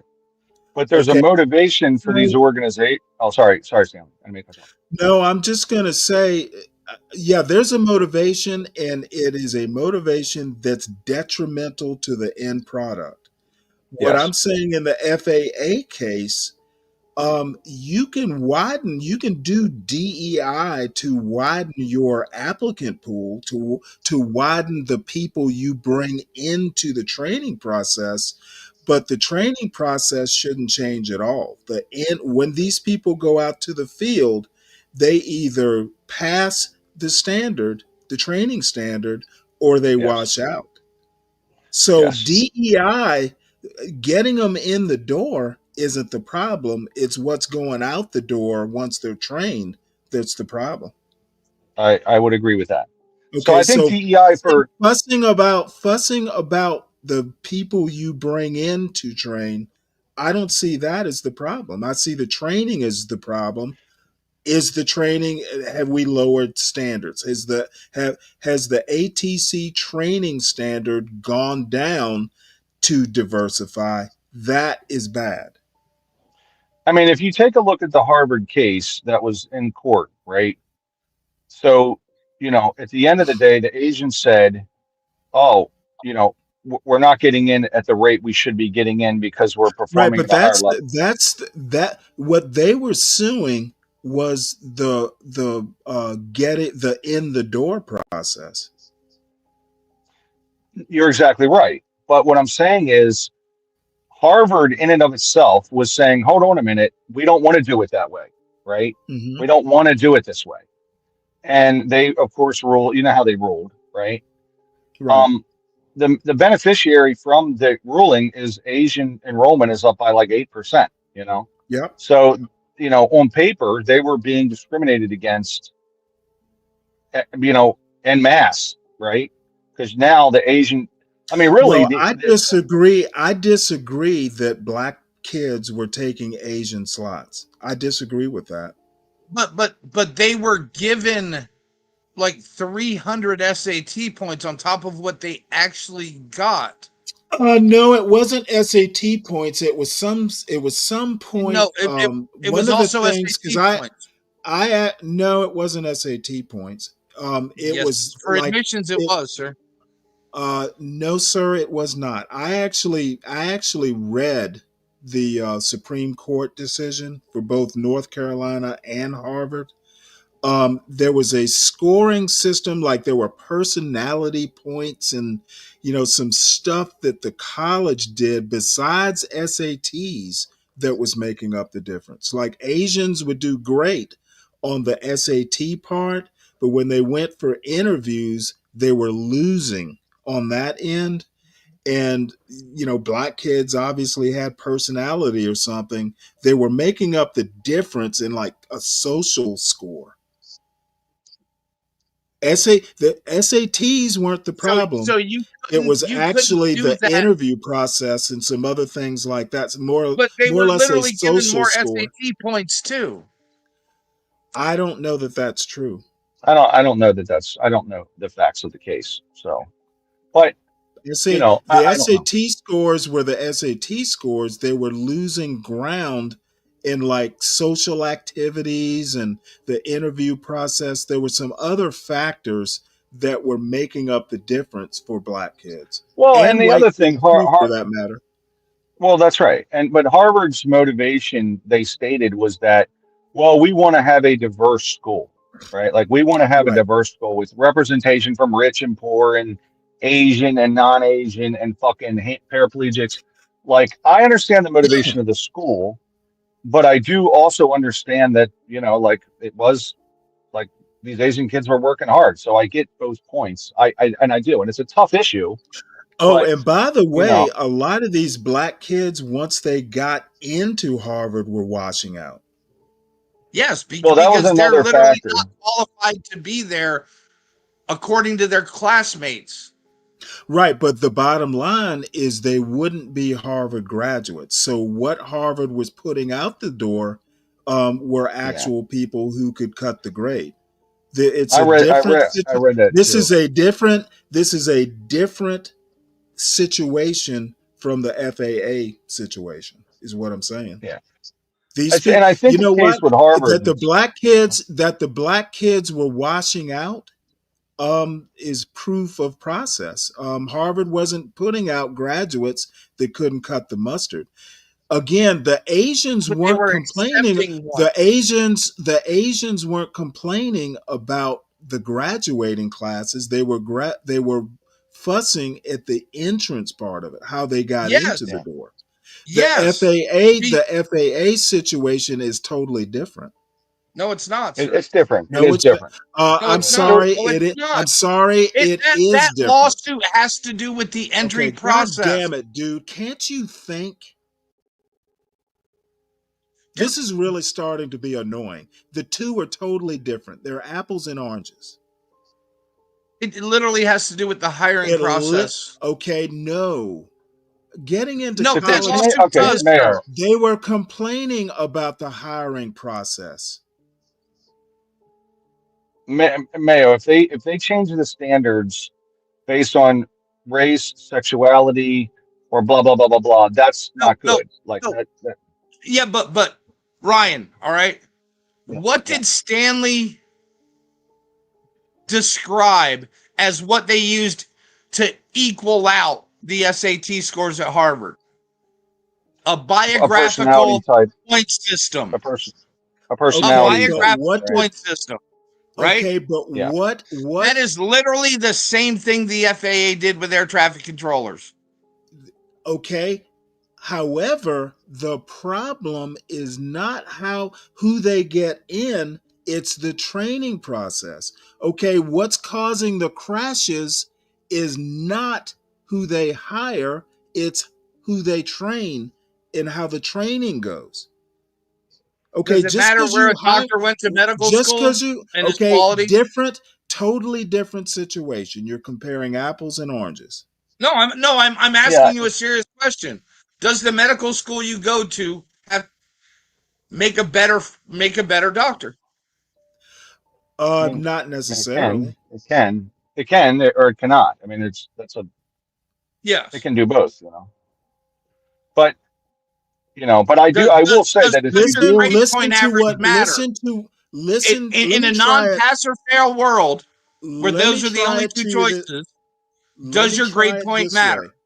Okay, when you hire somebody to be an air traffic controller, do they go directly to the tower or do they have to go through training? They have to got go to go through through training. training. If they push them through training, it's not right. But if they make them that is the pass problem. the test, that Mayo and I agree needs to be investigated. We don't know if they yeah. lowered training standards. Yeah, you can't, and there's a motivation for these organizations to, to push people along. There's HR manager, like there's a motivation to do it. And I think Yes. that you But can't do that's that. You don't want to do hiring that. processes. We're But fussing about hiring we've seen these processes. same standards exist for athletes in colleges. Okay, I'm not going to even bother with athletes in colleges. That's totally that's athletics. It's one thing to keep certain students there. Okay, let me put it to you this way. The other thing people don't actually understand is sometimes when you compare apples and oranges, you can't do it. Okay, getting into Harvard is not like getting hired to be an air traffic controller. Here, can I give you Yes, it is. a good example of this? No, it's Right? not. Can I give you a good example of what I'm talking about? Because I think that maybe it's getting off track. So, as an organization, I'm Apple, right? I am being told by the CEO, there's a study that came out, and it says that, diverse, gender, blah, blah, blah, like all these different, like, we will do better as a company. The CEO is then telling the HR guy, like, hey, man, we got to make sure we're recruiting from all these places. In the end, you're bringing people in, but that HR manager is going, well, the CEO is telling me this is the best for our organization. I've got to make sure I check these boxes with these places so that we are that, right? So at that point, there's a motivation for him to have 18 Latinos, 12 black guys, 14 this, 3 transgenders, right? So it creates this incentive system that I don't doesn't think they're hiring necessarily. by quota. It's not by quota, but okay, I know. So I know that from firsthand experience, or secondhand experience, maybe, that I know that there were several police officers, okay, that went through the state police training last year, and they were trying to push these ladies through really, really hard. And not only was it easier with less chin-ups, but also it was just, we don't want to lose these girls. These girls are struggling with even the fact that we lowered this, but they're really, really struggling with the rest of it. Okay. So there was a motivation for those girls not to leave. So they took it real easy on them when they sprayed mace directly into their face and let them clean it within a second. So they made it. You're talking about lowering a training standard, which is going to affect the operational standard. That's obvious. I agree with you there. Yes. Yeah. Okay. So, but we know that lowering the training standard is going to lower the field standard. You'll get no argument there. Now, but my point is, okay, let me just do accept that lower standard or not? But there's a documented history of this, especially with government. What I'm saying is that the people running the training were bending over backwards to try to get these young ladies not to leave. You know what? Because it hurt them. It hurt them. Okay, but they're applying DEI to the training standard. Okay, not the hiring standard. The hiring standard is different from the training standard. Okay, if you're applying DEI to the training standard, you will have a valid argument that the operational standard is going to be lowered. That is a very valid argument, one that I wouldn't even bother arguing because I can't. Okay. With the air traffic, I keep asking, is DEI being applied to the ATC training standard? And nobody can tell me. And by the way, just for the record, I don't think this is a DI issue. I think Trump's full of bullshit on it. But on principle, I understand what Mayor's saying. All I'm saying is DEI in a hiring standard doesn't necessarily affect the operational standard at all, unless DEI is being applied to the training standard. But My Stanley, question, but the hold on. My DEI standards question, for SAT tests actually affected graduation rates. no, it didn't. Yes, it did. No, I'm afraid it didn't. Yes, it Well, I did. You mean, even said it. You okay. even said it. Well, no. Graduation rates, because the people were washing out. Harvard didn't lower the training standards. Yes. Or the education standards. The people that you're right. Bringing in people with lower SAT scores increased a washout rate, but they weren't turning out Harvard graduates that couldn't cut the mustard. A Harvard graduate who's black went through the same process that any other Harvard graduate went through. They didn't lower the education standard. So you're right. It affected graduation rates, but graduation rates aren't necessarily an operational standard. It just means, hey, you brought in people who couldn't pass the training or the education. Mm-hmm. All I'm asking is the same thing happening at the FAA or whoever does the ATC training. Nobody can tell me. I'm saying if DEI is being applied to the ATC training, then that's a real problem and it needs to stop. No one can tell me if that's happening or not. The hiring standard, the hiring the hiring process.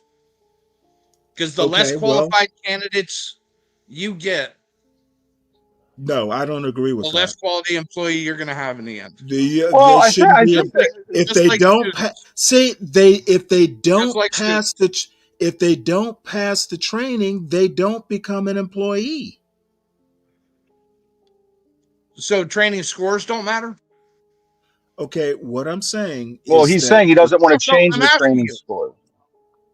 No, do training scores matter? Of course they do. Are you saying that DEI is being applied to air traffic control training? I would say most likely yes. Okay, well, most likely isn't yes. Just like it has in the military that we've seen. Okay, I don't see. There you go. Just like the military. Well, being an air traffic controller isn't just like being in the military. Okay, I don't think we know the answer to that. Either the training. You do know that, Ryan. Either DEI is being applied to the training or it's not. And when somebody can say that, hey, we lowered the training standard to get more people out the door, then I'll have a problem with it. But until then, just telling me that we're hiring more diverse doesn't mean all those people are actually winding up in air towers. Yeah, and I think like the thing that's disappointing about the DEI thing is it was a really groundbreaking study and it was good until it got fucking polluted, of course, convoluted, and they started to, this wasn't a goal, it became a mandate in a sense. And it's kind of like this started out as a good idea too. Okay, well I'm just saying that let me cut to my chase at least. There's nothing wrong with DEI. It's how and what it's applied to that's the problem. There's some places DEI shouldn't be applied. I think a good example of where it's worked well, and this is off the cuff, but example is in the Rooney Rule in NFL is kind of similar along those lines, right? So hey man, why are all the coaches white? Well, let's get some, let's try to investigate this. Well, no, the expectation is that only white people want to do the coaching, or they're being locked out. Black people are being locked out when a lot of the players are black, right? So now they say, okay, we need to recruit more black coaches, and which I think is good. And every owner has to interview one black coach before they make their decision. Well, guess what? There's a guy in Pittsburgh, Mike Tomlin, who got interviewed as a result of it. And he's one of the most winning coaches in the fucking league. And he's never had a losing season, right? So this has helped that organization. And that was I think that's smart. Like, hey, outreach, etc. But, you know, of course, once it becomes a mandate is when you have the problems with it. When you have, you know, because then all different motivations enter in, you know, for HR managers and, you know, look at my company, you know, all these companies virtue signal all kinds of bullshit like that. So you literally have to meet a racial standard if you have over 500 employees and you wanted a federal contract. Well, that I don't know about the specifics to that, but you possibly are correct. I don't know. I don't know of any contracts that fall that way, but I do know that Boeing, sir. Like the MB, okay, I don't know. I know the MBE program was good when it started, and I thought, man, this is really gonna. I thought it would be a good thing, and then it just got convoluted, also, you know. So unfortunately, I think once things get to that federal level, man, it's just, I don't know. It's like they can't make policy that makes any freaking sense ever. So, you know, and then they have this ESG rule, right? So it used to be the companies, and that goes beyond that. That's environmental standards for the company, social and governance, right? Well, it became that the company not only has to look at making money, but then we got companies trying to hit these goals, right? Which are very subjective. So I'm like, no, government, you make the laws around the environment. Forget these companies, right? Forget them. They're all full of shit. You make the environmental laws and let the companies make the money. It's your job to make the damn laws around the environment and around social and governance. Like, you guys make that shit, right? But the people that implement ESG isn't the government. It's actually the banks. There was a law passed, and it stated that, so under the SEC, if I were to buy a stock, if I'm a trader on Wall Street and I buy a stock in a publicly traded company, it is now a law that, you know, under the SEC. So I guess that's a mandate or a statute or something. I don't know if it's a law. It's not legislation. It's a mandate, I think. The mandate is if you have two stocks, okay, and both are of similar value, you need to buy the one that is better environmentally, social, a higher ESG score. All things being the same, right? So you can be called out on that as not doing your fiduciary duty if you buy the one that, like, just loves to burn carbon fuel, if they both perform the same. So of course traders are going, well, shit, I'm gonna pick the one that has higher ESG scores. So a lot of these companies said, we got to get our ESG scores up. But that's just based on climate. That's not ESG. No, it's not. It's ESG. The ESG is beyond just climate. It's environmental, social. Are you being socially responsible, promoting diversity? You got handicap ramps in your building, and governance, which means your CEO is making this and you're paying your workers at least, you know, higher. There's not too much. Is the company governed in an ethical way to where you're paying people a fair wage, right? Those three things now are in play with these companies, which is why you see so much bullshit virtue signaling going on with these companies. You know, we're green, blah, blah, blah, all that shit, right? It used to be that the trader's only responsibility was to buy stocks that perform the same. Like you could hammer a trader. He could be in trouble with the SEC if he was buying consistently shitty stocks. And I mean, he'd be in trouble. Consistently poor performing stocks, you could go, I'm going to open an investigation and see why this guy is choosing to pick these shitty picks. Maybe he's involved in selling the options on them, right? So again, government involvement and, you know, kind of polluting a thing that was probably pretty good, you know. But I don't think the government should be involved in dictating to companies, you need to pick these stocks based on that kind of bullshit. I think it's just let me address a couple chat points here. Ivan, to a certain extent I agree that, you know, companies should hire to their market.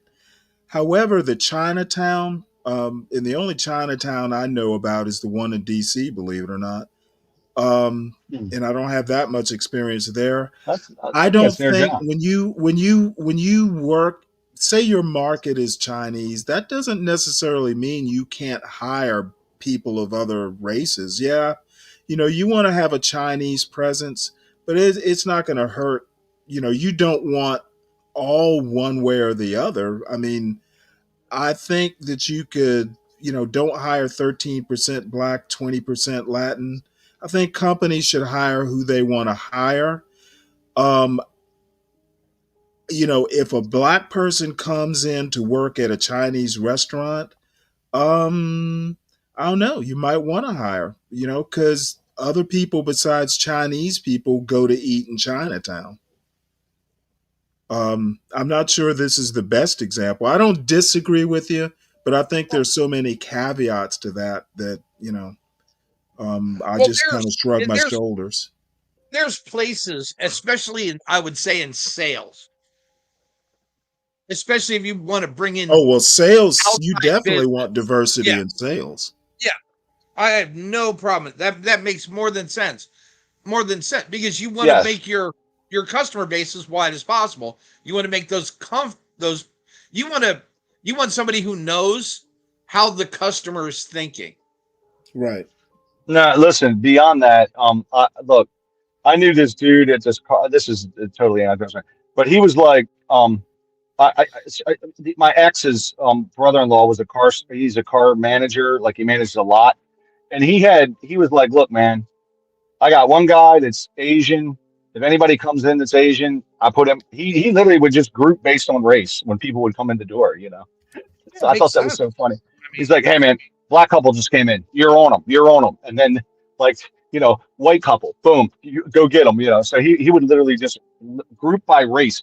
But that's a good example of where, hey, diversity is good in that organization. If it was all just black dudes or white dudes or whatever, they probably wouldn't do as well as the way that guy was running it. And this was like 25 years ago. Yeah, that's the way he did it as the car manager, So anyway. Well, damn. Lindy, I agree that Trump should have just been presidential and let it go at that. But I personally think, and this is just my opinion, that Trump saw an opportunity to trash DEI once and for all, to put a stake through it, through its heart. And I think that's what he did today. I think that was his mission. So but keep in mind that study still is legitimate, Stanley. That's what it was. That study is still legitimate. So I think smart HR managers and smart companies are going to go, hey, is this in our best interest to do this? Right. So I think he's just going to, at the federal level, he's going to do something. But if you're a company, you can run it the way you want. Right. So you're going to say, okay, does this help our bottom line? If it does, we're going to do it, Well, and I think it does help some companies. At the bottom of his executive order, Trump did say that, we need to make sure we're following civil rights law. He did put that. I agree with that. Yes. Yeah, I agree. They need to do that. So I don't have a huge problem with doing that. Ivan says, how can I agree with you in that the market and sales should tell you who to hire and you think DEI is good?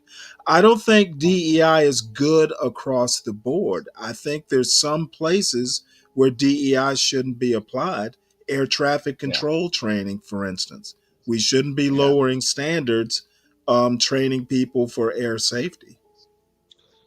Yeah. I don't think Harvard should lower its academic standards just to get black kids or, whoever Hispanic kids through it. I don't think they should lower it.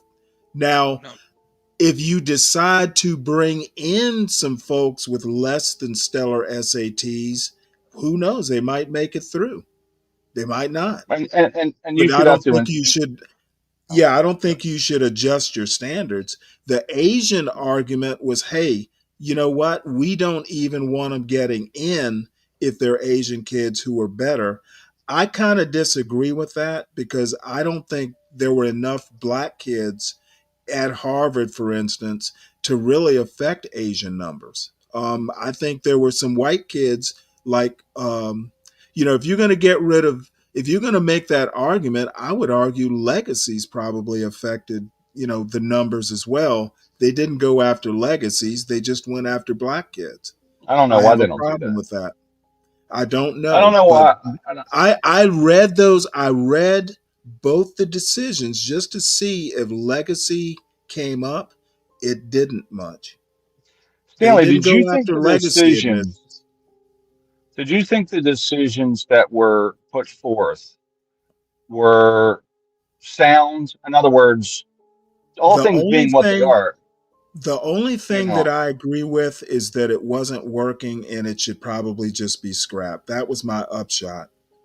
Okay, okay. but I have a problem that they went after affirmative action but didn't go after legacy admissions. Well, I think they should go. They should for sure. I just was They wondering should have. They constitutionally. should have. They should But have in legacy that admissions lawsuit. isn't a legal issue. It's Well, it can be. It discriminatory. can be It can be discriminatory. It can be. discriminatory. Yeah. How? What the hell do you mean? How? If How? I'm letting, well, it can be. What? It can. Based on no, Okay, based on the Civil Rights Act. Based on the Civil Rights Act. Okay, not Show me every discrimination legacy. suit. Not every show me Okay, legacy let as me a let me right. help you out.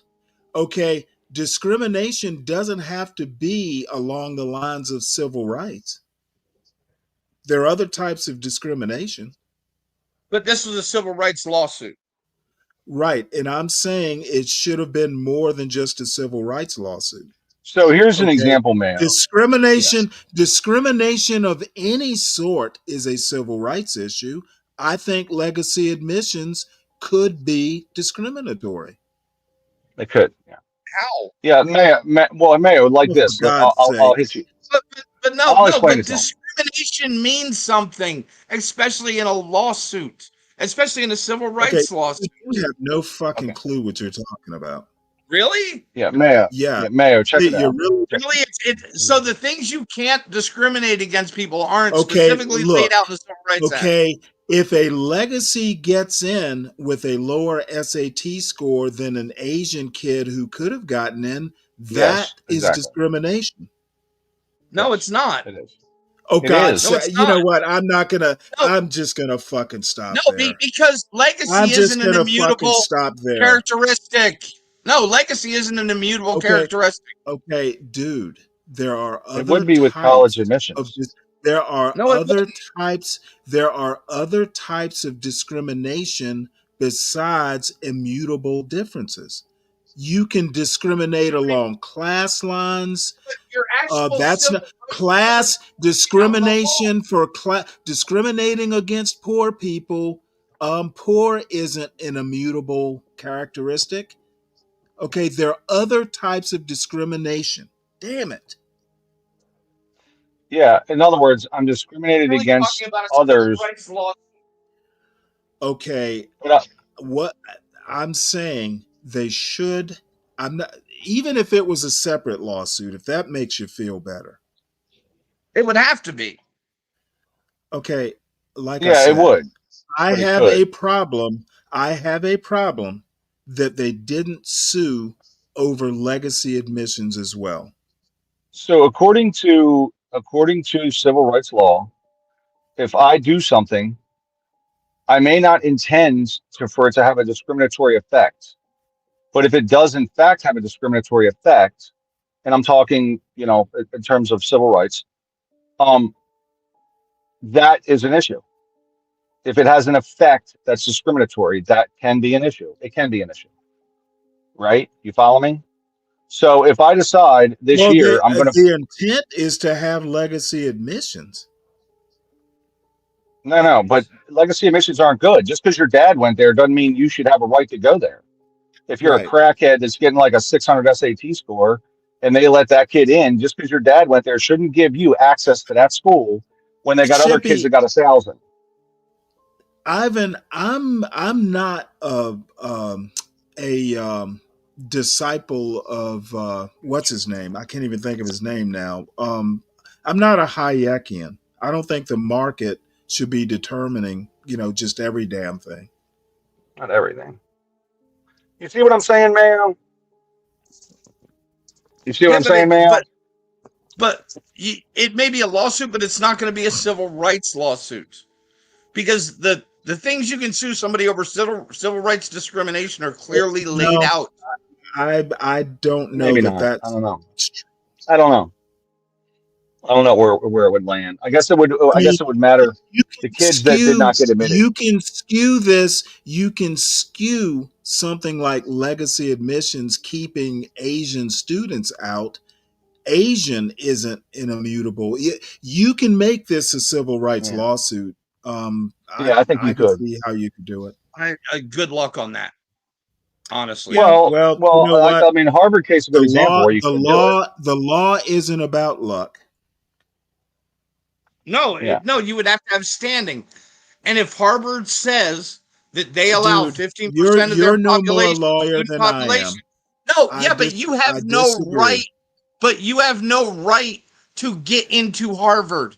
You have no right to legacy admission to Harvard. Yes, you do. It's a policy of the. Well, you don't have a right, but it's a policy of discriminatory policy. Thank you, sir. How is it discriminatory? Thank you, sir. Based on the Civil Rights Act, how is it discriminatory? Asian students are being discriminated against because they are not, a legacy population. That's per se. Legacy isn't in the Civil Rights Act. Okay, dude, I'm sorry for your limitations. No, dude, you literally do not understand how this shit works. You're literally so limited. Show me. That I don't have to show you shit. I'm not a lawyer. But I do understand simple logic.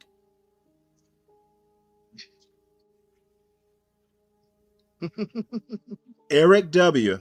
Black enrollment, you're right. It has dropped. Yes. At Harvard. And by the way, Asian enrollment has gone up.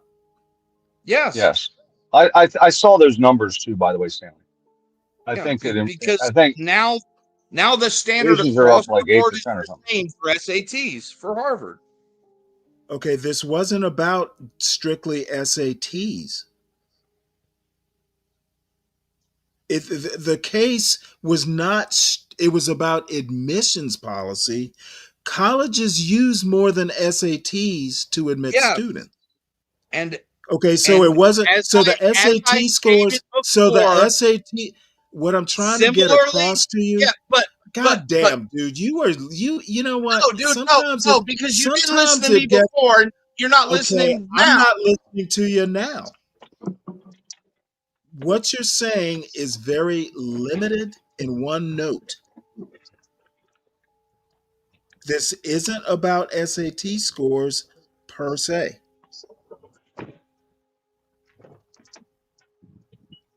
Or it wasn't.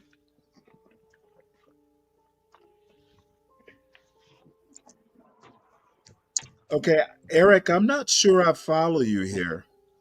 Basically, they can't use affirmative action. And whatever Harvard's system was for admitting black students was basically not allowed. So naturally, if SAT, basically, one of the factors was background. You were getting a score for being a minority or something like that. I don't remember. It was kind of an intricate scheme. They can't use that system anymore. Yes, and that's the same system the FAA put in place, replacing so you're saying, the ATC training standard. Listen to over what I'm the biological check sheet that was a score sheet. Okay, I have no clue. I thought you didn't know about the training. No, this is about the entry. Entry into the FAA I established that entry is not training. Applying DEI to training is a problem. But right now the discussion is about entry into a. But Stanley, right now the discussion we're having is about entry into a training situation, correct or not? Okay. I see what you're saying. Is it not? I don't have a problem with DEI, the FAA using DEI for admittance. I have a problem with them applying it to the training part of it. Then you're going to get the same result. I don't think so. Unless you change the standards. If we get a bad result, it's the training, not the hiring. Or the train, or it's going to be lowered. No, I'm afraid not. Results, then if your product, if the outcome isn't affected by the hiring, there's a training process in the middle. It's the training process that weeds out the people who shouldn't make it to the operations. We will see. Well, I will know. Okay, you can accept whoever you want to accept. They have to make it through the training or they wash out. Or the training gets changed, so they pass. Okay, well, if the training gets changed, then you have an argument. And we will see. Eric, if I said that, wait, you just earlier said you didn't think the number of blacks at Harvard was dropping. I said that? If I did, that was in error. It's obvious. Oh, yeah, it's documented. There's no argument there at all. Yeah, I don't know why I would argue that. Either you misunderstood me or I misspoke. But I will. Oh, no. Eric. I'm saying what I said was that blacks,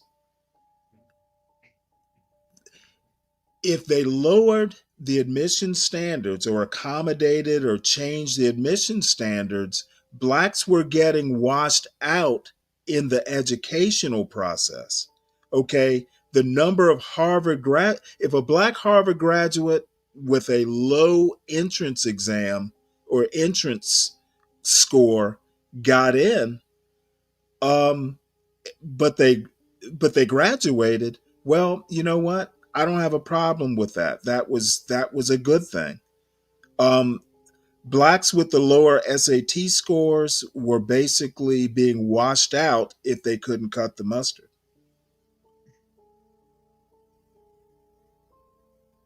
See, I think it's actually bad for the students themselves. I don't disagree with that.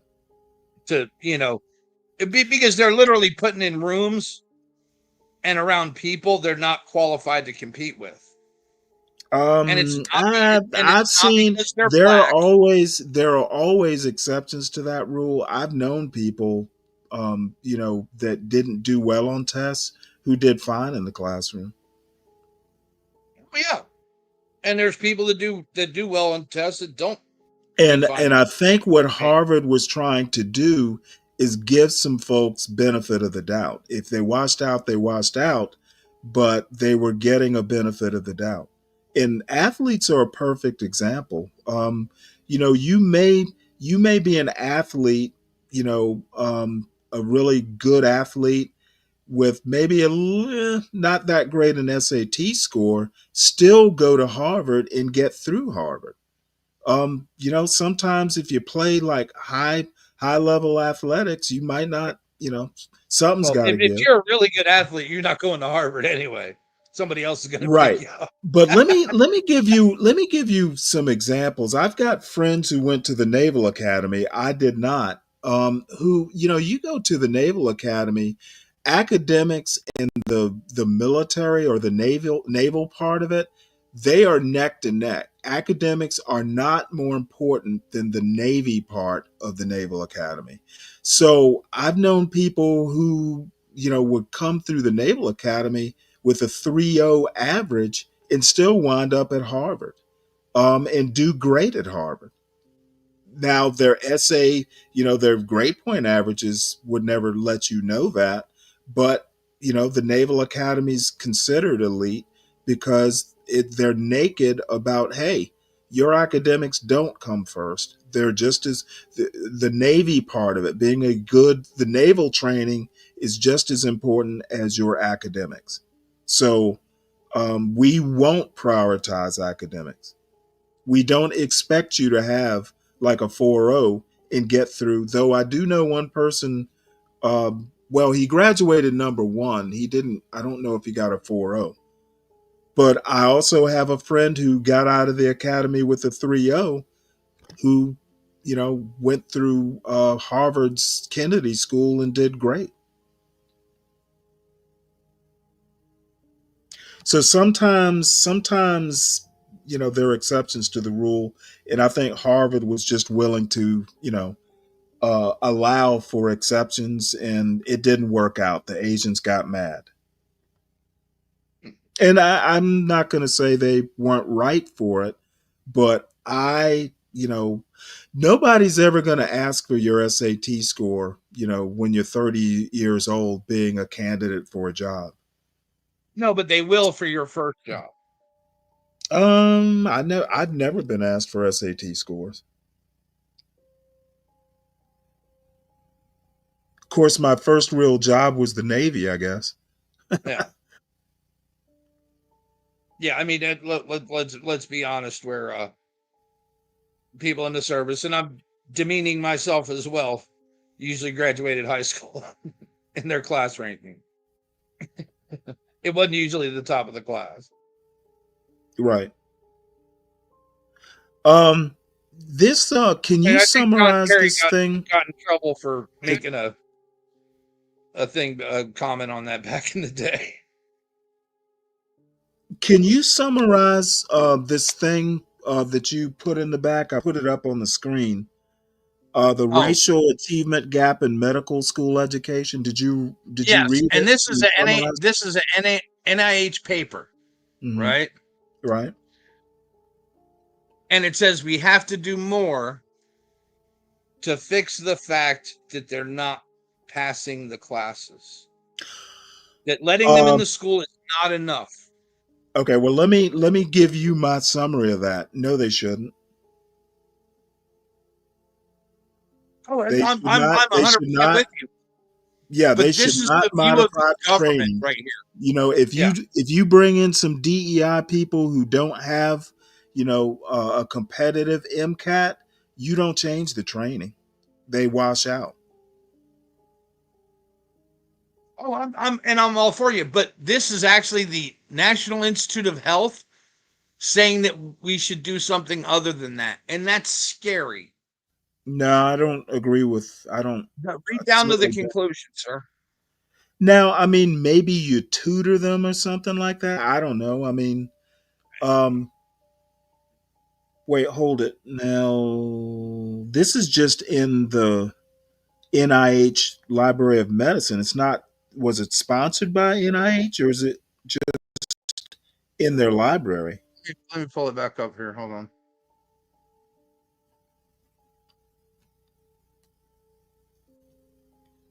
Let me see where some of these people are. Okay, the lead author is Department of Epidemiology, University of Alabama, Birmingham School of Medicine. Mm-hmm. None of these people are NIH. This is just a paper in their library. Yes. Okay, so I don't know that this was necessarily NIH sponsored. So Birmingham, and Harvard. So this is coming from the heads of units, right, in medical schools University today. of Alabama, Birmingham, not at University of Alabama and Harvard. The last person, Fatima Stanford, is from Harvard. Okay, but what I'm trying to point out is it's not the NIH saying this; it's some folks.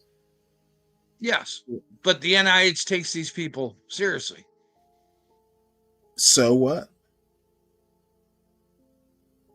The NIH doesn't control this medical. Work was the NIH funding and support. This work was supported by the NIH. Okay, National Institute for General Medical Sciences Medical Science Training Program.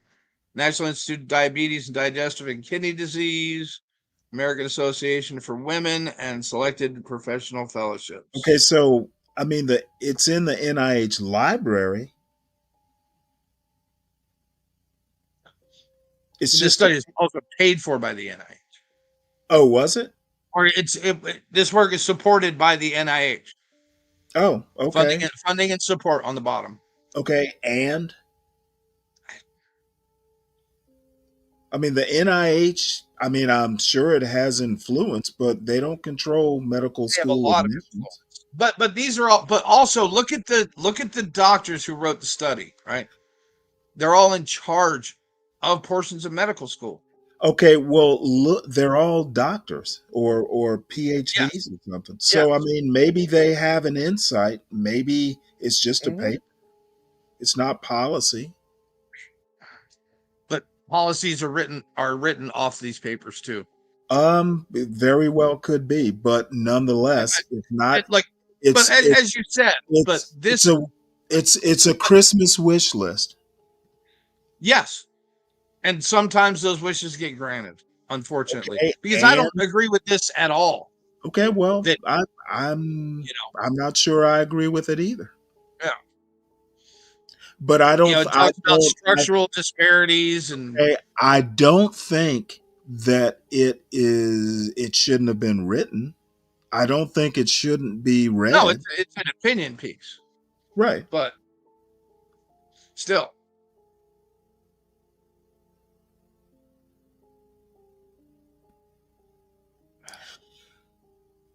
Okay, Eric W. I don't fucking do fallacies. That's for high school debate. I don't rarely even debate. In the real world, where fallacies don't matter, and in the real world, hey, sometimes the good guys don't win. So this means nothing to me. It might mean something to you, and God bless you, but that someone didn't get into a medical school and someone on paper less qualified did, oh well. That's life.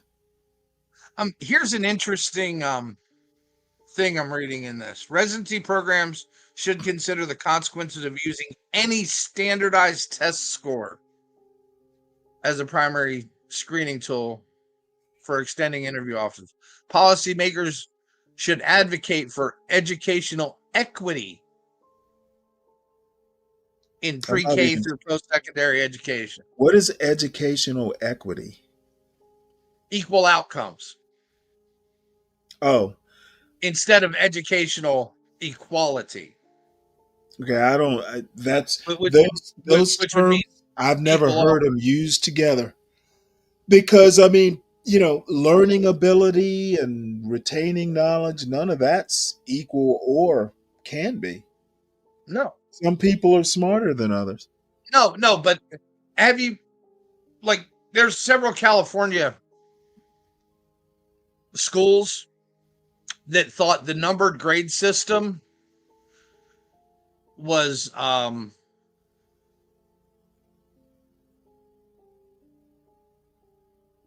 discriminatory, so they just made all their classes pass fail. I'm sorry, say that again. They don't follow the number, like 4.0, 3.0, 2.8 grade system anymore. They literally just do a pass or fail on the class. Yeah, I don't know that I agree with that, but you know what? Some classes are worth doing pass fail. Some others, I guess, aren't. I guess. Now, when I grew up, there were no pass fail classes, so no, it was I'm not a fan of them. No, me neither. It's because and honestly, especially in K through 12, because actual numerical grades are an indicator on who needs more help. I agree.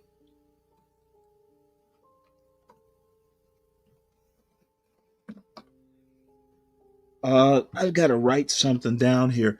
Well, Eric, that is funny. That might be the title of a show. I gotta write this comment down. What's the comment?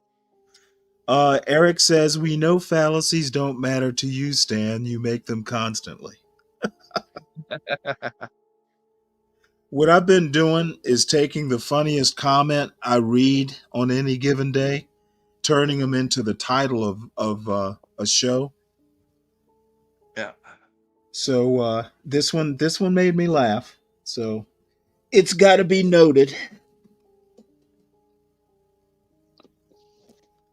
How's it going, Stanley? So far, so good. I'm an accidental host today. Yeah. They jumped it off on you, eh? Well, I was here. Yeah. Well, what else is the Navy good for if not to be dumped on? We meet people where they are or where they're not.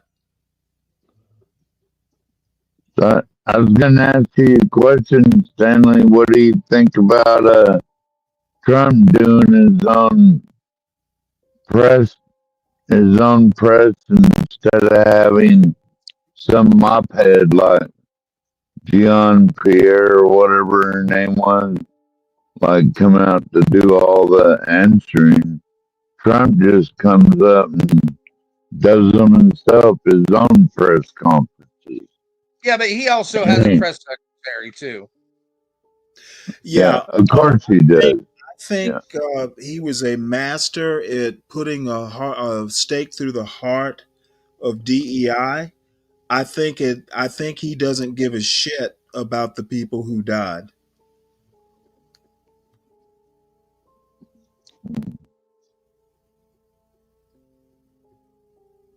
Any response to that?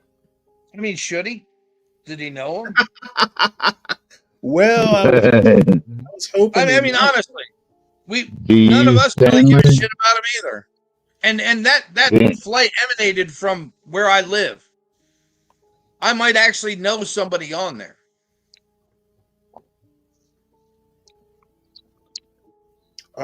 Yeah, I mean, I'm sorry for their families. But it doesn't change my any of our day either way. Well, here's the deal. People will take away from this press conference wasn't the condolences for the family. It's that, Trump is gonna, deal with DEI. I think that for Trump fans, it was candy. For non-Trump fans, it was like, I told you so. It was actually an I told you so for both of them, if you think about it. It's just the opposite. I told you. I told you he was going to do this. It's actually the same I told you so. If you look at it. It's not like he didn't promise he wasn't going to do this. Do what? Get rid of DEI. Oh, well, I mean, I'm saying I'm just not sure today was a good day to talk about DEI. Tragedy that happened and all. I'm wondering if, it was actually presidential to come out there and not give condolences to the families properly. It wound up being more about DEI than the families. And I just don't know that that was I will 100% agreeance with you on that one. 100%. We can talk about DEI. We can talk about DEI tomorrow. Yeah, 100%. I completely agree with you. It's definitely a bad look. That's for damn sure.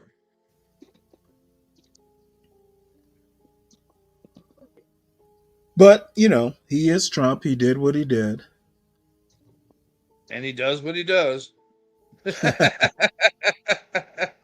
I'm just glad we have a president that's not afraid to take questions and be the actual press release or the debrief or whatever. Like, yeah, well, he you know what? takes the questions on the fly. He did just that, and I think he came off as an uncaring man. Yeah, it was not a good look. He cares more about politics than he does people, and I just like an oligarch would. So he didn't come off as caring, I'll put it that way, but he did answer questions. I think Trump is a stone cold motherfucker, dude. Yep. You know what I mean? Oh yeah, no doubt. Like, And listen up or get the fuck out of the way. I, for one, would like a president who knows when to be a stone cold motherfucker and when to be a caring individual. That's fact. Like, care about what? People. I think Trump sincerely does care about the American people, Stanley. And I sincerely think that he does not.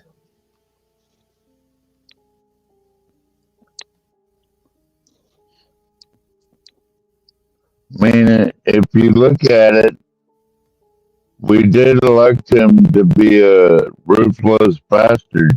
No, I don't think people elected him to be a ruthless bastard. They elected him to be president. They elected him to do the things he said he would do, and which ending DI was one. I don't recall him saying he would be a ruthless bastard, for that matter. Now the way he goes about doing things is different.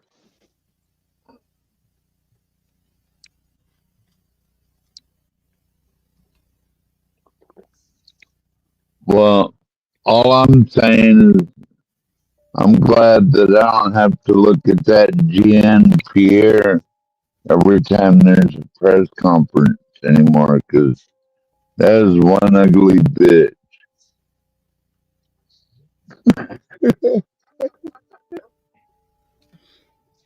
Yeah, you're a real ladies' man.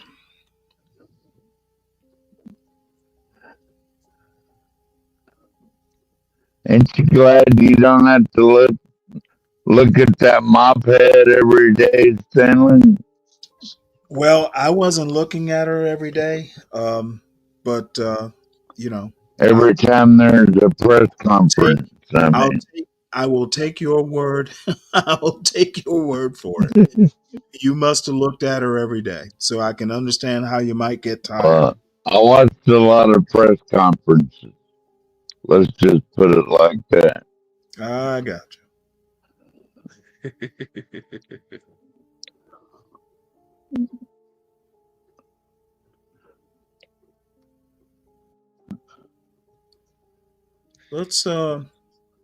Let's put this up right quick. Hey, Lindy, I'm going to listen. Give me 1 sec. I'm going to go ahead and see if we can't listen to this press coverage right quick from Fox 5. Here. Any sense that this is starting to let up now and starting to die down and wind down as we approach these dark night hours? Well, it seemed like that because we hadn't seen much activity transporting any human remains from those smaller vehicles that I was talking about to the medical tent here. But I just saw 3 of them head toward the water's edge, which is where they were earlier today, picking up some of those human remains to transfer them a very short ways just across the parking lot. But so now it appears maybe they are continuing to progress, at least for now, or perhaps this is one of the final rounds this evening. But we'll keep you updated with those efforts, as those they're not moving at the moment. They just have backed up the trucks to the water's edge at the moment. Yeah, I think to that point, I think we're running up against time, right? We're going to lose a daylight again. Our meteorologists have been telling us that rain will be moving in tomorrow. So, you know, you feel for these first responders, these crews out there, Katie, because you've painted this picture of this very grim task that we are so blessed to have them doing the work for us, the difficult work for us to recover these bodies, hopefully get some clarity and closure for some of these families that are desperately waiting to be reunited with their loved ones.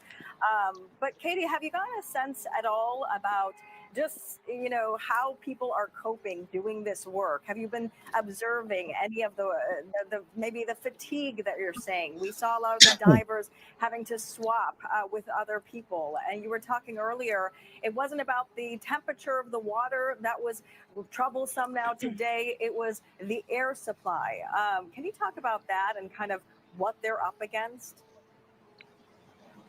Yeah, it was our understanding earlier this afternoon that they were rotating dive teams. As we've mentioned, jurisdictions from all across our region are helping with the recovery efforts right now. So we have dive teams. MPD has a dive team on the scene. Prince George's County has a dive team on the scene. Of course, they train for this, but you would never expect this to actually come to fruition. But they have been going down and trying to recover not only the debris. What's the picture, Stan? Right now, but also, I didn't even realize it was remains HB's that they are dog. able to identify. I thought it was. While the water was cold, It's the so bigger cute. concern Hey, was how long they Lindy. could be underwater Hi, with their air guys. capacity. So Hey, Lindy. it was a priority to continue to rotate those individuals as they continue to do their recovery work. Katie Barlow from Southwest. It's incredible to see these pictures. It appears as though there's more light than what there is, but truly within Whose dog is that? you see much brighter pictures. But Katie, I'm sure you can attest to this. It It's starting to was get pretty Chippy. dark out there. It was HB's It dog. is. It's starting to get pretty dark, and I can tell you the temperature has HB don't have no significantly out dog. here. And while this He morning did, it and that was his very dog. quiet, it has started to sound a little bit died. louder out here with some of the trucks moving, traffic going by during rush hour. Oh. So it's the classic end of the day markers right now. Lower temperatures, getting dark out. Oh yeah, I remember HB talking about he had a dog. Resuming at Reagan National Airport after that Then it died. following last night's deadly midair collision. Yeah, So what say you, Lindy? You've been hearing us diatribe back and forth. No, Oh. here's the thing about Trump this morning. I think it's your own personality that's going to judge how he did this morning. Personally, for me, some people thought it was great that he was outspoken and talking, and me, I thought it was in poor taste that he went on. He did do the condolences, but then he just kind of kept going on and on and on. I thought he should have said what he needed to say, then, hand the mic over to the other people and let them ask questions. I just felt like it really wasn't. I don't know if I should say this. I didn't think it was his part at that moment to speak on it. I think he chose that opportunity to do so. He's just one of these people. He's very business. I think he cares what happened to the people. I think he cares, but he's just so, okay, we can't do anything about it. We're gone. We're sorry. Now I'm pissed. This is what happened. Boom, boom, boom, boom, boom. And this is why. That's how his brain works. You know what? And it works for him. And the one thing I have to say is that he can get away with it. What I worry about is people who want to imitate that, who can't get away with it. Well, and I don't think he can always get away with it. I think that is. I think he can. He just got reelected. I think he's going to get talked about poorly in the press, and then now we're going to have that they're lying. This is what I couldn't stand about him the last time. And don't get me wrong, I voted for him. He wasn't my first choice. I'm going to always say that. But this is what bothered me about him the last time. He just talked and talked and talked, and it would come back to bite him in the butt, and because people are going to fact check him, and this is what's going to cause problems. But this time around, I think a lot of people, they don't care anymore. They really like the openness, that he's forthright. He's not your run-of-the-mill politician. He's not a mamby-pamby. He gets up there. He says what he needs to say. He wants to, and I think so many people love that. They love it. I thought personally, I think Philistines love that. Well, no, a lot of American people like it. I think a lot of American thought it was a people poor are judgment this morning that he went. I just thought he should have passed it and let other people speak, but because what he did, when he was implying was he was making a lot of implications, and oh boy, he better be able to follow up with it. What he did was politicize this accident. He most certainly did. He most certainly did. And if people love politicizing tragedies, then more power to them. Well, Stanley, you and I think he politicized it, but a lot of people think, oh, he's just speaking the truth, and this is what we need from our politicians. See, we think a little differently. You know what? I think Trump voters do think a little differently. Well, I voted for him. No, not all Trump voters think the same way. There's a lot of us that don't agree with everything he does. I agree that with might many have worked the first time around where you didn't know what Trump was or who he would become. He's a known quantity. Okay. If you vote for Trump, then you are voting for a person who can be callous. Yep. Who is pretty much a racist. And no, I wouldn't go that far, but that's your opinion. Sometimes doesn't know when to shut up. Well, you know what? And you're entitled to feel that way. I don't feel that way. I voted for him. I think what I just described are all qualities Trump has. I disagree with you. I think you're wrong. You think he's a racist, right? You always got to pull that card. Zero racist. Oh, he's a racist. Bottom line. Sound like a little bitch when you say that. Bottom line is he was a known quantity. You voted for all these qualities. I think that's a problem. And I think all Trump voters knew what they were getting. Therefore, I knew what I was getting, but it was better than the alternative. There's absolutely no way. Therefore, you voted for Kamala, which listen to what I'm saying is really bad. Maybe I'll put you in the back too. Well, I can't even hear you. I got plugged up ears. Listen, I can't hear a lot. I have COVID. Okay. So bottom line is all Trump voters knew what they were getting. All Trump voters are alike. That's fine. You can think that, Stanley. You're wrong. Well, I know that. You can think it's that. self-evident. You're wrong. No, all Trump voters knew what they were getting, correct? You're wrong. Okay, so all Trump voters didn't know Trump was Trump. Yes. Okay, then all Trump voters are alike. We are alike. We knew what we were getting. The race card again, Stanley. Stanley, hold on. We knew what we were getting. Not all of us. Therefore, in that case, that you all knew what you were getting, you are all alike. Not all of us love him. Okay, it doesn't make us all alike. I didn't ask how much you love him. I said you knew what you were getting. That's kind of a bigoted way of thinking, Stanley. Motherfucker. You're all alike. You know what? You sound just like John Galton, be brave. In way of thinking. So you're all alike. I'm going to take everything you say, every thought you express, I'm going to take with a Bud Light. All right. Well, I have a Bud Light, buddy. Sounds more fun than talking about Trump. I'm too busy on the show to go out and get some. But the bottom line is that you all knew what you were getting. 12th Man, you knew what you were getting. Lindy Lou, you knew what you were getting. I don't know who Mayo voted for, so I'll hold off on him. The alternative is Kamala. And nobody needed that. I voted for exactly this. I voted for exactly the alternatives. And I agree with Stanley on this one.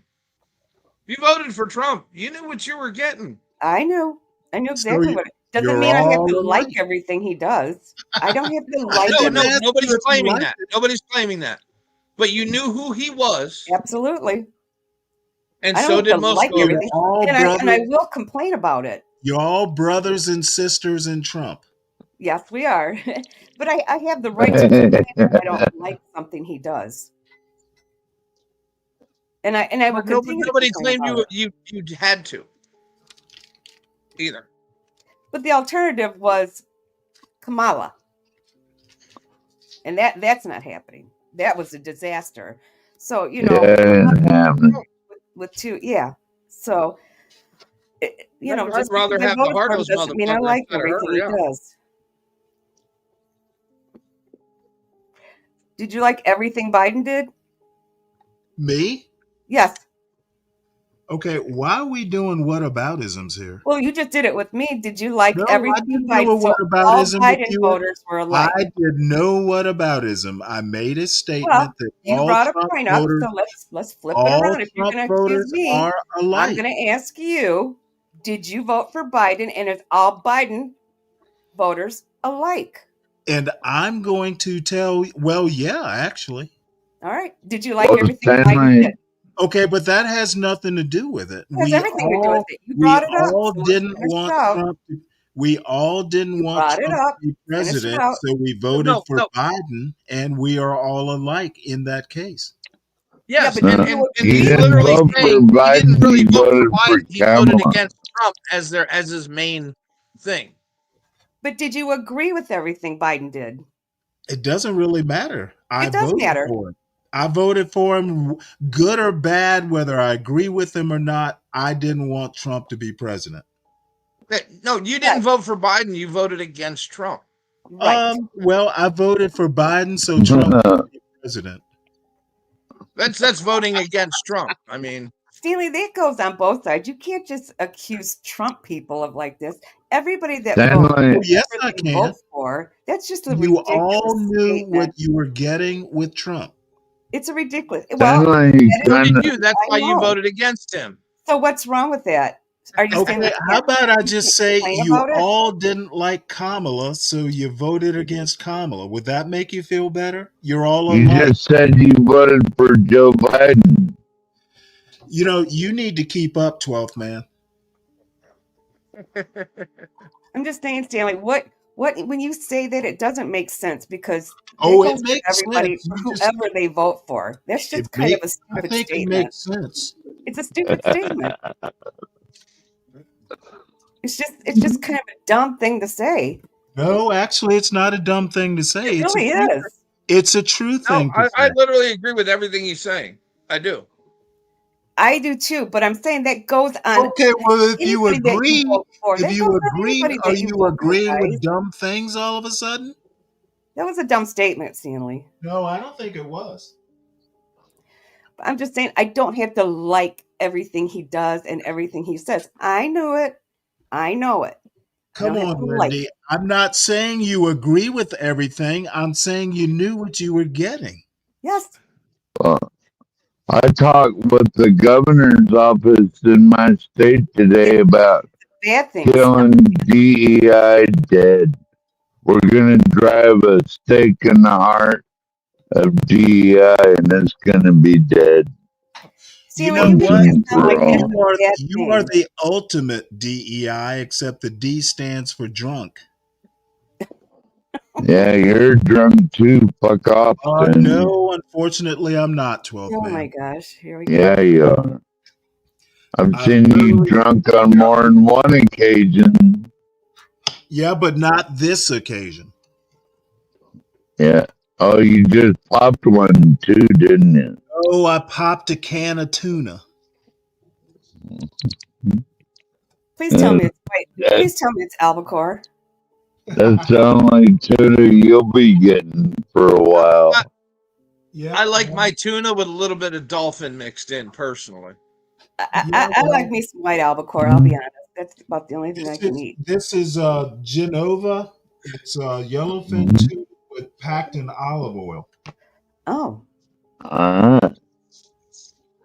That's only tuna you'll be getting for a while, Stanley. Yeah, well, you know what? I'd rather have good tuna than bad tuna. I don't think you got that. Not even going to touch down with a 10-foot pole. Hey, Cindy, I meant to tell you, yesterday I made 4 loaves of bread and a batch of buttermilk biscuits. So Yum. What kind of bread do you make?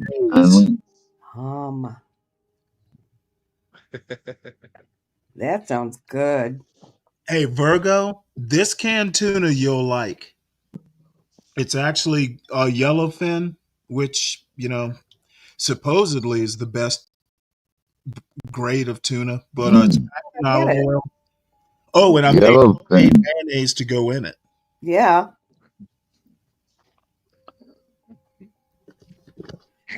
So, do you like mayonnaise or do you like what's that sweet stuff? Miracle Whip. Oh, I make my own mayonnaise.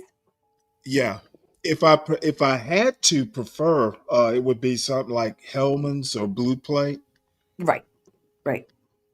But I got an immersion blender, and it makes it really easy to make. You make mayonnaise in about 2 minutes.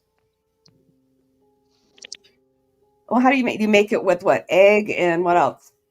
A couple eggs, about 1.5 cups of canola oil. Oh. I usually add dill, like dried dill. Yeah. Tablespoon of mustard, and I usually put a little bit of you got to put half a lemon and garlic powder. That reminds me, Stanley, I gotta order a few hens today. So, really? Because man, I went to the store the other day, Stanley, and it's like $8 for a dozen eggs. I'm like, God damn. And I need some chicken. Well, you ought to go out and find some birds' eggs, like up in nests. I don't do that shit. For eggs. You ever had like maybe that geese eggs or goose egg? Have you ever had a goose egg? I've never had goose eggs. I've had duck eggs. I've had duck eggs. I have too. It's kind of funny. My grandparents used to keep geese. I don't ever remember them.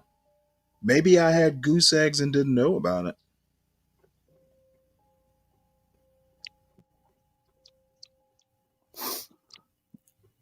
Let's see here. Stanley, when you were talking about that, what was it again? Say that again. Well, you were sounding like Be Brave and John Galt when you were saying like, all y'all sound alike. That was a very bigoted statement, I think, Stanley.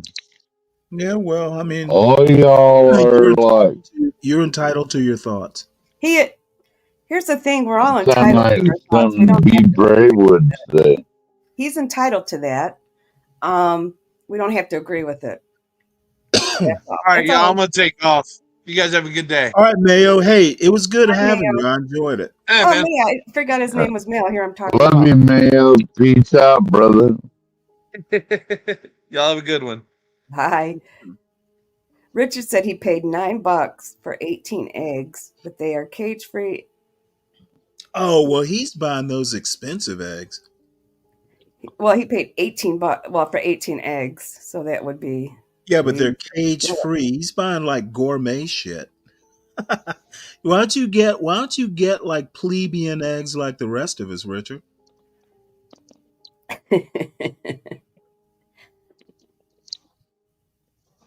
had to jump off for a minute and go order some chickens. That way I make sure I don't run out of eggs, right, Stanley? Because I'm going to have my own chicken. 12 man, you don't have chickens, or do you have chickens? Well, I used to have them, and I regret getting rid of all of them. Well, do you have a place to keep them? Yeah. Yeah. Well, you've seen that. You seen that trailer on my property, right, Stanley? I see. Yeah. That's my chicken coop right there. And I know this is going to sound like a dumb question, 12th man, but how do they even survive in some of that weather?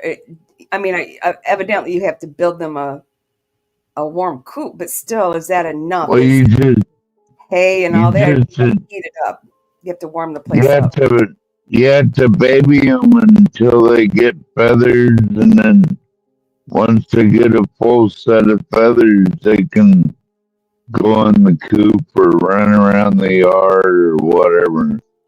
And I gotta tell you, Lindy Lou, that's the best goddamn mice or shrew deterrent. Cause them goddamn barred rock chicken, they'll eat a motherfucking mouse like right now. I've seen them chase them around.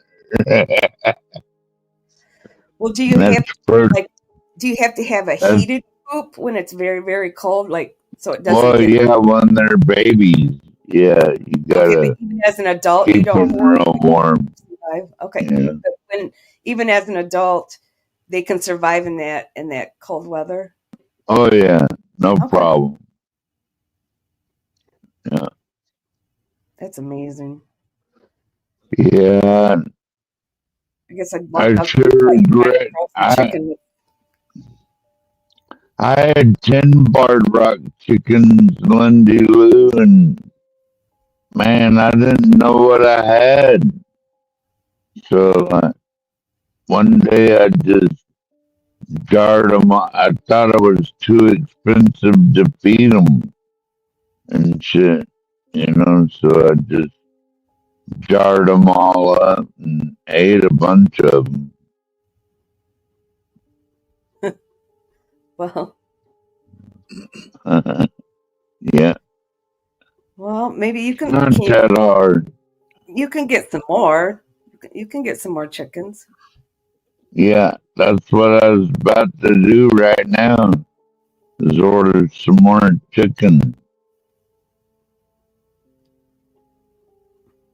That way, I don't have to worry about going to the store for eggs. Then I have my own eggs, right? Well, how much does it cost per chicken?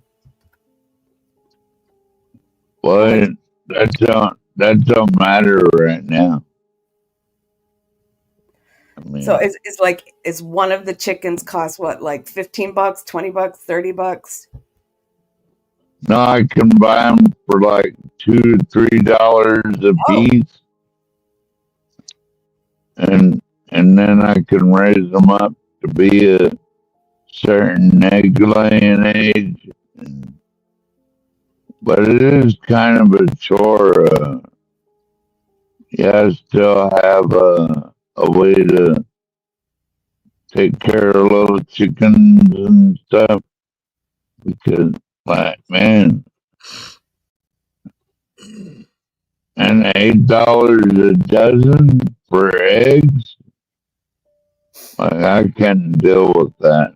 So I guess I'm gonna have to go back to being a chicken egg farmer, at least on a small scale. Like, can you purchase them as an adult already? Do they have to be babies? Well, if you can find them, but yeah, you want to raise them from babies. I know. I have my friend the 30 show across the bay in Seldovia, and he has a whole bunch of chickens. Shit, man. Maybe you can buy eggs with him cheaper. Well, it's like across the bay, though. You can just fly over there, or whatever. Well, maybe you can buy some chickens from him. Maybe. When you say across the bay, how far is that from you, and how is it a chore to get there? It's like I don't know, like 50 miles as the Navy would fly. You could fly over there. It's not very far away, really. They're even more isolated than I am. They have all kinds of chickens and quail and ducks and all that good shit over there. Incubating their own eggs and raising their own chickens. And they have rabbits too there. Like they raise rabbits to eat and all that shit. Oh boy. Badass said that in West Tennessee, 18-count eggs are $5. That's a pretty good deal. Yeah, that's a good deal.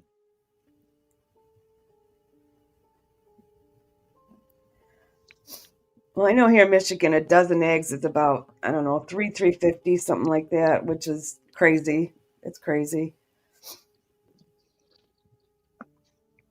But not compared to $8, so I'm not going to complain. Well, like when I had my 10-barred rock in, like they kept getting under my deck and into my toolbox and shit like that. So I jarred them all up. Now I regret it. Tennessee, here in West Tennessee, 18 eggs are $5. I know. That's not bad. Hopefully eggs are on the rebound. Need eggs to survive. Badass, you're not eating turtle eggs, are you?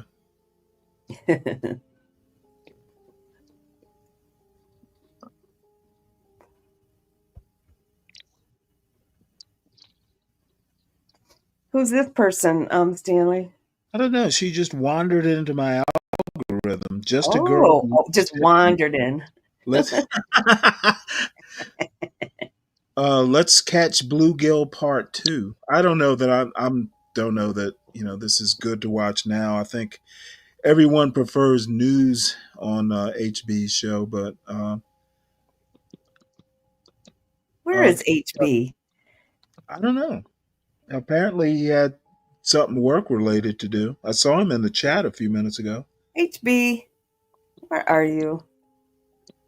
Here, let's watch this right. He's probably almost come to Portia by now. Oh. He's going to drive nonstop. That would be my guess. As long as it takes. Our investigative team will be on scene as long as it takes in order to obtain all of the perishable evidence and all the fact finding that is needed to bring us to a conclusion of probable cause. Our mission is to understand not just what happened, but why it happened, and to recommend changes to prevent it from happening again. Since we're just beginning our investigation, we don't have a great deal of information to share right now. We will keep you informed by getting regular updates as we learn more. Our intention is to have a preliminary report within 30 days, and the final report will be issued once we've completed all of our fact-finding and investigation. Hey, hey! Ho, ho! These old rich white dudes have to go! Ooh, I like It means a lot to me to be able to be here in our capital, because in 2 days, I don't think I would feel safe being here. I'm terrified of the next 4 years. We are LGBTQIA allies. Let's see what problems we can rile up. Minorities. Trump has got to go! Hey, We're here fighting for our democracy and every other right that Trump is trying to take away from us. As a trans person, I'm mostly concerned about access to healthcare as well as gender-affirming care. Separate church and state! The reversal of Roe v. Wade took a lot of our rights to access to women's health care away, especially in red states. And I'm just hoping that showing up, activism, being involved can help us get some of those rights back to ensure safe pregnancies. I mean, obviously there is a symbolic significance to displaying yourself right before the inauguration. I'm showing my kids and my family how important it is that we can come together as a community and that they're not alone. My body, my choice. I don't have much hope anymore, but I feel that the little hope I have to do things like this with that hope. No peace! No peace! I love these little news feeds that newspapers put out, where it just goes through like little 1 to 2 minute synopses of what's going on. Oh, I think. Oh, did this bear die? Is that why this is brought up? I don't know. Let's see. Let's see.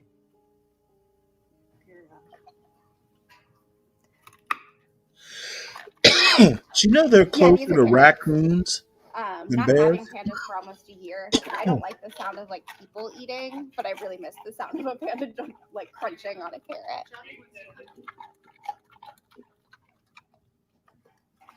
What are you doing with that? I've heard that, Stanley. That doesn't make a lot of sense to me, but what do I know? Oh, they are black and white.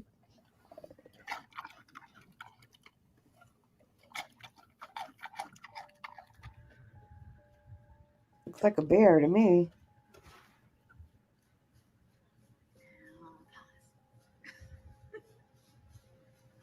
Look out.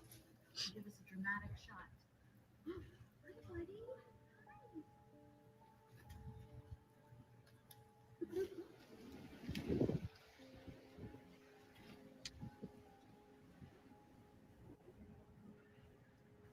Hi, buddy. I don't.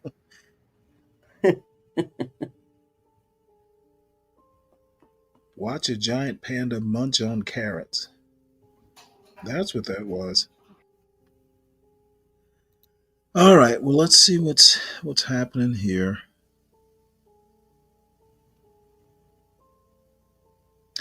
You heard about the control tower staffing. I did not. Apparently, the control tower staffing wasn't, quote, normal. How so? Okay. How so? I And don't know. I they, can't smell to read, but oh, that's all right. It says an internal report suggested that the controller on duty the night of the incident was doing a job usually handled by 2 people. Collision between a jet and an Army helicopter killed 67 people, whose bodies were being recovered from the icy Potomac. So they haven't expanded on that yet. Here's the latest. Staffing at the air control tower at Reagan National Airport was not normal at the time of the deadly late-night crash between a passenger jet and an Army helicopter that killed 67 people. Preliminary Federal Aviation Administration report said. Shit. I mean, that's not what they said, is it? well, They said, it's still, I'm still going to say it's kind of still early.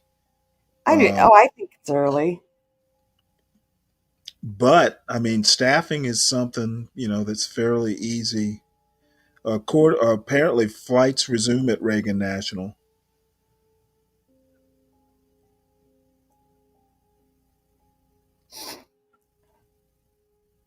This isn't, man, that doesn't look like 150 feet off the ground.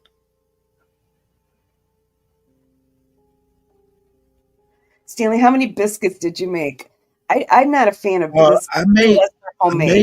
I made 8, but they're double size. They're not the normal, like, they're like, if you ever had biscuits from Hardee's. Yes. So they're about that size. They're a little bit wider than normal. Like, I have the biscuit and cookie cutter things. Uh-huh. I use the largest one. Main reason being is like, I'll make sausage biscuits, so I want them a little bigger.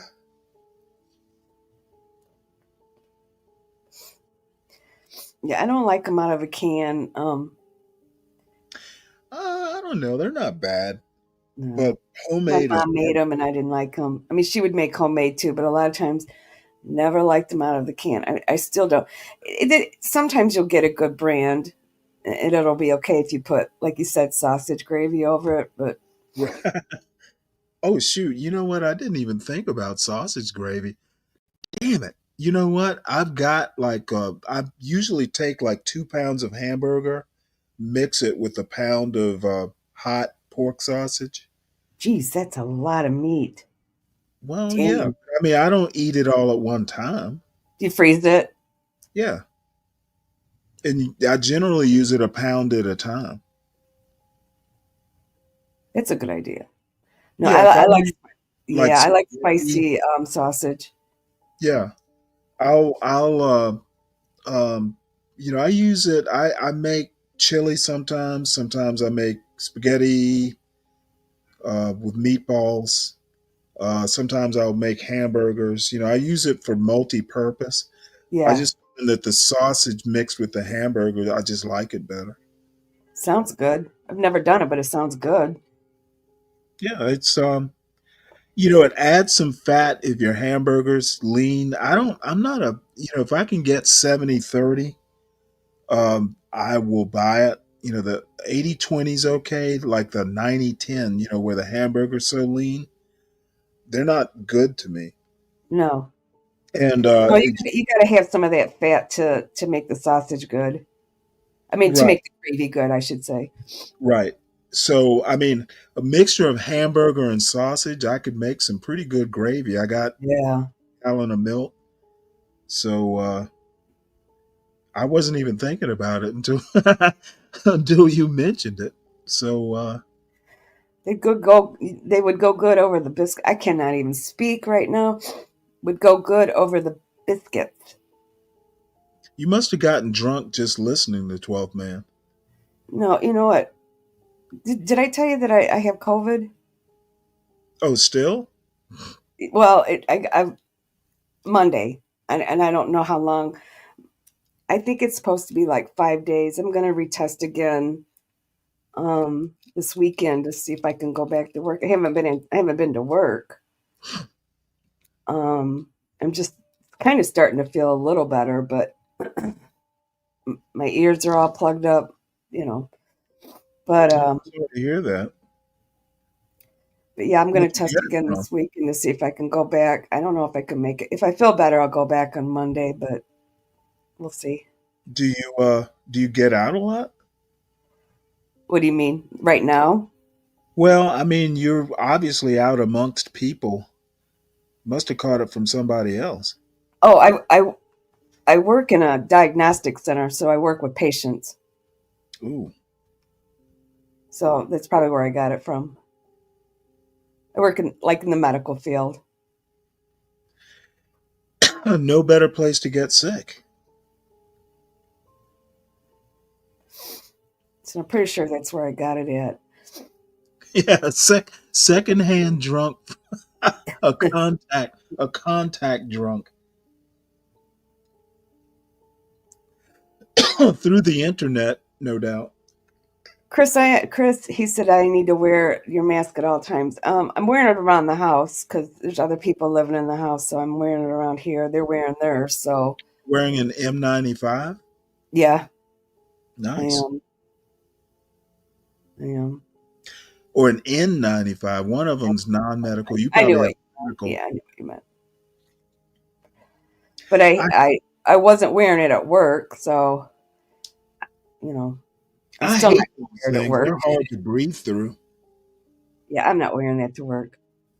I don't know how people how surgeons use M95s for long periods of time. I I have don't either. trouble breathing through 'em. And if you Well, got any sort of cold, I just can't imagine having to wear those things. Well, my daughter's an RN, and she actually graduated right as COVID started. So she had to wear it.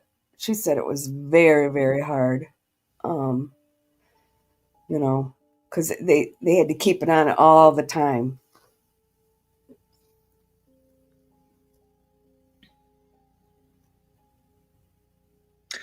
I don't know, Richard. Canned biscuits are okay to me. It's just, they're better than most things that are canned. Most things that are canned aren't that good, but I mean, dough actually freezes well. Right. I freeze pizza dough all the time.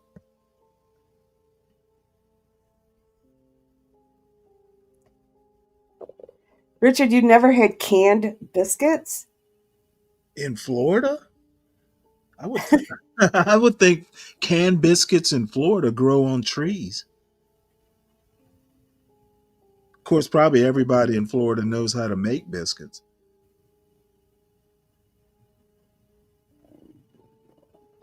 And let me take this, adjust this back down to human level.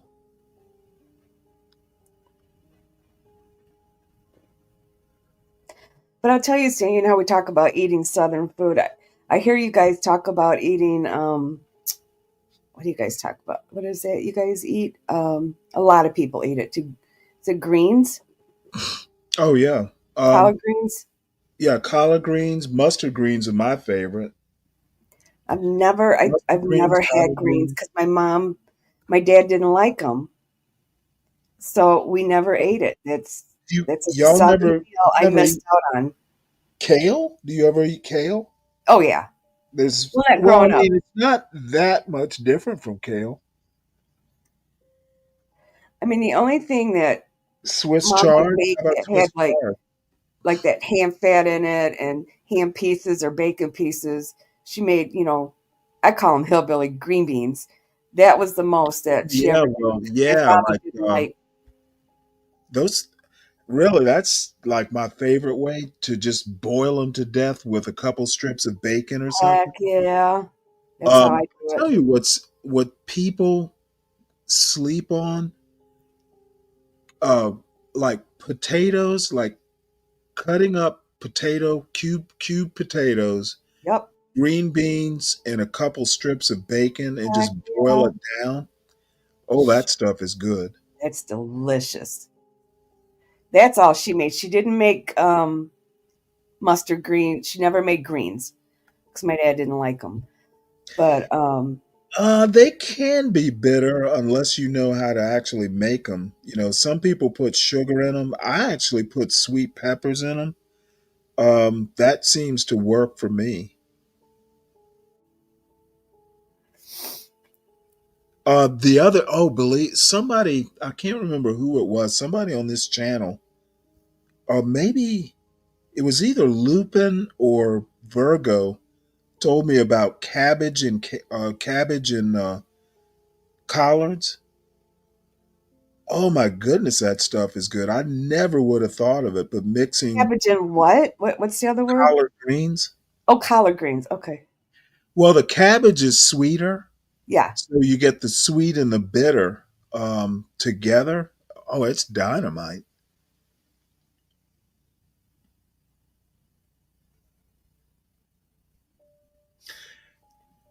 Well, apparently our calm and civil conversation is driving down the numbers. Oh, that's all right. Well, I don't care. Well, I think I am going to get off. But okay, maybe Virgo. I don't know if she wants to jump up and talk about cooking, because I know you guys really love. I've never had turkey butts, Virgo. Well, they're just basically like the Pope's nose. The the little tail piece? Yeah. They call it the Pope's nose. No, I've never heard that. It's a British thing, I guess. But I was watching a video on how you wash it's a big process to wash the greens because they get quite dirty. Yeah, well, I mean, they from the garden. Yeah, they just take You a gotta big wash them a couple tub. times. Yeah, you kind of have to wash them, because they get gritty.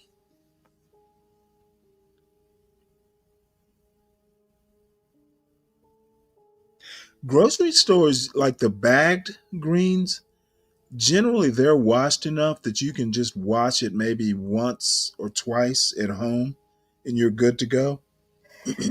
And do you just make them like kind of like you do the green beans? Do you just put? So I know some people use what ham hocks, and some people Well, might use you bacon. you Or can. Um, I actually don't make them that way anymore. I fry them. Basically, you kind of saute them in olive oil. I do onions and garlic. Brown them up or saute them up. Then I'll put the actual greens in, and then you basically just get them oiled up and just kind of fry them. Basically, it's really just sautéing them, but they say it's fried. And then once they start wilting down, I add chicken stock. oh, So, and then sometimes I'll add mushrooms if I have them. Um, it's actually really good. I don't even bother. I don't now. Sometimes the recipes will call for you to put crumbled bacon. You fry up the bacon till it's crisp, and yeah. then you just crumble the bacon in, and then once you add the the chicken stock, the bacon softens up. I don't even put meat in it. It's good enough, just vegetarian. Well, the chicken stock's not vegetarian. I have used vegetable stock. Vegetable stock is pretty good. By the way, I make my own vegetable stock and chicken stock. I Oh, actually have shrimp stock. see, I would have that tendency to want to throw something like strips of bacon or some ham in it, or yeah. I find I don't. I It's really weird. And I think it started after I started gardening. I just prefer some things without meat. I just don't the I want to taste the vegetables, and if I'm gonna have bacon or something, something meaty or protein, I want that separate from the vegetables. I don't even like making meat sauce. The only reason I ever did it was because my son likes it. I like doing the meatballs separate from the marinara. Right, right. And then, at the plate, I'll put the marinara and the meatballs and stuff like that over the spaghetti. I just don't want the meat. I don't know what it is. I've always been a person who likes, I don't like my foods to touch on the plate. Oh, you're one of those. Like if the, My dad was not a huge meat eater, and that my mother always, of course, we always had a meat, and then our veggies and our salads, and then the sides or whatever sides we had. But my father, no, he was not a big meat eater. He just didn't. well, I like meat, He but was. I just like as a matter of fact, I'll put it to you this way, like drippy vegetables, I put in a bowl because I don't even put it on the plate. I don't want that juice touching the meat. You're so funny because my dad now he loves like cooked spinach, so she Oh, I always love spinach. she always had a side just for him because the rest of us didn't like spinach. She always had a side of spinach for him, with his meal.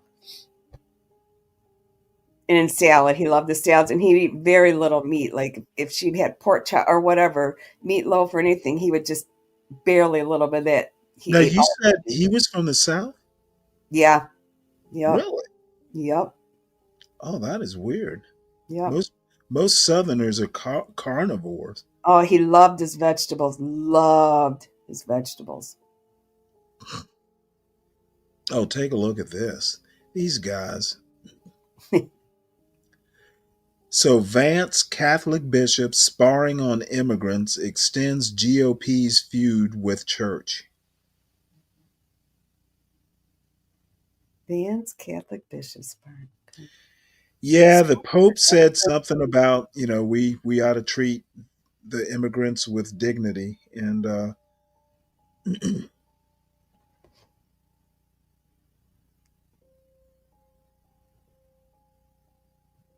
Vance apparently accused the church of working with immigrants for money. No. Here, I'm going to go ahead and play this. This is the great thing about these subscriptions. They come with auto readers. This news story was written by Michelle Borstein.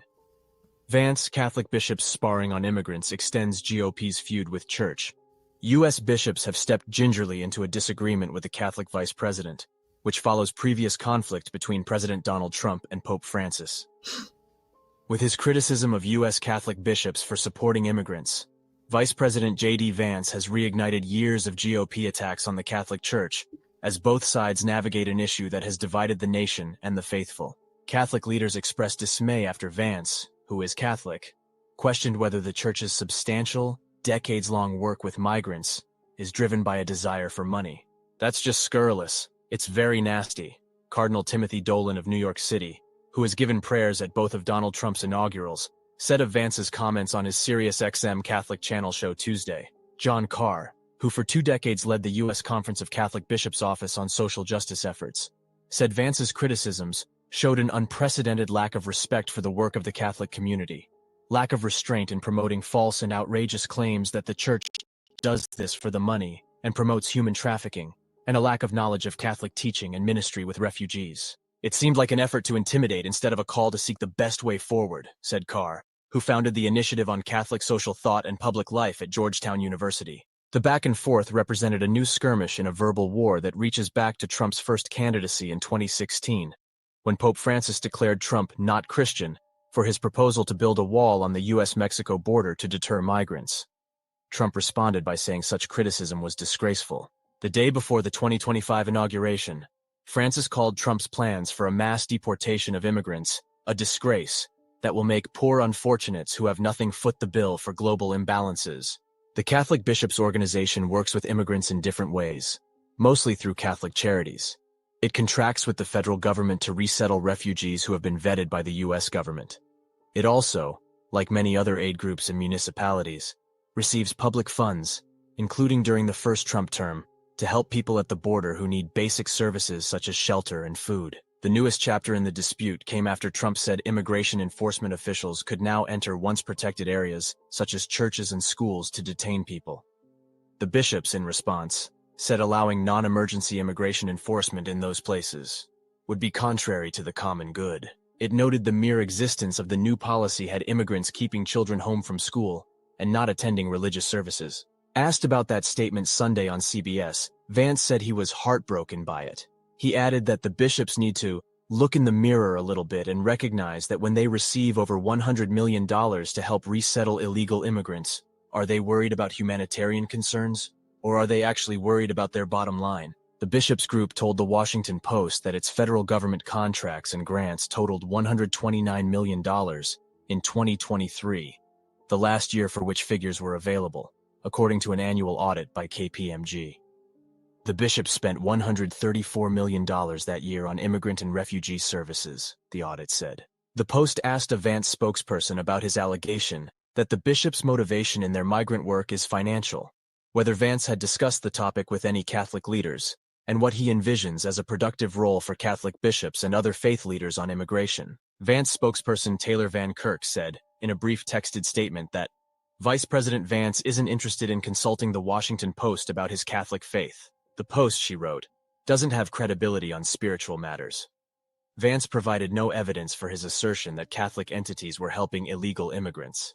Leaders of major Catholic aid groups and bishops' staffers held meetings this week about how to understand and respond to the new administration.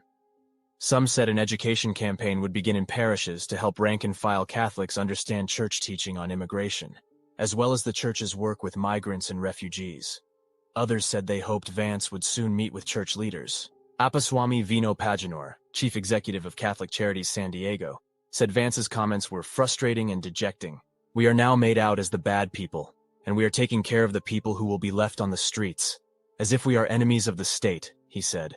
More education has to be passed on. There's a lot of misinformation. While Republican office holders have allied with the Catholic bishops when it comes to abortion and opposing transgender rights, conflict has stepped up in recent years about the church and other faith groups, working with immigrants and refugees.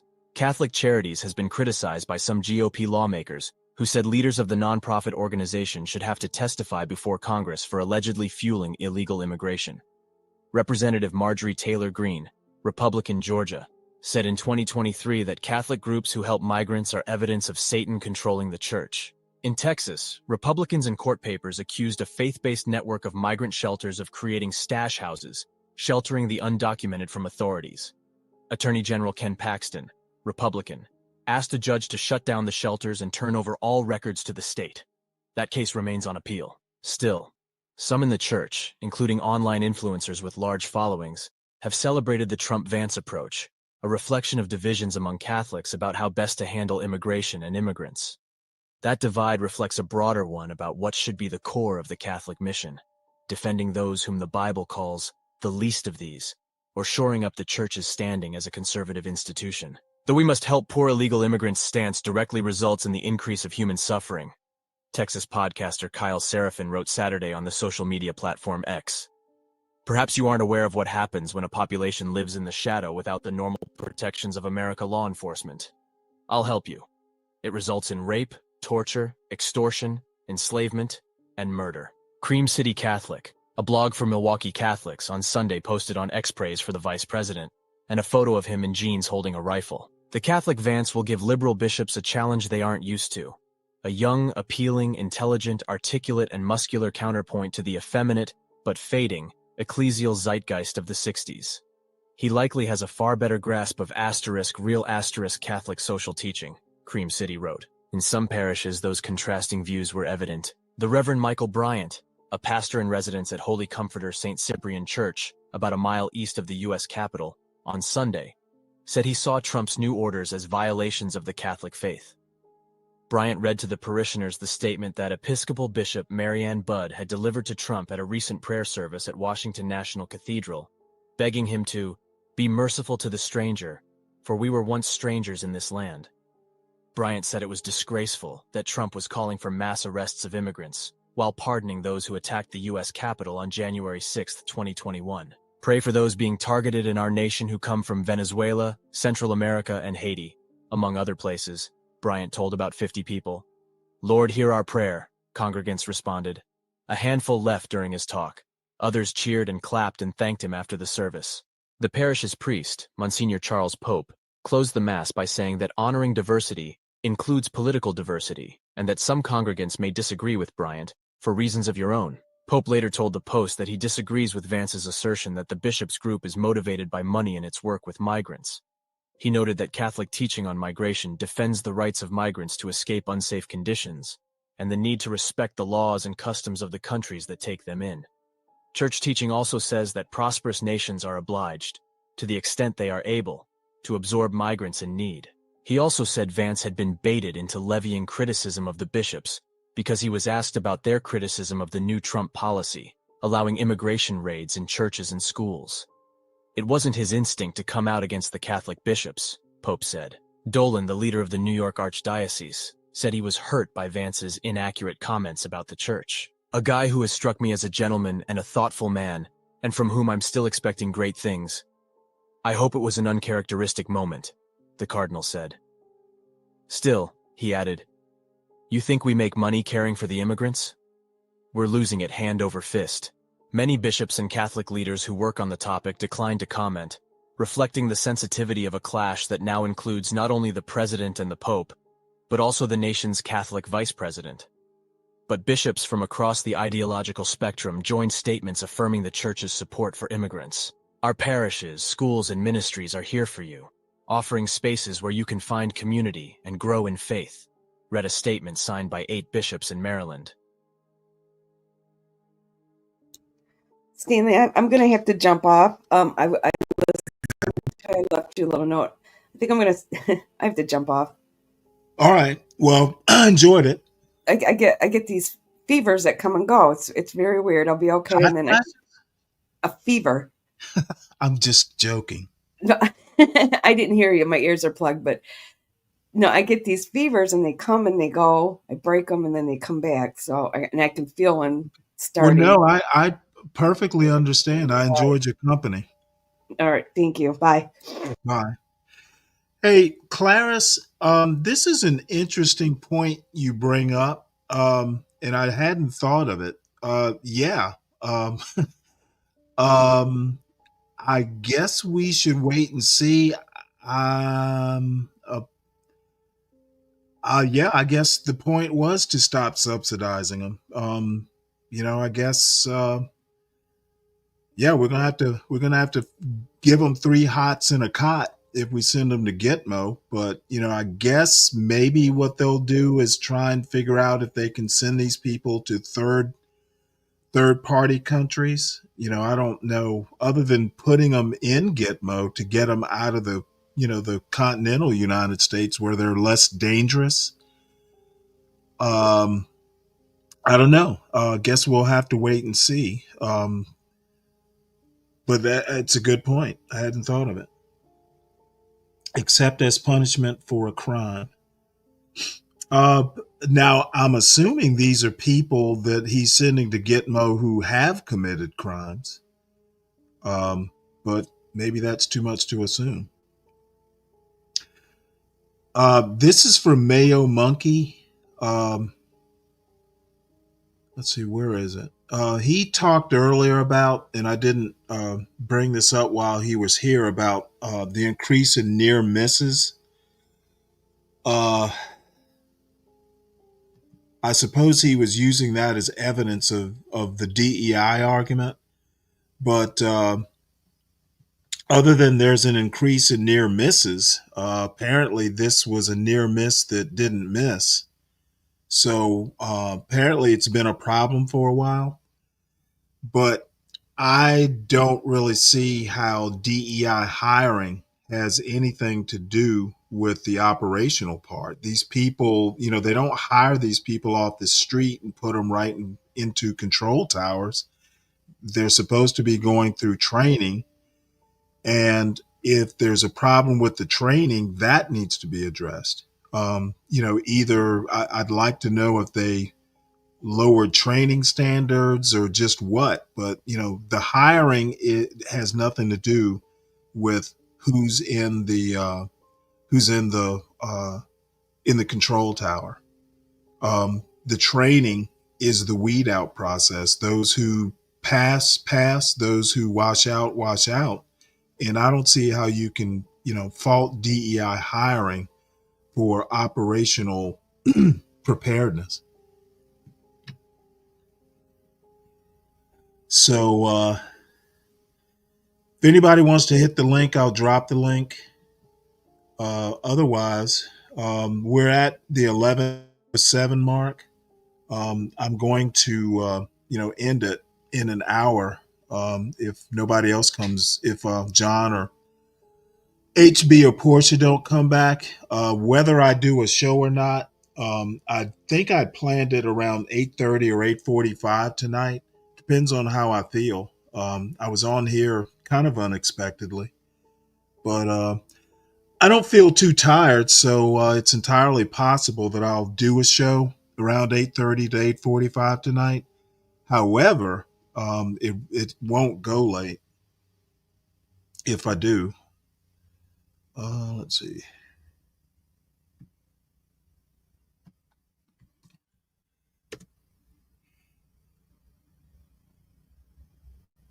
Send their ass to the Vatican then.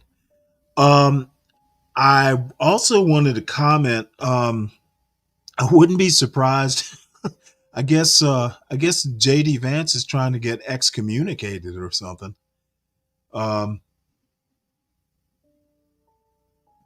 He's mighty bold. They're that accusation is going to be something he's going to have to back up at some point. Pissing off the Catholics might not end well.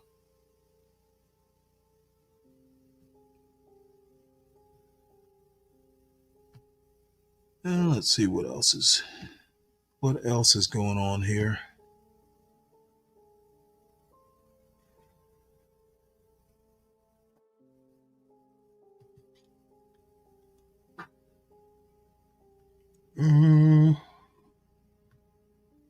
It's the Blue Man Group. Oh, the Blue Man Group's going away. Interesting.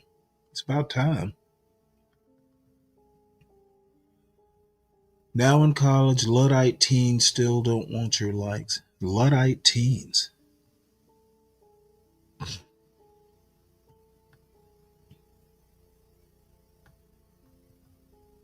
Marianne Faithfull died. Don't know. I know who she is. Don't know much about her, though.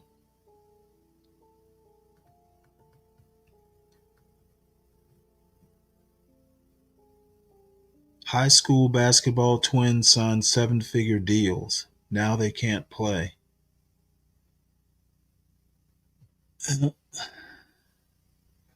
Five-star blueberry muffins. Let's see what's here.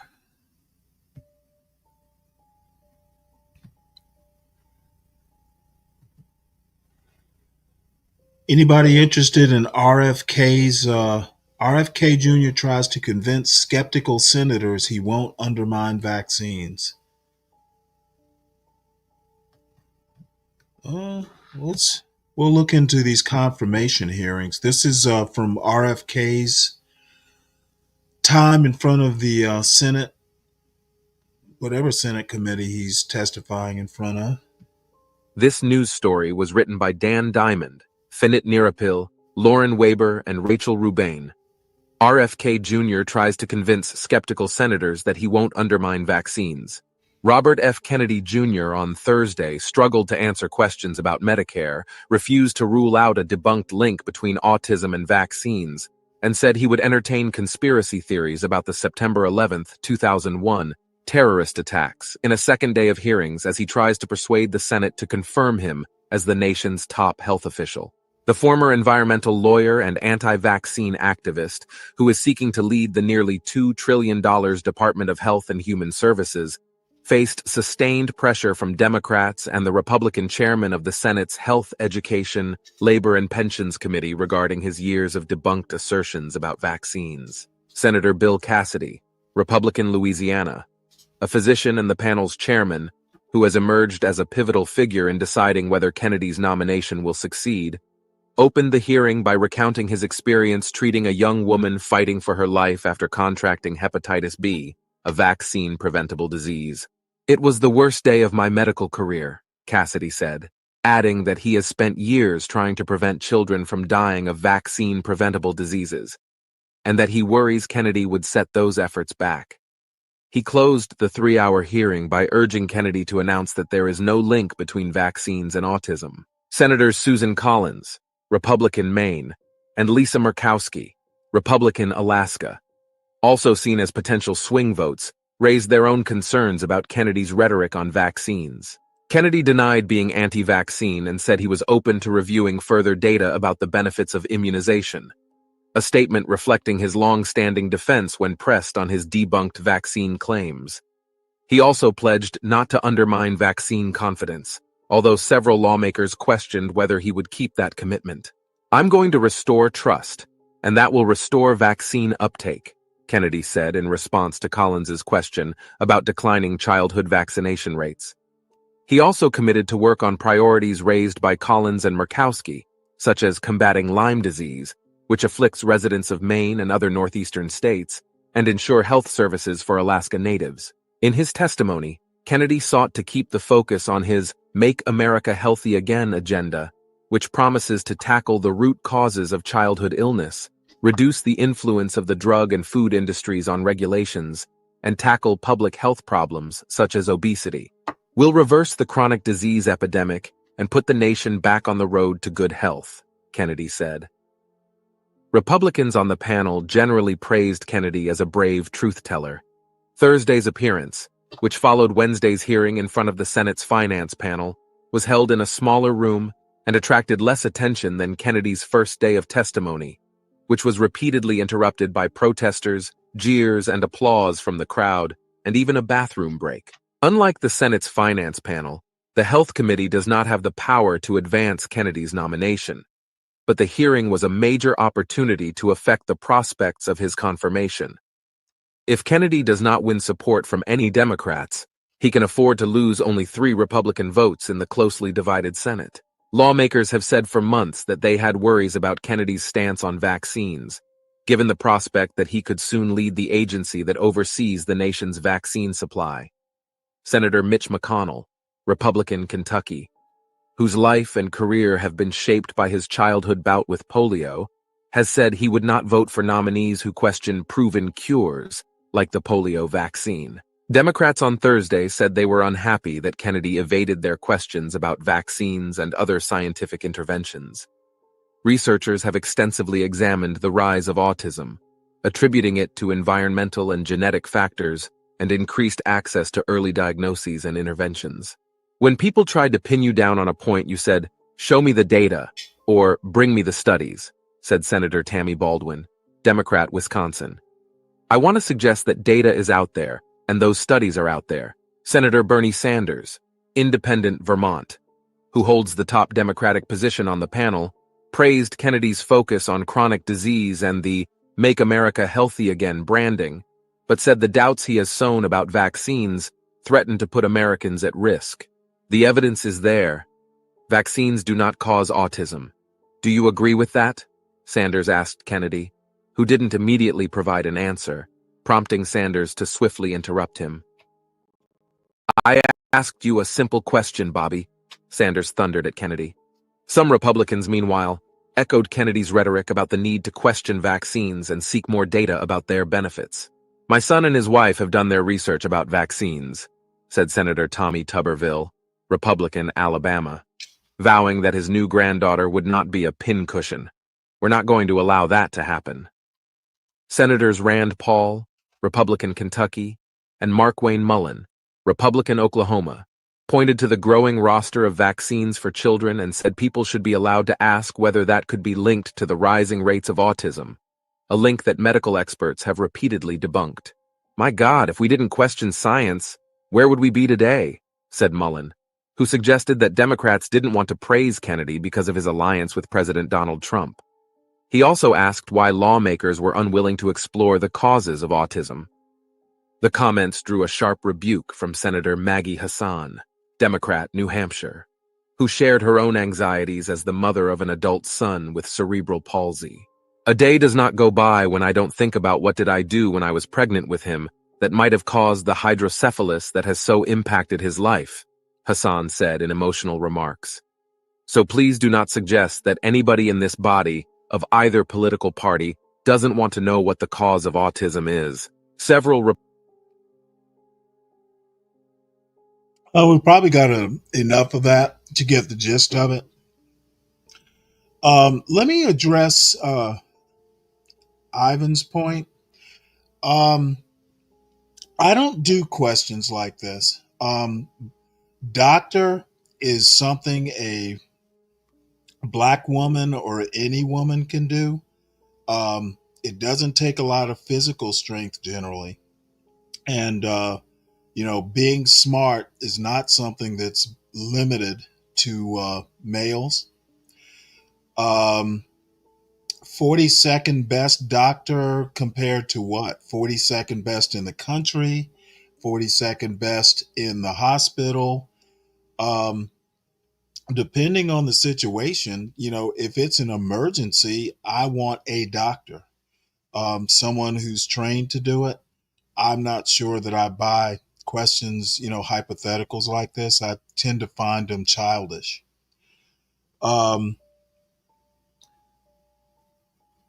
I heard people's voting for Trump to get rid of, let's see. Then they wasted a vote because Trump's not going to get rid of vaccines. Vaccines aren't going away. They actually work. And then to John's point about female pilots, helo pilot was woman. So what? Especially helicopter pilots. women can do it just as well as men. White male pilot, female co-pilot. Again, white men can pilot just fine, just like they're white women. So I guess it's interesting to know the sex of the pilot, but it, doesn't mean much to me.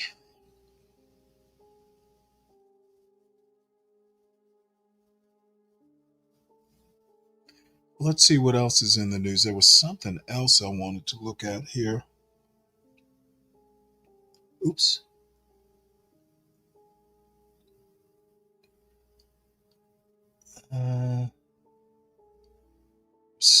Another article that I saw that was interesting.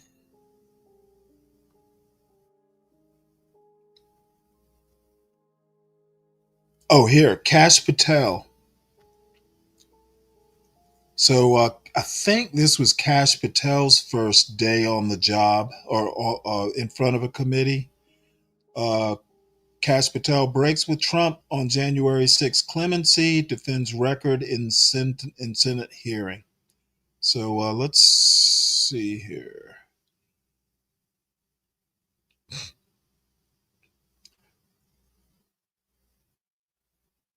We'll read this right quick.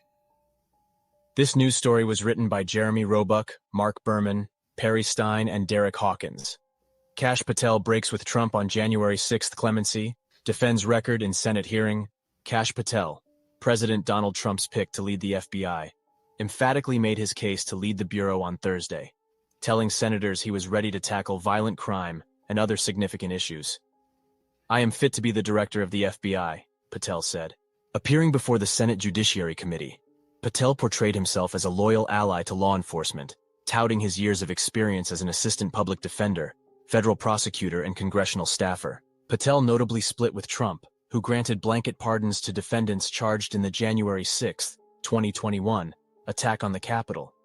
Those defendants included people convicted of assaulting police, and Patel said he did not agree with commuting any sentence of any individual who committed violence against law enforcement. But Patel also declined to explicitly acknowledge that Trump lost the 2020 presidential election. And amid repeated questions about his loyalty to Trump, Patel also avoided directly answering whether he would resign if given an unethical or unconstitutional order from the White House. Committee Chairman Chuck Grassley, Republican Iowa, and other Republicans robustly defended the nominee. Democrats focused on Patel's history of incendiary rhetoric. Patel pushed back at some of their characterizations, including disputing that a list of officials in his book was an enemies list. Two other senior Trump nominees were also on Capitol Hill today for confirmation hearings: Tulsi Gabbard and Robert F. Kennedy Jr. This is interesting. Apparently, Kash Patel is open to moving the FBI headquarters to Alabama. I think that would actually be awesome.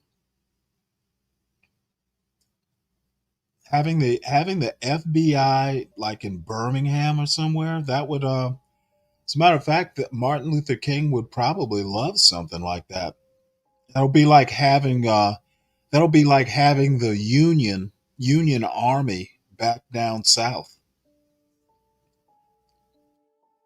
Crown, believe this or not, yesterday I made 4 loaves of bread and a bunch of buttermilk biscuits. I'm making tuna salad as we speak. So I'm going to have a couple tuna salad sandwiches and a glass of milk for dinner. So yep, I'm going to make sure that I eat good. Had a couple of pork chop buttermilk biscuits for breakfast, so I've had enough energy to go on all day, to natter on all day.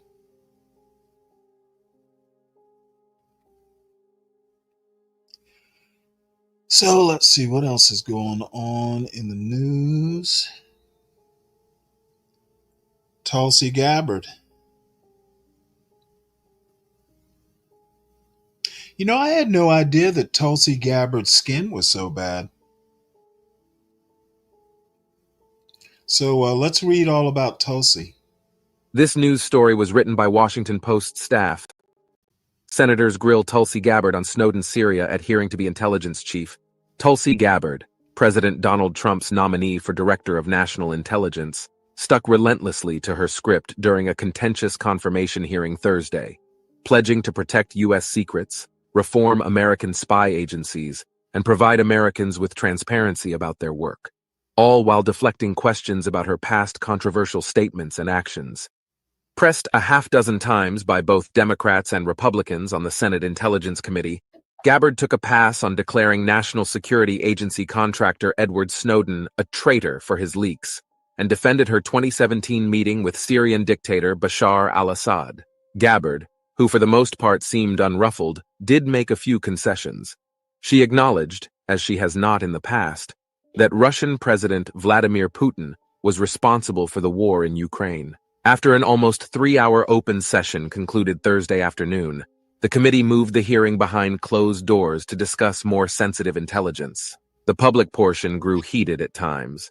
Senator Michael Bennet, Democrat, Colorado, raised his voice at Gabbard as he pressed her to state unequivocally that Snowden was a traitor.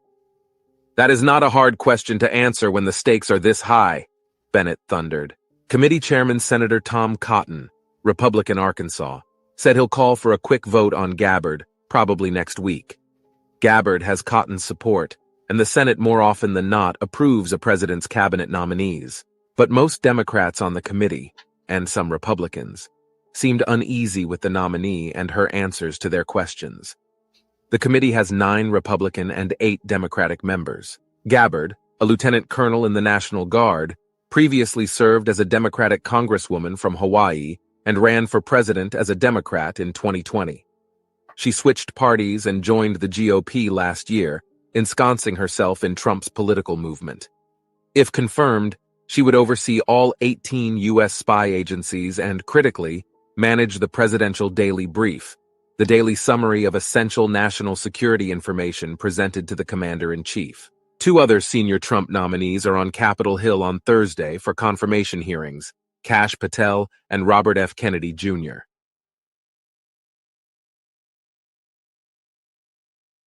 Well, I'm going to predict that probably all 3 will be confirmed.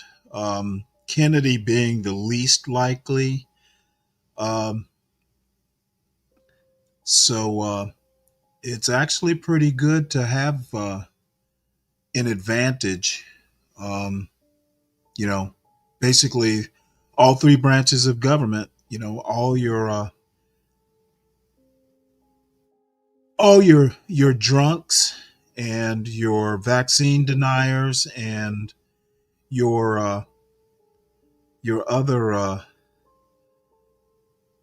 other weird picks or shoe-ins.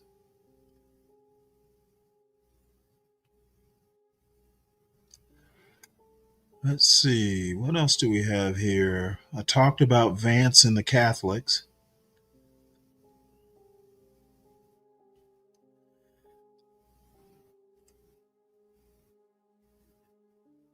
Let's see, Hamas freed 8 hostages from Gaza Strip.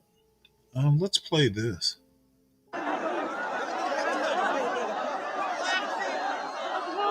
This. What next? Okay. Yes, this is them freeing the hostages.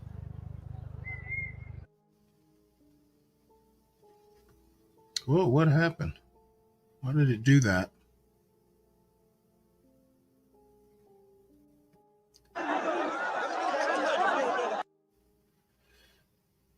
For some reason it doesn't want to expand. This doesn't want to expand, so I guess I won't be able to do that. Oh well.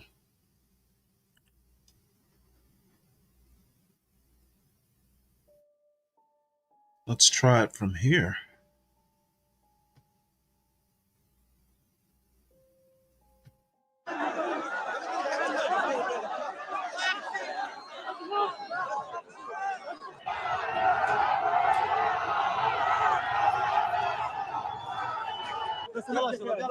So this is a hostage being released.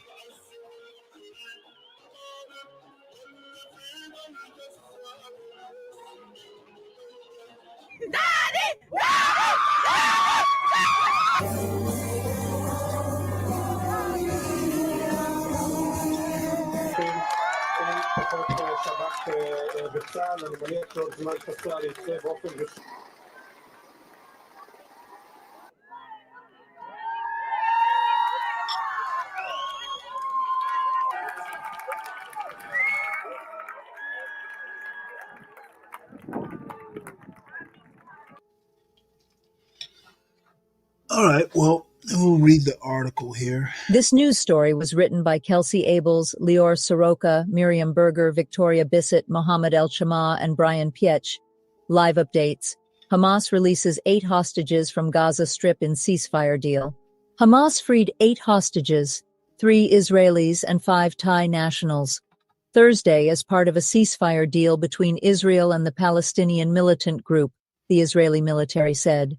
In exchange, Israel freed 110 Palestinian prisoners and detainees. The release of the Palestinians had been delayed until the safe exit of our hostages in the next phases is assured, Israeli Prime Minister Benjamin Netanyahu's office said, referring to chaotic scenes in Gaza surrounding the hostage release Thursday, when a crush of civilians crowded around the hostages as fighters attempted to hand them over to the International Committee of the Red Cross. Israel demands that the ceasefire mediators see to this, the Prime Minister's statement said.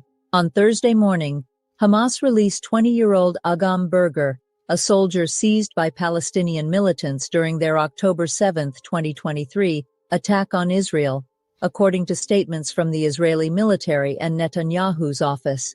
Later Thursday, an Israeli military statement said that 7 hostages, including an Israeli man and a woman and 5 foreign nationals, were transferred to the Red Cross. The government of Israel embraces Agam Berger, a soldier of the Israel Defense Forces, Netanyahu's office said in a statement. Civilians Arbel Yehud, 29, and Gadi Moshe Moses, 80, were the other 2 Israelis freed. According to the agreement with Israel, Hamas was to release female civilian hostages first, sparking concern about Yehud's condition when female soldiers were released before her last week. Many Thai nationals work in agriculture in Israel, some in closed military zones where they are the only civilians. 41 Thai nationals were killed in the October 7 Hamas attacks, the Washington Post previously reported. The 110 Palestinian prisoners and detainees freed after the release of the hostages include 30 teenagers and 32 people sentenced to life imprisonment, according to the Palestinian Prisoners Society. Here's what else to know. President Donald Trump's envoy to the Middle East, Steve Witkoff, told Axios that he expects rebuilding Gaza could take 10 to 15 years, adding that there was almost nothing left of Gaza. Trump last week suggested displacing Palestinians temporarily while we just clean out that whole thing, referring to the Gaza Strip. Qatar's emir, Tamim bin Hamad Al Thani, met with Syrian interim leader Ahmed al-Shara on Thursday in Damascus, in the first visit by a foreign head of state to the country since the fall of former President Bashar al-Assad. Officials said the two discussed reconstruction, among other issues, a priority for Syria as it emerges from nearly a decade and a half of civil war. More than 423,000 people have returned to northern Gaza since Monday, according to estimates cited by the UN humanitarian agency. Allowing residents to return to the north was a key demand of Hamas during negotiations ahead of the ceasefire agreement. 10 Palestinians were killed in an Israeli airstrike, the Palestinian Health Ministry in Ramallah said, as Israel continues its operations in the West Bank. The UN humanitarian agency said Thursday that there has been a drastic deterioration in the humanitarian and protection situation in the West Bank.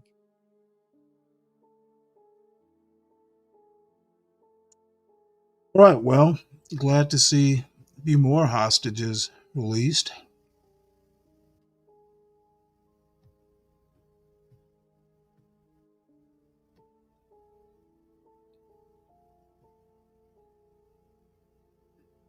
Oh, wow.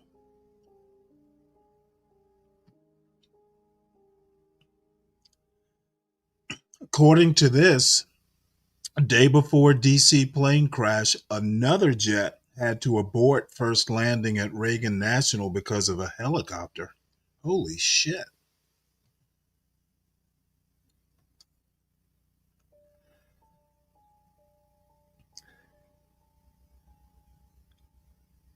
Wow. Let's see if there's any more on that point.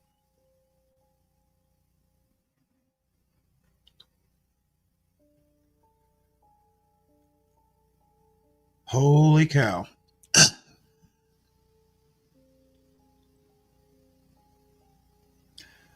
Let's see. So we're at 11:35. We got about, we'll let it go, what? Another, well, I guess 20 minutes. So if you want to come up and fuss at me for any reason, feel free to come on up.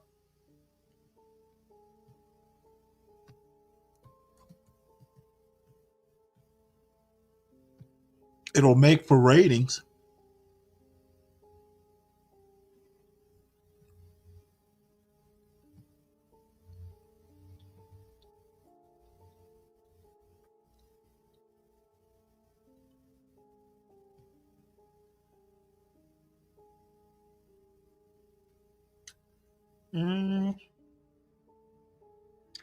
Trump administration shakes up senior FBI ranks.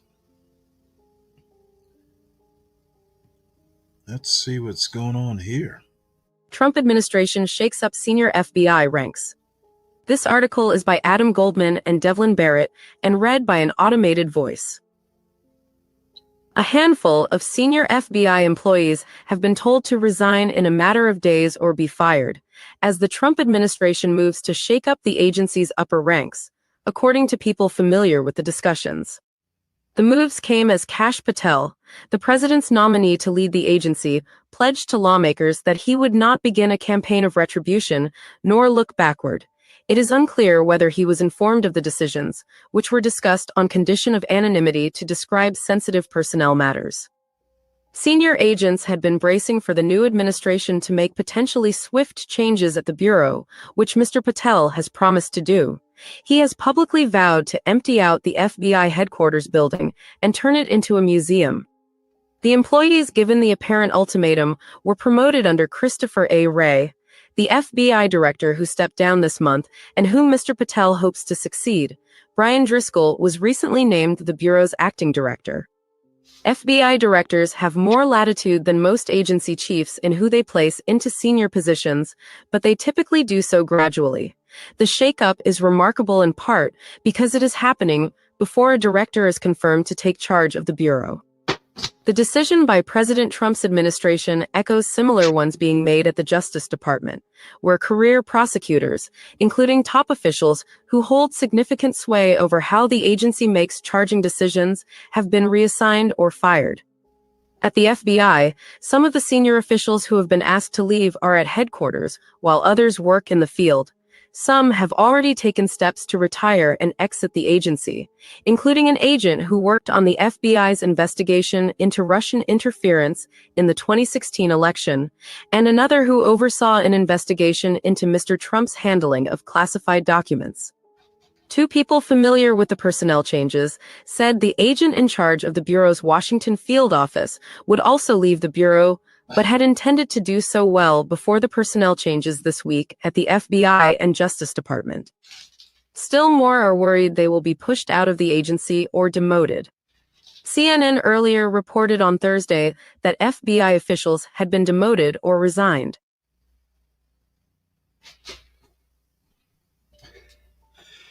Yep, the times are changing, and it is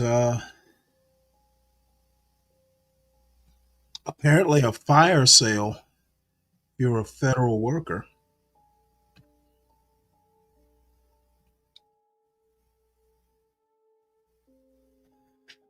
Let's see.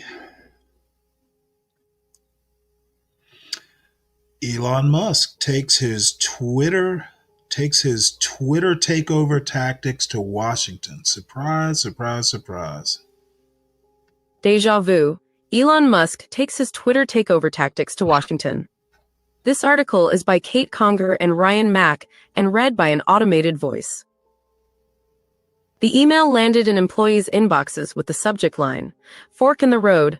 The message in the email was stark: accept a sweeping set of workplace changes or resign. That was the note that millions of federal employees received around 5 p.m. on Tuesday. It echoed a similar message that thousands of workers at Twitter got from Elon Musk in late 2022 after he bought the company. Mr. Musk has brought his takeover tactics from Twitter to the federal government, where he's become a close advisor to President Trump and is running the cost-cutting initiative called the Department of Government Efficiency. The administration is already eliminating diversity initiatives, testing engineering prowess, and demanding federal employee loyalty. Maneuvers Mr. Musk embraced to slash his social media company's budget and operations. The Tuesday email, sent by the Office of Personnel Management, was the latest example of the billionaire's fingerprints, down to the subject line, the same as his 2022 buyout offer to Twitter employees. "It's a knife at your throat feeling," said Raman Chowdhury, a former Twitter executive who left the company, which is now known as X, after Mr. Musk's takeover. "The uncertainty is wild." Mr. Musk and a spokeswoman for his government cost-cutting initiative did not immediately respond to requests for comment.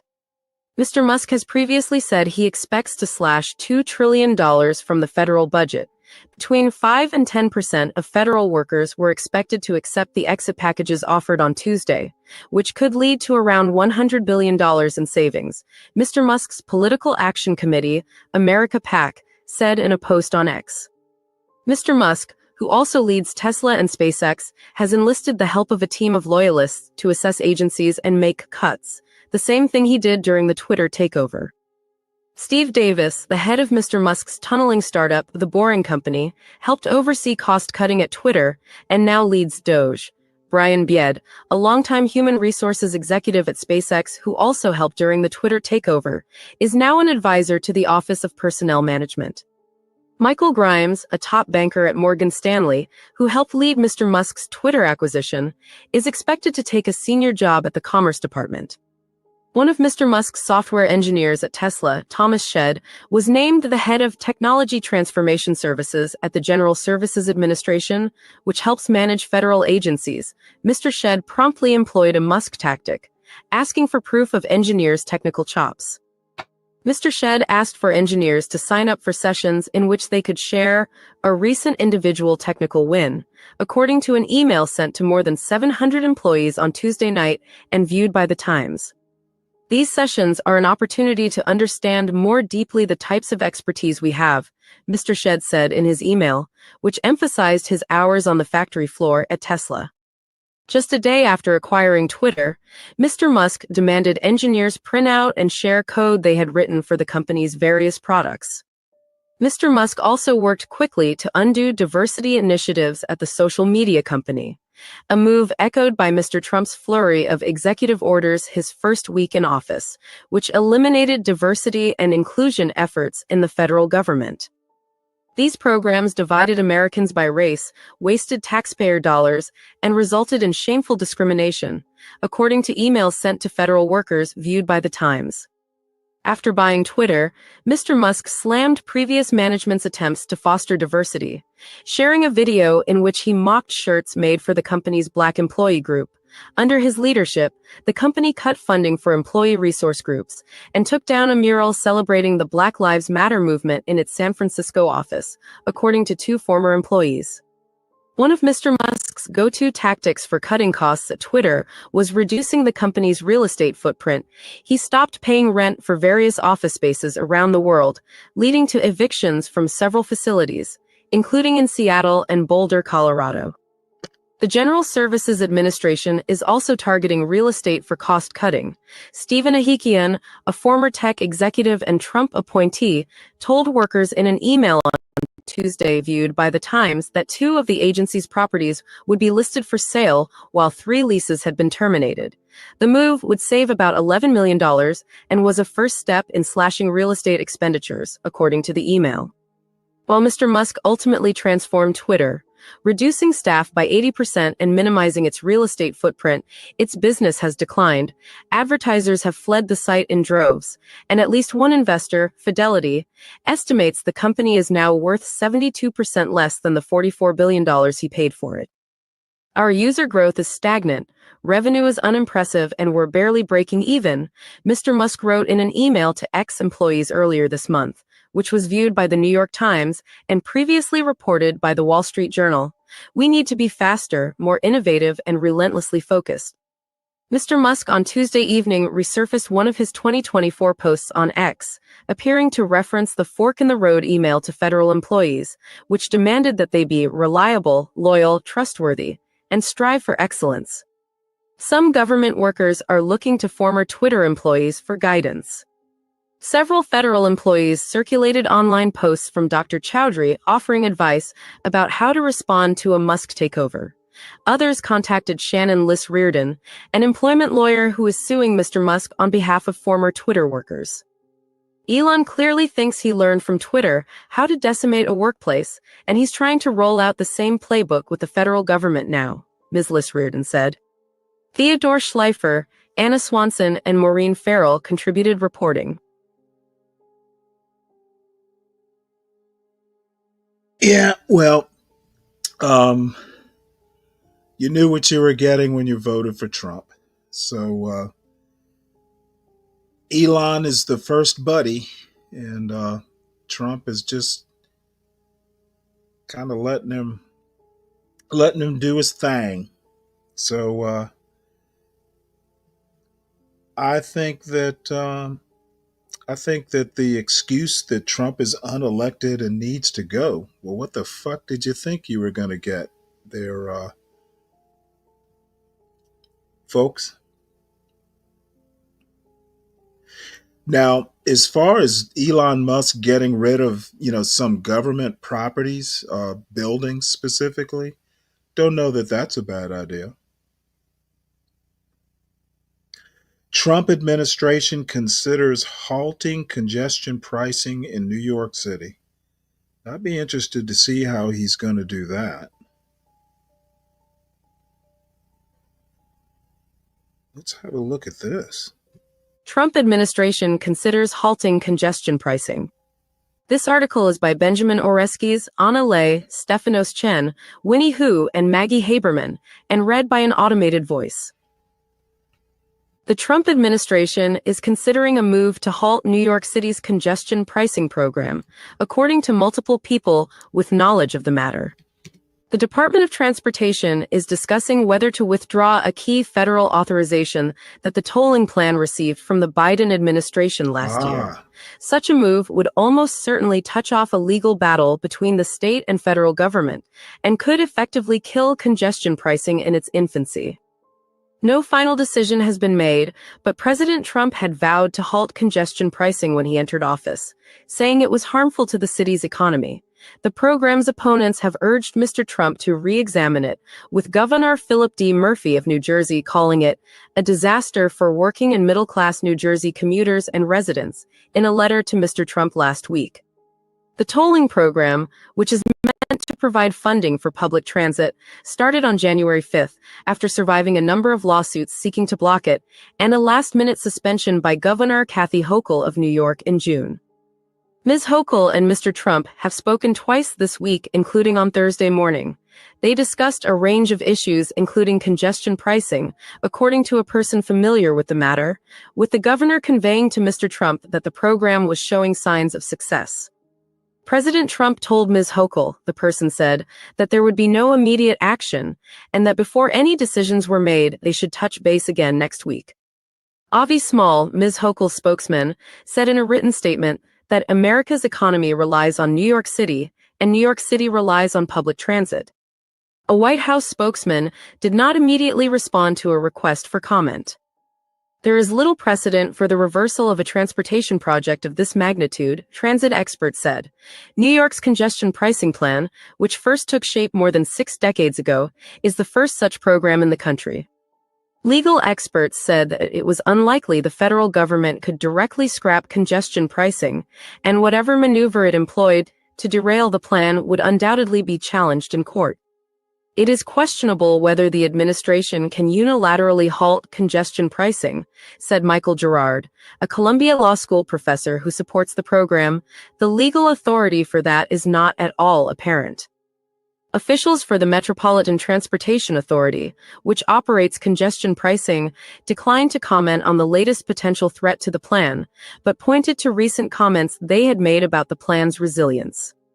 We've been sued in every federal court and state court east of the Mississippi, and we're batting 1.000, Jana Lieber, the chair and chief executive of the MTA, said in an interview this month. We've won every time. Other cities that have implemented congestion pricing programs, including London, Stockholm, and Singapore, have used the tolls to cut traffic and vehicle emissions, push people to use other modes of transportation, and raise money.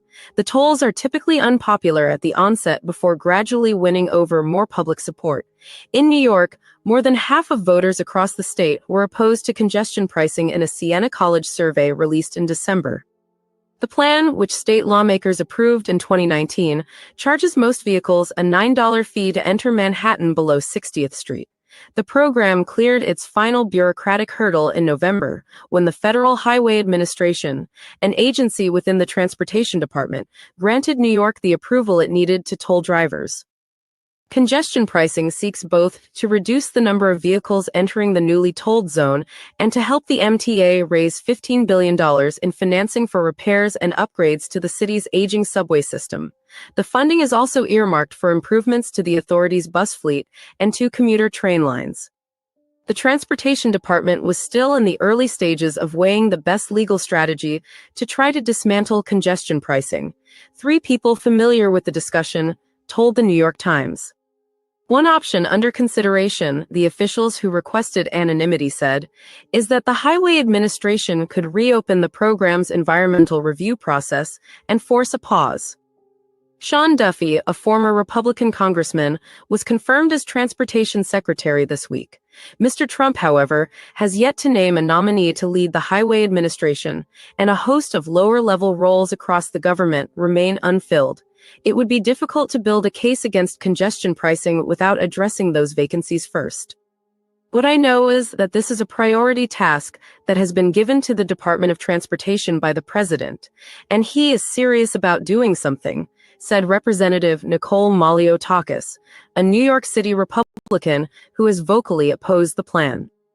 Mr. Trump is expected to name Mark Molinaro, a former Republican congressman from New York and a noted critic of the plan, to lead the Federal Transit Administration.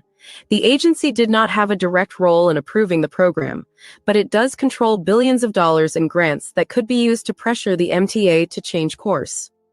A reversal of approval from Washington could also bolster ongoing federal and state lawsuits brought by the program's opponents, including the state of New Jersey, legal experts said.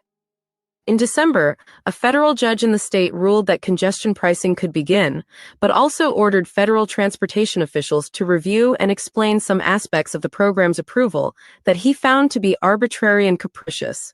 Randy Mastro, a lawyer for New Jersey, said on Thursday that this was an appropriate time for reflection, reassessment, and potential change on the federal government's part. Catherine Freed, a retired New York State Supreme Court justice who was part of a group of New York residents suing over congestion pricing, said that while there were significant legal obstacles to stopping the program, the lawsuits against it could provide an opening for federal officials to agree with demands from opponents for further environmental review. Opponents of the tolling program have said that it punishes drivers from the boroughs and suburbs outside Manhattan who have limited and unreliable transit options, and that it simply shifts traffic and pollution to other parts of the city and region. They have criticized the program as a money grab by a state transit agency with a troubled financial history. It's a bad plan, Ms. Freed said. It was about money. It wasn't about congestion. Ed Day, the executive of Rockland County, who is suing to stop the program in federal court, has called it a misguided policy that raises serious questions about fairness, priorities, and accountability. If President Trump cancels congestion pricing first, it makes our job that much easier, he said on Thursday. While the results of congestion pricing are preliminary, the tolling program appears to be working. On an average weekday in January, 553,000 vehicles entered Manhattan south of 60th Street, down from a 3-year average of 583,000 vehicles, according to MTA data released on Wednesday. The